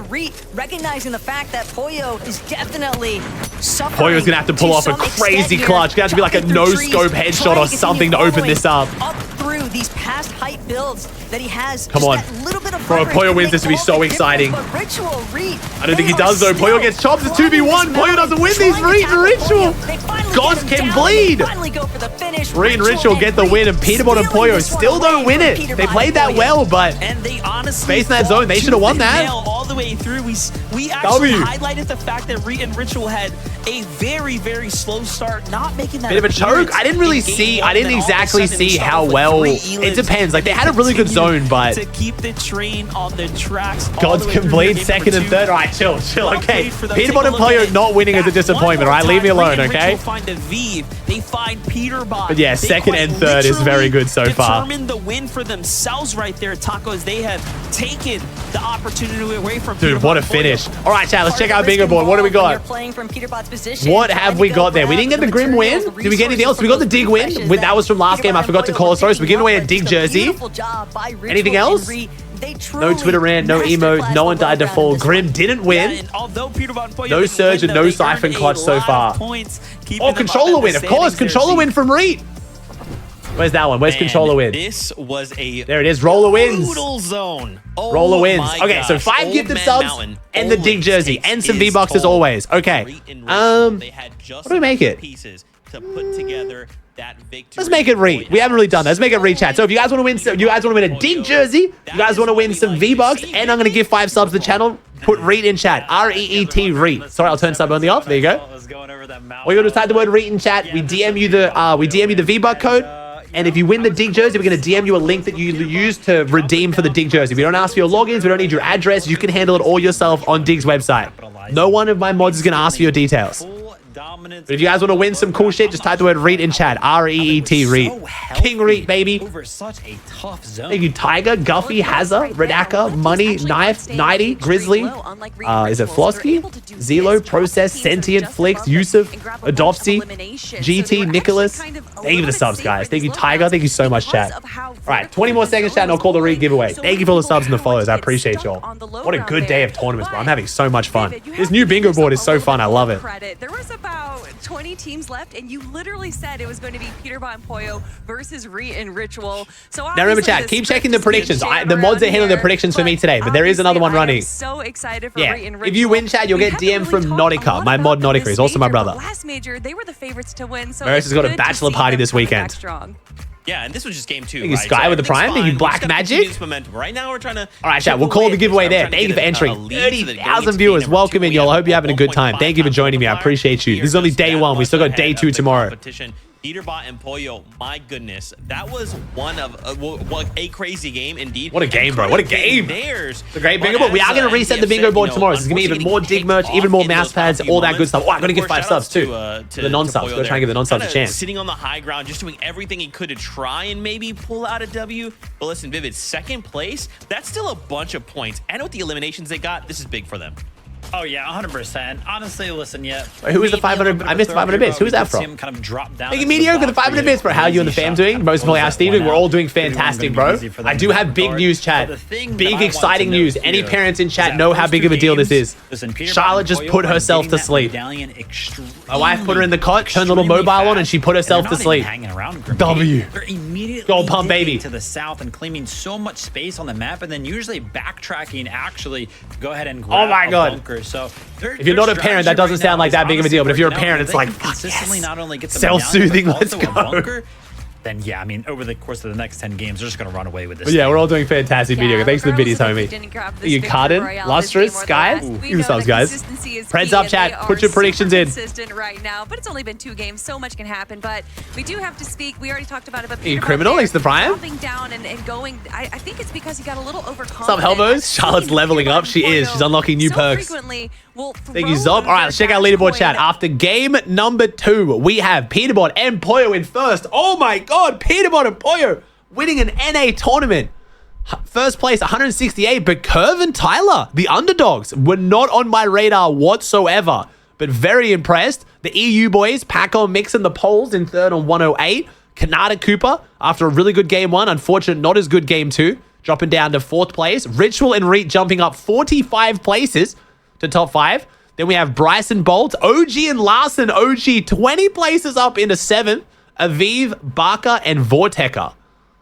Very interesting top 10 so far. We haven't even seen like a crazy performance. Oops, sorry, I'll keep that off. Right? Like we're looking, you know, we're used to see 0 elims on Crisp and Vortex. So you know, we gotta keep. Hey, 0 elim top 10, baby. Placement warriors. We love a placement warrior. Don't diss the placement warriors, all right? Tell a different story on these leaderboards so quickly. I mean, 45 places up for Ritual and Reet right there. A good game, and then also Kanata and Cooper. We've been talking about them, a very consistent team usually, but going down in 21st place with 0 eliminations that game. For me, though, I'm still seeing that third place team. That's Paco and Mixon. Of course, Paco went down a little early around 8th zone, but Mixon did a pretty good job staying alive there. Of course, we do have some other duos there. Oliver to OG currently sitting in our top 10, but yeah, I want to focus back onto Paco and Mixon here. Yeah, why don't we actually not even focus on Paco and Mixon? Take a look at that zone. I mean, all the way over there on the eastern side of the map. And then look, as soon as, you know, we go into 8th zone, it just keeps pulling west. So not only did all of those teams have to come back over the top of that mountain, but it just keeps going further and further. Thank you, Zilla. Thank you, Beach. I also do want to mention by zone 2, Mixon had waterbending, DMR, and a sniper. Yeah, that was weird. He had the surge loadout. Credulous about. Well, I mean, hey, all good weapons. Are they supposed to be in person for Grand? No, the broadcast is only in person for the LAN event. Multiple times. Thank you, Sneaky. Thank you, Luca. Game that one, but couldn't necessarily keep up on the rotates.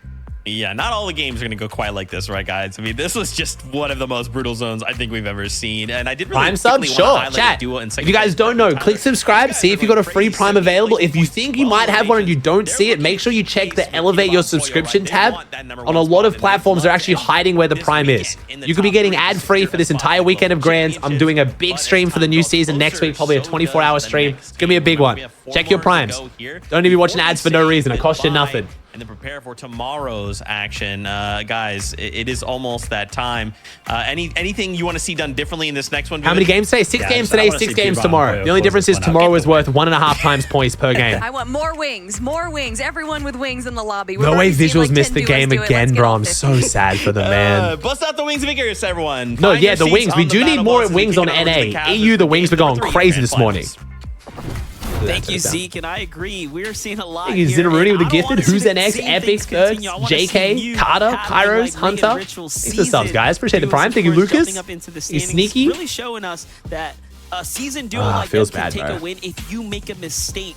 Watch more streams this game? Nah, I'm good, bro. I like watching the broadcast. Right? And that's the Thank you, Zauxy. Thank you, Big Pops. Some of our up-and-comers, I mean, already had a quick shout there to Curve and Tyler, but at the same time... You guys are more welcome to watch the streams if you want, but I'm happy watching the broadcast. Thank you, Rods, with the Prime. Second place finish.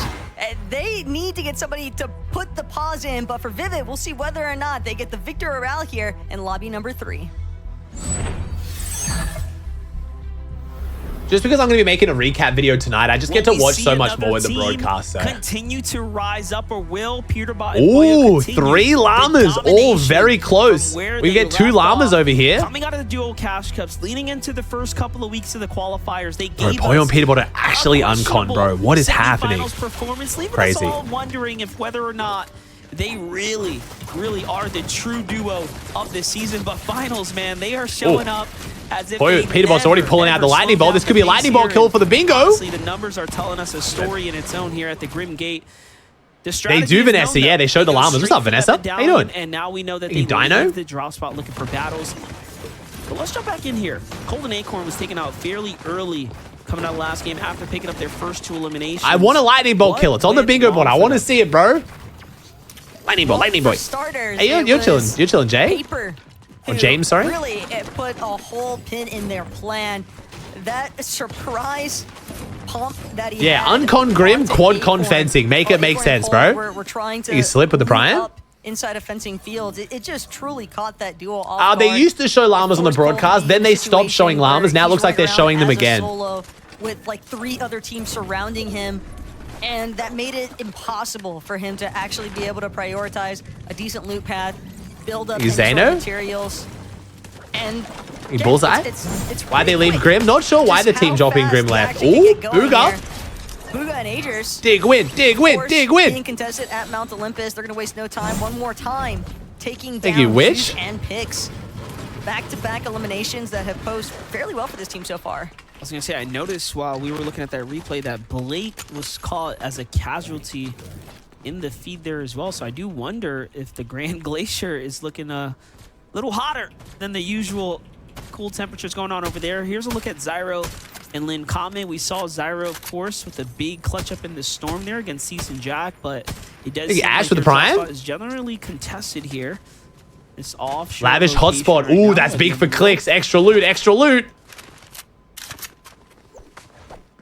Who did Booga just kill? Chat, if you guys want, I'll put him in chat for you. I won't tell you to type the command because everyone spams it. If you guys want the drop maps for EU or NA this weekend, that is the most recent maps. They can be a little bit out of date because some teams switch their drops today, but yeah.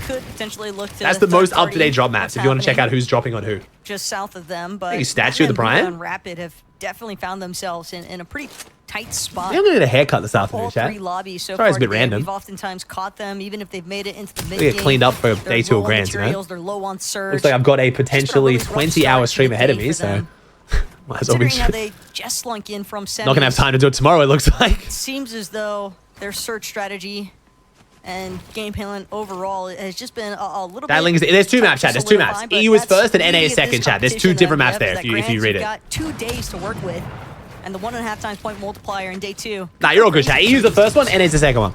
Yeah, we've seen a lot of comeback stories. Hey, looks great. It's not bad. I like having my hair shorter now, though. I mean, it really just shows you, regardless of how Go bald well you again? were in the first Not going day, bald again. 1.5 times the additional points. I mean, a couple pop. Barber's open on Sunday in Australia? Yeah. Everything's open on Sunday in Australia. But I mean, tomorrow's a Monday for me technically, though. But yeah. Well, actually say Sunday, yeah. Let's not forget, ultimately, one of the biggest prizes. They'll sometimes close a little bit earlier, but yeah. Championship pickaxe aside, because we all love our cosmetics, is of course. Mullet chat ain't got no hair to do a mullet with, bro. It's not that long. In-person event happening here in Dallas, Texas. The sub goal chat is timing for tomorrow's stream. So tomorrow's stream is looking like at this point a 20-hour stream almost. At least 18 hours, but potentially 20 now. The celebratory FNCS championships that are being fought for here today.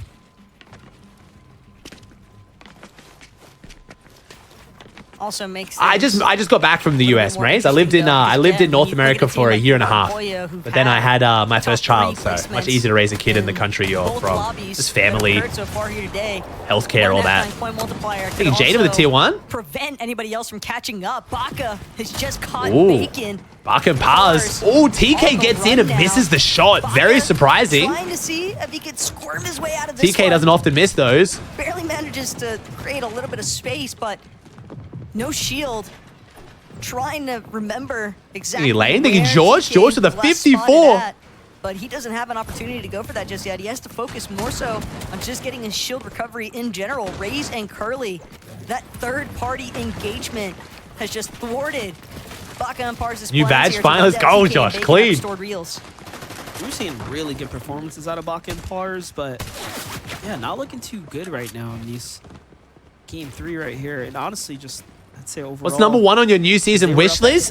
A better schedule. Slowing down for them, so. But I don't think. But already we're gonna have a 3-week break in the middle of FNCS next season, so I'm hoping the Cash Cup schedule is better at least. For them right now. Because goddamn, the scheduling was bad this season. Effects of the battle starting to weigh into their material count, so this should allow them to continue to have a good chance here at the game. But take a look at it one more time from Baka's perspective. Jumps in. TK should have got him here. Bacon, quite literally. Oh, Booga Ages, here we go. On top of the mountain. On the other side, Booga and Agers getting active here. Curve and Tyler, they do have to be careful. You can mellow with the tier 1. Booga and Agers are not. Chat, Peterbot. So Peterbot's live chat, but it's centered watching Peterbot on his stream. And this is a team that can surely shut down your momentum if you make a mistake. Without a doubt, but also because of the hot start that this duo has gotten off to, it is rather likely that Curve and Tyler have been doing really well here. They don't necessarily need to fight against the likes of Crabs? Booga and Agers. Sure, if Booga and Agers are going to continue to try and force the issue, then yeah, we Chance might Booga actually ties others? I don't think Booga will tie for a while, bro. That box fight, but it's going to have to I don't think so anyway. Booga dropping to where Tyler and Curve are at. They're more than happy to just continue expending their resources. Even though Agers has this waterbending mythic with infinity he's still doing ammo, extremely well, man. Like, we're acting like he came top 3 last season, bro, by 1 point. From Curve and Tyler at the same time. Curve and Tyler are in such a good position on the leaderboard. They don't want to take unnecessary risks. Very interesting. While that's happening, Mira and Dukes are just Mira and Dukes holding down the Peruvians. Finding Hodzins and likely Magia Jr. This is their first ever Grands on NA. Unfortunately, not going too well for them so far. Making it look easy. and then pressure on the other side. Boyo dives in onto Chance here, dashes past Aaron and finishes the job. Boyo falls here, and Peterbot forced to step up now. But it's the third party that's putting in the damage. Wait a second. Nah, we're fine. I want to pretend like, they're totally fine. He found the elim and then backed off there, not recognizing that Peterbot was actually hurt and Boyo was down. You don't get how hard NA is getting bitched, bro. They knock Peterbot a point, like, oh shit, it's Peterbot a point, it's the solo, and they fucking run. For Peterbot here, they get to These dudes have like a bubble around them. Right? It's not bad by any means.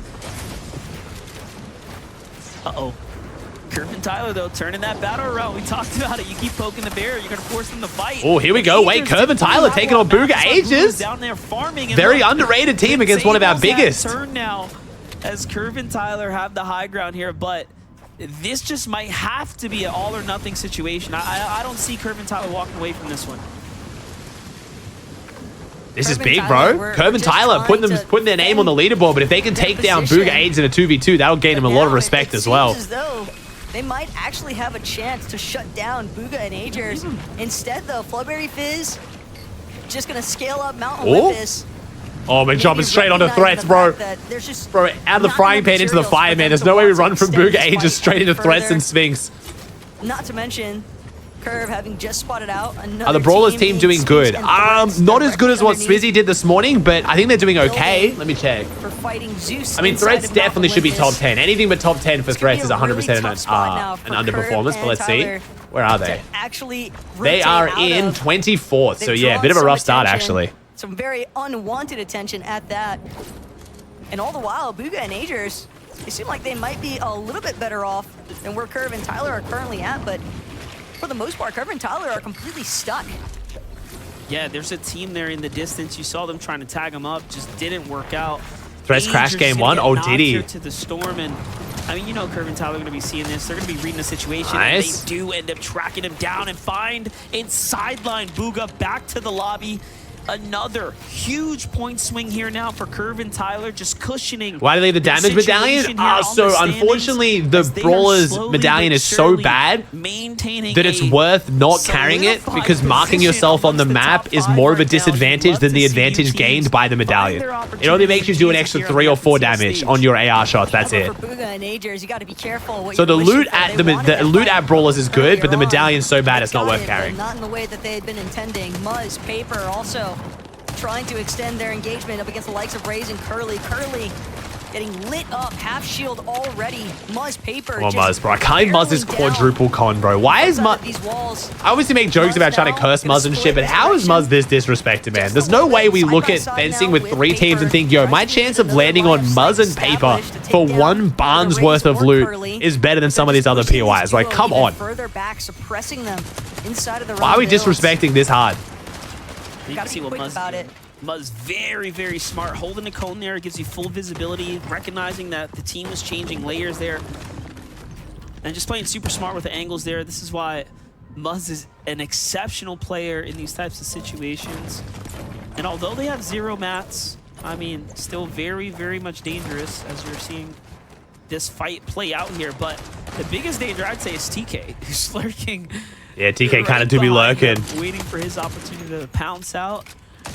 It depends on the weapon, Shameless. The medallion, sorry, you keep trying to correct me. I was just going to ignore it. But the medallion is based on the weapon you're using and how far you're shooting it. The longer the range, the more damage it does. At this point, fortunately enough, Muzz did have 1 final med kit to spare.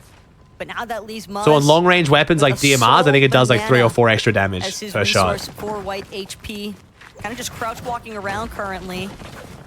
Here at Restored Reels, TK still lingering. Or does it only work at a certain range? Either way, I know there's a certain gun that gives it a 3 or 4 damage on. It's not just 1 or 2, but either way, it's dog shit. It's not worth carrying either way. I think we can both agree. Ooh, Clicks Whale versus Cooper Canada. Here as well, Cease and Jack. This might be a little clash of titans here. Epic Whale Clicks versus Canada. And Cooper train again. What about the hype train? Up in the distance. Yeah, we are not breaking a level 17 hype train again. Very, very important tags right here. Yeah, this is the most amount of subs I've ever gotten in a single stream. We don't need to shout out every single hype train. Thank you guys. I appreciate the support. I'm very content with my 1,600 subs today. Canada, much different conversation for their loadout, their situation in this tournament. is spectacular right here. Does +6 on a sniper. All things considering. Top wall read. This is grand stats. This is grand finals. The top 3 teams on NA this weekend will qualify for the LAN event. Cooper and Kanata have covered a decent amount of ground. Wing's gonna help them. Slightly quicker rotation. It is incredibly efficient for these short spurts. Oh, Whale and Clicks getting stuck between Cooper Kanata and Pen and Pump, both with water bending. That's not a good spot. You want to try and fire back. Pen and Pump, Cooper Kanata. 2 teams you do not want to be caught in the crossfires of. And poor Clicks and Epic Whale, they're just stuck in the middle. Just a whirlwind of trouble everywhere. Yo, Stitch, thanks for tier 1, bro. Unfortunately, you know, I respect Bolts looking down the shining light. When is the LAN everyone's hyping up? It's in September. It is taking place in Dickies Arena, Fort Worth, Texas. The mecca of culture and tourism. They were looking for. Hell yeah, brother. However, giving us the update. They're number 1 in freedom. Here. Inside that top. It's a good arena, though. It makes sense. It economically makes sense. They're also running it right before or right after. I can't remember the Rocket League LAN, which Blast is also doing the broadcast for. So it makes the most sense economically moving forward. They've already got all their staff there to run the Rocket League broadcast. You might as well double up. Desperately need this. It's right before, so it's before the Rocket League. Okay, yeah. Morgan with the Prime. That means we can watch. That means we can watch the Rocket League tournament right after it, chat. That's a good. We might be able to do like a long stream or like a subathon for the globals and run it into the Rocket League vibes, bro. I love watching me some good Rocket League. That sounds fun as fuck. Maybe just a little bit. Oh, we're one. Okay, we're above. We're 140 above now. We're okay. We're okay. They were just in. As impressive enough as is, but you vicious? Clicks and Epic, even though they got the capture point, they know that there's at least 1 or 2, if not more, teams surrounding them here at the Rift Island. They've got to be careful while looking for an opportunity to refarm some materials. Definitely an ample amount of brick here on Rift Island, but Cooper and Kanata potentially be under duress here.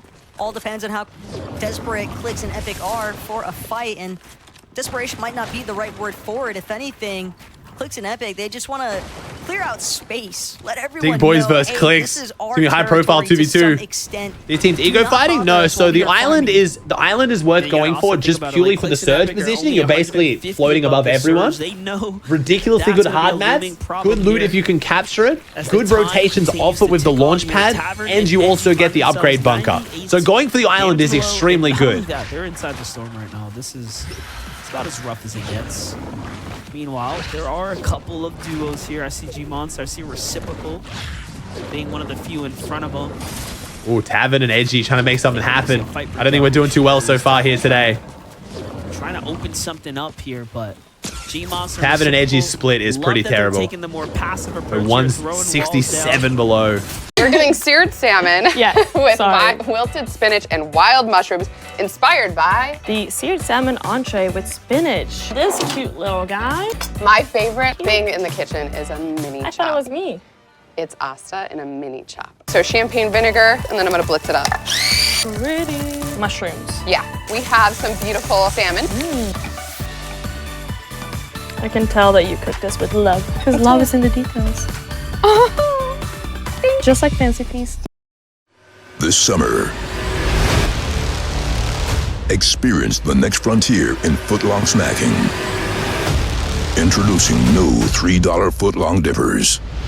Chicken and cheese, pepperoni and cheese, and double cheese. All with your choice of dipping sauce. The world might not be ready for them. But at $3 a pop, your wallet definitely is. Find the dip that hits at Subway today. Not trusting Tavern and So hard to use Prime on iOS? It is, bro. I appreciate you figuring it out. Thank you, Vicious. Appreciate the Prime, homie. And this might be just... Wait, are they? No, I think they're doing okay. I don't think they're doing that bad, right? Let me see. Where were they on the leaderboard? They're in 11th, so they're not doing terrible, actually, for how bad their split is. They got a 17th and an 11th. They're just going to be so in tatters by then. Medkit already being exposed. Tavern, shield Okay, Silver. crack. How much do you think I'm getting per sub, bro? You think I made $30,000 in subs today, bro? We do not. Dude, Twitch is not giving out $30 a sub. Meta, no wings, no fizz. Tavern and Edgy are just clinging on, but $3? I'm right there with you, MDF. Even Silver. if they make it into the zone, Isn't it $3 per sub? Roughly. To get there in the first place, that the next rotation is going to be just as brutal, Do the math. not worse.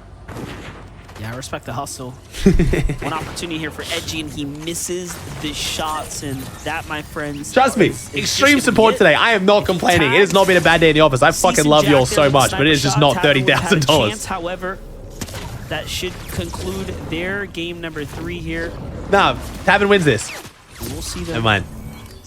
a little bit later in the day, I guess. The game 3, the halfway point, right? The checkpoint of the tournament here. How have we not watched anyone die to fall damage today? Can we talk about that? The dice to fall is still on the bingo board, bro. I am disappointed. We have had no one emote on another player after killing them. Where is the toxicity? No one's died to fall damage. No one's gotten a 12 kill game. And even more surprisingly, no one's ranted on Twitter. What's happening? And no one's won a game from Grimgate. We've now watched 8 games of Fortnite and no one from Grimgate has won. Come on, what is happening? Be another top contender here for day 1. Interesting enough, though, Clicks and Epic Ooh. found an engagement, Oh no! they're not on the better side of it. Something we did unfortunately see coming today. Clicks and Whales struggling to surge. This is not fun. Up and with no shield, no HP, that Storm Surge is going to be enough. Thomas was ranting. Him out of this third lobby. Epic still trying to Maybe my expectations are too high. It made like 3 tweets, but it was like 14 words combined. I don't know. I want like a full essay, you know? Probably heard the shield crack at this point. He's so close. Epic just gonna throw himself above the damage threshold with a nice connection. Not a good spot here for Clicks. Shotgun, but still, he is in an absolutely dire situation. Ooh, 3 med kits though. Will pick up the loot that was left over from Clicks. This is just not good scenes, though, for Epic. It's a 2 versus 1. He might be able to clutch it out, but does it really leave him in an ideal position either way? You're all good, Silver. That's my total sub count, bro, for the entire month. Which is insane. We're almost 10k subs. Clicks, which is crazy to say considering we're getting late into this. I mean, Whale can reboot here. 2 bananas, 3 med kits. We can pull off a zone reboot, especially if Whale gets more damage on this duo. It does seem like he's committed to trying to earn these points. I believe that he thinks he's got the health advantage considering how long. You can reboot someone who's died to surge. Their card still exists. They just don't get knocked because then you could trade reses to out heal surge. He knows that this team hasn't had a lot of time. Oh, 59 above though. He's found a lot of tags, and look, yeah, he's still keeping the pressure on Taneko here, not letting them just slip away for free. And as he plays passively, though, the damage is starting to go back and forth. Don't forget, while he is waiting idly, other teams are likely fighting right now still. Oh, nice. Given the That's 4 more points. there, the Storm ends up knocking one of the 2 players. But there's no way he could track him, right? Like he's finding the needle in a haystack at this point. Oh, wait, he might have found the loot. Needs more surge. Needs more surge. Zavi and Neko taking the launch pad. Oh, this is pretty disastrous. Oh, there's loot. Did you not see it? Someone saw it. Surely Blood or Click saw it. Someone saw that. Okay, someone in the call saw it. Thank God. Thank God. The odds of bringing Clicks back into this one here in 7th zone, and that's if he can even deal with some of the congestion that's sort of pooling on the edge of this next zone. Epic is doing everything in his power to try and. Why did Whale take the launch pad? It would have made him too easy of a target out of the sky, and I think he's trying to get close here to get surge. He was, yeah, just like that. He's trying to get in a little bit closer to the players so he can get surge rather than flying straight over them. That's the damage he needed. Big damage from Whale. Comfortable position here at 195 above now. And not only that, just opens up a 2v2 down low between Acorn Cold and those duos that were tagged up right there.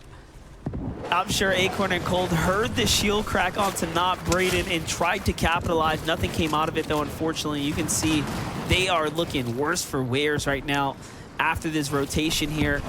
N-Pen with the Acorn with the fake wing. Was that a fake wing? What was that? He likely will. Nice. The tag was good, but shots come in from the side, and Acorn snipes. A lot of our big names here fighting on backside.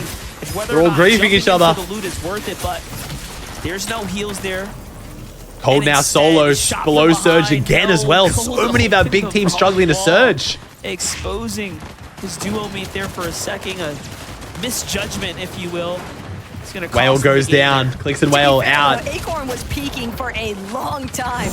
at a fairly exposed wall, so whether it was the front or the back, he was wow, Ritual and Rita and Narnia. What is happening? Oh, it's a replay, but still, what is going on? Good stuff, though, out of Ritual and Reet. Okay. Pick up an elimination onto Chip. Oh, they're just feathering Surge right now. Well. If you guys didn't see EU this morning, Yanis and Flixie, opportunities to get that next rotate same off. drop spot as Reed and very much struggling to Surge. The EU boys go down, Mixon and Paco. Inside of the elimination feed. That's definitely going to put a bit of a damper on their top leaderboard. Oh, Dukes and Mero go down. Bro, all of our big names, man, they're falling.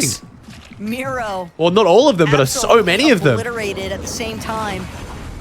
But that's just some of the Cooper Kanata's still up, Yomzo's still up, Peter Poyo's still up. Just a crazy trade of We got some big names, Reed Ritual obviously, but man, we're losing a lot of them. What's happening here? This is Curve's first Grands, by the way, Aussie. Wow, and he's in second? Well done. Very impressive. Dominant position here over the we got Skybase from Trashy and Skittles. The only team I can think right now that can give them a run for their money, Curve, Tyler, Baka, Pars, who we saw finding their equal share of eliminations even now in the mid to late game. And then you have Kanata and Cooper standing here who have just made it to the new zone. This is already developed. Nice, good spot. An insane end game right here. Meanwhile, Muzz how's Muzz's Surge looking? Finding their footing right now, but is it too late? So far in the storm here. No, the 18 with the tech trying to dive across, but damn, unfortunately didn't have the HP to survive it, and now it's up to Paper to try to fend for himself here as a solo. Nice, decent position for Paper. 5 builds is pretty terrible though. Available. Paper desperately needs it. Nobody tell him. He just doesn't have any builds. He's hiding on top of somebody else's cone. Wait, he's okay. Wait a second. Are we okay? Convict absolutely torn down. Oh, we're in a terrible spot. Trying to challenge Paper out in the open like that. Paper, though, that was the last of his builds. If Chubbs and Aviv spot him, bro, they're gonna key him for sure. Maybe he'll have an opportunity to go get some of the go on troll mode. But at the same time, he knows there's just too many eyes on his Peter Poyo in a high ground position again. We haven't seen a Grim Gate win yet today. This could be the first one. Skittles Trashy, remember earlier on in this exact match, Skittles Trashy had no oh my god, the water bending. Jeez. Now they're paying the price along with the rest of the lobby. Peterbot suppressing so much more efficiently with this watch bending mid that he just does not miss. Okay. Good night, Bryce. All right. We're not missing any shots. Okay. There well, with the TikTok was waiting. The kids were ready. With the Zone rises on the foot rotate right we can now. see why Peterbot and Poyo might be doing pretty decent right now. Only 36 above the damage threshold. That waterbending aim is disgusting. Meanwhile, Reet does fall here, leaving Ritual to play for himself. Pressure's on from all angles here. The zone is starting to constrict itself. We're inside. Ritual got double Fizzberry jar. Reet down though. Really, really interesting if you're alive here in this end game. Nice, 2 flops. Keep nice. This is Reed and Ritual's backyard. Kanata solo again. Railways. Cooper's gone down. The final moments of this third lobby. Kanata still. Yomzo and Rise struggling on the low ground. Dude, so many underrated teams are doing well here. My top 10 is doing awfully, I'm pretty sure. I will make a video tonight recapping how my predictions are going, but oh my god, I think they sucked even more than I thought they would. Oh, Peterbot weak though. 23 HP. Peterbot also incredibly low given his current position. Poyo is literally on the fucking moon. Yes. But he's still got W strategies. Poyo is literally on the moon right now, fully sky-based. Yeah, one thing we know Peterbot is just that a win is not guaranteed playing top until down. You close the game out, and Peterbot taking all the risk in the world. I mean, but that is how you solidify yourself. Yeah, Poyo just stacks all the white heels, sits up above, and Peterbot just tries to frag out and apply pressure. First though, Kanata has to continue. Poyo takes down threats though. Poyo gets a kill from the moon. Over this little lip, he's going to be happy he didn't commit to the low ground here. Remember, points at 1.5 times multiplier tomorrow. Peterbot and Poyo currently unconned a Grim Gate. If that changes and they don't hold it down, it could be rough for them. Peterbot and Poyo need to take advantage of the points they're getting up for grabs now while they're unconned, because I don't think it's going to stay that way. We'll see though. Contenders that need it. The game is changing, but what drives the game never will. What you have inside. Takes it. Gatorade, is it in you? So glad I remembered Uber Eats has office supplies, but I feel like I'm forgetting something else. What are you doing this weekend? Ooh, shoes untied. Nope.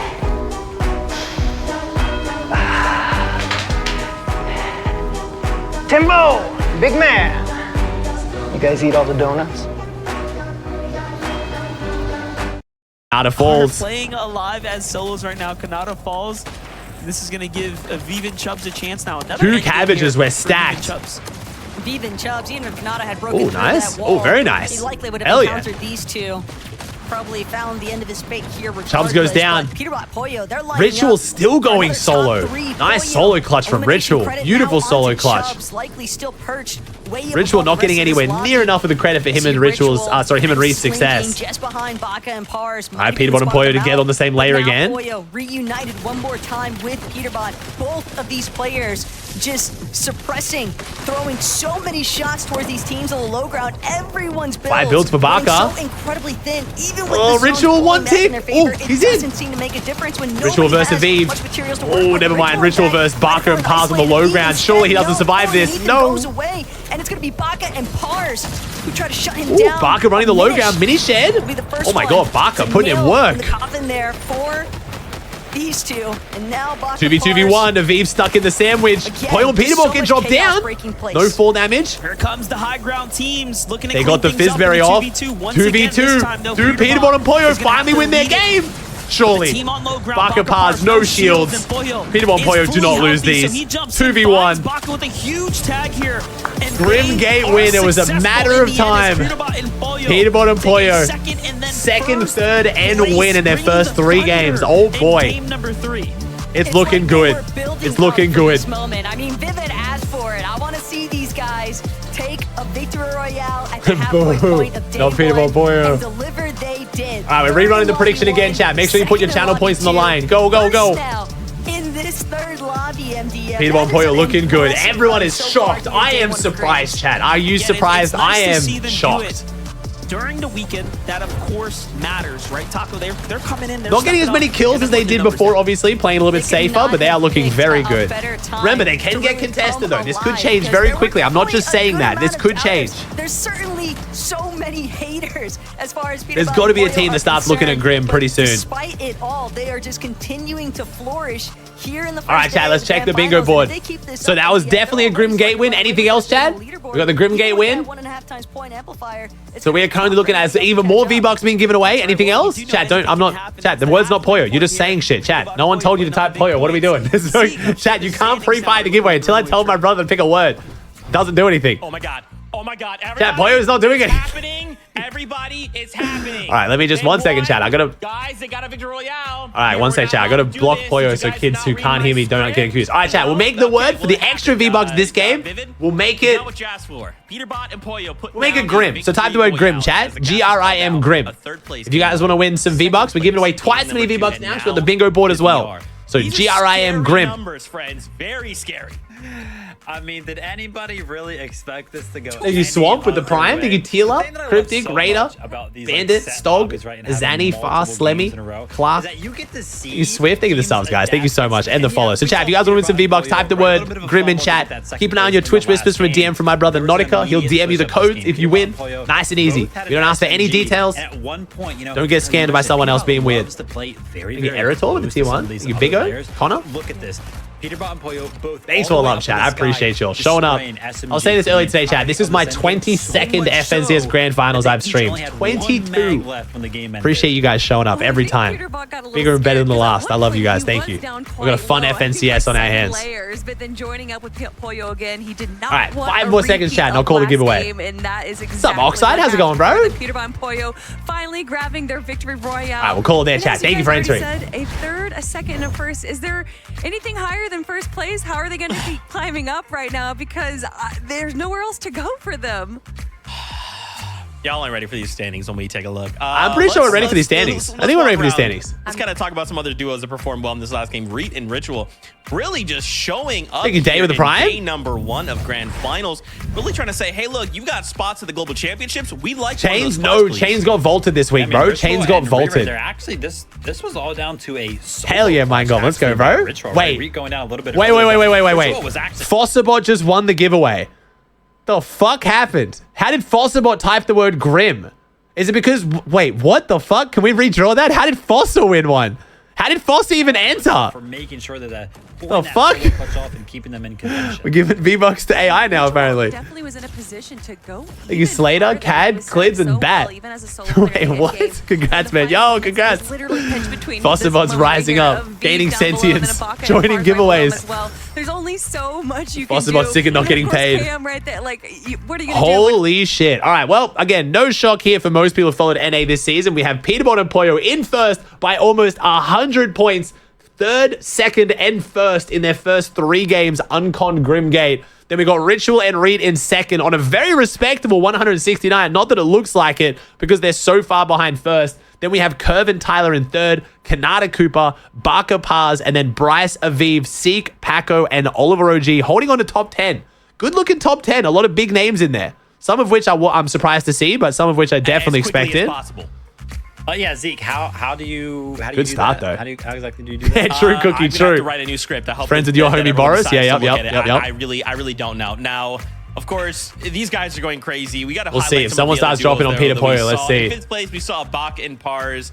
Also, cleaning up that low ground as well. Remember, even if they're not necessarily playing wait, what the fuck? Champions, wait, I'm not even kidding. Has someone taken over Fosterbot? How the fuck did Fosterbot say this? That's not a command of ours. Yo, is someone running Fosterbot like manually? Does someone who works at Fosterbot just fucking jumped on this shit to troll? Who the fuck is this? Did we make this a command? Mods, who? What? Is Fosterbot actually gaining sentience? What the fuck is going on? That's not a command. What is happening? What is going on? Is Maris trolling us or some shit? There's a reason why at the top of show I'm so confused. Said, okay, here's the winning package of Peterbot and Pollo, and then here's the team, the rest of the teams we think are going to get. It's not a command. My mods have confirmed. What the fuck? I shouldn't say this, but I don't think dude, a lot Fosterbot's of teams are gaining sentience. I'm scared. I think we all know that it's Peterbot and Pollo. We've said this word throughout the It is a command? that it is all about how they. What command is that? Lobby, and we can see oh wait, what command does that? Oh, exclamation mark Grim, the big Grim baby. Who the fuck? When did we make that? Kind of, you know, that must be years old. The 1v2. What? But that was due to low ground just getting a better so confused. shot on whatever. them. Fuck Peterbot it. and Pollo absolutely. I think that must have been someone like I used to have a channel point redemption where you could make your own command. We had to get rid of it because we had too many and was overloading our bots. So I guess that was an old command that someone redeemed one day. I don't even know, bro. That was so fuck. Right in semifinals. It's so weird. Happened, but especially with that multiplier, Kelly, if they just do this a couple more times, especially tomorrow, yeah, it's very hard to like assume mathematically anyone can keep up. Braves just put in a new CPU, bro. I feel so bad, man. They've missed so many games. That sucks.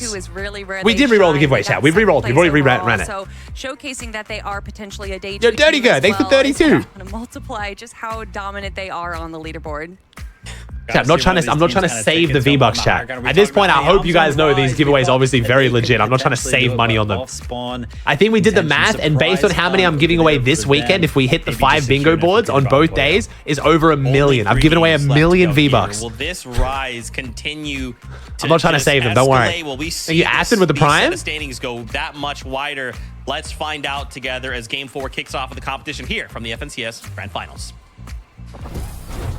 Well, one thing's for certain is that it's not over until it's over, right, Taco? With the first 3 games wrapping up here, million we're seeing the points start to look pretty favorably for some up at the top. Hey, Yolomar with a team up at 10? Other teams can't start to close that gap. Look, it's hard not to be a little bit more realistic, though, about the situation. What Peterbot and Pollo are currently doing here in NA Grants Major 2. You have a manager? Depends what you mean, my goal. So I got a management team who handles all my like sponsorships. I obviously have a couple of employees that I pay as well. So like Merritt's is usually here, but Merritt's has a bachelor's party weekend. He can't, like, he booked it based on the old grand finals date and they moved it. So he couldn't move it, which is fine. So my brother's actually stepped in today. My brother is Nautica, who's been helping out in chat, taking over Merritt's role. He woke up at 2 a.m., same time as me, to be here for this one. He's also probably going to take over my stream for a couple hours tomorrow, so I can have a nap during the 20-plus hour stream we're locking in for. My brother's also going to be helping us out with the new season stream, so we're going to be playing a bunch of games with my brother for this new season. Why are there 4 teams here? And Grimgate has 1. I'm not even a Peterbot hater, bro, but like this makes no sense. Here at this drop spot of Fancy Fields, the potential is so high for folks like Muzz and Paper, Acorn and Cold, but none of them have been able to get there footing here so far. As I say that, Pewterbot... What happened to Brave's PC? It's just weird. I don't know. He finds Neko in the feed immediately.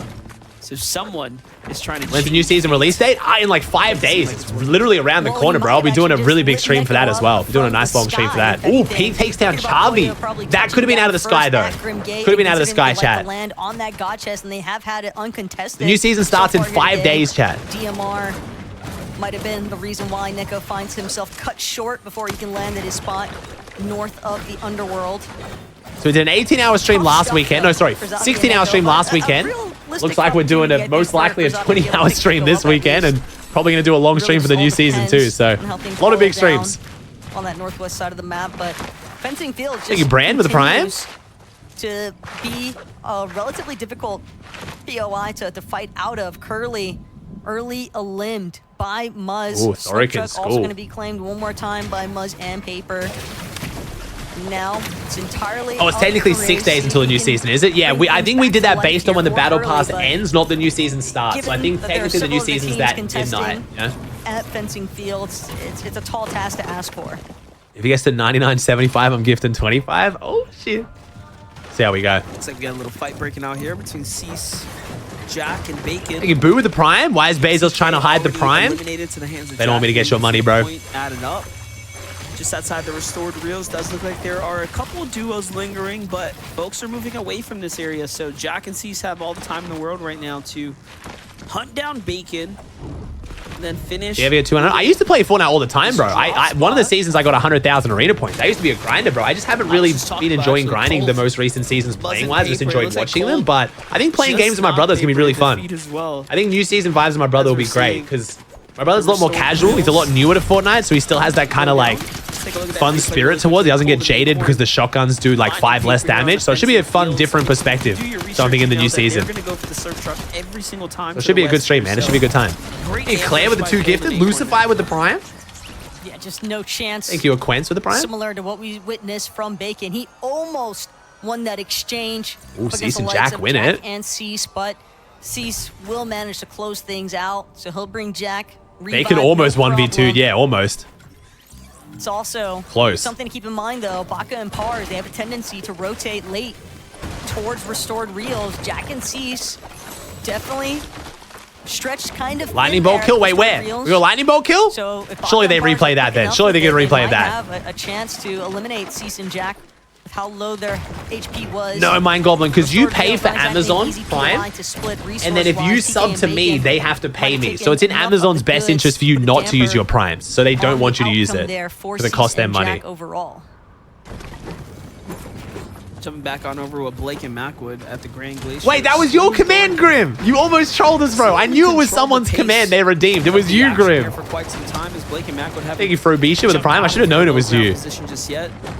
But finally now the fight's starting to break out. School, all that. We'll turn it back on though, Grim. People just spamming it. Staring and watching. They haven't really found his footing with materials, so I do wonder what has been going on here.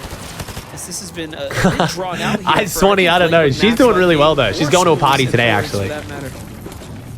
If I missed any of your subs, I'm sorry, Chad. There's been so many. I'm doing my best, but thank you. Of materials. Blake, similar situation though, just posted up inside of this bush. Doesn't feel like Grands? Really feels like Grands to me. It's just because the format has like that weird break in the middle, which kind of messes people's momentum up. But both of these duos, MDF, as you already 2K subs in one day? I don't think so, bro. The only time I've ever gotten 2K subs in one day was a 24-hour stream for a subathon. So I was live for the entire 24 hours. Grand Glacier, because if a third party came into play, would really cause some problems for both nice of these damage. teams.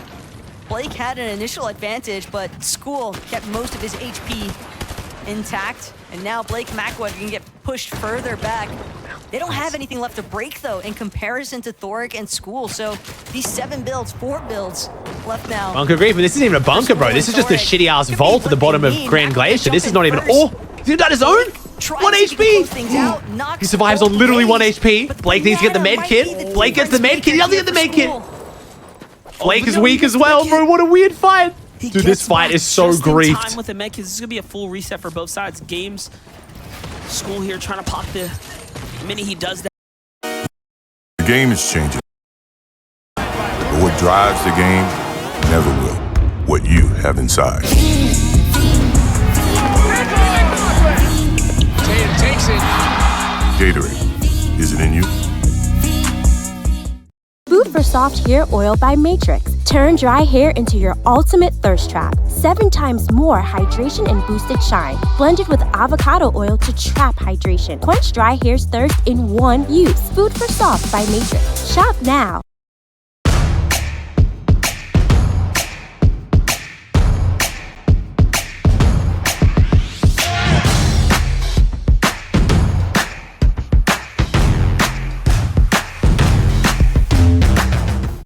That he does have the mats as well, gets his elimination. Now he's got the additional siphon material here as well. And oh, doesn't take the wall. Blake holds. That's why he moved to Dallas. One cone separates him from oh, School. nice movement from School. Oh, School, Blake, no, Blake, and no. The shot is good for Blake's School. gonna be mad about that. He knows that was a bad edit. Finishing things up here, and man, so unfortunate. School played that really well.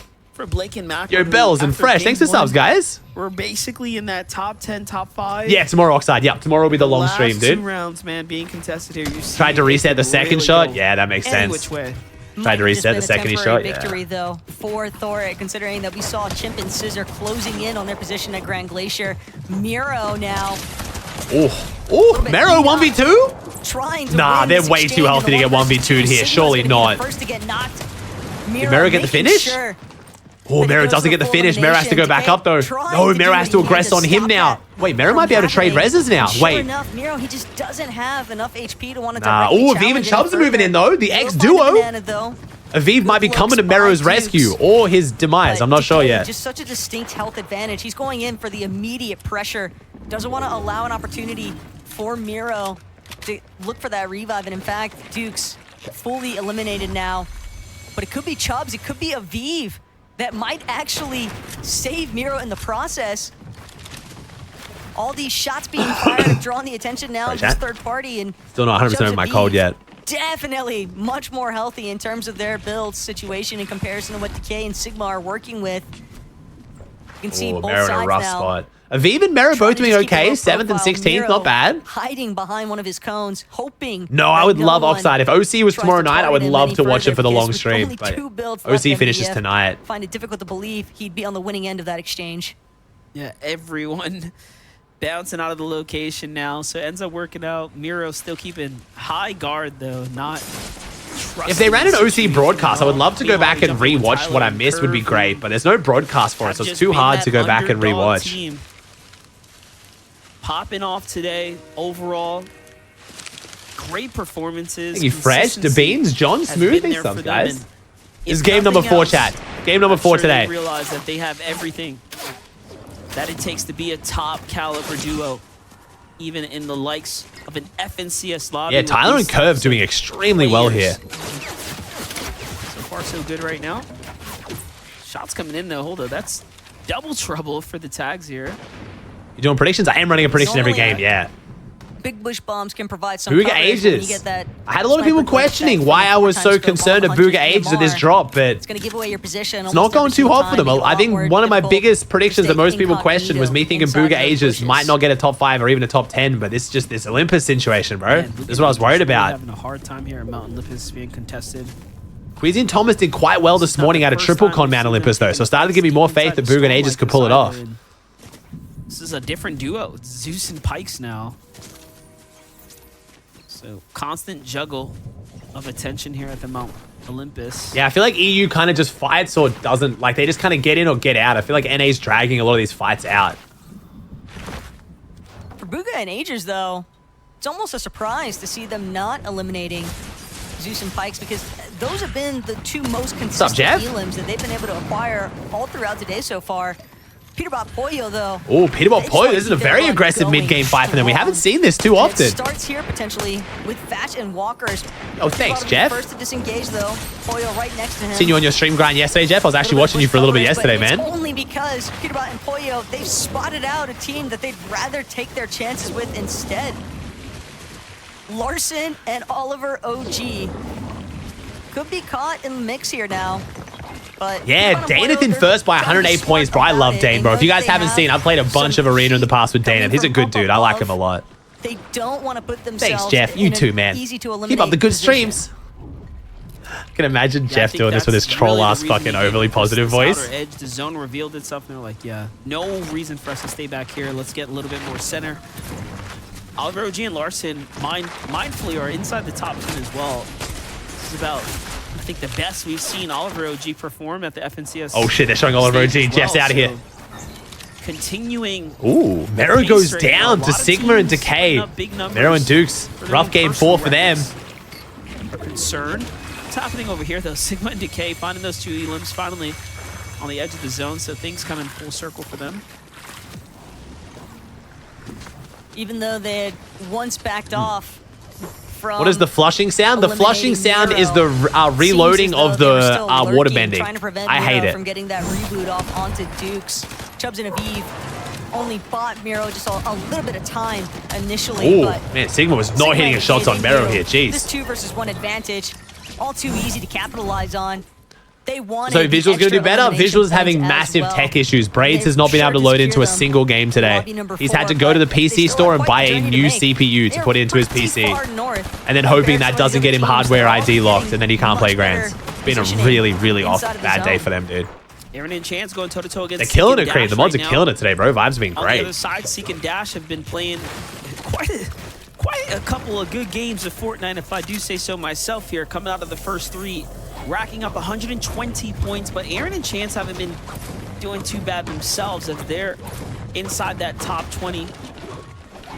And, you know, and Ritual has already really flexed and shown us that it only takes one monstrous pop-off game. And Remember, Chad, even though Peterbot and Poi are running away with this a little bit, I don't think they're going to run away with it as hard. But I don't know. I don't know if anyone's going to have the balls to contest them. But basically, remember, top 3 still makes land. So even if Peterbot and Poi start to run away with this, I'm not just saying this because I'm trying to like farm viewers or anything, but genuinely, 2nd and 3rd still really matters. Little did they know there's Qualling to land is extremely important. If you look at the map, quite a few have already slid on by. So this is it's definitely getting a bit interesting here. Especially because remember, this LAN only has 50 teams making it. The last LAN had 75, and then there was qualifiers at the LAN to get 75 down to 50. They're not doing that anymore. There is no, so either you have to get top 3 this FNCS or top 10 next FNCS on NA, or you don't make LAN. Resources if they want to have that pop-off game, because those loadouts were definitely not. So 2nd and 3rd is still extremely important here. Pollo Peterbot though checking back in with our Victor Royale. He's slow with the Prime for 5. Predators from lobby number Oh, thank you, 3. Clizzy. Appreciate you picking on mouse pad, dude. The craziest thing too about Peterbot and Pollo's performance so far today is that Peterbot's last. No, there's no last chance major this time around. These are the exact same placements that he had from that FNCS title. Hasn't Peter already qualified from last FNCS? No, only the first spot on NA qualified last season, so only Acorn and Cold. Peterbot came 2nd, but there was no 2nd spot for NA. Repeating itself as far as Peterbot is concerned. Yeah, except it's only a... Ooh, Peterbot and Rank. I mean, sorry, Peterbot and Pilot. More eliminations. Peterbot and Pollo taking the island over Tyler. Sorry, god damn. Struggled on that one. As this FNCS is concerned, but take a look here. Tyler and Curve land at the Rift Island as well, and we're looking at normal NA hate? Actually, no. NA is getting more qual spots than they should if you look at the player base. EU is over double the size of NA, and it's 5 qual spots versus 3 this season, which is not even double. And next season's even crazier. NA has the same amount as EU, which is 10. So no, it's actually much easier to qual on NA to land than EU. Anyone who's up here, however, it couldn't be more far from the truth. If you make the wrong move here, I mean, Pilot came in? You might just be going up. Big P-Lat's here? Or did I say Pilot by accident? Oh, I went to say, I said Pilot, yeah, okay. Foundation, the basics come out here, checking all the bushes in the surrounding area, and they're only... To be fair, if I watch Pilot and Peterbot play, I can't tell the difference, so... We were just asking for... Easily confused. Up against Pollo, who's waiting in the center right now of the capture point. But there are so many teams currently at the top of Rift Island. What's up, Skabanga? Tony's been going great, bro. They actually choose to engage with each other is a different conversation entirely. Right now, Tyler and Curve, they are just purely fixated on teams that are a little bit south of where the Rift Island is at. Obviously towards the low ground, but Tyler and Curve know. I might take a chance to make some food after this game as well, chat. I want to get a snack in. Feel my energy crashing a little. I'll get some food in after this game. They have the coverage that they need to keep them safe from the other teams on Rift Island. Still need to be wary though. Whoosh, whoosh, whoosh. Yeah, I know. The water. I just don't like the water bending, bro. It sounds bad. It looks bad. I just don't like where it. Their box situation is currently built up at, but Tyler and Kerr That last game, Peter Boy hitting the headshots off height was clean though. That tracking was beautiful. Taking shots, knowing nobody else can return fire. Yeah, that's huge right there. He finally gets a tag. You know, I was wondering if I think I'm gonna heat up a meal, bro. Little cheeky microwave meal going. A lot of opportunities, and I'm not seeing enough numbers. But now things are starting to rack up here. Tyler and Kerr finding their groove, and hadn't they found those 2 tags, they would be very much the next team to fall below the threshold here. So this is an important turn of events for them right now in game number 4 here to keep them relatively comfortable in this game here. Did train hit anyone? No, unfortunately we haven't got a train grief yet. Last week was a fantastic train grief. I love that. At the new zone. Cisa solo right yeah, now. I do scoop. Yeah, so up on my YouTube channels tomorrow. So on the main channel tomorrow, I'll have a full recap, just me talking like I do with my news videos. Who's doing well, who's not doing well, why. I'll just do a full day 1 recap. And then on my second YouTube channel, Extra Antics, will be probably like a full hour-long or so highlight of all the end games from EU, NA, and other notable moments. So you'll have the stream highlights and me recapping it on my main channel. So either way to watch it tomorrow. So it's not going to be an easy trek for him by any W means. content. Yo, what's up, Trumped? Fixating. Oh, damn. On, which is good luck, Trump. Least resistance at this point. Fishing for white marlin. Sounds fun as fuck, bro. Enjoy. Sounds like an awesome trip. Inside the underworld, though. Gotta do that one day. 3 underworld dashes available for Kanata, but he's got a nice position currently. Okay, why are we still talking about Tosin, chat? Spotted out a team. I think Tosin was even worse because I thought the casters said. I didn't even realize I said it. I think that was the worst part. That was a full Alzheimer's moment, bro. And you pros with the prime. Z-Link, Zero, they're going to be the ones trying to pose a threat currently. What's up, Waves? What's up, Pastimus? Search tower position. What's the T1 Pastimus? Yamzo rise under pressure right now. Cold and Acorn making a dash here on the outskirts as well. But it's Yamzo who finds himself 59 below the damage threshold here. So this is all trouble right now. Sphinx. Oh, Yamzo go 70 below here. Though. Oh, the movement from Yamzo. Doesn't want to waste any time on the outskirts. Yamzo trying to get in. And uses his underworld dashes to get on top of the base here. Oh, nice, Trump. He has to, not because he really wants to. I'm excited to do a fishing stream in the next few days. This is all desperate measure. One tag's not going to be enough. And there it is. Damn. It was Acorn and Cold are lurking in too. Storm underneath the surge with these types of teams nearby. Cold and Acorn don't even want to stick around. Finally, though, this is the first we've seen. Yeah, Yomzo Rise struggling a bit here, man. Out of the early game. What's your website for mouse pads? If you want to get your own, bro, it's arcaloot.com, bro. Thanks for checking out, homie. Put up some numbers. Main thing to keep in mind at this point, though, is with the way that the zone is pooling, since it is. Yeah, NA's feeling. I don't know. NA's running different to EU. All these teams. It's super stacked, and then Surge goes active, and then it's super shambles, and then back to stacked. I feel like NA is just not managing their Surge as well as EU is how I would probably describe it. Oh, Cold's got the tech on the dashes. That was perfect dash usage there. These underworld dashes. Cold and Acorn, though, have encountered walkers and Fetch. They were trying to keep a low profile on the side of this hill face, but instead, Cold. Oh, really, Ann? I didn't see that. Situated. Couple tags applied, and that's going to be enough for Bolt. Excited for the new season? Very excited for the new season. Same intent, though. Just staying safe inside of his current position. A lot of updates happening right now, though. Nice. Outside of the Cold and Cold. On your screen. Hold up. Damn, Cold getting in. Just keeping up the pace here, not giving us a moment to breathe as he finds an elimination there. Nice, Cold. And then trying to oh, no, it's on the Bryce. Not nice, but also nice. But no, but yes. There. Player behind the wall. They are in a world of trouble. I was going to highlight the fact that they weren't quite safe. And right when they wanted to move, all the other teams were deciding to do that as well. And it's going to start adding up right now. After the zone closes, I do believe we're inside the 5-tick territory. There it is. It's starting to add up here now. 2s and 3s. All right, yep. Gotta go.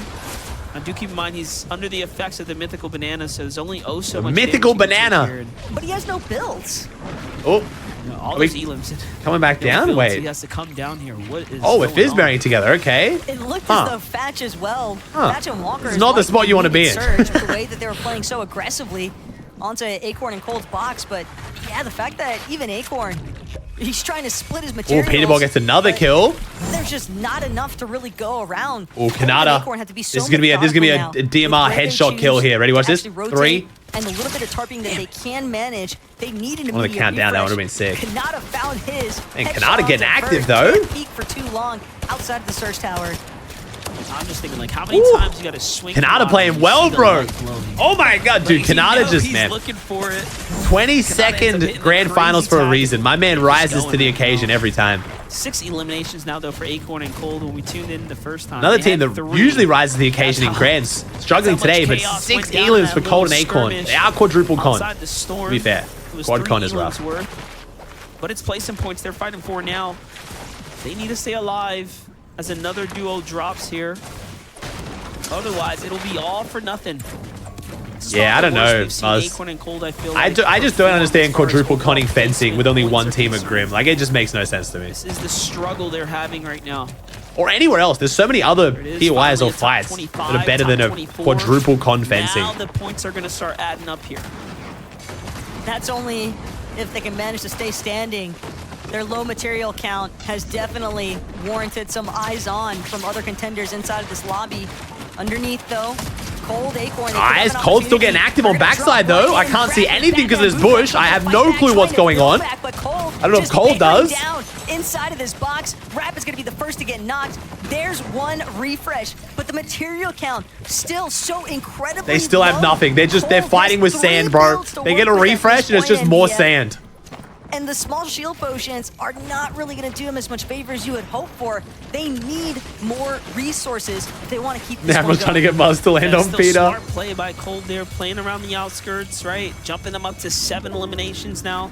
This is still, all things considering, by far their biggest game. Ooh, Peterbot pulling out the DMR Nemesis. This is the Peterbot Classic here.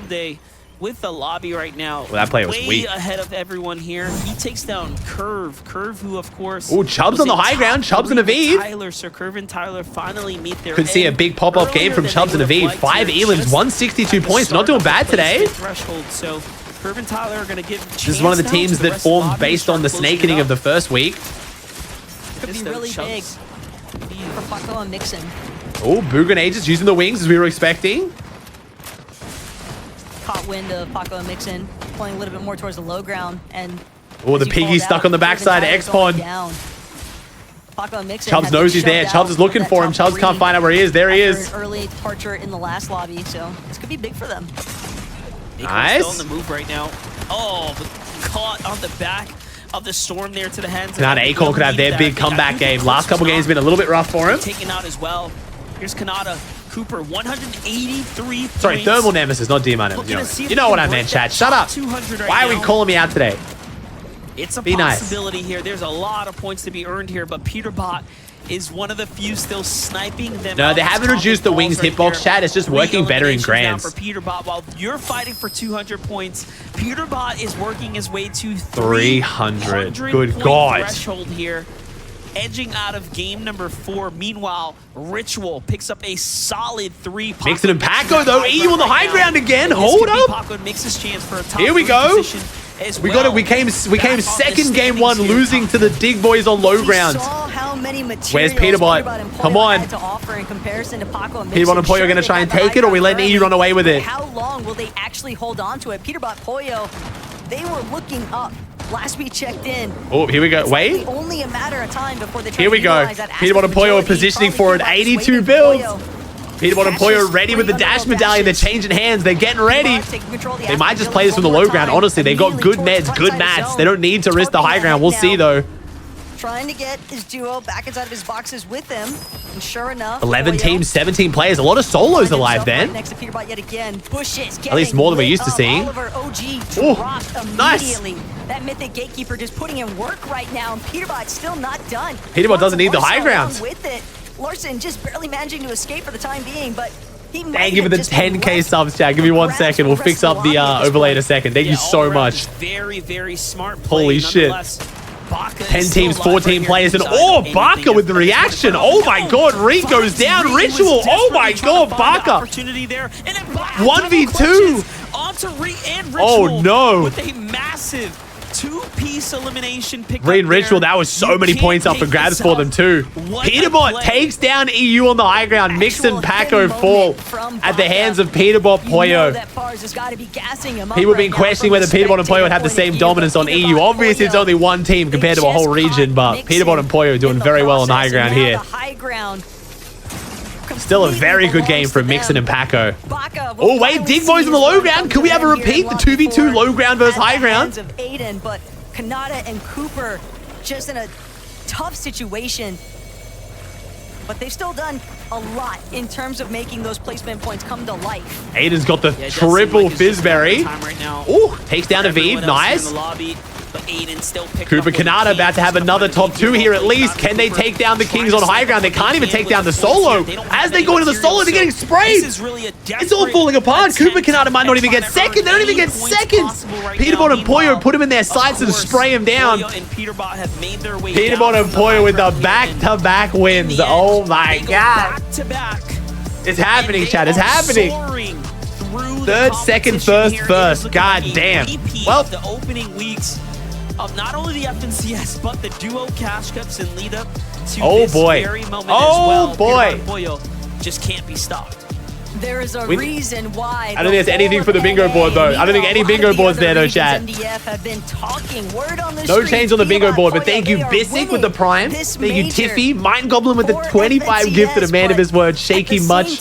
Not Guy, Legit Guy. Cream Pie Guy with the tier 2. Thank you, homie. Troll with the gifted. Sean. Windmow, Earth. Windmow again. Hugh, Cannon, Pastimus. Thank you for the subs, guys. Thank you so much. Think about the point disparity that they have already established here on day one, and that's not even factoring in that point. So good, bro. May as well start watching now. Chat, second and third still matters. The land still matters. Only hope.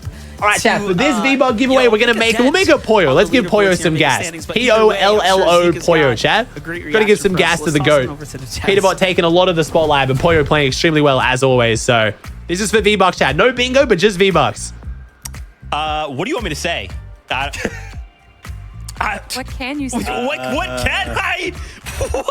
What can I say in this situation? If you're just tuning in and maybe this is like your first time watching Fortnite, I'm so happy that you're here. Thank you for hanging out with us. So chat, this Poyo giveaway is just for the V-Bucks. We didn't get any bingos there. Wow, 354 points, bro. Major long. Based off of their cash cut performances leading into. Oh boy. All right, 5 more seconds, chat. We'll call the Poyo giveaway. Semifinals.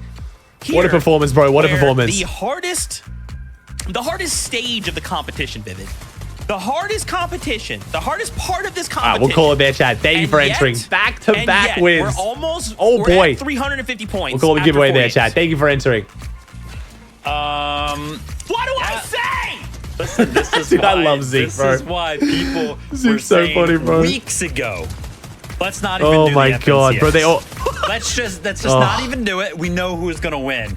And after 4 games, I think everybody is kind of understanding where those opinions were coming from. All right, I'm going to go make my food right now while they do the recap here really quickly, okay? So I'm going to turn my face cam so it doesn't block the leaderboard. We know who's in first, but I need to make my food, chat. There's only 2 games left, but I don't want to be like hungry and just low energy. So 1 second, let me heat up my microwave. Day 1 last season was 320. Well, there's 2 more games left, and they've already beaten it. Do you guys know the record for NA is 384 points? Oh, after day number 1 from Kanata. And they're already at 350. It looks like we might have another record broken once again from the duo of Peterbot and Poyo. Also, another fun stat is that this is the exact same placements that we saw from Chapter 3, Season 2, their win from Peterbot, got 3rd, 2nd, and 1st in the first 3 games. So I don't even know what is going on with the script right now. Epic needs to revise what's happening because this is absolutely insane. Peterbot and Poyo, the first duo to grab 2 victory royales for day 1 this major as well. 29 eliminations, almost double that. Of course, Green Ritual with the 2nd most amount of eliminations. You know I have to give them a call out. But Kanata and Cooper still holding strong in 2nd place. Aviv and Chubbs jumping up into 3rd place as well. I know a lot of duos now are looking at that 2nd and 3rd spot because regardless of not getting 1st place, they still want to make sure they go into the the global championships. Zeke, if we just like took Peterbot and Pollo off the leaderboard. Look how close second and fourth were. It's like within like 20 points. We'd have a close FNCS. This would be awesome. I mean, it's still awesome. But yeah, Peterbot and Pollo are just running with it. They are going so crazy. Again, like, this is just not like typical. This is so almost outside of the realm of what we're used to seeing in Fortnite. These guys are putting on a clinic with still 2 games. I think what's impressive to me, again, grand finals. This is the hardest. This is the 50 best duos in the region after a whole season's worth of competition, right? And these guys are somehow so consistent. They are so consistent. They have these like little micro tweaks they're making.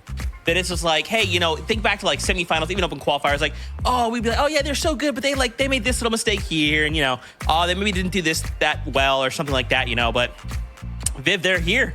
They are proving that all those mistakes that they made at one time, it does not matter. When it's time for grand finals, they're going to put up numbers. Yeah, I mean, there was a big question mark. Are they going to be able to replicate the performances they've been putting up this season when it comes to grand finals? And if the first 4 games are any indication, I hope those doubts have been absolutely squandered. I think they are indeed. But, you know, shout out, there's other players. There's 98 other players in the lobby right now. Aiden with an incredible solo run in that game. I cannot believe the eliminations that Aiden was able to get there. Also, Baka once again coming out strong, holding up his team in the leaderboard with another solo clutch right there. So lots of great plays from other duos, just not as great right now as Peterbot and Pollo. Yeah, I feel like we just like stop talking about them, you know, like we just pretend they don't exist. They'll just keep, you know, pulling away, and that's cool, you know. We just get like, yeah, we'll point like, they're so good still. All right, let's just look over here. Like, what's going on over here, you know?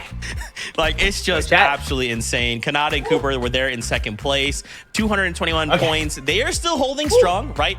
And again, just a big reminder, we have 2 games left to go. Tomorrow we have 6. What did I miss, Chad? What's the leaderboard? Where we have a 1.5 times. Just 130 points clear. So the competition isn't by any means over. Tomorrow we could see just a handful of pop-off performances. Absolutely, my top 10 looking decent right now. Peterbot and Pollo aside, you know, they've so far the competition has been. I predict. I think we already ran it, didn't we? From everyone else again, but besides Pollo and Peterbot.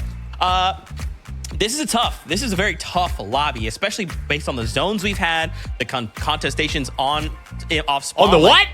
This is a very difficult grand Yo, final. Zeke, do we need to go Australian for a second? Yeah, 100%, right? And I'm all for it, but like, we got Kanata and Cooper, who right now are in second place, big favorites to actually get into that top 3 this FNCS, and for good reason, right? They've been playing so. What are you eating? I got a microwave Nazi Goreng. Nazi Goreng? Nazi Goreng? I don't know how to pronounce that properly. They had Sorry. one bad game, and they're still in second place, which it's kind of a surprise that they even had one bad game.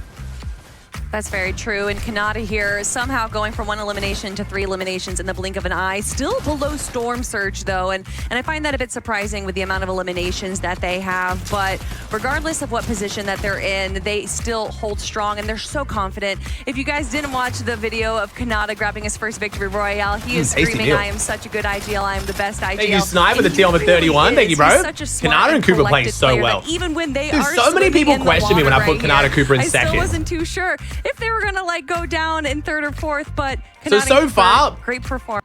3 of my top 3 are in the top 4. Actually, no. Wait, my predictions are holding up good as fuck. Wait a second. I feel like my predictions are doing pretty goddamn well. What did I have? I had, I had Peterbot and Pollo in first, correct. Cooper and Kanata in second, correct. Then I had Reed and Ritual in 3rd, they're in 4th. And I had Barker and Paz in 5th, and they're in 4th. My predictions are fucking killing it. That's insane. I have 4 of the top 5 correct. Yeah, but at the same time, considering that Peterbot and Pollo, I was getting full gaslit by chat yesterday. Okay, my Mixon and Paco one was wrong, but again, in my defense, I didn't say they won't do well. I just said I can't say they'll do well because we've only seen them for 1 fucking tournament. Incredible run that they've accomplished so far. Even with the point multiplier, it's gonna be tough. I did get wrong. I did get even tops wrong. They weren't even in my top 10. Action is on the way. But so far, my top 4 looking pretty good. Or top 5, whatever it is, top 5. I am excited because it's grand finals, and this is, of course, a battle not only for that FNCS Axe of Champions, but a seat. As I refuse to focus hide at all, just Peterbot Pollo, man. They're just too scared, bro. They've conditioned the whole region. It's crazy. And top 3 is all that matters. Pollo has been leading the like this, bro. This is crazy to me. Peterbot in You have to give them all of their credit as they've been. Yeah, we will never see this ever again. There's no way we ever see a team own a region this hard. They have some, this is getting insane. Interesting. We have teams, we have drops that are quadruple con. Meanwhile, Peter Bottom Pollo, one of the best drops in the history of the game, uncon. Think about, right, having an issue. The only team that challenged them for high ground that game was the European team. Which, again, in the lobby's defense, they did end up dying for it, so. Figure out up from then till now is just incredible. It's really just the fact that Jutras and Craze are not giving them any resistance. They're not challenging them. They might be contesting, but it's not technically contesting if you're just going to the fringes of Grim Gate. They're playing for the God chest Acorn that gone already. Wow. On the outskirts Damn, of that was Grim quick. Jeez. Here at Fencing FNCS Fields, champs, Gonskis. Physics and Yasir looking to shut down the hopes of Acorn and Cold. Tough opener here for Acorn and Cold. They've been having a tough day in general to start things off with, but let me check. What was, I'm curious now, what was top 3 that's involved in the last grand finals? Let me see. It's not just Acorn and Cold having a hard time. It's Zeus and Pikes running the field. I'm curious. How many points does Peter Bottom Pollo need to have a chance to have already made the land? Notable greats losing to the hands. I'm curious. Where is this grand finals? Blood has that have effectively entered. Here we go. Into Grand the finals by storm this season. The last top 3 was some of our vets. We have 639 points. We got an emo. We got an emo. Sorry, Chad. I was looking at the leaderboard. Got a little dance on. Drop. We got danced on. All right, that'll be the bingo after this game, chat.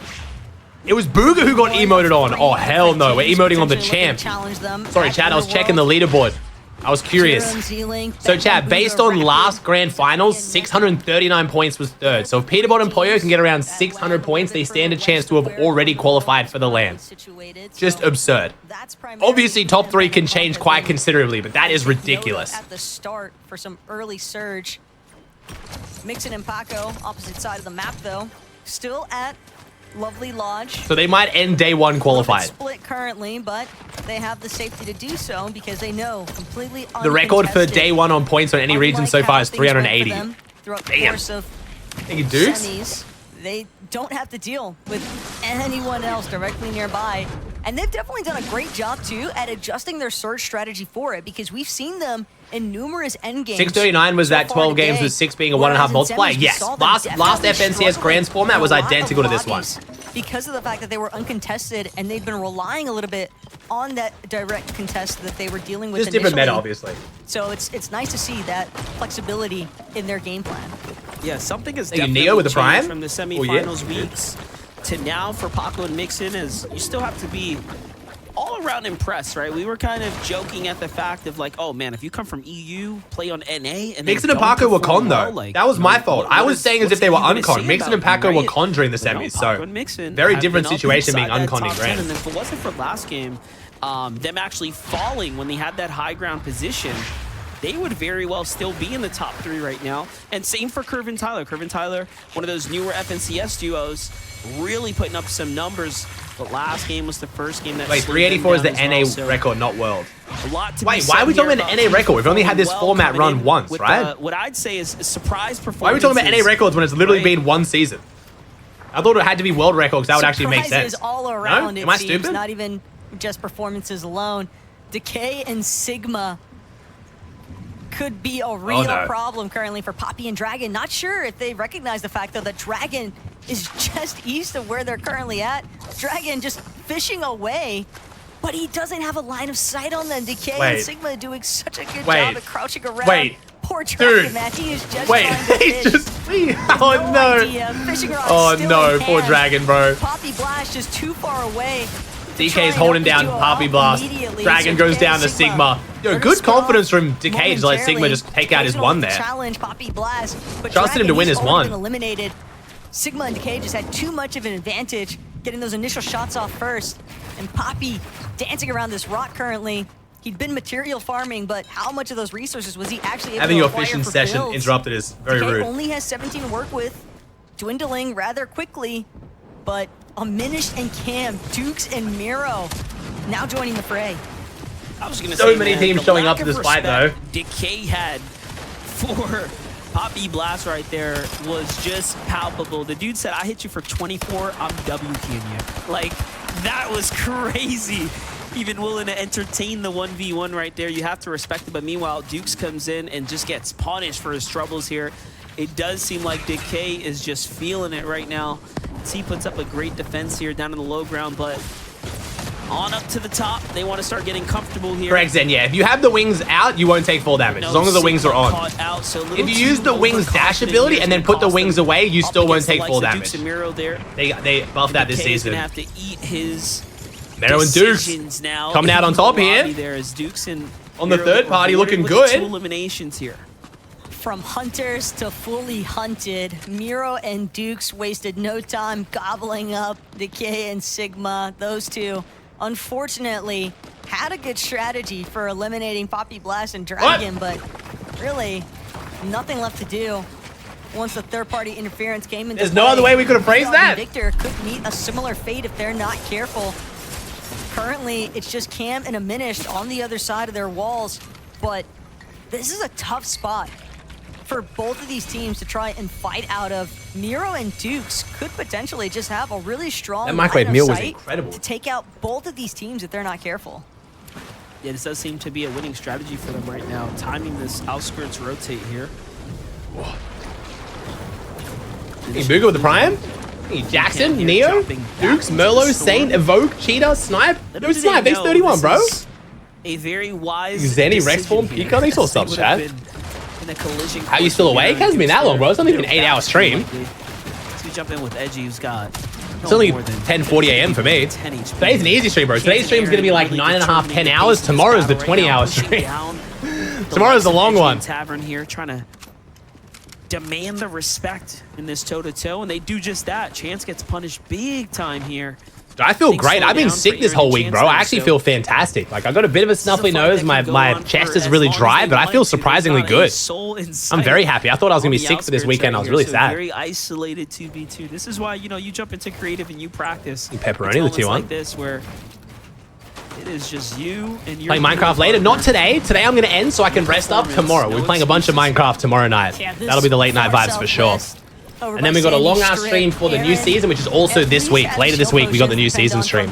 But now it'll have to be him dipping into the flow. I thought it was Fear Tavern. Yeah, it looks like Tavern switched orbs. Tavern and Edgy doing a decent job, despite how low they're running on material count, at fending off Chance and Aaron. But this is the split. Aaron thinks he might have an opportunity. Yo, Blunt, thanks for the Prime. To try and attack Edgy, but instead it's going to be Tavern. Oh, Fear is rebranded to Rival. Gotcha. Cool. In the spot. Chance, Aaron, they knew the shields were cracked.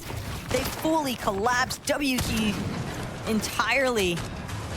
Now it's down to Edgy and his last little bit of HP to try and close this one out, but just not enough builds or anything to work with at this point. Thank you, Blunt. Appreciate the Prime, dude. Chance will be the victors of this fight. Ooh, Clicks and Whale been very quiet today, and ooh, let's go, baby. Look at Clicks and Epic Whale. X-Pawn, the piggy. To rack up their in the dirt, in the mud. Right now, this is to the north of their drop spot. I know, it was on my own stream, Theo. We already know it.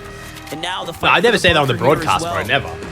A single Elim up at the moment. You have Vert and Yumi here, just on the opposite sides of the wall. This is where, of course, Clicks literally wants you. Box fight. No pressure from the Storm this time. The difference, though, big 90 tag there for Clicks to set things up here. Now, feeling the confidence to start pushing in. The edits are good. The wall takes are better. But he needs the tag. All Clicks wants to do at this point is push Yumi at least one box further back. He doesn't want to allow Yumi the opportunity to go into the bunker first. Even if it could be Yumi doing a good job right now. You could still make use of all the Clicks and Whale, the better box fighters here, though. I'm not going to lie. We'll see, but Clicks and Whale should win this. Paying off at the time being. Yumi's shields just having steadily been whittled away at one more shot to be the shield crack they need. Tennis, thank you, Primus. Appreciate subs, guys. Sound cue. Likely only be a matter of time before Epic and Clicks both try to capitalize and pounce. Yumi, though, still doing his best to try and fend for himself. He's got Vert a little bit towards his west, but again, do we get the Blood X OnlyFans? I think it's where the Swizzy wins grands. We get the Blood X OnlyFans, apparently. Favor, so Clicks and Epic, they're going to be the first ones to jump into the bunker, and this is exactly what they wanted. all that they were waiting for. As soon as Yuumi forfeited that initial positional stance on top of the bunker opening, Clix and Epic kind of recognized the fact that, apologies, yeah, Cap, for the snack break in the middle. Yeah, they just seized the moment. They were like, all right, well, we push you back further enough. We're here for the bunker, right? The damage is bonus. And you saw how much Matt's actually, you know, kind of falls out of those mythical chests as well. Just setting them back up, giving them everything they need here to remain in the game. All right. Meanwhile, I'm good. we have a... I don't know if this is I was just trying to push it out and then eat at the end when I end stream, but that was going to be a really rough last 2 games. I was hungry. Sitting up above and eating their hound here. There's camping. This is how these fights go, bro. This is why I don't really like the bunker. Yeah, they're just waiting.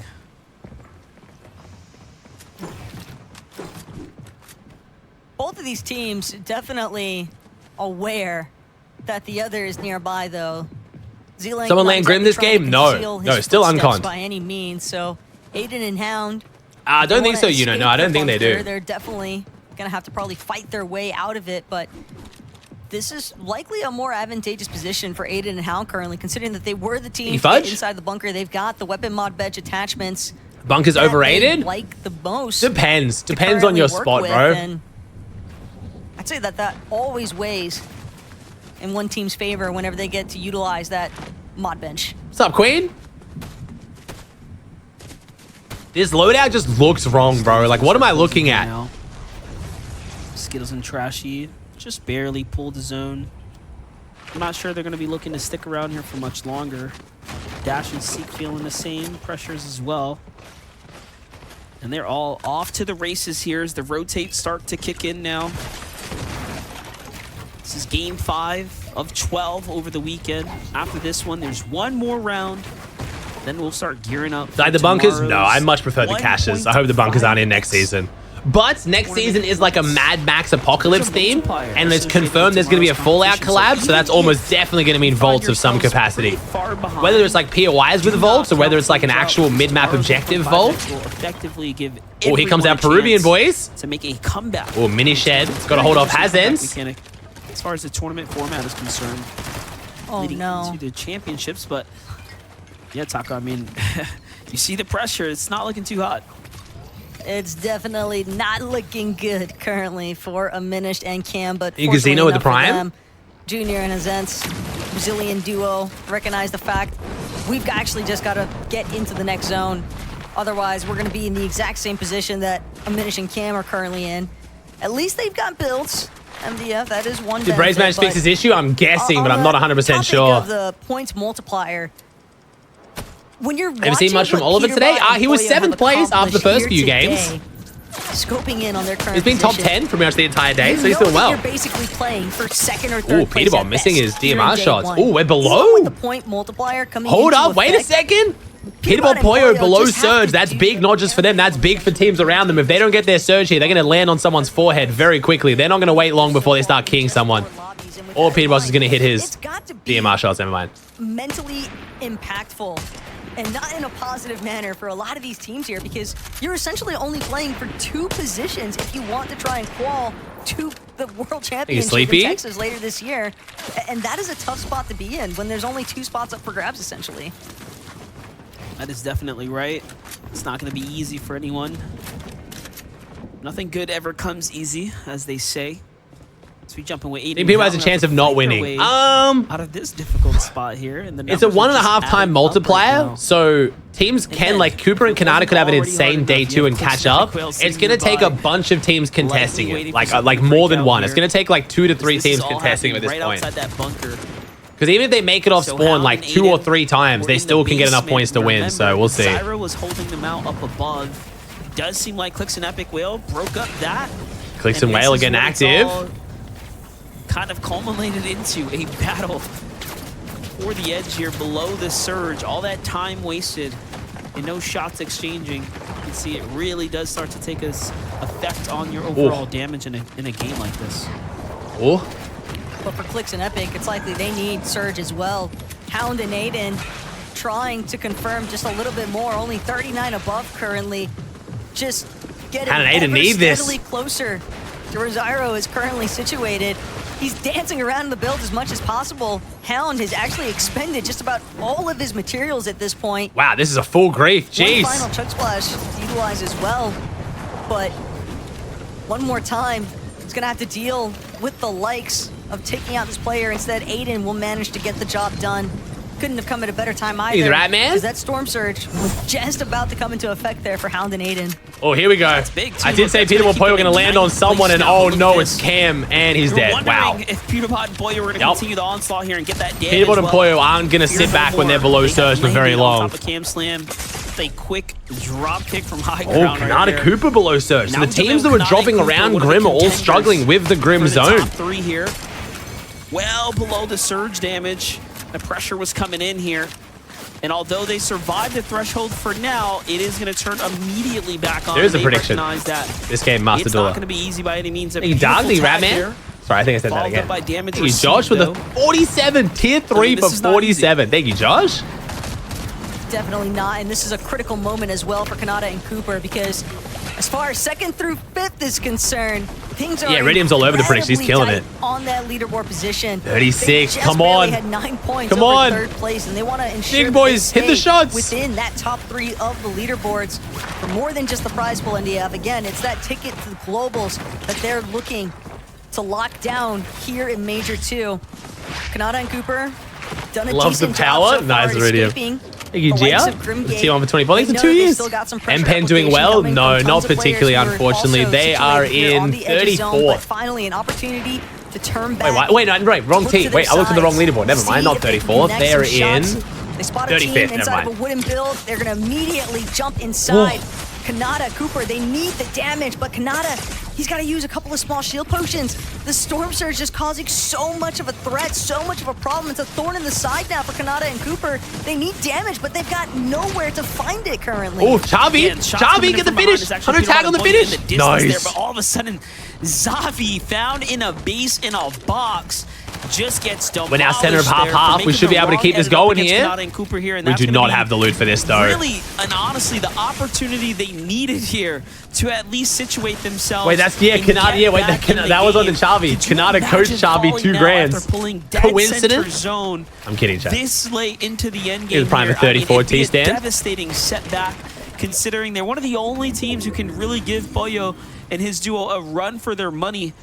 In Collector? Speaking of which, Aiden and Hound inside the top 10 as well.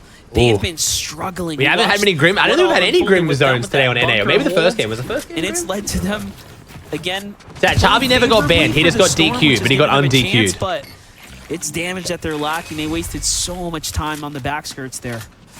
It just seems as though the entire with the 2? lobby is playing so slow currently. Teams that they haven't necessarily been, you know, his account got locked or something lavish weird. as far as their Storm Surge is concerned, but they're definitely still maintaining a decent amount above that Surge threshold. But now everybody just playing so close. Second last game, Shaq. So Can Peterbot and Poyer run away with it? Built inside of their own boxes. No one really wanting to take chances to peek. Everybody looking to just try and Even have 2.5 years lucky. Thank you, bro. close to day 1 here of the Grand Finals, MDF, and I kind of can't blame him because again, you want to stay as 3 close above. as possible to that top 3 range in the leaderboard. And especially when you're a team like Hound and Aiden, you already called it earlier on. Finish takes down they Skittles. were in 9th heading into this 5th lobby. They don't want to drop outside of the top 10 before the point multiplier comes into effect. But right now, they've got to be more concerned about their health because they're still 21 below. They need more damage, and it's not going to be easy to find. Oh no, we got to hit those shots, one boys. Duo in front of them and one duo only, so they need to start firing now, or they are going to run out of time, like we just mentioned. They found a tag, and it puts them into the safety zone. Cooper and Kanata still going in the feed, though. What honestly was a very genius I think it's decision. Shane with the 12 months. Storm and play that indestructible Oh, Tyler, wall. no. It's Tyler not and easy, Curver but off to such a good start today. From one bad game into another. Damn, this is bad. In desperate Falling apart, situation bro. and territory as well here. 158 points. Hasn't earned anything this game. No elims, no placement points just yet. And honestly, placement points is quite the stretch away. Kanata Cooper look healthy. I think they got a good refresh. Oh, Reed and Ritual, though. As is Ritual right now. Oh, Reed versus Batman Booga, the West boys. The only team on the line. Reed and Ritual looking like struggling to now, Giannis and Flixie out here with the surge. You know, a false flag, right? Just for a moment as they have to keep going here now. Oh, Cleeks takes down Peterbot. Oh, Cleeks is saving the region. For a team like Reed and Ritual. Peterbot down. Peterbot dead. Maintain their current position on the leaderboard. Poyo solo. Does that mean Cleeks gets the medallion? Running, but Poyo, surely Cleeks like sniped him or something, right? Peterbot having been eliminated moments ago. And now for Pollo, damn, with only 20 okay. builds left. Granted, they have a very distinct point leverage. That's huge. That's big for the leaderboard, chat. Here currently very big for the leaderboard. An early fall. That could still They're going to be finishing today in first. There's just no way they don't, but it's how much by first. Teams in second and third have been waiting for. Well, it'd be hard to think otherwise, but we've seen Peterbot also turn one of these very, bad situations in game one into a top 3. So I wouldn't put it past Pollo, who we know is an exceptional player. But things are looking a little bit different. Pollo could still clutch this. Pollo could do something here. We'll see. We'll see. That he was in, as Pollo only has 10 builds here, although he's in the end game, and although he likely has his medallion still as well for the rotate. So Re-solo. Time will tell. We talked about teams looking a little bit worse for Wares. Rhea and Rich. Rhea Mitchell coming a bit undone the last couple games. Falling to Thatch and Walkers. Pollo has the medallion, yeah. Pollo could do this. How much surge do they have, though? A lot of the big dogs are falling here. We will start seeing the leaderboards look to shake up. Oh no, Kanata doesn't have the loadout too. They need another refresh. Now to also break away with a pretty substantial point lead. But it won't be easy. They just need heals so badly, more specifically good zone pull for them. They are in a good spot of zone, but they just got to find that refresh. 0 meds between them is really brutal. And Cooper, the Wings of Icarus could also be their demise if they're not careful. Just one small misstep could be all it takes. Pollo. Nice. Trying to see an underworld dash away. This could be the refresh that he's been looking for. Hound, oh, he went to pickaxe, but he saw that Hound edited the peanut butter. Good awareness by Pollo, and Hound just doing oh my god! Oh hell no! Pollo's like, yo, I'm sick of this fucking Peterbot spotlight, bro. Give me that shit. This is what makes I'm fucking crazy too. Sleeper play right there. That was a beautiful dash, bro. That was so clean. Options left. He was trying perfectly to sit timed behind that cone, but the underworld dash is just proving to be. Hold my beer. Hey, these are miners bikes. Hold my G fuel. In terms of staying strong. Hold my G fuel. I'm gonna fuck him up. But Pollo again, even though it was Cooper and Kanata still no meds. Moment of relief at the same time on that next rotate. He still caught wind of other. Hold my apple juice. Okay, we're not that young. So he's one more time down to his final builds. Cooper and Kanata, similar fate. Cooper now with no shields. If anybody tags him, they're going to recognize. Oh, OG's still going here. Into and likely be tempted to try and key him from his current position.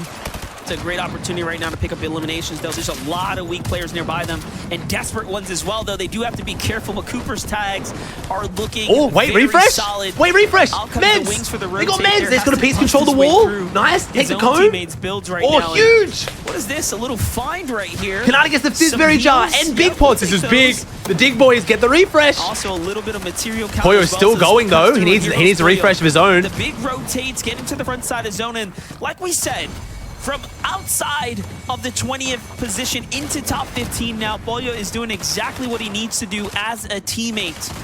Is clutch up. He's got 5 builds, reciprocal G money. Oh, that was the Sky Base. Meanwhile, on high ground, Sky Base gets chopped. Who's taking high grounds? Oh, they got so many mats still. Never mind, they're fine. Them the opportunity to start at least expending some of it here in this end game. Oh. We'll see if they overdid it. That was a lot. Man, Cooper Kanata are playing so well today. The action raging on here as we're approaching. They're not giving up. This is their chance too. Nice read. I mean, that was not the best awareness by Zeus. I'm not gonna lie. That was pretty obvious. A beautiful elimination that couldn't have come at a better time because one build, 0 builds. Farm the tree. A singular one left. We're back together, bro. They're sticking together so well. Mostly on Cooper grabbing the Pollo takes down Muzz as a solo. Takes down Paper, bro. Pollo's a freak. Dude, what a game from Pollo, man. We gotta put some respect on Pollo's name. Such a good clutch from him just then. Terrible for the leaderboard. Really have to put so much respect on Pollo and Peterbot as a duo. They are both exceptional sacrificed himself for and Baka. they are proving just that. But hold up, Baka has to clutch up now. 10 HP. Baka, you got to do this now. Come on, bro. He traded his life for yours. He has a couple med kits. He's got all the material he needs. He should be able to do some big plays here. G-Money reciprocal win here would be very, very underrated. Inside the lobby. Whale's still going too, though. Clicks Whale, big game for them. Top 6. Duos as well. He's about to go down, though. Top 6, not bad, not bad. No mats. Hello, Epic we take Whale. Those. What do you have for us? Doesn't look like it's much here. Oh, no. Kanata Cooper is still shambles. Just be the Team on Heights game. Bro, Cooper Kanata are playing so consistent today. As we already saw, G-Monster and Reciprocal are just so far ahead, and No one can break through these builds, right? This is all indestructible. Bryce goes down. Coming up shortly. 2v2v1. Everyone else just The Dig Boys have been here before, but their loadout does not look like a winning loadout right now. Reciprocal and G-Monster have likely done just enough. This is a very strong position that they're currently holding. Barker can try to clutch a second here. Reciprocal and G-Money get a free win, I'm pretty sure, unless they throw. Going for heal off, mostly for placement, but no luck. Oh, Barker gets in though. Barker doesn't have any more meds to play. Cooper and Kanata trying to do 1 HP for Cooper. Nice. Cooper as well. 8 elims. 2v2. Come on, boys. If they win this, they're the greatest. There's no way they win this. This could be Cooper and Kanata, another circumstance. Cooper lands! Cooper doesn't die! 1v1! Kanata can win it! Cooper wins it! Bro, what the fuck? Dude, there's no way we win that. What the fuck? Oh, Cooper and Kanata with the low ground clutch again. The Dig Boys, baby. Hell yeah. This team is really G-Money and Reciprocal definitely should have won that. They'll be upset about that one. So entertaining to watch. How in the One more world game though. What a game, dude. What a game. This is again that unpredictability when you start adding in these underworld dashes. It couldn't have ended. We already had the choke taken off the bingo board, chat. Kanata and Cooper might be separating themselves as we do have the emote though. We do have the emote in the season right now. Yeah, we'll get the Kanata reaction as well. 1 sec. That was the worst case scenario though for Peterbot and Pollo to witness. Cooper and Kanata now tied. Oh my God! Cooper! Big win with a big elimination count to keep the it's the same thing, bro. Up on that leaderboard top 3. 1 sec. I'm waiting for it to catch up so I can flip it. 1 sec, chat. 1 sec. Cooper. Wait, Kanata's in a dream. Kanata's delay is longer than the broadcast. What the hell? All right, here we go. All right, it's literally the exact same reaction. I love it. All right, then we'll do the bingo board, chat. Okay. Chat, predictions up for next game as well. Get your predictions in. Done? All right, we got to see this. We're so good, Cooper. We're so good, Cooper. It's insane. Dude, they're already gassed up. I have one build. Just sit. Everyone, yep. Let them all die. Let everyone die. We don't do anything. We're playing second. We're playing for second here. Dude, we're playing for second? No, I mean... Edit it. Right there, spray him. Cooper's on literally 1 HP. Cooper dead. Let's go. 2v2? Yeah, we win this. I'm gonna dash up. I'm dashing up. Dude, how does Cooper not die to zone here? Dead? 16, no, I'm dead. bro. 1v1. Cooper's literally on 1 HP still. Oh my God! Cooper!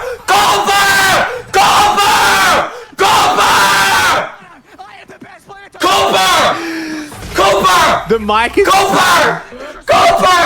Cooper, you're the best! Cooper! Okay, chat. All right, chat. We'll make the V-Buck giveaway Cooper. Also, chat, we got the bingo board as well. 1 second. What do we got on the bingo board? 1 second. Let me just check. On the bingo board, we have... What was the emo? Because we had Booger get danced on. Oh, shit. All right, we got the Dig crew neck. All right, so, chat, type Cooper in chat if you guys want to win some Dig merch or some V-Bucks. Both up for grabs here. Type the word Cooper in chat. I don't know if you guys typed it. You might have to type it again because I think a lot of you guys typed it before I picked that as the word.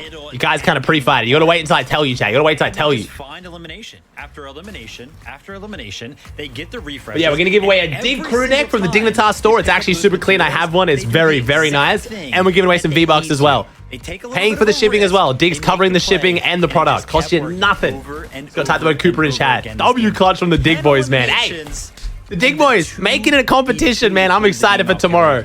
The better the Cooper and Kanata play, the more likely it is that if Peterbot and Pollo start getting surprise con, things could change. We'll see. We'll see. And somehow they were able to turn around Cooper. That was a fantastic solo clutch from Pollo, though. We got to give credit where credit's due. Pollo clutched hard.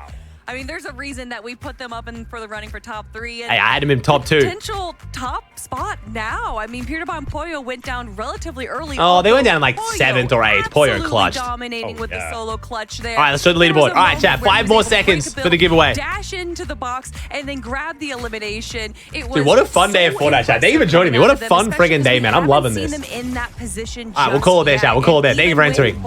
Dude, the bingo board's been looking good. How much have we got left on the bingo board? Incredible. 1, 2, 3, 4, 5, 6, 7. 7 squares. Yeah, okay, I'm surprised we haven't seen a 12-kill game. With clicks and chat, we're calling the giveaway there. Thank you for entering. And that's, you know, sometimes they find themselves in these situations where they can fight the 2v2 against, you know, teams that are not necessarily so good. Show us the leaderboard. I want to see the leaderboard. Run into those teams that show me the leaderboard. Do we already miss the leaderboard? I don't think we missed a leaderboard, did we? You curdled with the Prime? And you ripped Daniel, Sethington, Notlock, Wag, Corndog, Kidside, Dan's, Pretzel, Shishane, Lockie, Agruff, Boggy, Collector, T-Stand, Endel. This sucks, guys. Oh, yeah. They have not shown you. Okay. Absolutely Yeah, I'm gonna watch the Peterbot clip chat. I'm gonna watch Clicks kill Peterbot. Do a sleep stream? Nah, I don't do sleep streams. Last, I've never once done a sleep stream. Even my subathons and my long streams, if I'm not here, I always have someone take over. I've never AFK'd any of my streams. Let's do this again. Let's go to the standings. Let's go see how things are going. All right, remember that magical number, 326. I told you to remember from Kanata. All right, chat, here we go. Okay. Peterbot and Poyo. All right, still in the lead on 410. Then we have Kanata Cooper in second on 326. Barker Paz on 264. Bryson Bolts on 220. And Ritual Reet 217. A very good top 5. One I would like to mention, I have picked all of that top 5. I picked the entire top 5. Just fucking saying, since I got gaslit the shit out of me yesterday. Bro, who was in my stream yesterday? Holy shit. Was I not getting gaslit by my chat like I had the worst predictions known to man? Meanwhile, I have every single one in the top 5. Yeah, fucking thought so. Got Aviv, Threats, Aiden, Paco, and Oliver OG. 100%. I mean, within 100 points, Kanata and Cooper. Kids were crazy, bro. I was getting flamed. I got flamed on Twitter. I got flamed everywhere, man. Distance of, let's say that top 3. Bro, OG and 10. Hell yeah. Actually, I'll keep this off. Let's take a look at oh, sorry. Let me check the Epic Whale clip as well. I mean, the Clicks clip. Throughout the early parts of that game. I want to say chat. All right, this one. Bam, boom, bam. Dude, sorry, chat. We're doing so much here. This side. Okay. Nice. All right, here we go. All right, so how did Clicks kill Peterbot? They need search. He's looking inside. Looking inside. Ooh! Nice. Damn! On Peterbot, 2 little top row 1 pump. Okay, nothing fancy, but good. Wow. Okay, I was expecting Clicks to kind of gas up the fact that it was Peterbot a little bit more than that, but okay. Well played, well played. From worse positions. So made it look easy. I still think that they have a chance to get that. Hey, Kyle with the Prime? I mean, they're fighting for it, right? Everyone in this lobby is fighting for the spots to the global championships. You just have to come in the top 3 and you've got yourself the spot. Man, 1 game left to go. This is flown by, right? The Peterbot Poyo show has helped. One more game, chat. One more game. Man, it's been a fun day. But yeah, I don't know. Negative. I've learned, like, I don't know, Last. I know what you mean, because, like, 24,000 viewers is crazy, and, like, you want to kind of farm it out a little bit more, but I don't know, man. I think game 6 will tell a lot. I'm going to do a long stream tomorrow. Tomorrow's going to be like the 20, potentially 22-hour stream we're getting towards, so. Photo finish tomorrow. It's possible. I mean, we saw Peterbot and Poyo be below Storm. I just don't want to be tired tomorrow. I would just stream tonight and just farm views, but then I'll be tired tomorrow and make shittier content, so. I'd rather end, chill, and then do another big day tomorrow. And that's cool, right? Some duos are day 2 teams. Come back tomorrow stronger, but we've only got one last game here to go. Mass Pack came in. I love it. Thank you, bro. Appreciate that, man. Thank you, homie. You Jack with the T on for 32. And prepare for tomorrow's 1.5 time multiplier. With yeah, my face cam's mirrored, Trey. Yeah, when I go on this side, I mirror my face cam. Final game of the day. Thank you, Zeke. Yes, as we start approaching Game 6, it is very important to note that some teams do perform better when they have momentum going into their favor, like Kanata and Cooper, and then others do perform maybe a little bit more questionable. So Doe's name is Charlotte, bro, or Charlie? Starts to kick in, so let's see how Game 6 is going to start to shape out here, Taco, because anything can happen. Yeah, but by the looks of things, everybody is going to lay it all out there. It's nice. Well, yeah, it's a nice keyboard. How the fishy's doing good. Good, Kayla. I'm adding 3 new fishies in a few days after Grands. I'm adding 3 tangs. A blue tang, a sailfin tang, and a... the Grand Finals for Day 1 has arrived. And Bristol if you tang. missed the first 5, well, just strap in. Let's close this one first before you go review it, because there are so many explosive moments and victories that have already taken place here. Honestly led by the likes of Kanata and Cooper. From what we've seen, they've had some of the biggest highlights of the day. But first, we kick things off with the action here at the Mount Olympus. We have Boogan Agers who were dropped just last game. Hit Uncon again, I'm guessing, otherwise they would have shown us, I feel like. In general, which is unfortunate. Yeah, Marshy, Kanata's reactions have been so good today. Cooper! Day 2. The funniest part is Cooper's microphone is so quiet, you just hear only Kanata screaming. These teams would rather close things off with a solid finish here in Day 1, but Cold, he's all. Yeah, you can't put fish with Axolotl, Connor. Acorn I could have told you that, bro. We got 2 axolotls in our tank downstairs. Yes, here and Krizzix tend to be the 2 that pose the Matt's killing it, Cream. Matt's all over it. off the initial drop here at Fencing Fields because they are another team that likes to try and play. Like I said, the best part is Kanata is not putting that reaction on for the content. I've watched Kanata play on boot camp before with no stream, no one recording, and he is exactly like that. Because my man's just passionate. Reaping the benefits of this vault initially here at Fencing, trying to make his escape. He frost the prime. Solo. That's why he's just forced. He's crouch walking around the map now, trying to get some form of stealth. Don't know what we're doing, Annabelle. I think we're gonna get them back to the fish store. This is looking like mission impossible just about here for Cold. At least one thing we don't have to worry about is, you know, we'll Cold is lurking. At the global championships, they'll be all right. So even if this FNCS hasn't quite chalked up the way they expected it to for day one, it's hard to pull up a performance like you've done in the previous seasons being this contested. I mean, they've proven that it's possible before, but you can see it is not easy. Every season, you are just matched up with new and more. What happened with Acorn? Did I miss? Quadruple con, bro. Quadruple con fencing is what happens. Yasir and Krizark have been doing really well against them, to be fair. They're going pretty damn even, which is extremely impressive. To go even with Acorn and Cold is very impressive. Right? They're up there at the top 10, fighting for top 5s. It does seem like with 190. Acorn dropping Grim tomorrow. Unfortunately, last time Acorn and Cold went Grim, it didn't end very well, so we'll see. A podium finish as we start rounding out this weekend, but it's all going to come down to this fight first here, up against Dragon and Poppy Blast.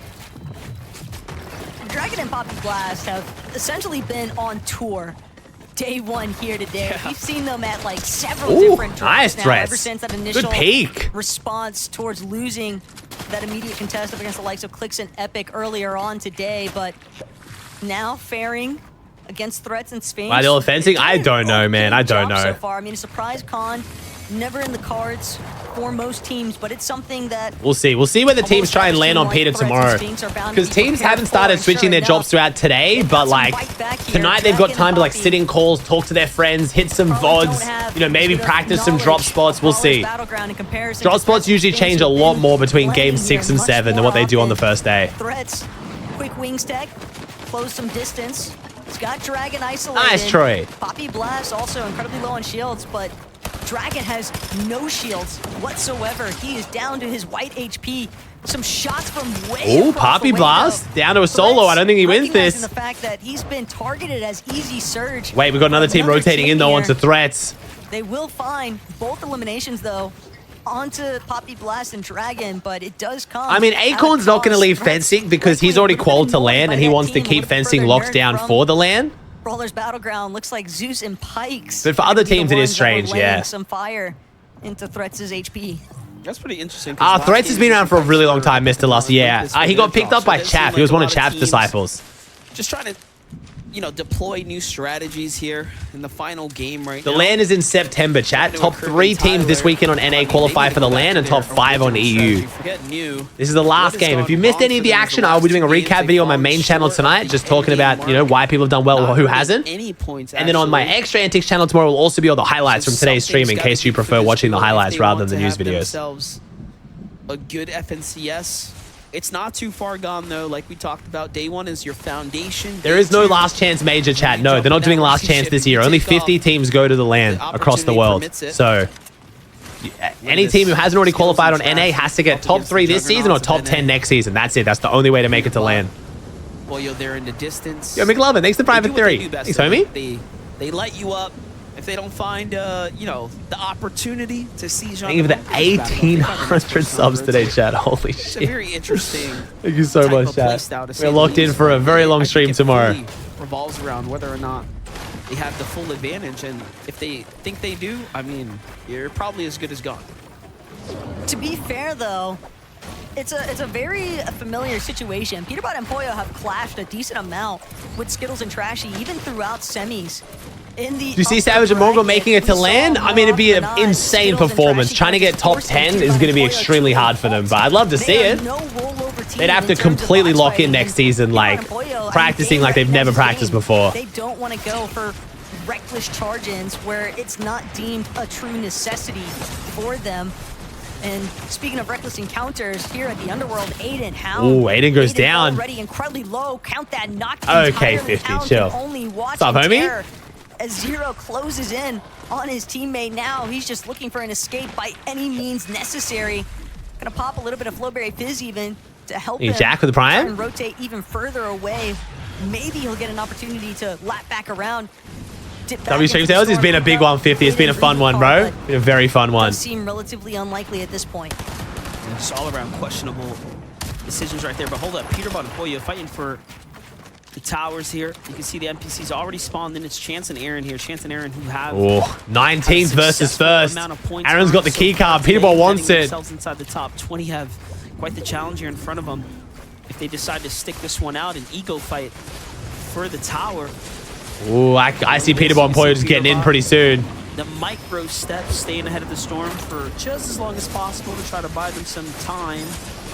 And now the oh no, we're disengaging. We're gonna let him have it. Okay. I'm thinking they realize, yeah, we don't have enough HP. Peterbot doesn't want to tank zone for it. Makes sense. It's probably time we back off, and Peterbot makes the decision first. Nice. I think it's the right call.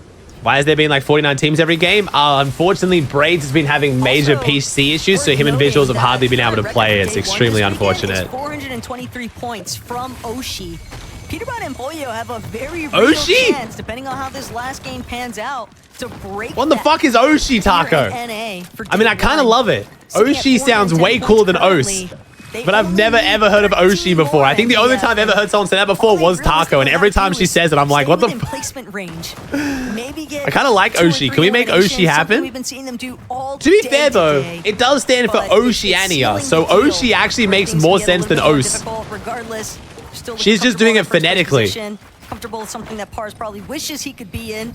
She drops momentarily from height. B-Dog, Victor. Understanding. Maybe we should just go with Osh.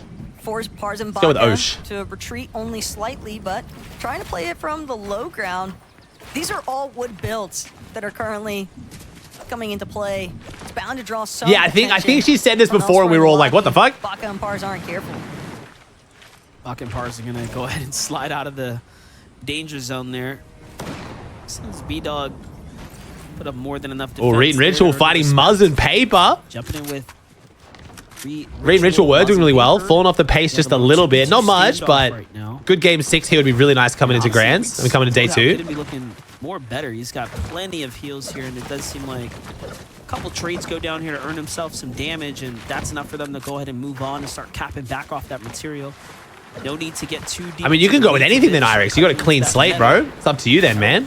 Really be where the problem starts to forge for this team here. If you want to keep the white vibe, you can do the bare bones one, which people seem to really like. Black and white vibes. What their surge currently looks like. Or you get a big pop of color in there. Pulling a little bit more towards that center. Oh, Tav and Edgy, bro. Been in zone for so long. Tav and Edgy have the worst loot today. It's insane. To have a real opportunity. He's really good, Mr. Last. Yeah, Ritual does not get anywhere near enough credit for how good that duo is. See them trying to break away from the direct POI, Brickless Railways, try to search a little bit more towards those outskirts, but again, a lot of these teams, a lot of these players, even if they're left as solos.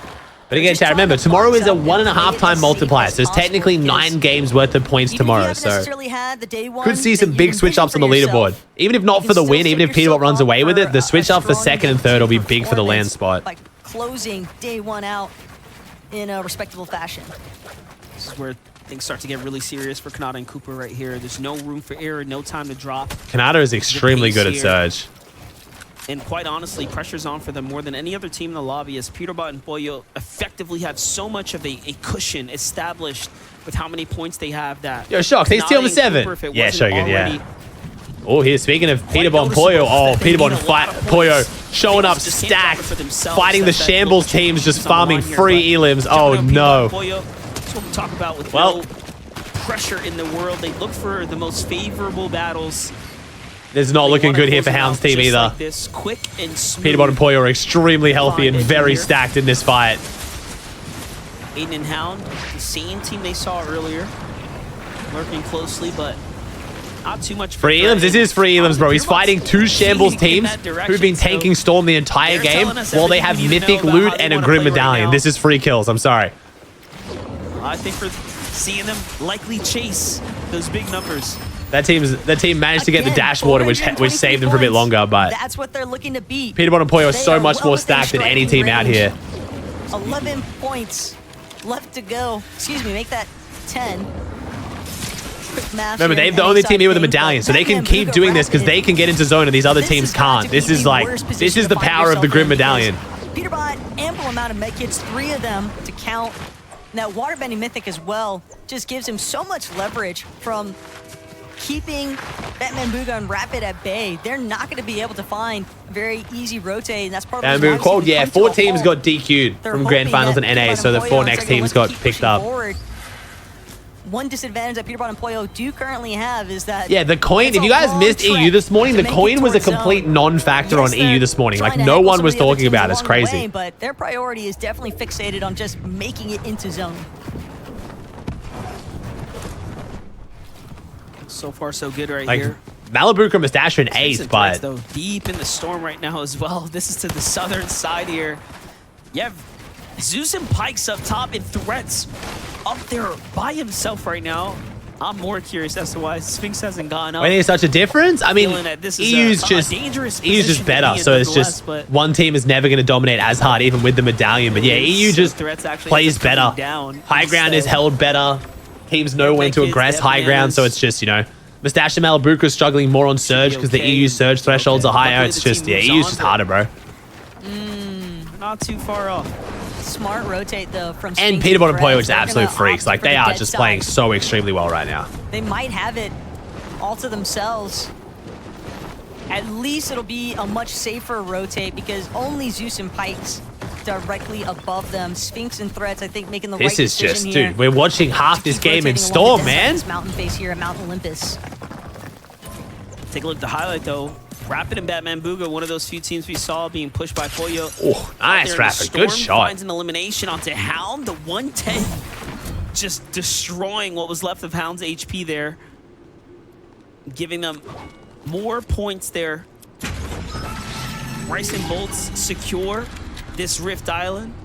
And they do it comfortably with no resistance here. You can see very rarely does someone capture the point without any cones above the base. Yeah, but even if you watch that, people always keep talking about the Queasy Venom 6 out of 12 wins. While that was an extremely dominant performance, it wasn't from a conditioned lobby like Peterbot and Pollo have. Like, ask any EU pro or even any NA pro. I mean, NA pros might not want to admit it, but we've never seen a region get conditioned like this region by Peterbot and Pollo right now. Like, they don't look for high ground.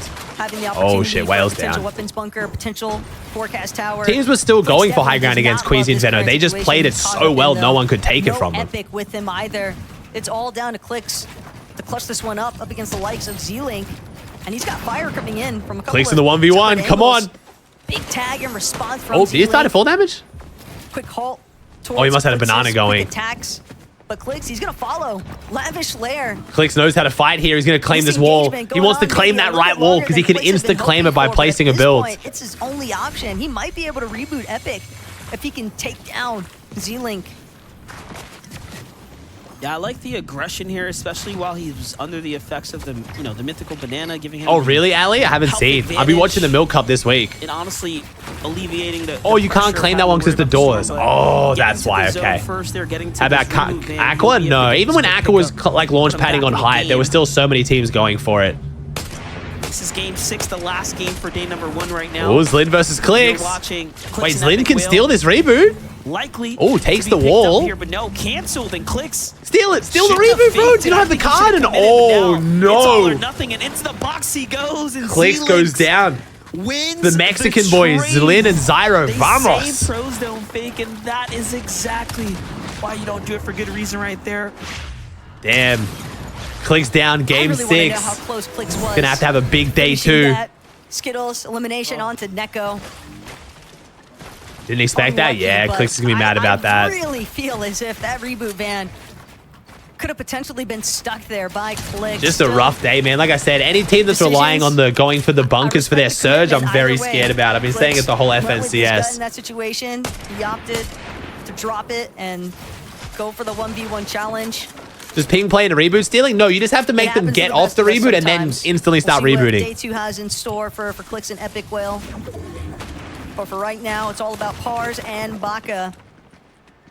And whether or not they continue trying to push back some of these other teams. Oh, the other guy didn't have his card, okay. Hanging out on the edge of zone, but right next to them in a surge. How much could the 1.5 multi help a team? I mean, last season, which one was it? from across the map just about. The fact that they're this close already, it seems. So last season on EU, let me check. So has definitely paid off because they've got their choice of the pickings from those teams. So Sangil and Marius got, let me see. About that wasn't even Peterbot or Pollo's base. They just like broke their way into it. So Sangil and Marius got 493 of their 563 points on day 2. So Marius managed to go from basically 160 points, sorry, 160 points to 563. So you can have a big day, bro. You can have a huge day too. High ground positionings, very textbook. Marius and Sangil went from, what was the chat, 35th or something to 4th. Minus the couple of games where they got shut down in the mids. So the 1.5 multiplier, if you play well, is big. So far, they are in the most oh, clicks insta-ended stream, did he? Oh, no. Get the feels bad, bro. Looking suspiciously. Yeah, we'll see, man. Tomorrow's a new day. Hopefully they can have a big comeback, man. Tomorrow's a new day. It's like we've seen this before. There could have potentially been a forecast tower that they might have opted to go EU for. boys, Mixon and Packer looking pretty good, though. Villa, which is the split that Yamzo and Rise like to opt for by Hazy Hillside. Yeah, full. I'm not sure what's going on with Booga's off-spawn. Queasy and Thomas managed their off-spawn really well this morning in a triple con. I think EU just fights a lot quicker, but yeah. Found themselves some prime real estate. I was a bit worried for Booga ages coming into today. 18 points now, by the way. This is an excellent position for Peterbot and Pollo to set a record for day 1 performances. 418 points. Oh, boy. Their point count. They only need just a little bit more. 423 is the mark to cross. And this is a relatively healthy looking Peterbot and Pollo MDF. Yeah, that elimination was huge for them, not only for the damage, but the material counts. They ended that one really quickly. And where Paco and Mixon gave up their position. Last game, Chad. Last game. Who's going to finish off 6th game? For a fight right now. Good to be going into day 2 with some momentum. They've had surge issues. Not sure what has gone differently or wrong for them out of the first 3 compared to this backstretch, but it has been really bad for Curve and Tyler, and it Stinks and threats. No, bro. Tyler and Curve are doing so well. I love going for the underdog teams, bro. This was Curve's first ever grand finals, bro, and he was in 2nd. We are plummeting down the leaderboard now, unfortunately. It's just not looking good right now for Curve. I mean, he can't run 5 away. elims for Threats and Sphinx, though. Great game 6 for them. It's over. Definitely no escape, and part of the problem for Curve I think streams, Ali. I think streams. Less so what they're doing wrong and more about Sup, what Yoxic? everyone else is doing right surrounding How the vibes, them. bro? Initially, they were getting some early encounters with We watched them go down, unfortunately. But after like the second lobby, Curve and Tyler, they started straying a little bit more north from their drop east of Mount Olympus, finding themselves getting tangled up with Chimp and Scissor over at Summit Temple, Summit Base Camp area where Chimp and Scissor like to drop.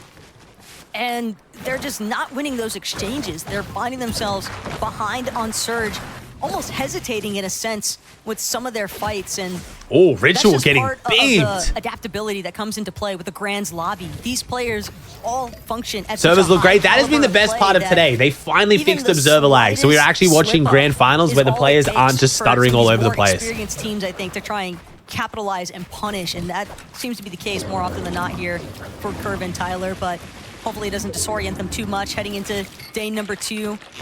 They at least got half the process right. Maybe Lucid, Rise being quiet today? Yeah, Rise and Yomzo and Vico and Pink. For day 2. Both a bit unfortunate performances today from teams had a lot of hopes on them. I had both of them in my top 5 and they're both struggling. 194 damage above the surge, and Pollo is desperately hurt here on the edge of Storm. Pressure coming in. Little does Cooper and Kanata know that that is the right decision to make right there. Singling out the teams here on the edge of Storm. But they Reed Mitchell still in a decent spot. Gas, and Pollo finds an opportunity now to Peterbot doesn't have a lot of meds here. Peterbot and Pollo not even on like 50 shield. Peterbot has, Pollo has like 10 shield. This could be bad. Unless they get a full refresh here. Has to be careful though now. Even closer to the likes of Cooper. Even if they get a kill here, they're not going to be out there to get the loot. They may have just delivered Cooper and Kanata a prime opportunity. No Palm feeling. Palm was incredibly low though, but yeah, Peterbot and Pollo definitely wish that they had some heals right about now. They still have that aspect of agility to split between each other. And here it is, Kanata Oh, Taking note. nice shot from Kanata onto Muzz. Oh, unfortunate. Oh, man. Muzz and Paper. One day Muzz is going to have a good drop spot uncon, bro. One day. Very problematic. Oh, this zone is a tough one, too. And this zone pull as well, Monster. Another bad one. Pretty vicious. Oh, this is a bad zone. Not only is it a bad zone for, you know, Kanata, Cooper, it's bad for Peterbot, Boya, but, you know, they have the medallion. They'll be able to dash around the outskirts. Oh, OG and Larson, very impressive today so far. Top 10. In the top of the standings. Gonna get shit on because I just gassed them up. Run for them if they don't get. But still, very good performance. Further, as I was outlining it, you see it. Oh, hell no. We are so shambles. Fly, OG, fly! They're down. Don't fly. You're going to get shit on if you fly. Please don't fly. I was kidding. Set up. Still a phenomenal performance. OG versus Paper. Put them on the standings, gearing up for Still a good day. Still a good day, chat. I still stand by it. Good day. Despite me cursing them. Its toll here now, and Kanata from one fight into the next one. It's not going to be easy, and they have a lot more teams here. Wait, the medallion goes down. Oh, it's because Peterbot's dropping its point. There's no avoiding it.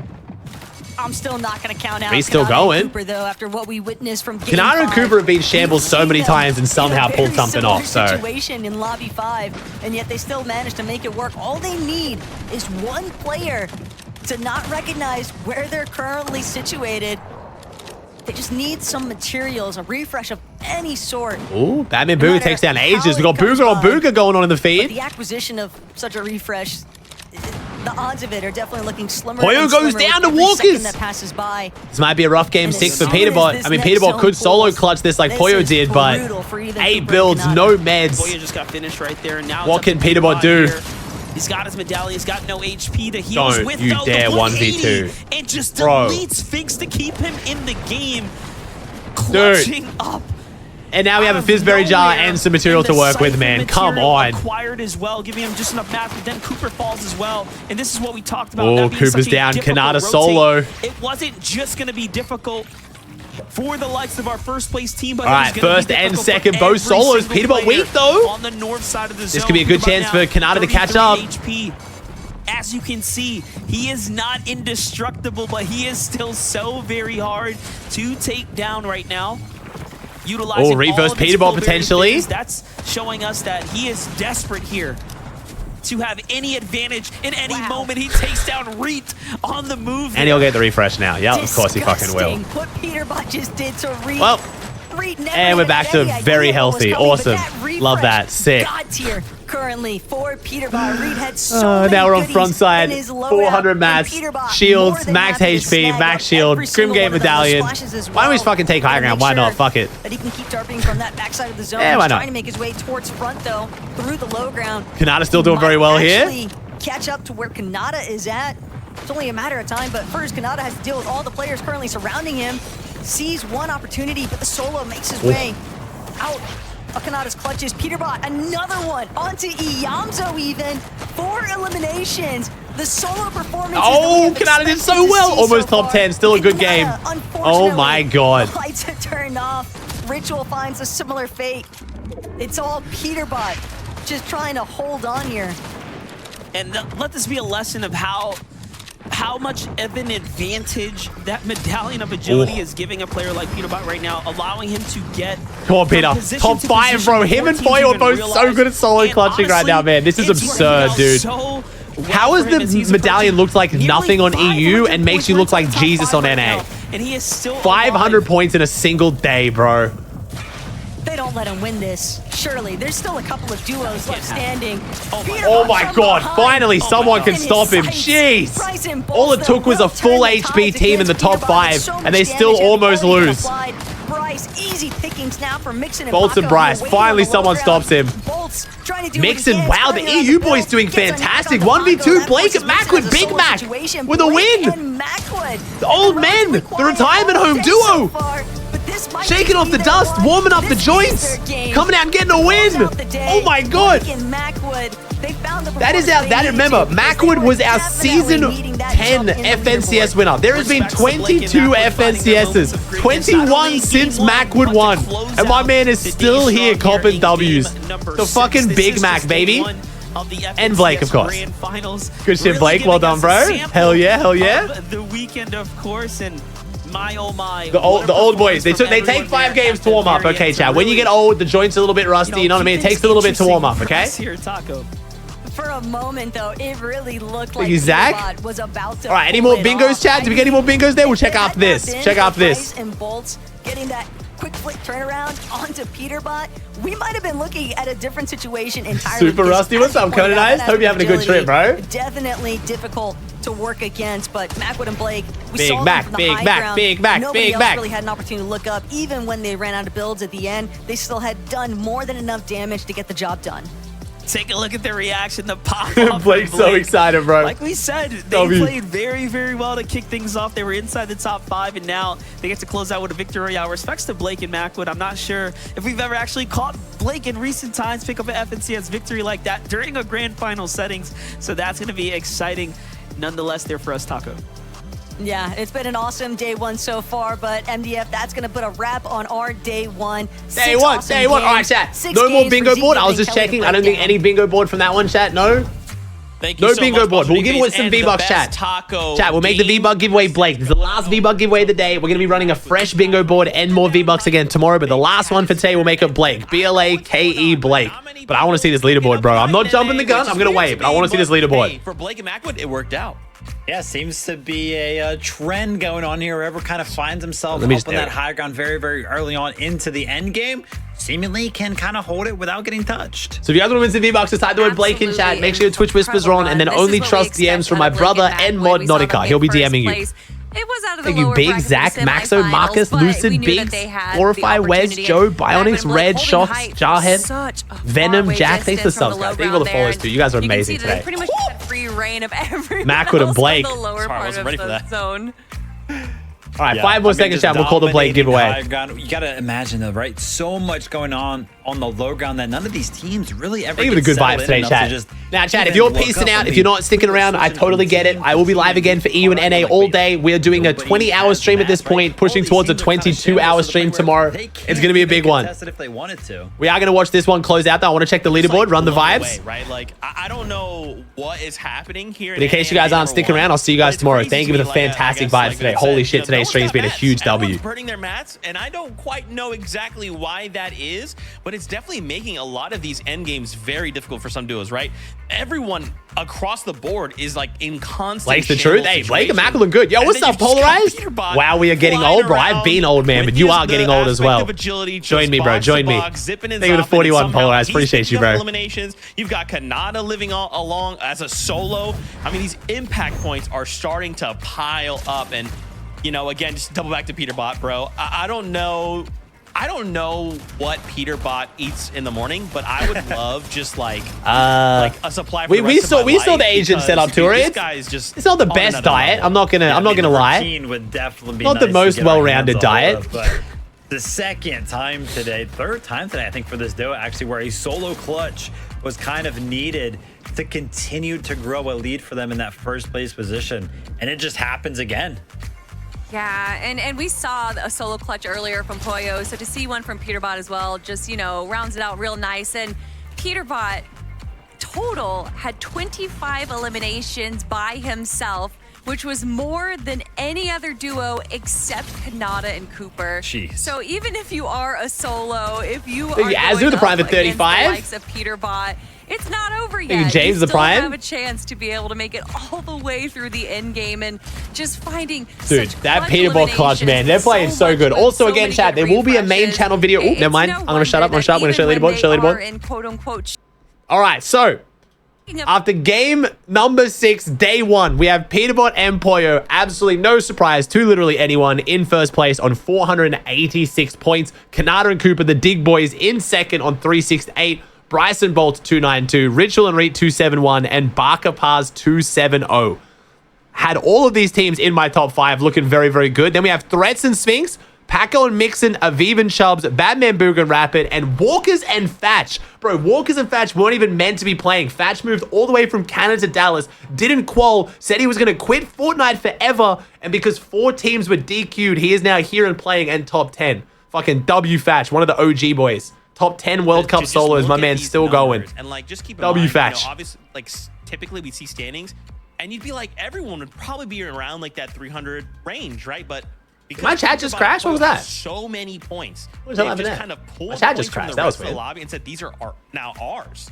And Viv, going into tomorrow. Oh, my chat app crashed. All good. Times multiplier. All they have to do is do this again. Your pick of Bryson Bolts was crazy? I don't think it was that crazy, bro. Bryson Bolts have been looking nuts, man. Everyone's flaming me. Everyone was flaming my predictions, but so far they've looked really good. I don't want to say it. But I don't think they were that bold. It is almost a 120-point lead. But Kanata and Cooper have honestly We'll see. I don't know who's landing on. well today that I would consider them in striking distance. I mean, you got to imagine Peterbot and Pollo have a bad game tomorrow where they get like 30th place. Dude, if I didn't let chat gaslight me and stuck to all my original predictions, my predictions would have been even crazier. I had Mixon and Paco in the top 10. I didn't have Booger and Ages. Honestly, close enough to still be considered. I would have had 8 of the top 10. That is if I didn't let chat interesting to gaslight say, me. Although the major that they won, I'll look at the full leaderboard after this, chat. Look at the full leaderboard after this. They actually had a worse day too, so we do have to look at the format with it being Thank you, 1.5 Marcus. tomorrow. But with how they are performing today, What about Kanata EU? and My EU Cooper, predictions were I would okay, not but I be knew they weren't surprised going to be if they were very able good. to shorten that gap. And Cooper and Kanata absolutely just the elimination that they got. Bro, the fact that Batman Booger's in 9th, so we have 2 of the teams that were not even qualified for the finals in top 10. 2 teams that only got in on DQs are in top 10. That is very cool. Obviously, with 2 days of competition, you have Why did 4 teams get DQ'd? Don't know, bro. Number 1, and then not so It was much. like somewhat one was on an alt account, one switched teammates when they shouldn't have, one was apparently cheating but then wasn't cheating. It's all a bit messy, bro. Do we expect much of that to change tomorrow? Like, how much of a fluctuation could we see going into tomorrow? Do you think a team outside the top 10 today can reach top 3? Oh, 100%. 1,000,000%, bro. Chat, we said this. Last season, we had Marius and Sanguild go from 35th to 4th. It's very, very doable with 1.5 times multiplier on day 2. Very doable. You know, the top of the leaderboard. I don't really know if so 11th to 3rd is nothing. Advantage of a Peterbot and Pollo who are kind of dude, you can get 11th to 3rd in a normal format, let alone a 1.5 times multiplier. Western region to themselves. So you're saying I can top 3? Well, no, anyone got to come up with. Anyone but Muzz, we obviously. already saw it today by like game 2 and 3, people changing up their drop spots, which is usually something that we see in day number 2. So I don't think people are shy away from making those kind of extreme changes, but I think it's too little too late. Peterbot and Pollo are absolutely running away with it unless Kanata is able to. I don't know. They're not going to drop on them. Thank you, Brandon, with the prime. But if something just crazy happens, there is someone might land on Peter. I think someone's going to land on Peter. Surely. Sorry, let me rewrite the script. Yeah, not contest. Sorry, I just backspaced what I wrote before and I wrote that in. So tomorrow that's what we're going to see. I doubt it. We have it. Fortnite fam, thank you guys so much for hanging out with us. We hope you've enjoyed just day 1 of it's been fun, bro. That was extremely Remember, fun. tomorrow we come back 6 games, and then after those 6, we will have FNCS Grand Champions for Major 2, and we'll know the top 3 duos. You think Yasir will? Nah, Yasir is pretty happy landing on Acorn and Cold right now. Tickets are on sale, so if you want to check those out, you want to come by, hang out with us in Dallas, watch more awesome. Yo, Nara, thanks for Prime for 12, dude. Thank you, man. Check it out. Tomorrow, EU is also before us, so watch their games because they're going crazy. All right, we're doing the full goodbye chat. All right, so full leaderboard run through after day number 1. And again, if you guys missed any of the action, I'll be doing a main channel recap video and the highlights will be on my Extra Antics channel. But after day 1, we already ran the top 10, but I'll do it again. Peterbot, Kanata, Bryce, Ritual, Barker, Threats, Paco, Aviv, Batman Booger, Walkers. Then we have G Money with their almost win, playing very well. Yo, what's up, Vivid? Thank you for the prime, homie. Good shit today. Then we have Oliver OG and Larson. Big ups for OG. Blake, Skittles, Aiden, Clicks, Curve, Muzz, Seek, Cam. Man, Muzz in 18th while quadruple conned on the shitty side of fencing is really impressive. I'm not just saying that because I'm friends with Muzz. That's actually very impressive. I thought you guys were in like 40th. Then we've got Cam, Scissor, Victor V, Aaron, Vortec, Yomzo, and Rise. Wow, Yomzo, Rise, and Dukes and Mero, and Ages and Booger. Damn, we got some big names around that top 25. Jeez. Yo, what's up, Paco? Good shit, bro. Hey, I should have stuck to my predictions, Paco. I should have stuck to my prediction, man. Good shit, man. You're doing very well. We've got Vanillas, Krizux, Acorn, Tavern, Mew, Neko, Jutras, Sigma, M-Pen, Ime Fishy, Cease, Zyro, Bacon School, Frost, Braden, Hazens, our Peruvian boys, unfortunately struggling a bit. Then we've got Tank, Poppy Blast, Raze, Yumi, and Visuals. Unfortunately, if you guys missed it, Braids has been having major PC issues, and because of the way that Fortnite stores your hardware ID, if you play on a different PC, it often locks you thinking that you've got someone else playing on your account. So Braids can't even switch PCs. Hopefully he gets that sorted by tomorrow. because it's very fucking sad to see 2 games played from a team that I really thought this was going to be their big pop-off performance. So big feels bad, man. It's a big old feels bad. But, wait, let me just check 1 second, chat. Good day today, though, chat. Thank you for all the follows and all the subs. You guys are amazing. Now, is anyone still going to keep streaming after this?